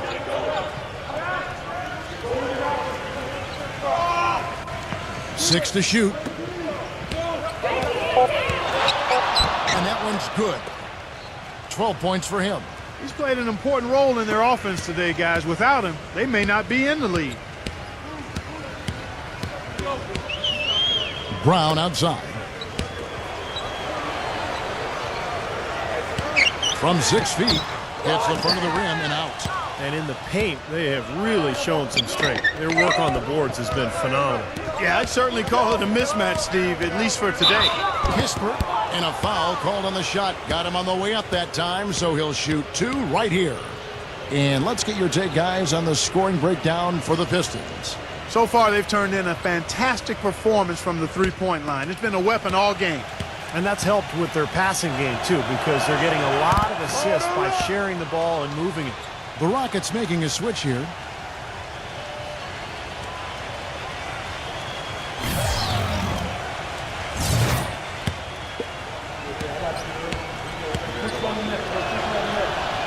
So he gets them both. And if they continue to shoot well from the free throw line like they are, I mean, their lead is going to be pretty steady here. That's not an overstatement. They've literally not missed a single foul shot this half. He got an advantage there off the pick and took it right in. And it's 7 points now in the game for Walker. Here's Simmons. He has 6. Whose bad is that? Number 34, guarded by Jackson. Good. Now here's Walker. He has 7. With the lead pass. And there's Brown. That's good on the assist by Walker. Brown's got 13. Guys, he shot a very good percentage today, and they've needed it. Fox against Walker.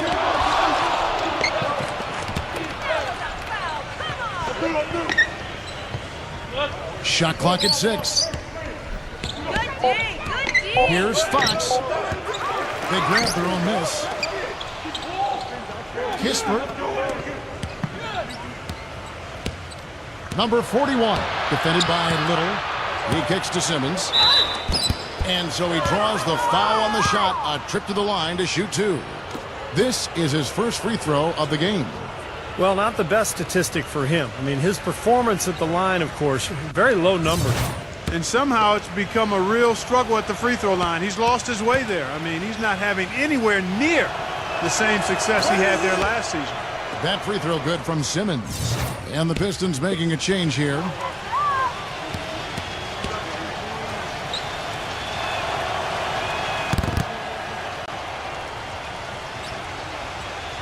Both free throws good from Simmons. And here's Walker. 7 points in the game. Rose here on the wing. Jackson. 11 feet away. Shot is off. Nice D from Simmons. Number 31. Guarded by Walker. Number 31. Walker with some nice D. You know, he's been off his game this quarter just a bit. Hasn't been able to get a whole lot to go so far. A clear look at the hoop. He doesn't miss many of those. Passes it to Fox for the three. That's good. 15 points in the game. He is just tearing it up this quarter. That lead's not going anywhere while he's this hot. Clark, they've been struggling here on offense. Yeah, a little bit of cottonmouth here. Dry spell for sure. Walker is screen on Fox. Here's Brown. Foul call that time on the way up. That'll give him 2 chances at the free throw line here. It's been a nice game for Brown. 13 points, and he's knocked down a pair of three-pointers in this game, too. Well, they might want to think about setting a few more screens for him to try to give him another open look or two.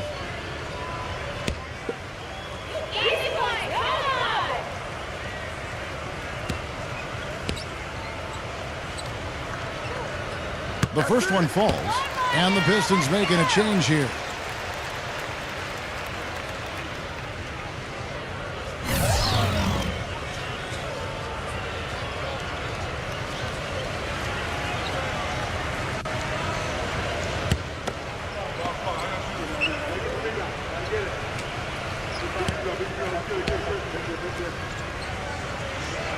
He hits both from the stripe. There's 1:47 left to play in the third. They set the pick. And there's the pass to Fox. Reddish takes the three. There's the block. And he gets it back. Second shot opportunity. That is good. 9 points in the game so far. They haven't been as aggressive from outside as they were in the first half. They're playing smart with the lead. I like that. They're being very selective and deliberate in their offense. That's a good strategy when you're on top. Outside, Walker. 6 to shoot. Rebound, Detroit. Difficult shot from mid-range, and the defense was all over him. Boy, I like the close out there, Steve. Well done. Pass to Gabriel. Back to Brown. And some nice passing there by Houston. On the wing, Brown. Smooth as silk on the finger roll. Brown's got 6 here in this quarter. Oh, man, he goes old school on us with the finger roll. Pass to Fox. Reddish. Rebounded by Jackson. Jackson's got his 4th rebound with that last one here tonight. 4 seconds separating the shot and game clocks. Outside, Walker.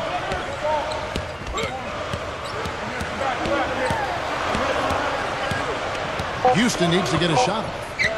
Brown outside.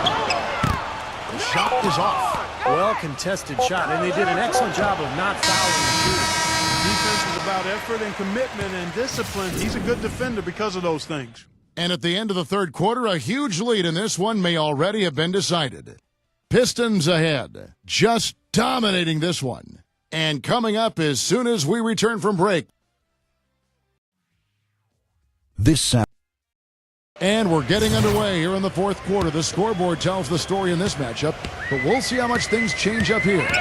And on the floor for Detroit here in the fourth. And it's Walker penetrating, gives him the lead pass. Pass to Bertens. Walker sinks the triple.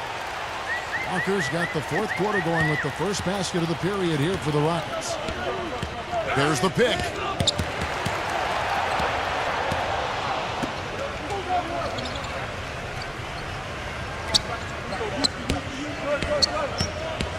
Number 41, guarded by Brad. That's good.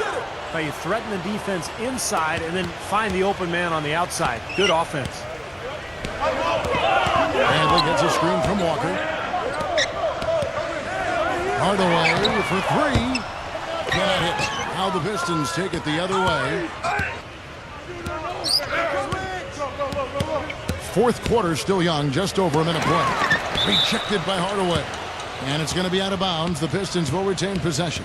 And this is what the schedule looks like for Houston. They'll face the Lakers after this one. That'll be at home. They'll find themselves in the middle of this string of 3 straight at home.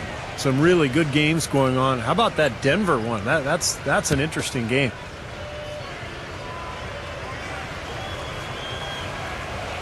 Number 41. The feather touch on the finger roll. Beautiful. Even with the D lurking, he made it look easy with the soft finger roll.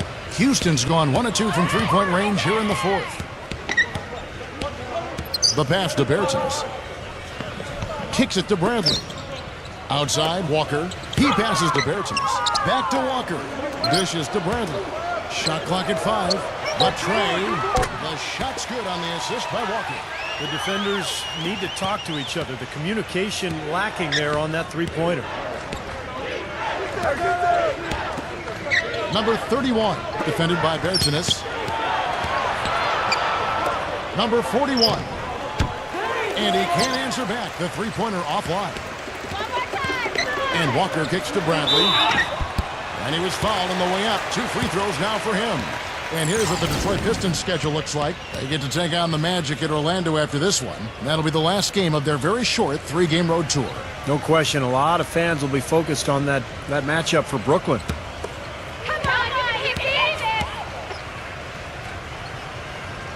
That free throw good from Bradley. This is what they need to do in the second half to come out with the win. It's not the only thing, but when you convert free throws at the other end, you put a lot of pressure on the opponent to play solid defense against you. Fox, he's checked in for Detroit. And so Bradley nails both of them. Second minute off the clock now in the fourth. Now Noel. Fox passes to Plumlee. Here's Fox. They set the screen.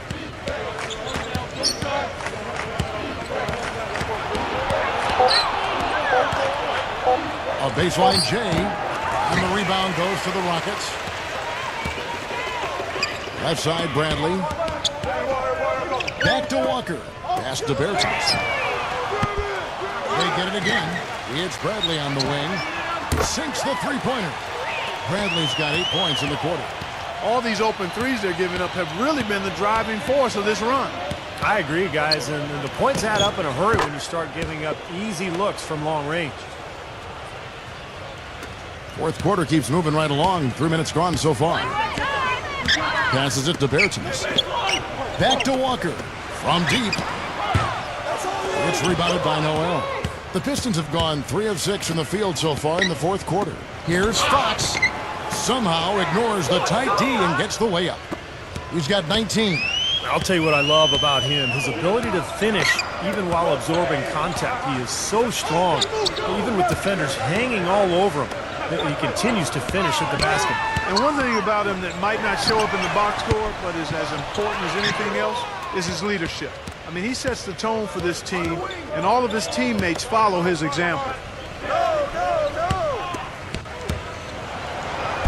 The finger roll finish at the bucket. How about the field goal percentage shooting this half, guys? It's gone through the roof. Walker against Fox. And Walker kicks to Hardaway. Walker. And there's the pass to Bertans.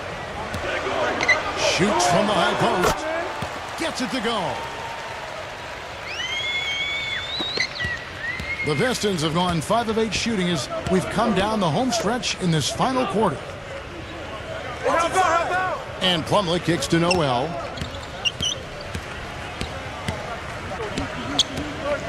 The dish to Plumlee. Just 5 on the clock. Fox. Gabriel with the rebound. Outside, Walker. Bradley. Back to Walker. Launches it. Gets it to go. Walker's got 6 in the quarter. You know, the more these three-pointers continue to drop, the more you can sense the frustration coming from this defense. No question. No matter what they've thrown at them, they've not been able to take that shot away. Plumlee dishes to Noel. Lets the 3 fly, and that one's good. Houston's gotten 8 shots off from three-point land and hit half of them. Hardaway is screened on Fox. Back to Walker. Feeds to Bradley. That falls. Nice feed that time from Walker. Walker's got his 3rd assist on the night. Bradley against Fox. And it's going to be out of bounds. The Pistons will retain possession. Rackley, he checked in for the Pistons.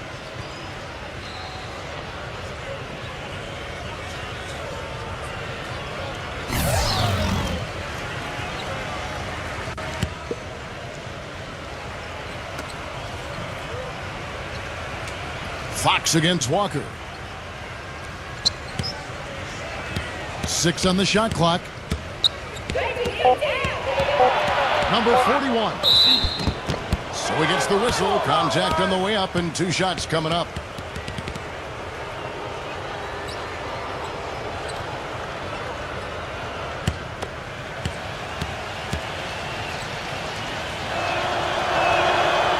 That free throw, no good. And the Pistons making a change here.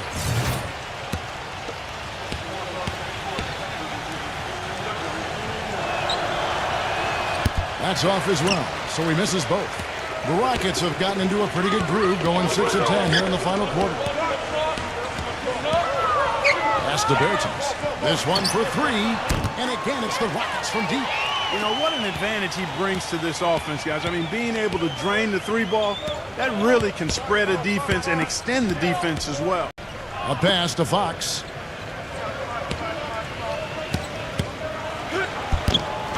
Oh, and that one, no question, powered it down. Boy, what a throwdown after doing a great job to corral the rebound. Well, you know, there aren't that many players with a better nose for the ball than him. Agreed. And with the D always scattered after an offensive rebound, he knows exactly how to get that to work for him. None of the defenders wanted anything Clark to do with him on that jam. And I do not blame him at all, partner. He was coming in with a bunch of steam and was ready to posterize whoever decided to get in his way. All right, I understand, fellas, but come on. You've got to challenge him a little bit at least.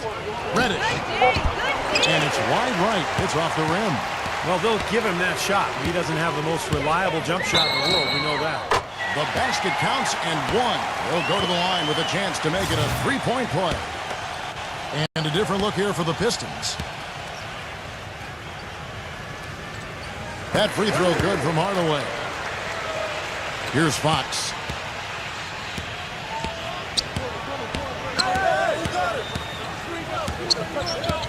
Number 34, defended by Bryant. The feather touch on the finger roll. Beautiful. And the Pistons lead by 21. Boy, I tell you what, he's having one of those days where if he takes it, he makes it. And the Rockets making a change here. Left side, Bryant. There's the feed to Brown. The 3. And the shot is good. Brown's got 20. And this is someone that can really hurt you from long range. He did that to a degree in the first half, and he's doing it now. There's a good screen. What's the screen? Here's Fox. Number 34, defended by Bryant. 5 to shoot. The 17-footer. And the Pistons getting another bucket right there. Well, they haven't gotten much production from him, but they remain in the lead. Brown, right side.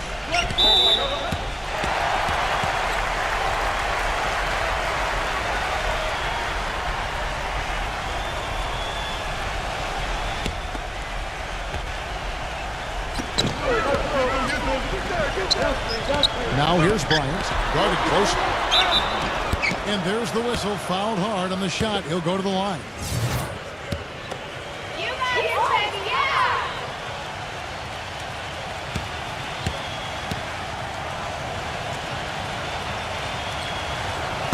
No good on that one.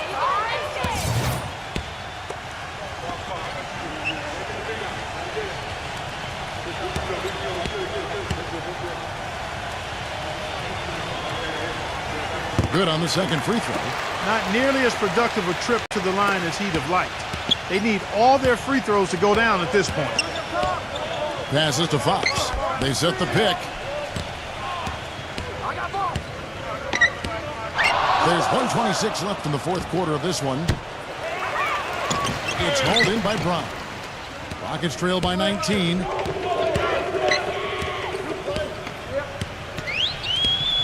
Rose here, guarded by Fox. And the pass to Little. His three-pointers off the mark. Detroit's gotten off 4 three-pointers in the final quarter, and 2 of them have fallen. And so he earns a trip to the line. Officials saw the contact, and he'll shoot 2.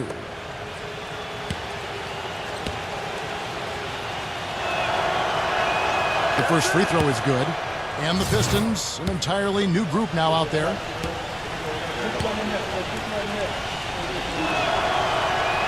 Fox hits them both.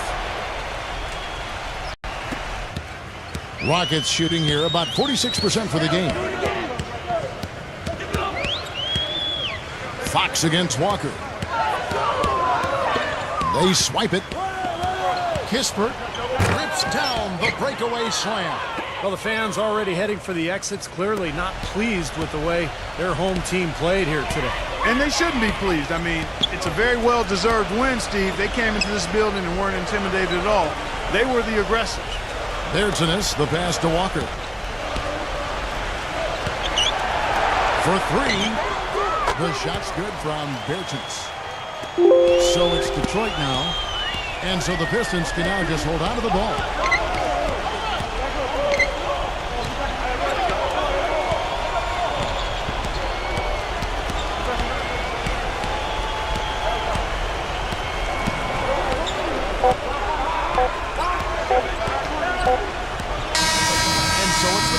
Taking care of business here. And this one was such a lopsided victory. They never let up. They were full throttle from the start. And now for Clark Kellogg, Steve Kerr, and Doris Burke, this is Kevin Harlan thanking you for joining us tonight in our presentation of NBA on 2K Sports. Now our Jordan Player of the Game.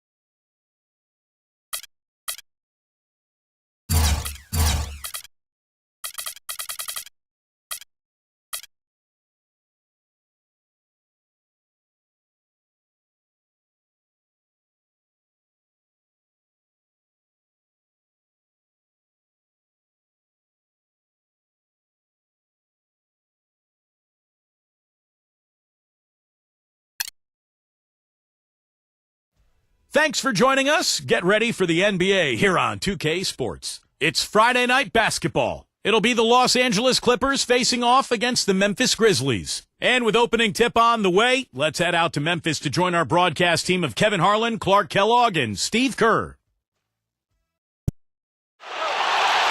All systems go. The Grizzlies primed and ready to play. We have the Clippers as the road team for today's Western Conference matchup. Buckle yourselves in, everybody. It's the NBA on 2K Sports, and here with Clark Kellogg and Steve Kerr and Doris Burke, this is Kevin Harlan. And now we take a brief check at the matchups. Our starting five for both teams. And guys, checking out Michael Conley. What can we see here, you think? You know, we've seen a lot of change in terms of what Mike Conley can do each year on the floor. He started out, didn't really have much of a jump shot, really improved in that area. Now he's playing with so much confidence that no matter what the circumstance during the game, he believes he can get the job done. And one of the biggest ways he's made contributions to his team is by taking the ball away from the opponents. I mean, he's excellent with anticipation and quickness and tenacity, particularly at the point of attack. Maybe the upper hand in this one. The Memphis Grizzlies won the last matchup of the season against the Clippers. Right now they're in charge of the season series of 2-0, looking to go for 3. Yeah, it didn't seem to be much of a challenge for them in that game. It seemed like they scored at will. Not much defense that they were facing. Yep, they had the defense on its heels early the entire game, and actually nearly the entire game, and no matter what unit was out there, looked like a mismatch to me. And so the Los Angeles Clippers get the first points of the ballgame. Mitchell kicks to Conley.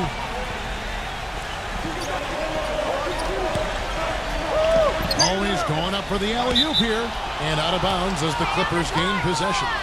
All right, let's go over to the sideline with Doris Burke. Hey, Kevin, I had a chance to talk with head coach of the Grizzlies. One of the most important things he wants his team to do defensively in this game is to maintain pressure on them on the perimeter and not allow them to get into any rhythm or flow in their long-range shooting game. We'll see how disruptive they are, Kevin. Doris, thank you. Obviously, Clark, the three ball is a big concern for any defense. Well, yeah, it is, Kevin, but the upside is you're not getting broken down in the lane and you're not giving them free throws, but you still have to challenge those shots. No good for Mitchell. Major defensive lapse right there. I mean, he's not a player you can leave open for a jump shot. You got to stay attached to him. They're lucky he couldn't punish them for it. Here's Tyler. 17 points for him last game against Memphis. And his shot blocking was a major factor in that game, Kevin. 3 blocks, strong presence in the paint. And the defense looking to protect the rim at all costs. Yeah, I like that. A foul to save the layup. Make him earn it at the line. The Clippers shooting their first shots from the free throw line tonight.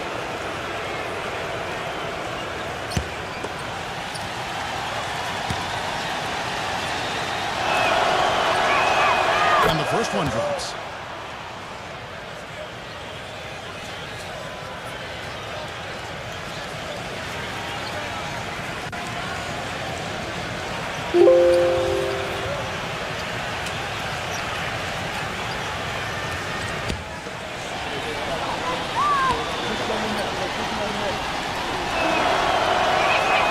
So he gets them both. First quarter of play with about a minute and a half gone. On to Tacumbo off the pick from Bridges. Kicks it to Conley. To the inside. And stolen by Prince.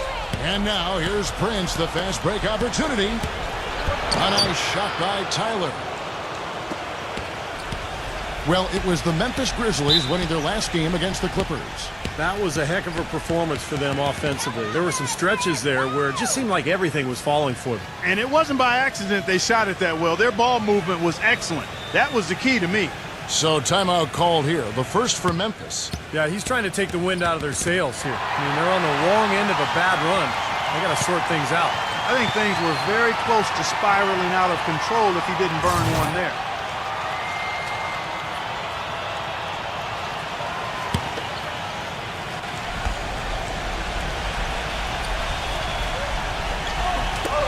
So it's the Grizzlies now.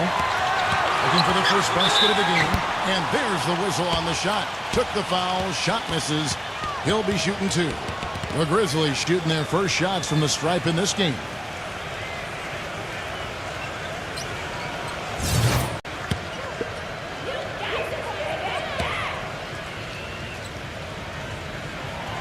That free throw good from Antetokounmpo.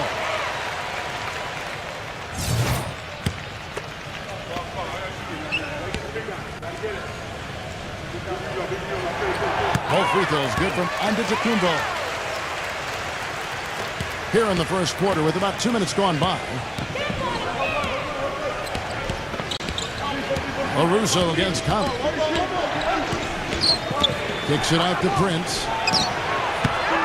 Off target there. That would have pushed the lead to double digits. And it's Conley penetrating. Snatched away. Now the Clippers moving it up. Prince down the breakaway slam. Straight to the bucket with a nice head of steam. Well, no reason to slow it down when there's nothing in the way. Here's Mitchell, defended by Tyler.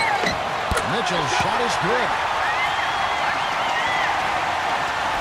Just over 2.5 minutes played here so far in the first quarter.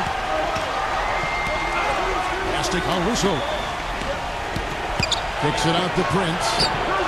Good on the triple. Prince has got 8 points. They've been hot here early, dropping them in left and right. Let's see how long they can keep it going. This is quite a start.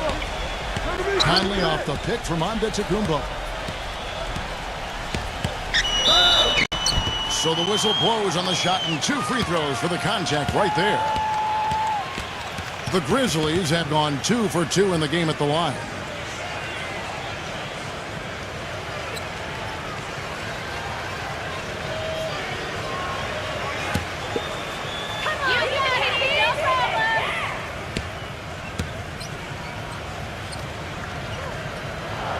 And the first one at the line is good.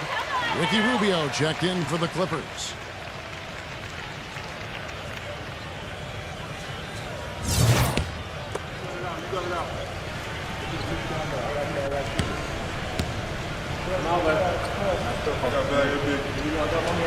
So he makes 1 of 2 as the second one misses. Lots of room. That one wide left. Boy, that's a warm-up jumper there. I mean, when you're a pro, you can't make excuses for missing that. Grown man's power flush with a long hang on the rim at the end of it. Clark, that could be a catalyst for him. I think you're right. Well, we've seen these kind of plays get them going in the past, that's for sure. Now here's Prince. He's got 8. He feeds it to Tyler. Some nice ball movement by the Clippers. 6 to shoot. And so he earns a trip to the line. Officials saw the contact and he'll shoot 2. And now we get a chance to see how the Grizzlies are doing in the NBA rankings right now. First in shooting percentage. Second in fewest turnovers per game. And they are in the top 10 in team points per game. And the shooting is really what stands out to me. This is a team that does such a good job of finding open looks. They're unselfish. They work offensively to create good shots. And when they do that, they're on their game. They're tough to beat. Here's Antetokounmpo. He had an 18-point outing in the last game against the Clippers. And no question, you look at his assist totals. I mean, they tell you what a nice job he was doing with really spreading that ball around. Here's Antetokounmpo. They trail by 9 points. You know, he'll make you scratch your head and throw your hands up as a defender. I mean, you just don't know how to play it. Here's Tyler, defended by Mitchell. Passes it to Craig. He kicks it to Prince. Rubio left side. Pass to Tyler. And it's out of bounds to the Clippers as the Clippers retain possession. Only 5 games left on the season. Let's quickly take a look at how the playoff field is stacking up out west. You look at Memphis. They're second in the conference and looking to finish strong heading into the playoffs. And, of course, there's the Clippers. Quite a few spots down the ladder right now. When I look at Memphis, they've been just as tough as everybody expected coming into this season. I mean, one of the teams with a legit chance, in my mind, to win it all. Man, with the playoffs rapidly approaching, Clark, I mean, this is what you work all season for. You've got to be excited and prepared for the challenge. And it's Conley penetrating, using his post moves to get the 2 points. They can't afford to give him that kind of look. Well, it came off a good screen, but still, as a defender, you got to fight over the top of that. Rubio outside. The Clippers rebound. The Grizzlies trail by 5. Guys, we've seen some excellent offensive output. Yes, sir, fellas. They've had it going on big time. Big time is right, Clark. A lot of momentum here offensively. Now, here's Rubio. He's had some playing time, but no scoring yet from him. Prince, and the pass to Craig. Back to Rubio. He dishes it to Prince. That's in, coming off an assist from Rubio. And it's 13 points for Prince. No matter who it is, that kind of defense is not going to cut it. Here's Antetokounmpo. Shot denied.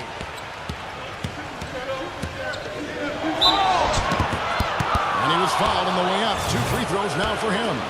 And Kevin, what stands out to me is his array of moves down on the low block. The low post scoring, back to the basket game. That's what he does, and that's a valuable weapon for a team to have. And one other thing, I like his vision when he's posting up. Being able to score down there is just part of being an effective post player. You got to punish him for doubling up on you, too. Timeout called, the Grizzlies.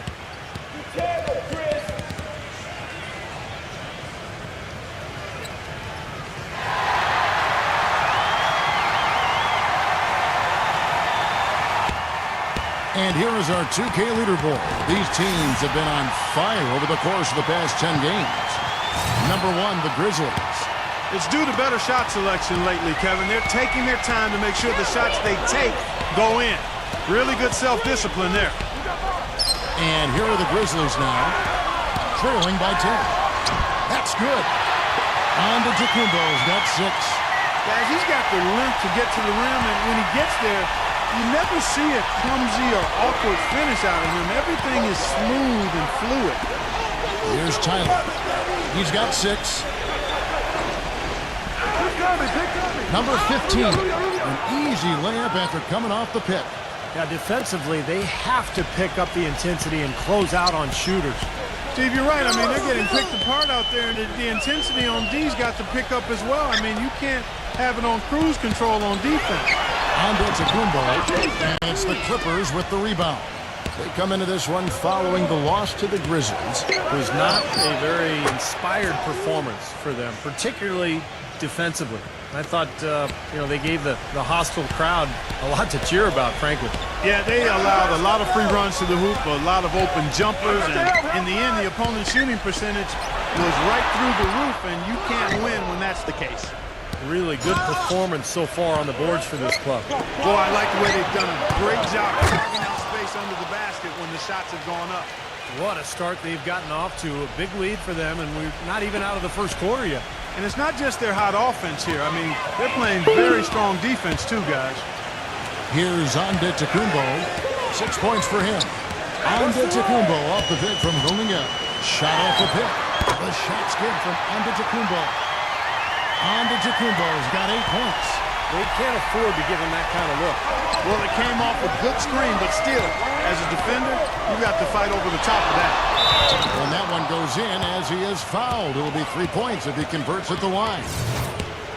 They've been strong here in the early going, Kevin. Very effective from inside. And the Clippers making a change here.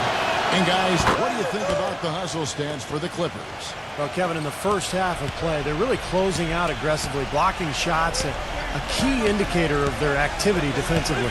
They've gotten their fair share of points off turnovers so far tonight, too. Now here's Williams. Right now averaging 7 points a game.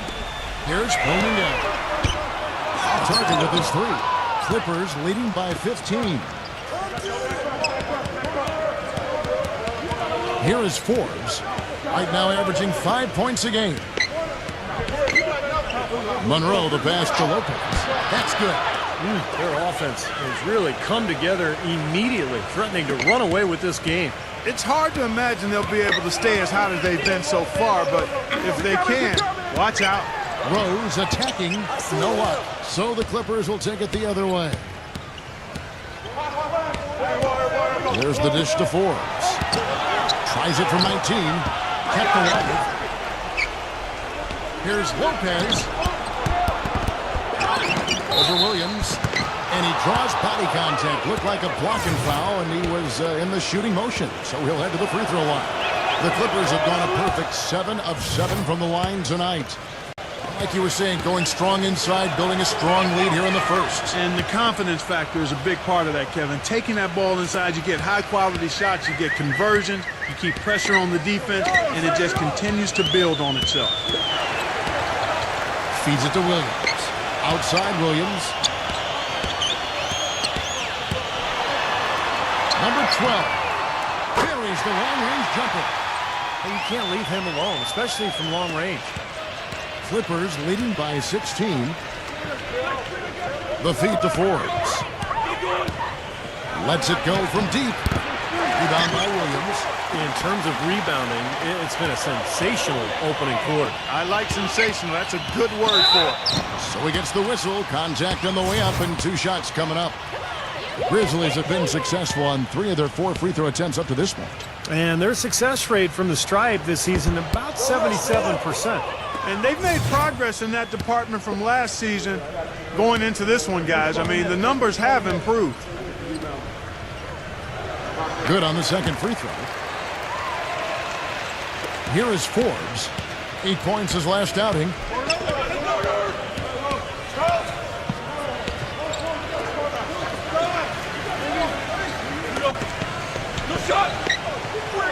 Number 24, defended by Cominga. Number 24. And it's going to be 2 free throws. Drew contact on the shot. They find themselves down here in the first, and a lot of that can be attributed to the early foul trouble.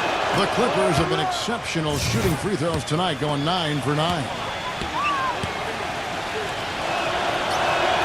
And good on the second, so he makes them both. We've got 13 seconds left to play in the first quarter. Stolen away. From deep. No good, trying to beat the buzzer. And as the first quarter wraps up, already a double-digit lead. Tune in Friday. Welcome back, folks. We'll see if we're in store for a more tightly contested quarter as we move here into the second. Guys, we've seen a confident-looking Clippers team out there. Well, the thing they tried to establish right away was the presence down low. You look at the points in the paint. I think that's been the difference. Yeah, and I like the fact, Steve, that they're not settling for the outside shots. I mean, go in there and get what you want. Keep attacking the rim. E.J. Tucker is out there with Williams. Then there's Derrick Rose. And it's Cominga at the small forward. That's the lineup in the game for Memphis. Now here's Rose.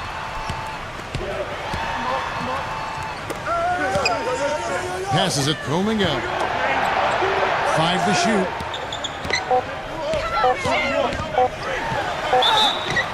It's good, and he drew contact on the shot, so he will go to the line. A 3-point play chance here. And this is his first trip to the line tonight. And on the year, he's shooting an average number at the line, about 73%. And, guys, that's an increase in his free throw percentage from last year. Maybe not a large one, but it is a little bit higher, so you've got to like that progress. Now, here is Monroe. Plastic on Russo.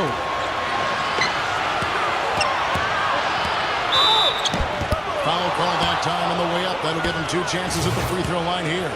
Yeah, the referee's all over that one. No doubt about it. Clearly a foul. Nothing to argue about there. First trip to the free throw line for him in this one.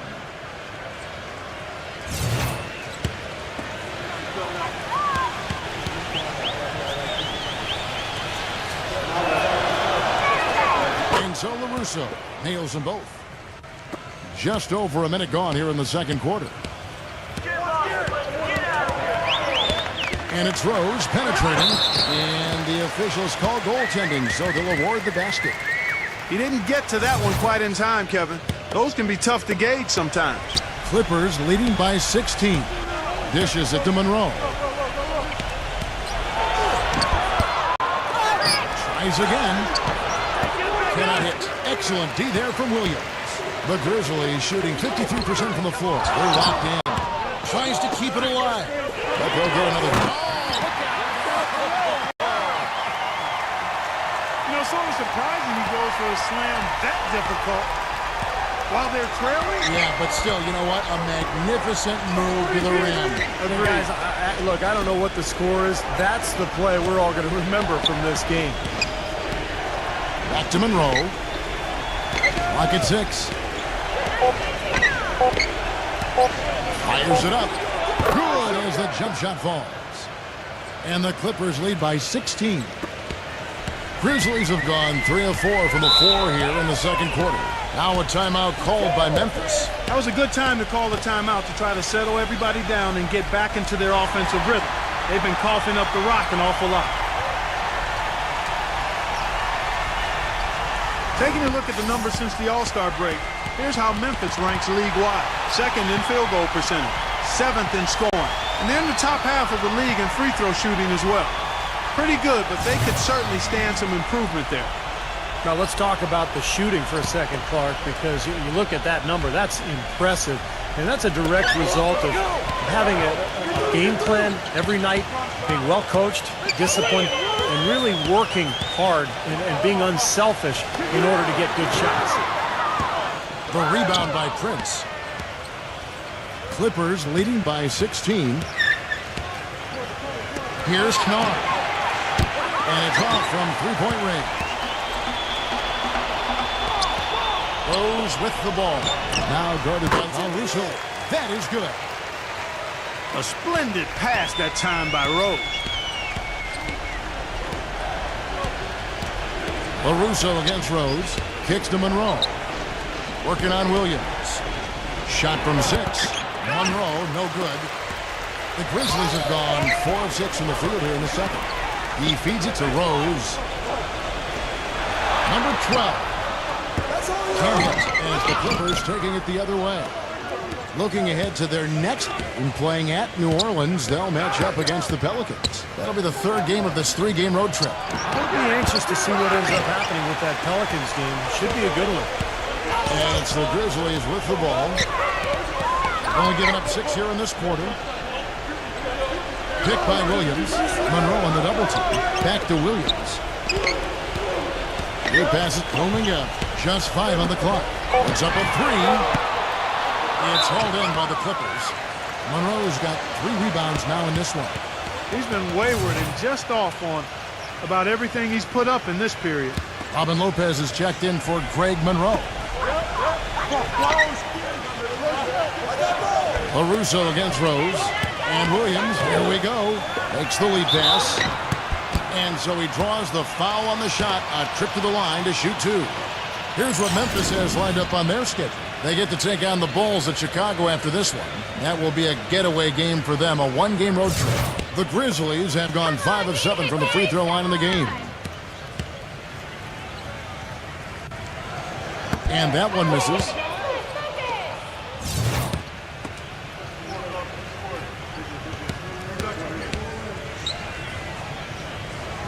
He hits the second from the line.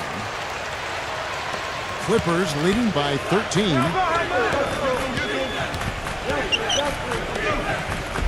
Pass to Craig. There's the 3. That's good. A wide open 3. They need much better communication defensively. Grizzlies shooting at 48% from the floor. Looking good.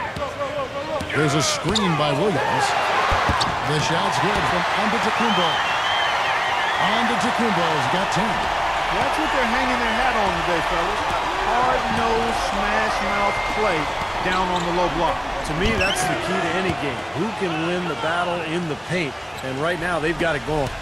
Grizzlies have gotten just over 50% of their shots to drop here in the second quarter. They're 5 for 9.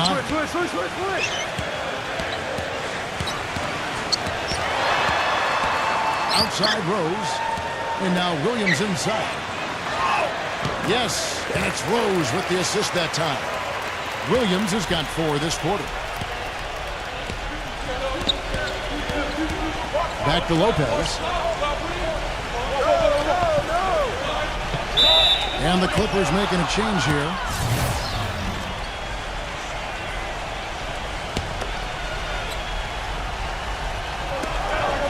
A 3 off the inbound. And that one's good by LaRusso. 5 points in the game. That's how you extend the lead. I mean, they have tremendous confidence going for them right now, and that confidence is leading to some excellent shooting. Here's Antetokounmpo. He's got 10. Defended by Craig. Memphis needs to get off a shot here. Number 12. Gets the rebound. And I'll tell you what, this has been one ugly quarter for him. And it keeps getting uglier. I mean, his touch has basically gone AWOL.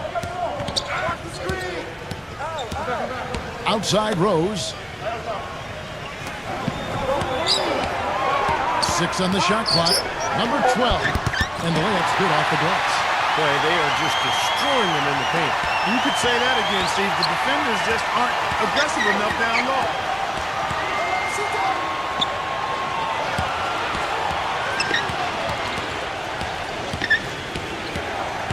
Here's Townsend. And again, the Clippers good for 2. Boy, he really used his height there. He sure did, Steve. I mean, a nice touch on that shot. He lobs up the alley-oop pass. That's out of bounds. The Grizzlies able to retain possession here. And here's a quick look at how the Clippers' schedule is shaping up.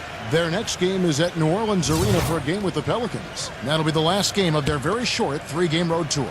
Bridges, he's checked in for the Grizzlies. Conley now comes in for Derrick Rose.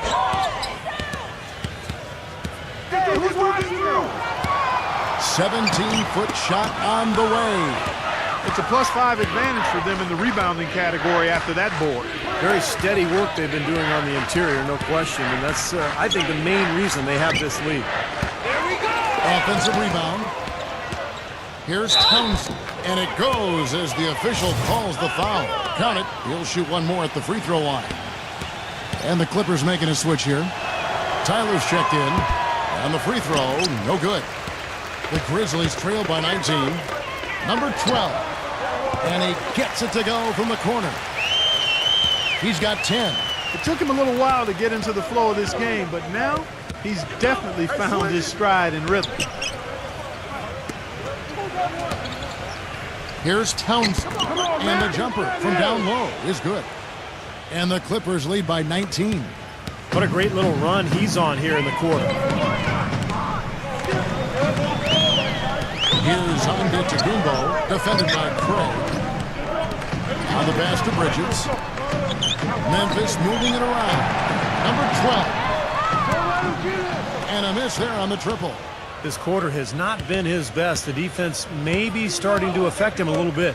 From outside the arc, a nice shot by Tyler. Tyler's got 12 in the game. Well, Kevin, probably his greatest value lies in his tremendous three-point shooting. When he's out on the perimeter, it gives them the ability to really stretch the defense out. And, Steve, even more than that, this is what I think of when I think of him. Late in the fourth quarter, time winding down. They've got one shot to win the game. He's your man. He's the guy I'm looking for to make it happen. Mitchell, he's checked in for the Grizzlies. Here's Tyler. He's got 12.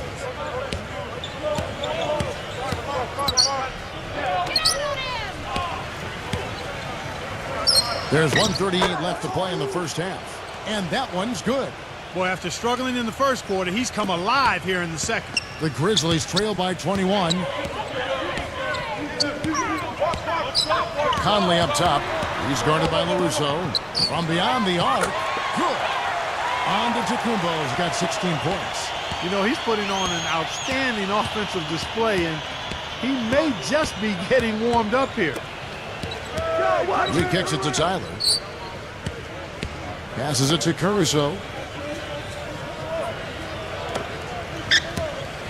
Just 4 to shoot. Gets it to go. He's got 12. Whatever their plan was defensively that time, it didn't work. Not if it results in that shot. He dishes it to Conley. Pass to Bridges. And that's out of bounds. Memphis will retain possession. Ricky Rubio checked in for the Clippers.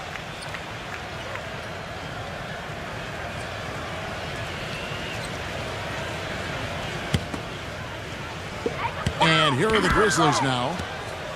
Just 5 to shoot. Here's Antetokounmpo. Misses off the left iron. And they've got a big lead, not just on the scoreboard, but in the rebounding department too, Clark.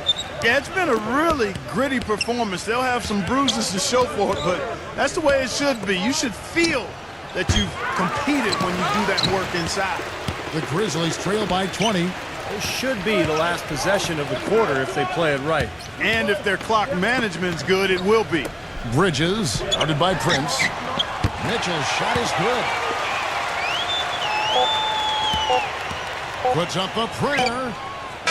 No good. And through the first half, a pretty lopsided affair. Clippers lead by 17. And join us right back here after the break for the start of the second half. Now, presented by Sprint. Hello and welcome. Out in Brook. The Sprint Halftime Report, presented by Sprint.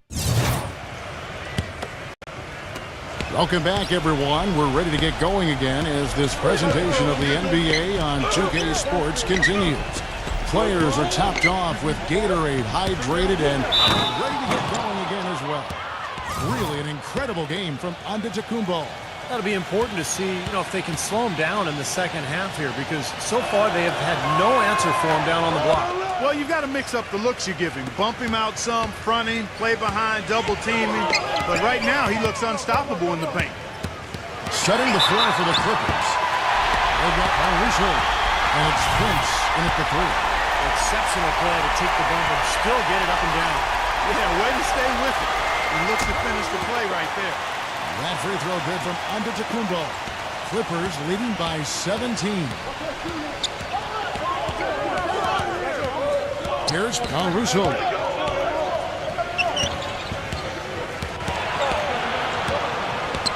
He passes to Craig.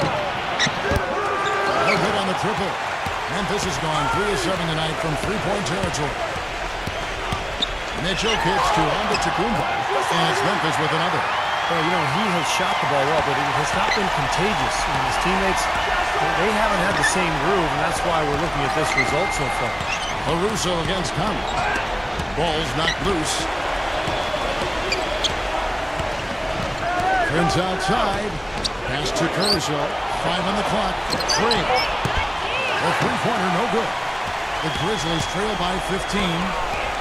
Mitchell passes to Conley. Here's Antetokounmpo. Memphis moving it around. Doubled by Caruso. Conley for three. It's hauled in by the Clippers. Prince dishes to Tyler. Caruso.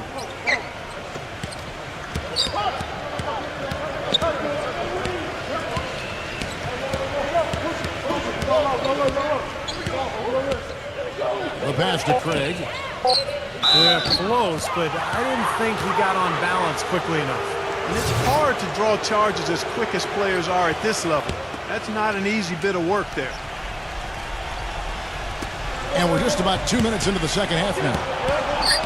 Prince outside for the three. That's good. Prince has got 16 points. Boy, his performance from long range has been incredible. I know that was your shot, Steve, and today it's his too. Now a timeout called by Memphis. You have to like what we're seeing from Prince. He's been locked in from deep. They're giving him too much breathing room and definitely paying the price for it. And now a chance, Kevin, to see how the last month has fared for the Clippers. 9th in blocks, 14th in steals. And as for three-point shooting as a team, a little bit to be desired here. They're top 20 in the league. They can certainly do better and strive to do better there. And this is a team that really relies on those blocks that you talked about, Clark, because when they're at their best, they're really challenging every shot. They cover up, they close out on jump shooters, and if you penetrate and get to the rim, they've got a host of shot blockers there waiting for you. Here's Antetokounmpo. 21 points in the game. Just under 2.5 minutes into the third quarter now. The Grizzlies trail by 18.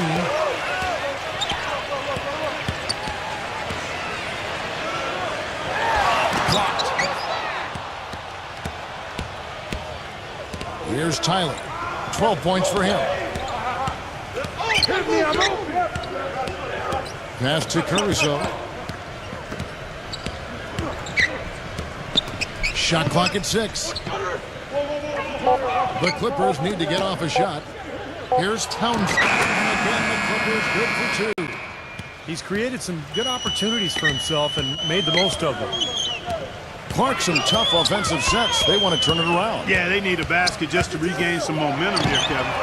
Conley gets the bucket. Just under 3.5 minutes played here in the third quarter. And the Clippers decide to take their first timeout here.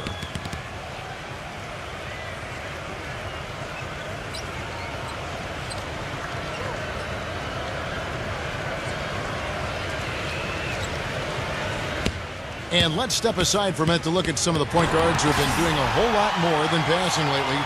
They're the top scorers at that position over the last 10 games. Fourth, Michael Conley. And this is a group of guys who have that uncanny knack to simply score and deliver the offense in addition to running the offense. What a star-studded bunch of players. Yeah, I agree with you. The thing that to me makes these guys special, Steve, is that they can do so many things to enable and help their offense. And not all point guards in the league have the unique combination of skills to produce that these guys do. And they've done it on a night-in, night-out basis. And I've marveled at their consistency as well. Now here's Conley. He has 6. And a foul called on the shot. Got him on the way up that time, so he'll shoot 2 right here. Yeah, the referee's all over that one. No doubt about it. Clearly a foul. Nothing to argue about there. That's good from Conley. And the Clippers making a change here.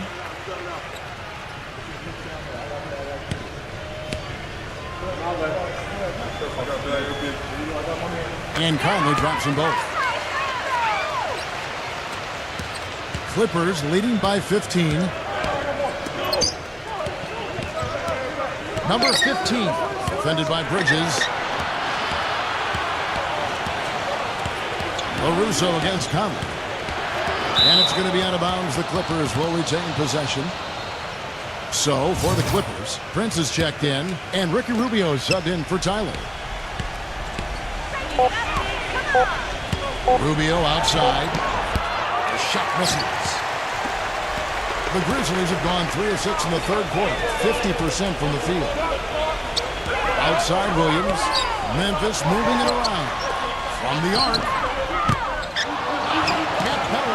There's the slam dunk to finish it off. You know, he's really adept at keeping possessions alive by hitting the boards and cashing in on some of those putbacks. And you know what? He's a guy who'll put some wood on you now. He'll throw his weight around. Bodying him up play after play can really wear you down. Clippers with the ball. The Grizzlies making the shot. And Rubio kicks to Prince. The 3. Rubio can't get that one to fall. He has yet to get into the flow of this game. His teammates have done their part, but they need him to pick his game up. Russo. Offensive struggles continue, missing again. The Grizzlies trail by 13. Pass to Mitchell. He's guarded by LaRusso. To the paint, and it's stolen by Ricky Rubio. And now with the fast break, Rubio with the ball. Pass to Caruso. Prince. It's the three-point bomb. Prince has got 19 points. And taking a quick look here at the hustle stats for the Clippers.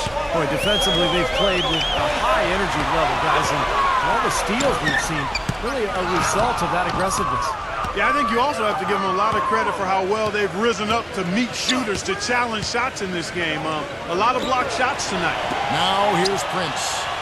Following the miss by Michael Conley. Shoots it. And lots of contact there. Missing the shot. He'll shoot 2.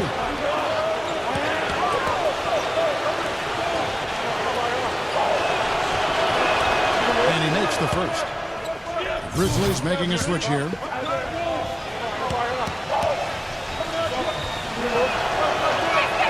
And so LaRusso nails them both. The Grizzlies trail by 18. Here's the pass to Antetokounmpo. Outside Williams. Here's Mitchell, covered by Rubio. Out of bounds, the Clippers take possession. A temporary lapse of focus from him on that turnover. It's embarrassing, but on occasion it does happen. Tyler, he's checked in for LaRusso. Clippers leading by 18. Here's Tyler. He's got 12. Rubio outside. Down to 5 on the shot clock. Count that one. 19 points in the game. Well, he's found his game and his rhythm this quarter. He's gotten into a nice groove. Here's Mitchell, defended by Tyler. Mitchell's shot is good. Good job creating just enough space to let that one fly. Here's Tyler, averaging 20 points per game. There's the pick. The dish to Rubio. Rubio right side. Feeds it to Tyler. 6 on the shot clock. Nice move. Oh, and it looks like that's going to be a goaltending call. Yep, that's it. So they'll get the basket. He thought he had that one clean, but the ref saw it differently. They'll count the basket. Now you can tell what the crowd thinks about that call. Yeah, they erupted as soon as the whistle blew. The feed to Williams. Passes coming out. Here's Antetokounmpo. And it's good. Here is Forbes.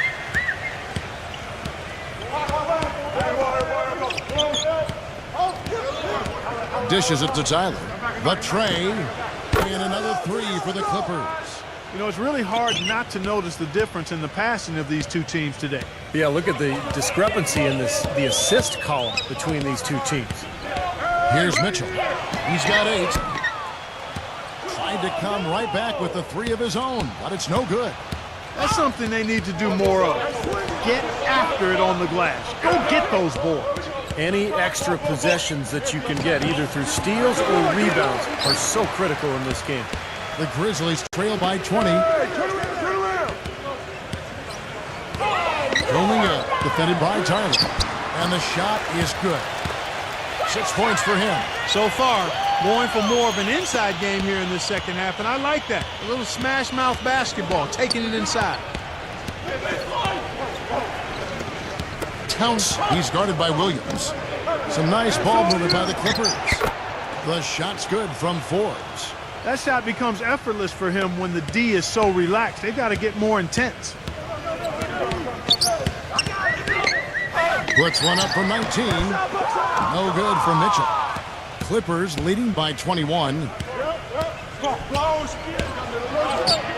Number 15, defended by Cominga. Pass to Craig. This one for 3. And another 3 for the Clippers. Great outside shooting fueling this run. And the defense getting bombarded. They just haven't been able to slow them down. Antetokounmpo off the pick from Cominga. Pass to Mitchell. All alone. No one. I thought he'd make that one. And that's his range, and the defense nowhere to be seen.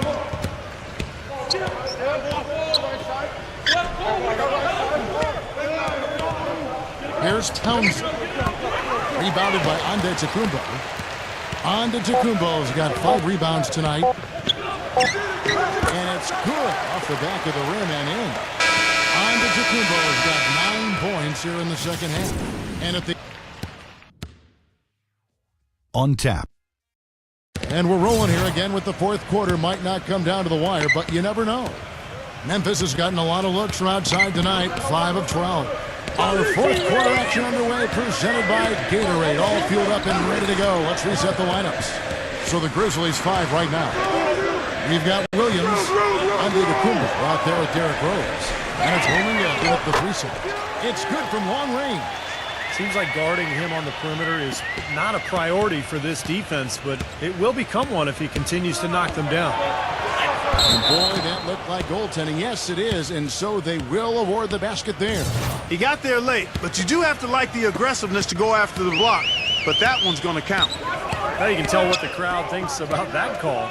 Yeah, they erupted as soon as the whistle blew. Capella. Nice D from Craig. You'd expect him to nail that one being that close to the hoop. Kicks to Rubio. He feeds it to Tyler. He dishes it to Prince. 11 feet away. And again, the Clippers good for 2. Memphis has gone past the 3-point line for 13 of their shots. 6 of 13. Capella defended by Craig. He kicks to Rose. He passes to Olinga. Shot clock at 5. Here's Mitchell, covered by Rubio. From deep three-point range, sinks it. What range from outside. Wow. A little over a minute and a half of the fourth quarter gone now.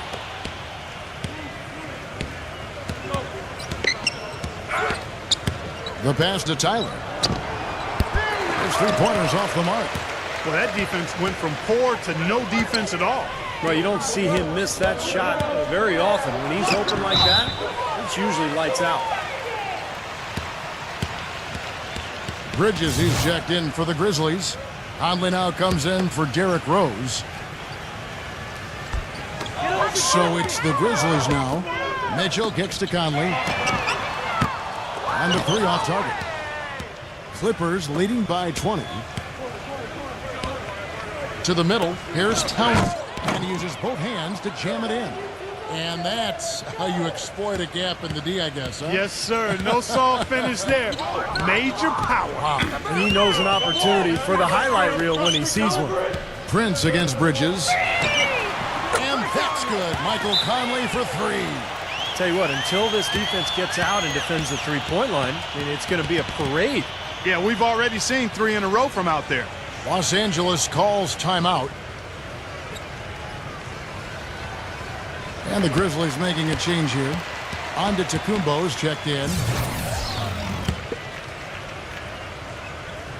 Just a little under 2.5 minutes have passed now here in the fourth.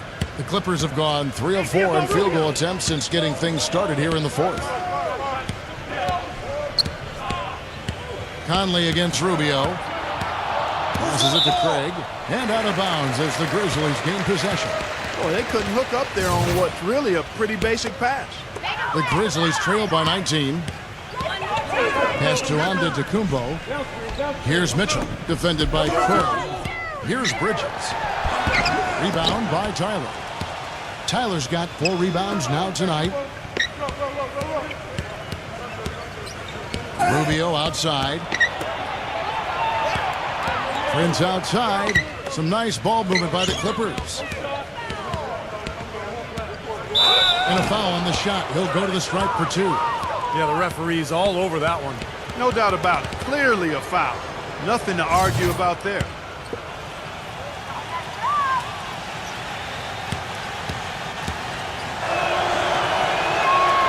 No good on the free throw.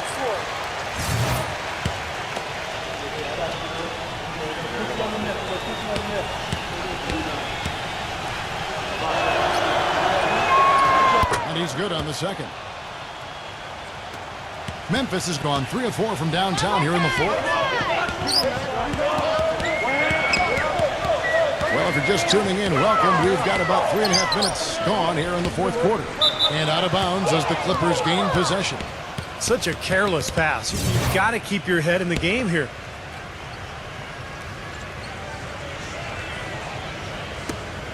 Clippers leading by 20. The dish to Tyler. And it's going to be out of bounds. The Grizzlies will take it.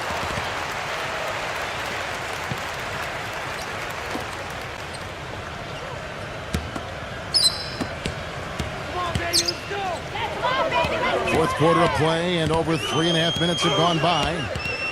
Antetokounmpo passes to Conley. Goes back up. They blow the whistle just as he gets it off. That's 2 points with a chance for another one at the stripe. But the defense just looked a little lazy on the glass there. Yeah, nobody boxing out. That's inexcusable. Clippers have gone 3 of 4 in field goal attempts since getting things started here in the fourth. Rubio with it. Rubio gets a screen from Craig. Clock at 6. Fires the 3. That's in, coming off an assist from Rubio. And the Clippers lead by 21. Grizzlies have gone 4 of 8 in this fourth quarter, shooting at even 50% from the field. Pass to Mitchell. With the lead pass, hit penalty. And he was fouled on the way up. 2 free throws now for him. Yeah, the referee's all over that one. No doubt about it. Clearly a foul. Nothing to argue about there.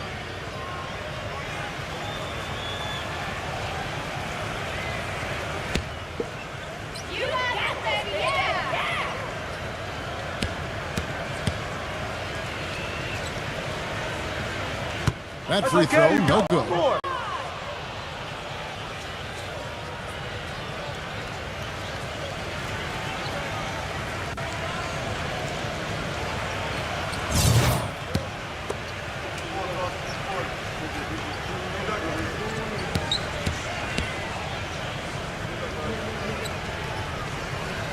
And he misses the second one as well, so he is 0 for 2 that time. Clippers leading by 21. Here's Tyler. Prince, the pass to Craig. Feeds to Tyler. Dishes to Rubio. Here's Townsend. Out of bounds, Clippers ball as the Clippers keep possession.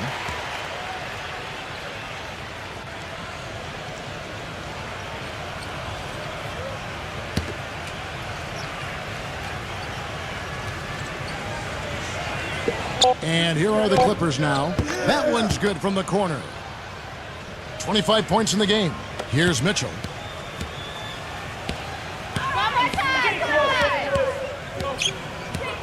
Outside Conley. The offensive rebound. Second shot opportunity. The shot's good from Antetokounmpo. Antetokounmpo's got 13 points here in the second half alone. Rubio outside. Here's Townsend. That's good. It's Rubio with the assist. Rubio's got his 3rd assist on the night. He is setting this place on fire, fellas. His shooting has been off the charts. Here's Antetokounmpo. He passes to Mitchell. Here's Antetokounmpo, defended by Craig. A shot's good from Antetokounmpo. Antetokounmpo's got 31 points. He has not lost his focus today. Even when things haven't gone his team's way, he's still bringing it. Here's Tyler, defended by Mitchell. Shoot it. Here's Townsend, and it's wide right. It's off the rim. The Grizzlies trail by 21. Here's Antetokounmpo. Here's Mitchell. The Clippers grab the miss. Prince has got rebound number 5 here tonight. The feed now to Rubio. And out of bounds as the Grizzlies gain possession.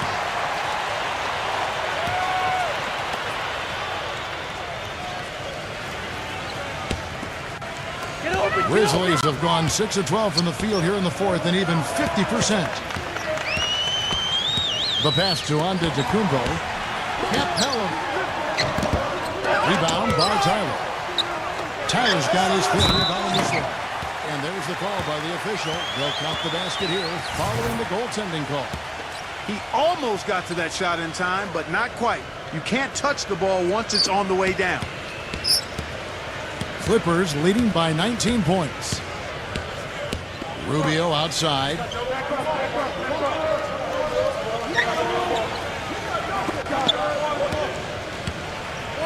Here's Townsend.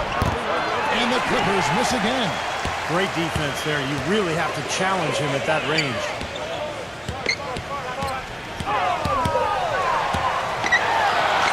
Up and in on the way.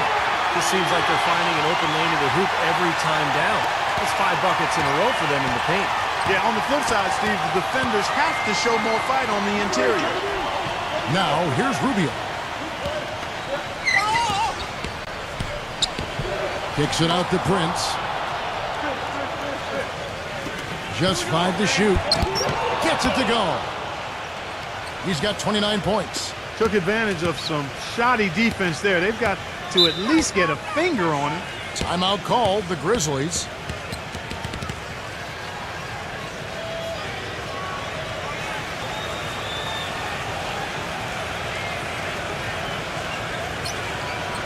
And the Clippers making a change here.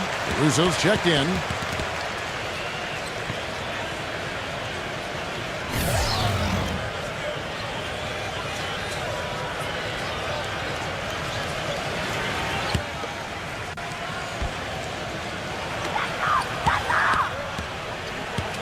Bridges against Prince. Conley kicks to Mitchell. And the shot is good.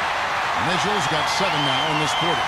Some defensive breakdowns are starting to show up now. Their last 4 buckets allowed have come from very close range. Giving up these easy chances is going to do wonders for their confidence. Kicks it to Tyler. Good ball movement here by the Clippers. Bridges against Prince. He dishes it to Tyler. 6 to shoot. Fires from 14. Here's Townsend. Oh, and there's the one-handed jam. And every point they get now puts them one step closer to the W. If they're not there already, Steve, just a tremendous all-around game of basketball they play. Here's Antetokounmpo. Makes it off the glass. Antetokounmpo's got 17 points here in the second half. You know, they're being very one-dimensional right now, going to the post every time. But if it works, you don't need another dimension. Well, they're taking this defense to task, quite honestly. Every one of their last 10 points have come in the paint. And so here are the Clippers. The biggest lead of the game was 24 points. Here's Townsend. Here's Craig. Off the mark there with the three-point shot. Not the best shot, long range, and with a defender right in his space. And defensively, that's the kind of work he's known for. I mean, he loves to lock you up. Back to Conley.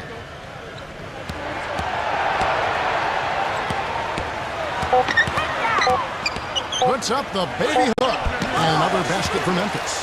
Well, their offense has kicked into gear, but seems to have arrived a little bit too late. And as a coach, that can really be frustrating. I mean, your guys were stumbling along for most of the game, and now, when it's basically over, they finally decide to come alive. Now Russo. And foul called as he misses. He'll go to the line and shoot 2. Michael Conley picks one up.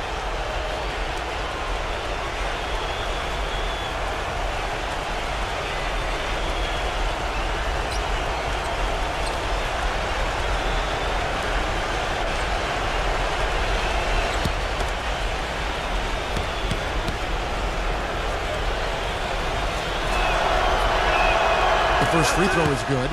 A platoon swap here for the Clippers.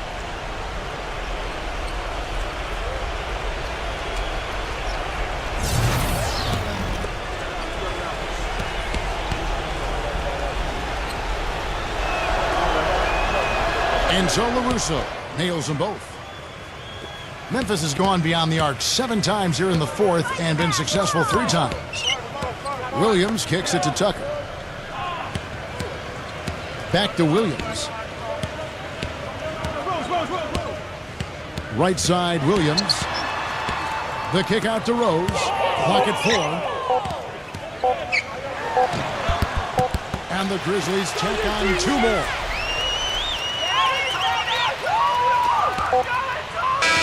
So the Clippers winning this one easily. Some days, Clark, everything goes right for a team, and they just had one of those games. Yeah, it certainly was. I mean, these guys played a great all-around basketball game here. That about does it for Clark Kellogg, Steve Kerr, and Doris Burke, and the rest of our great crew. This is Kevin Harlan saying so long and thanks for watching. Now, here is our Jordan Player of the Game.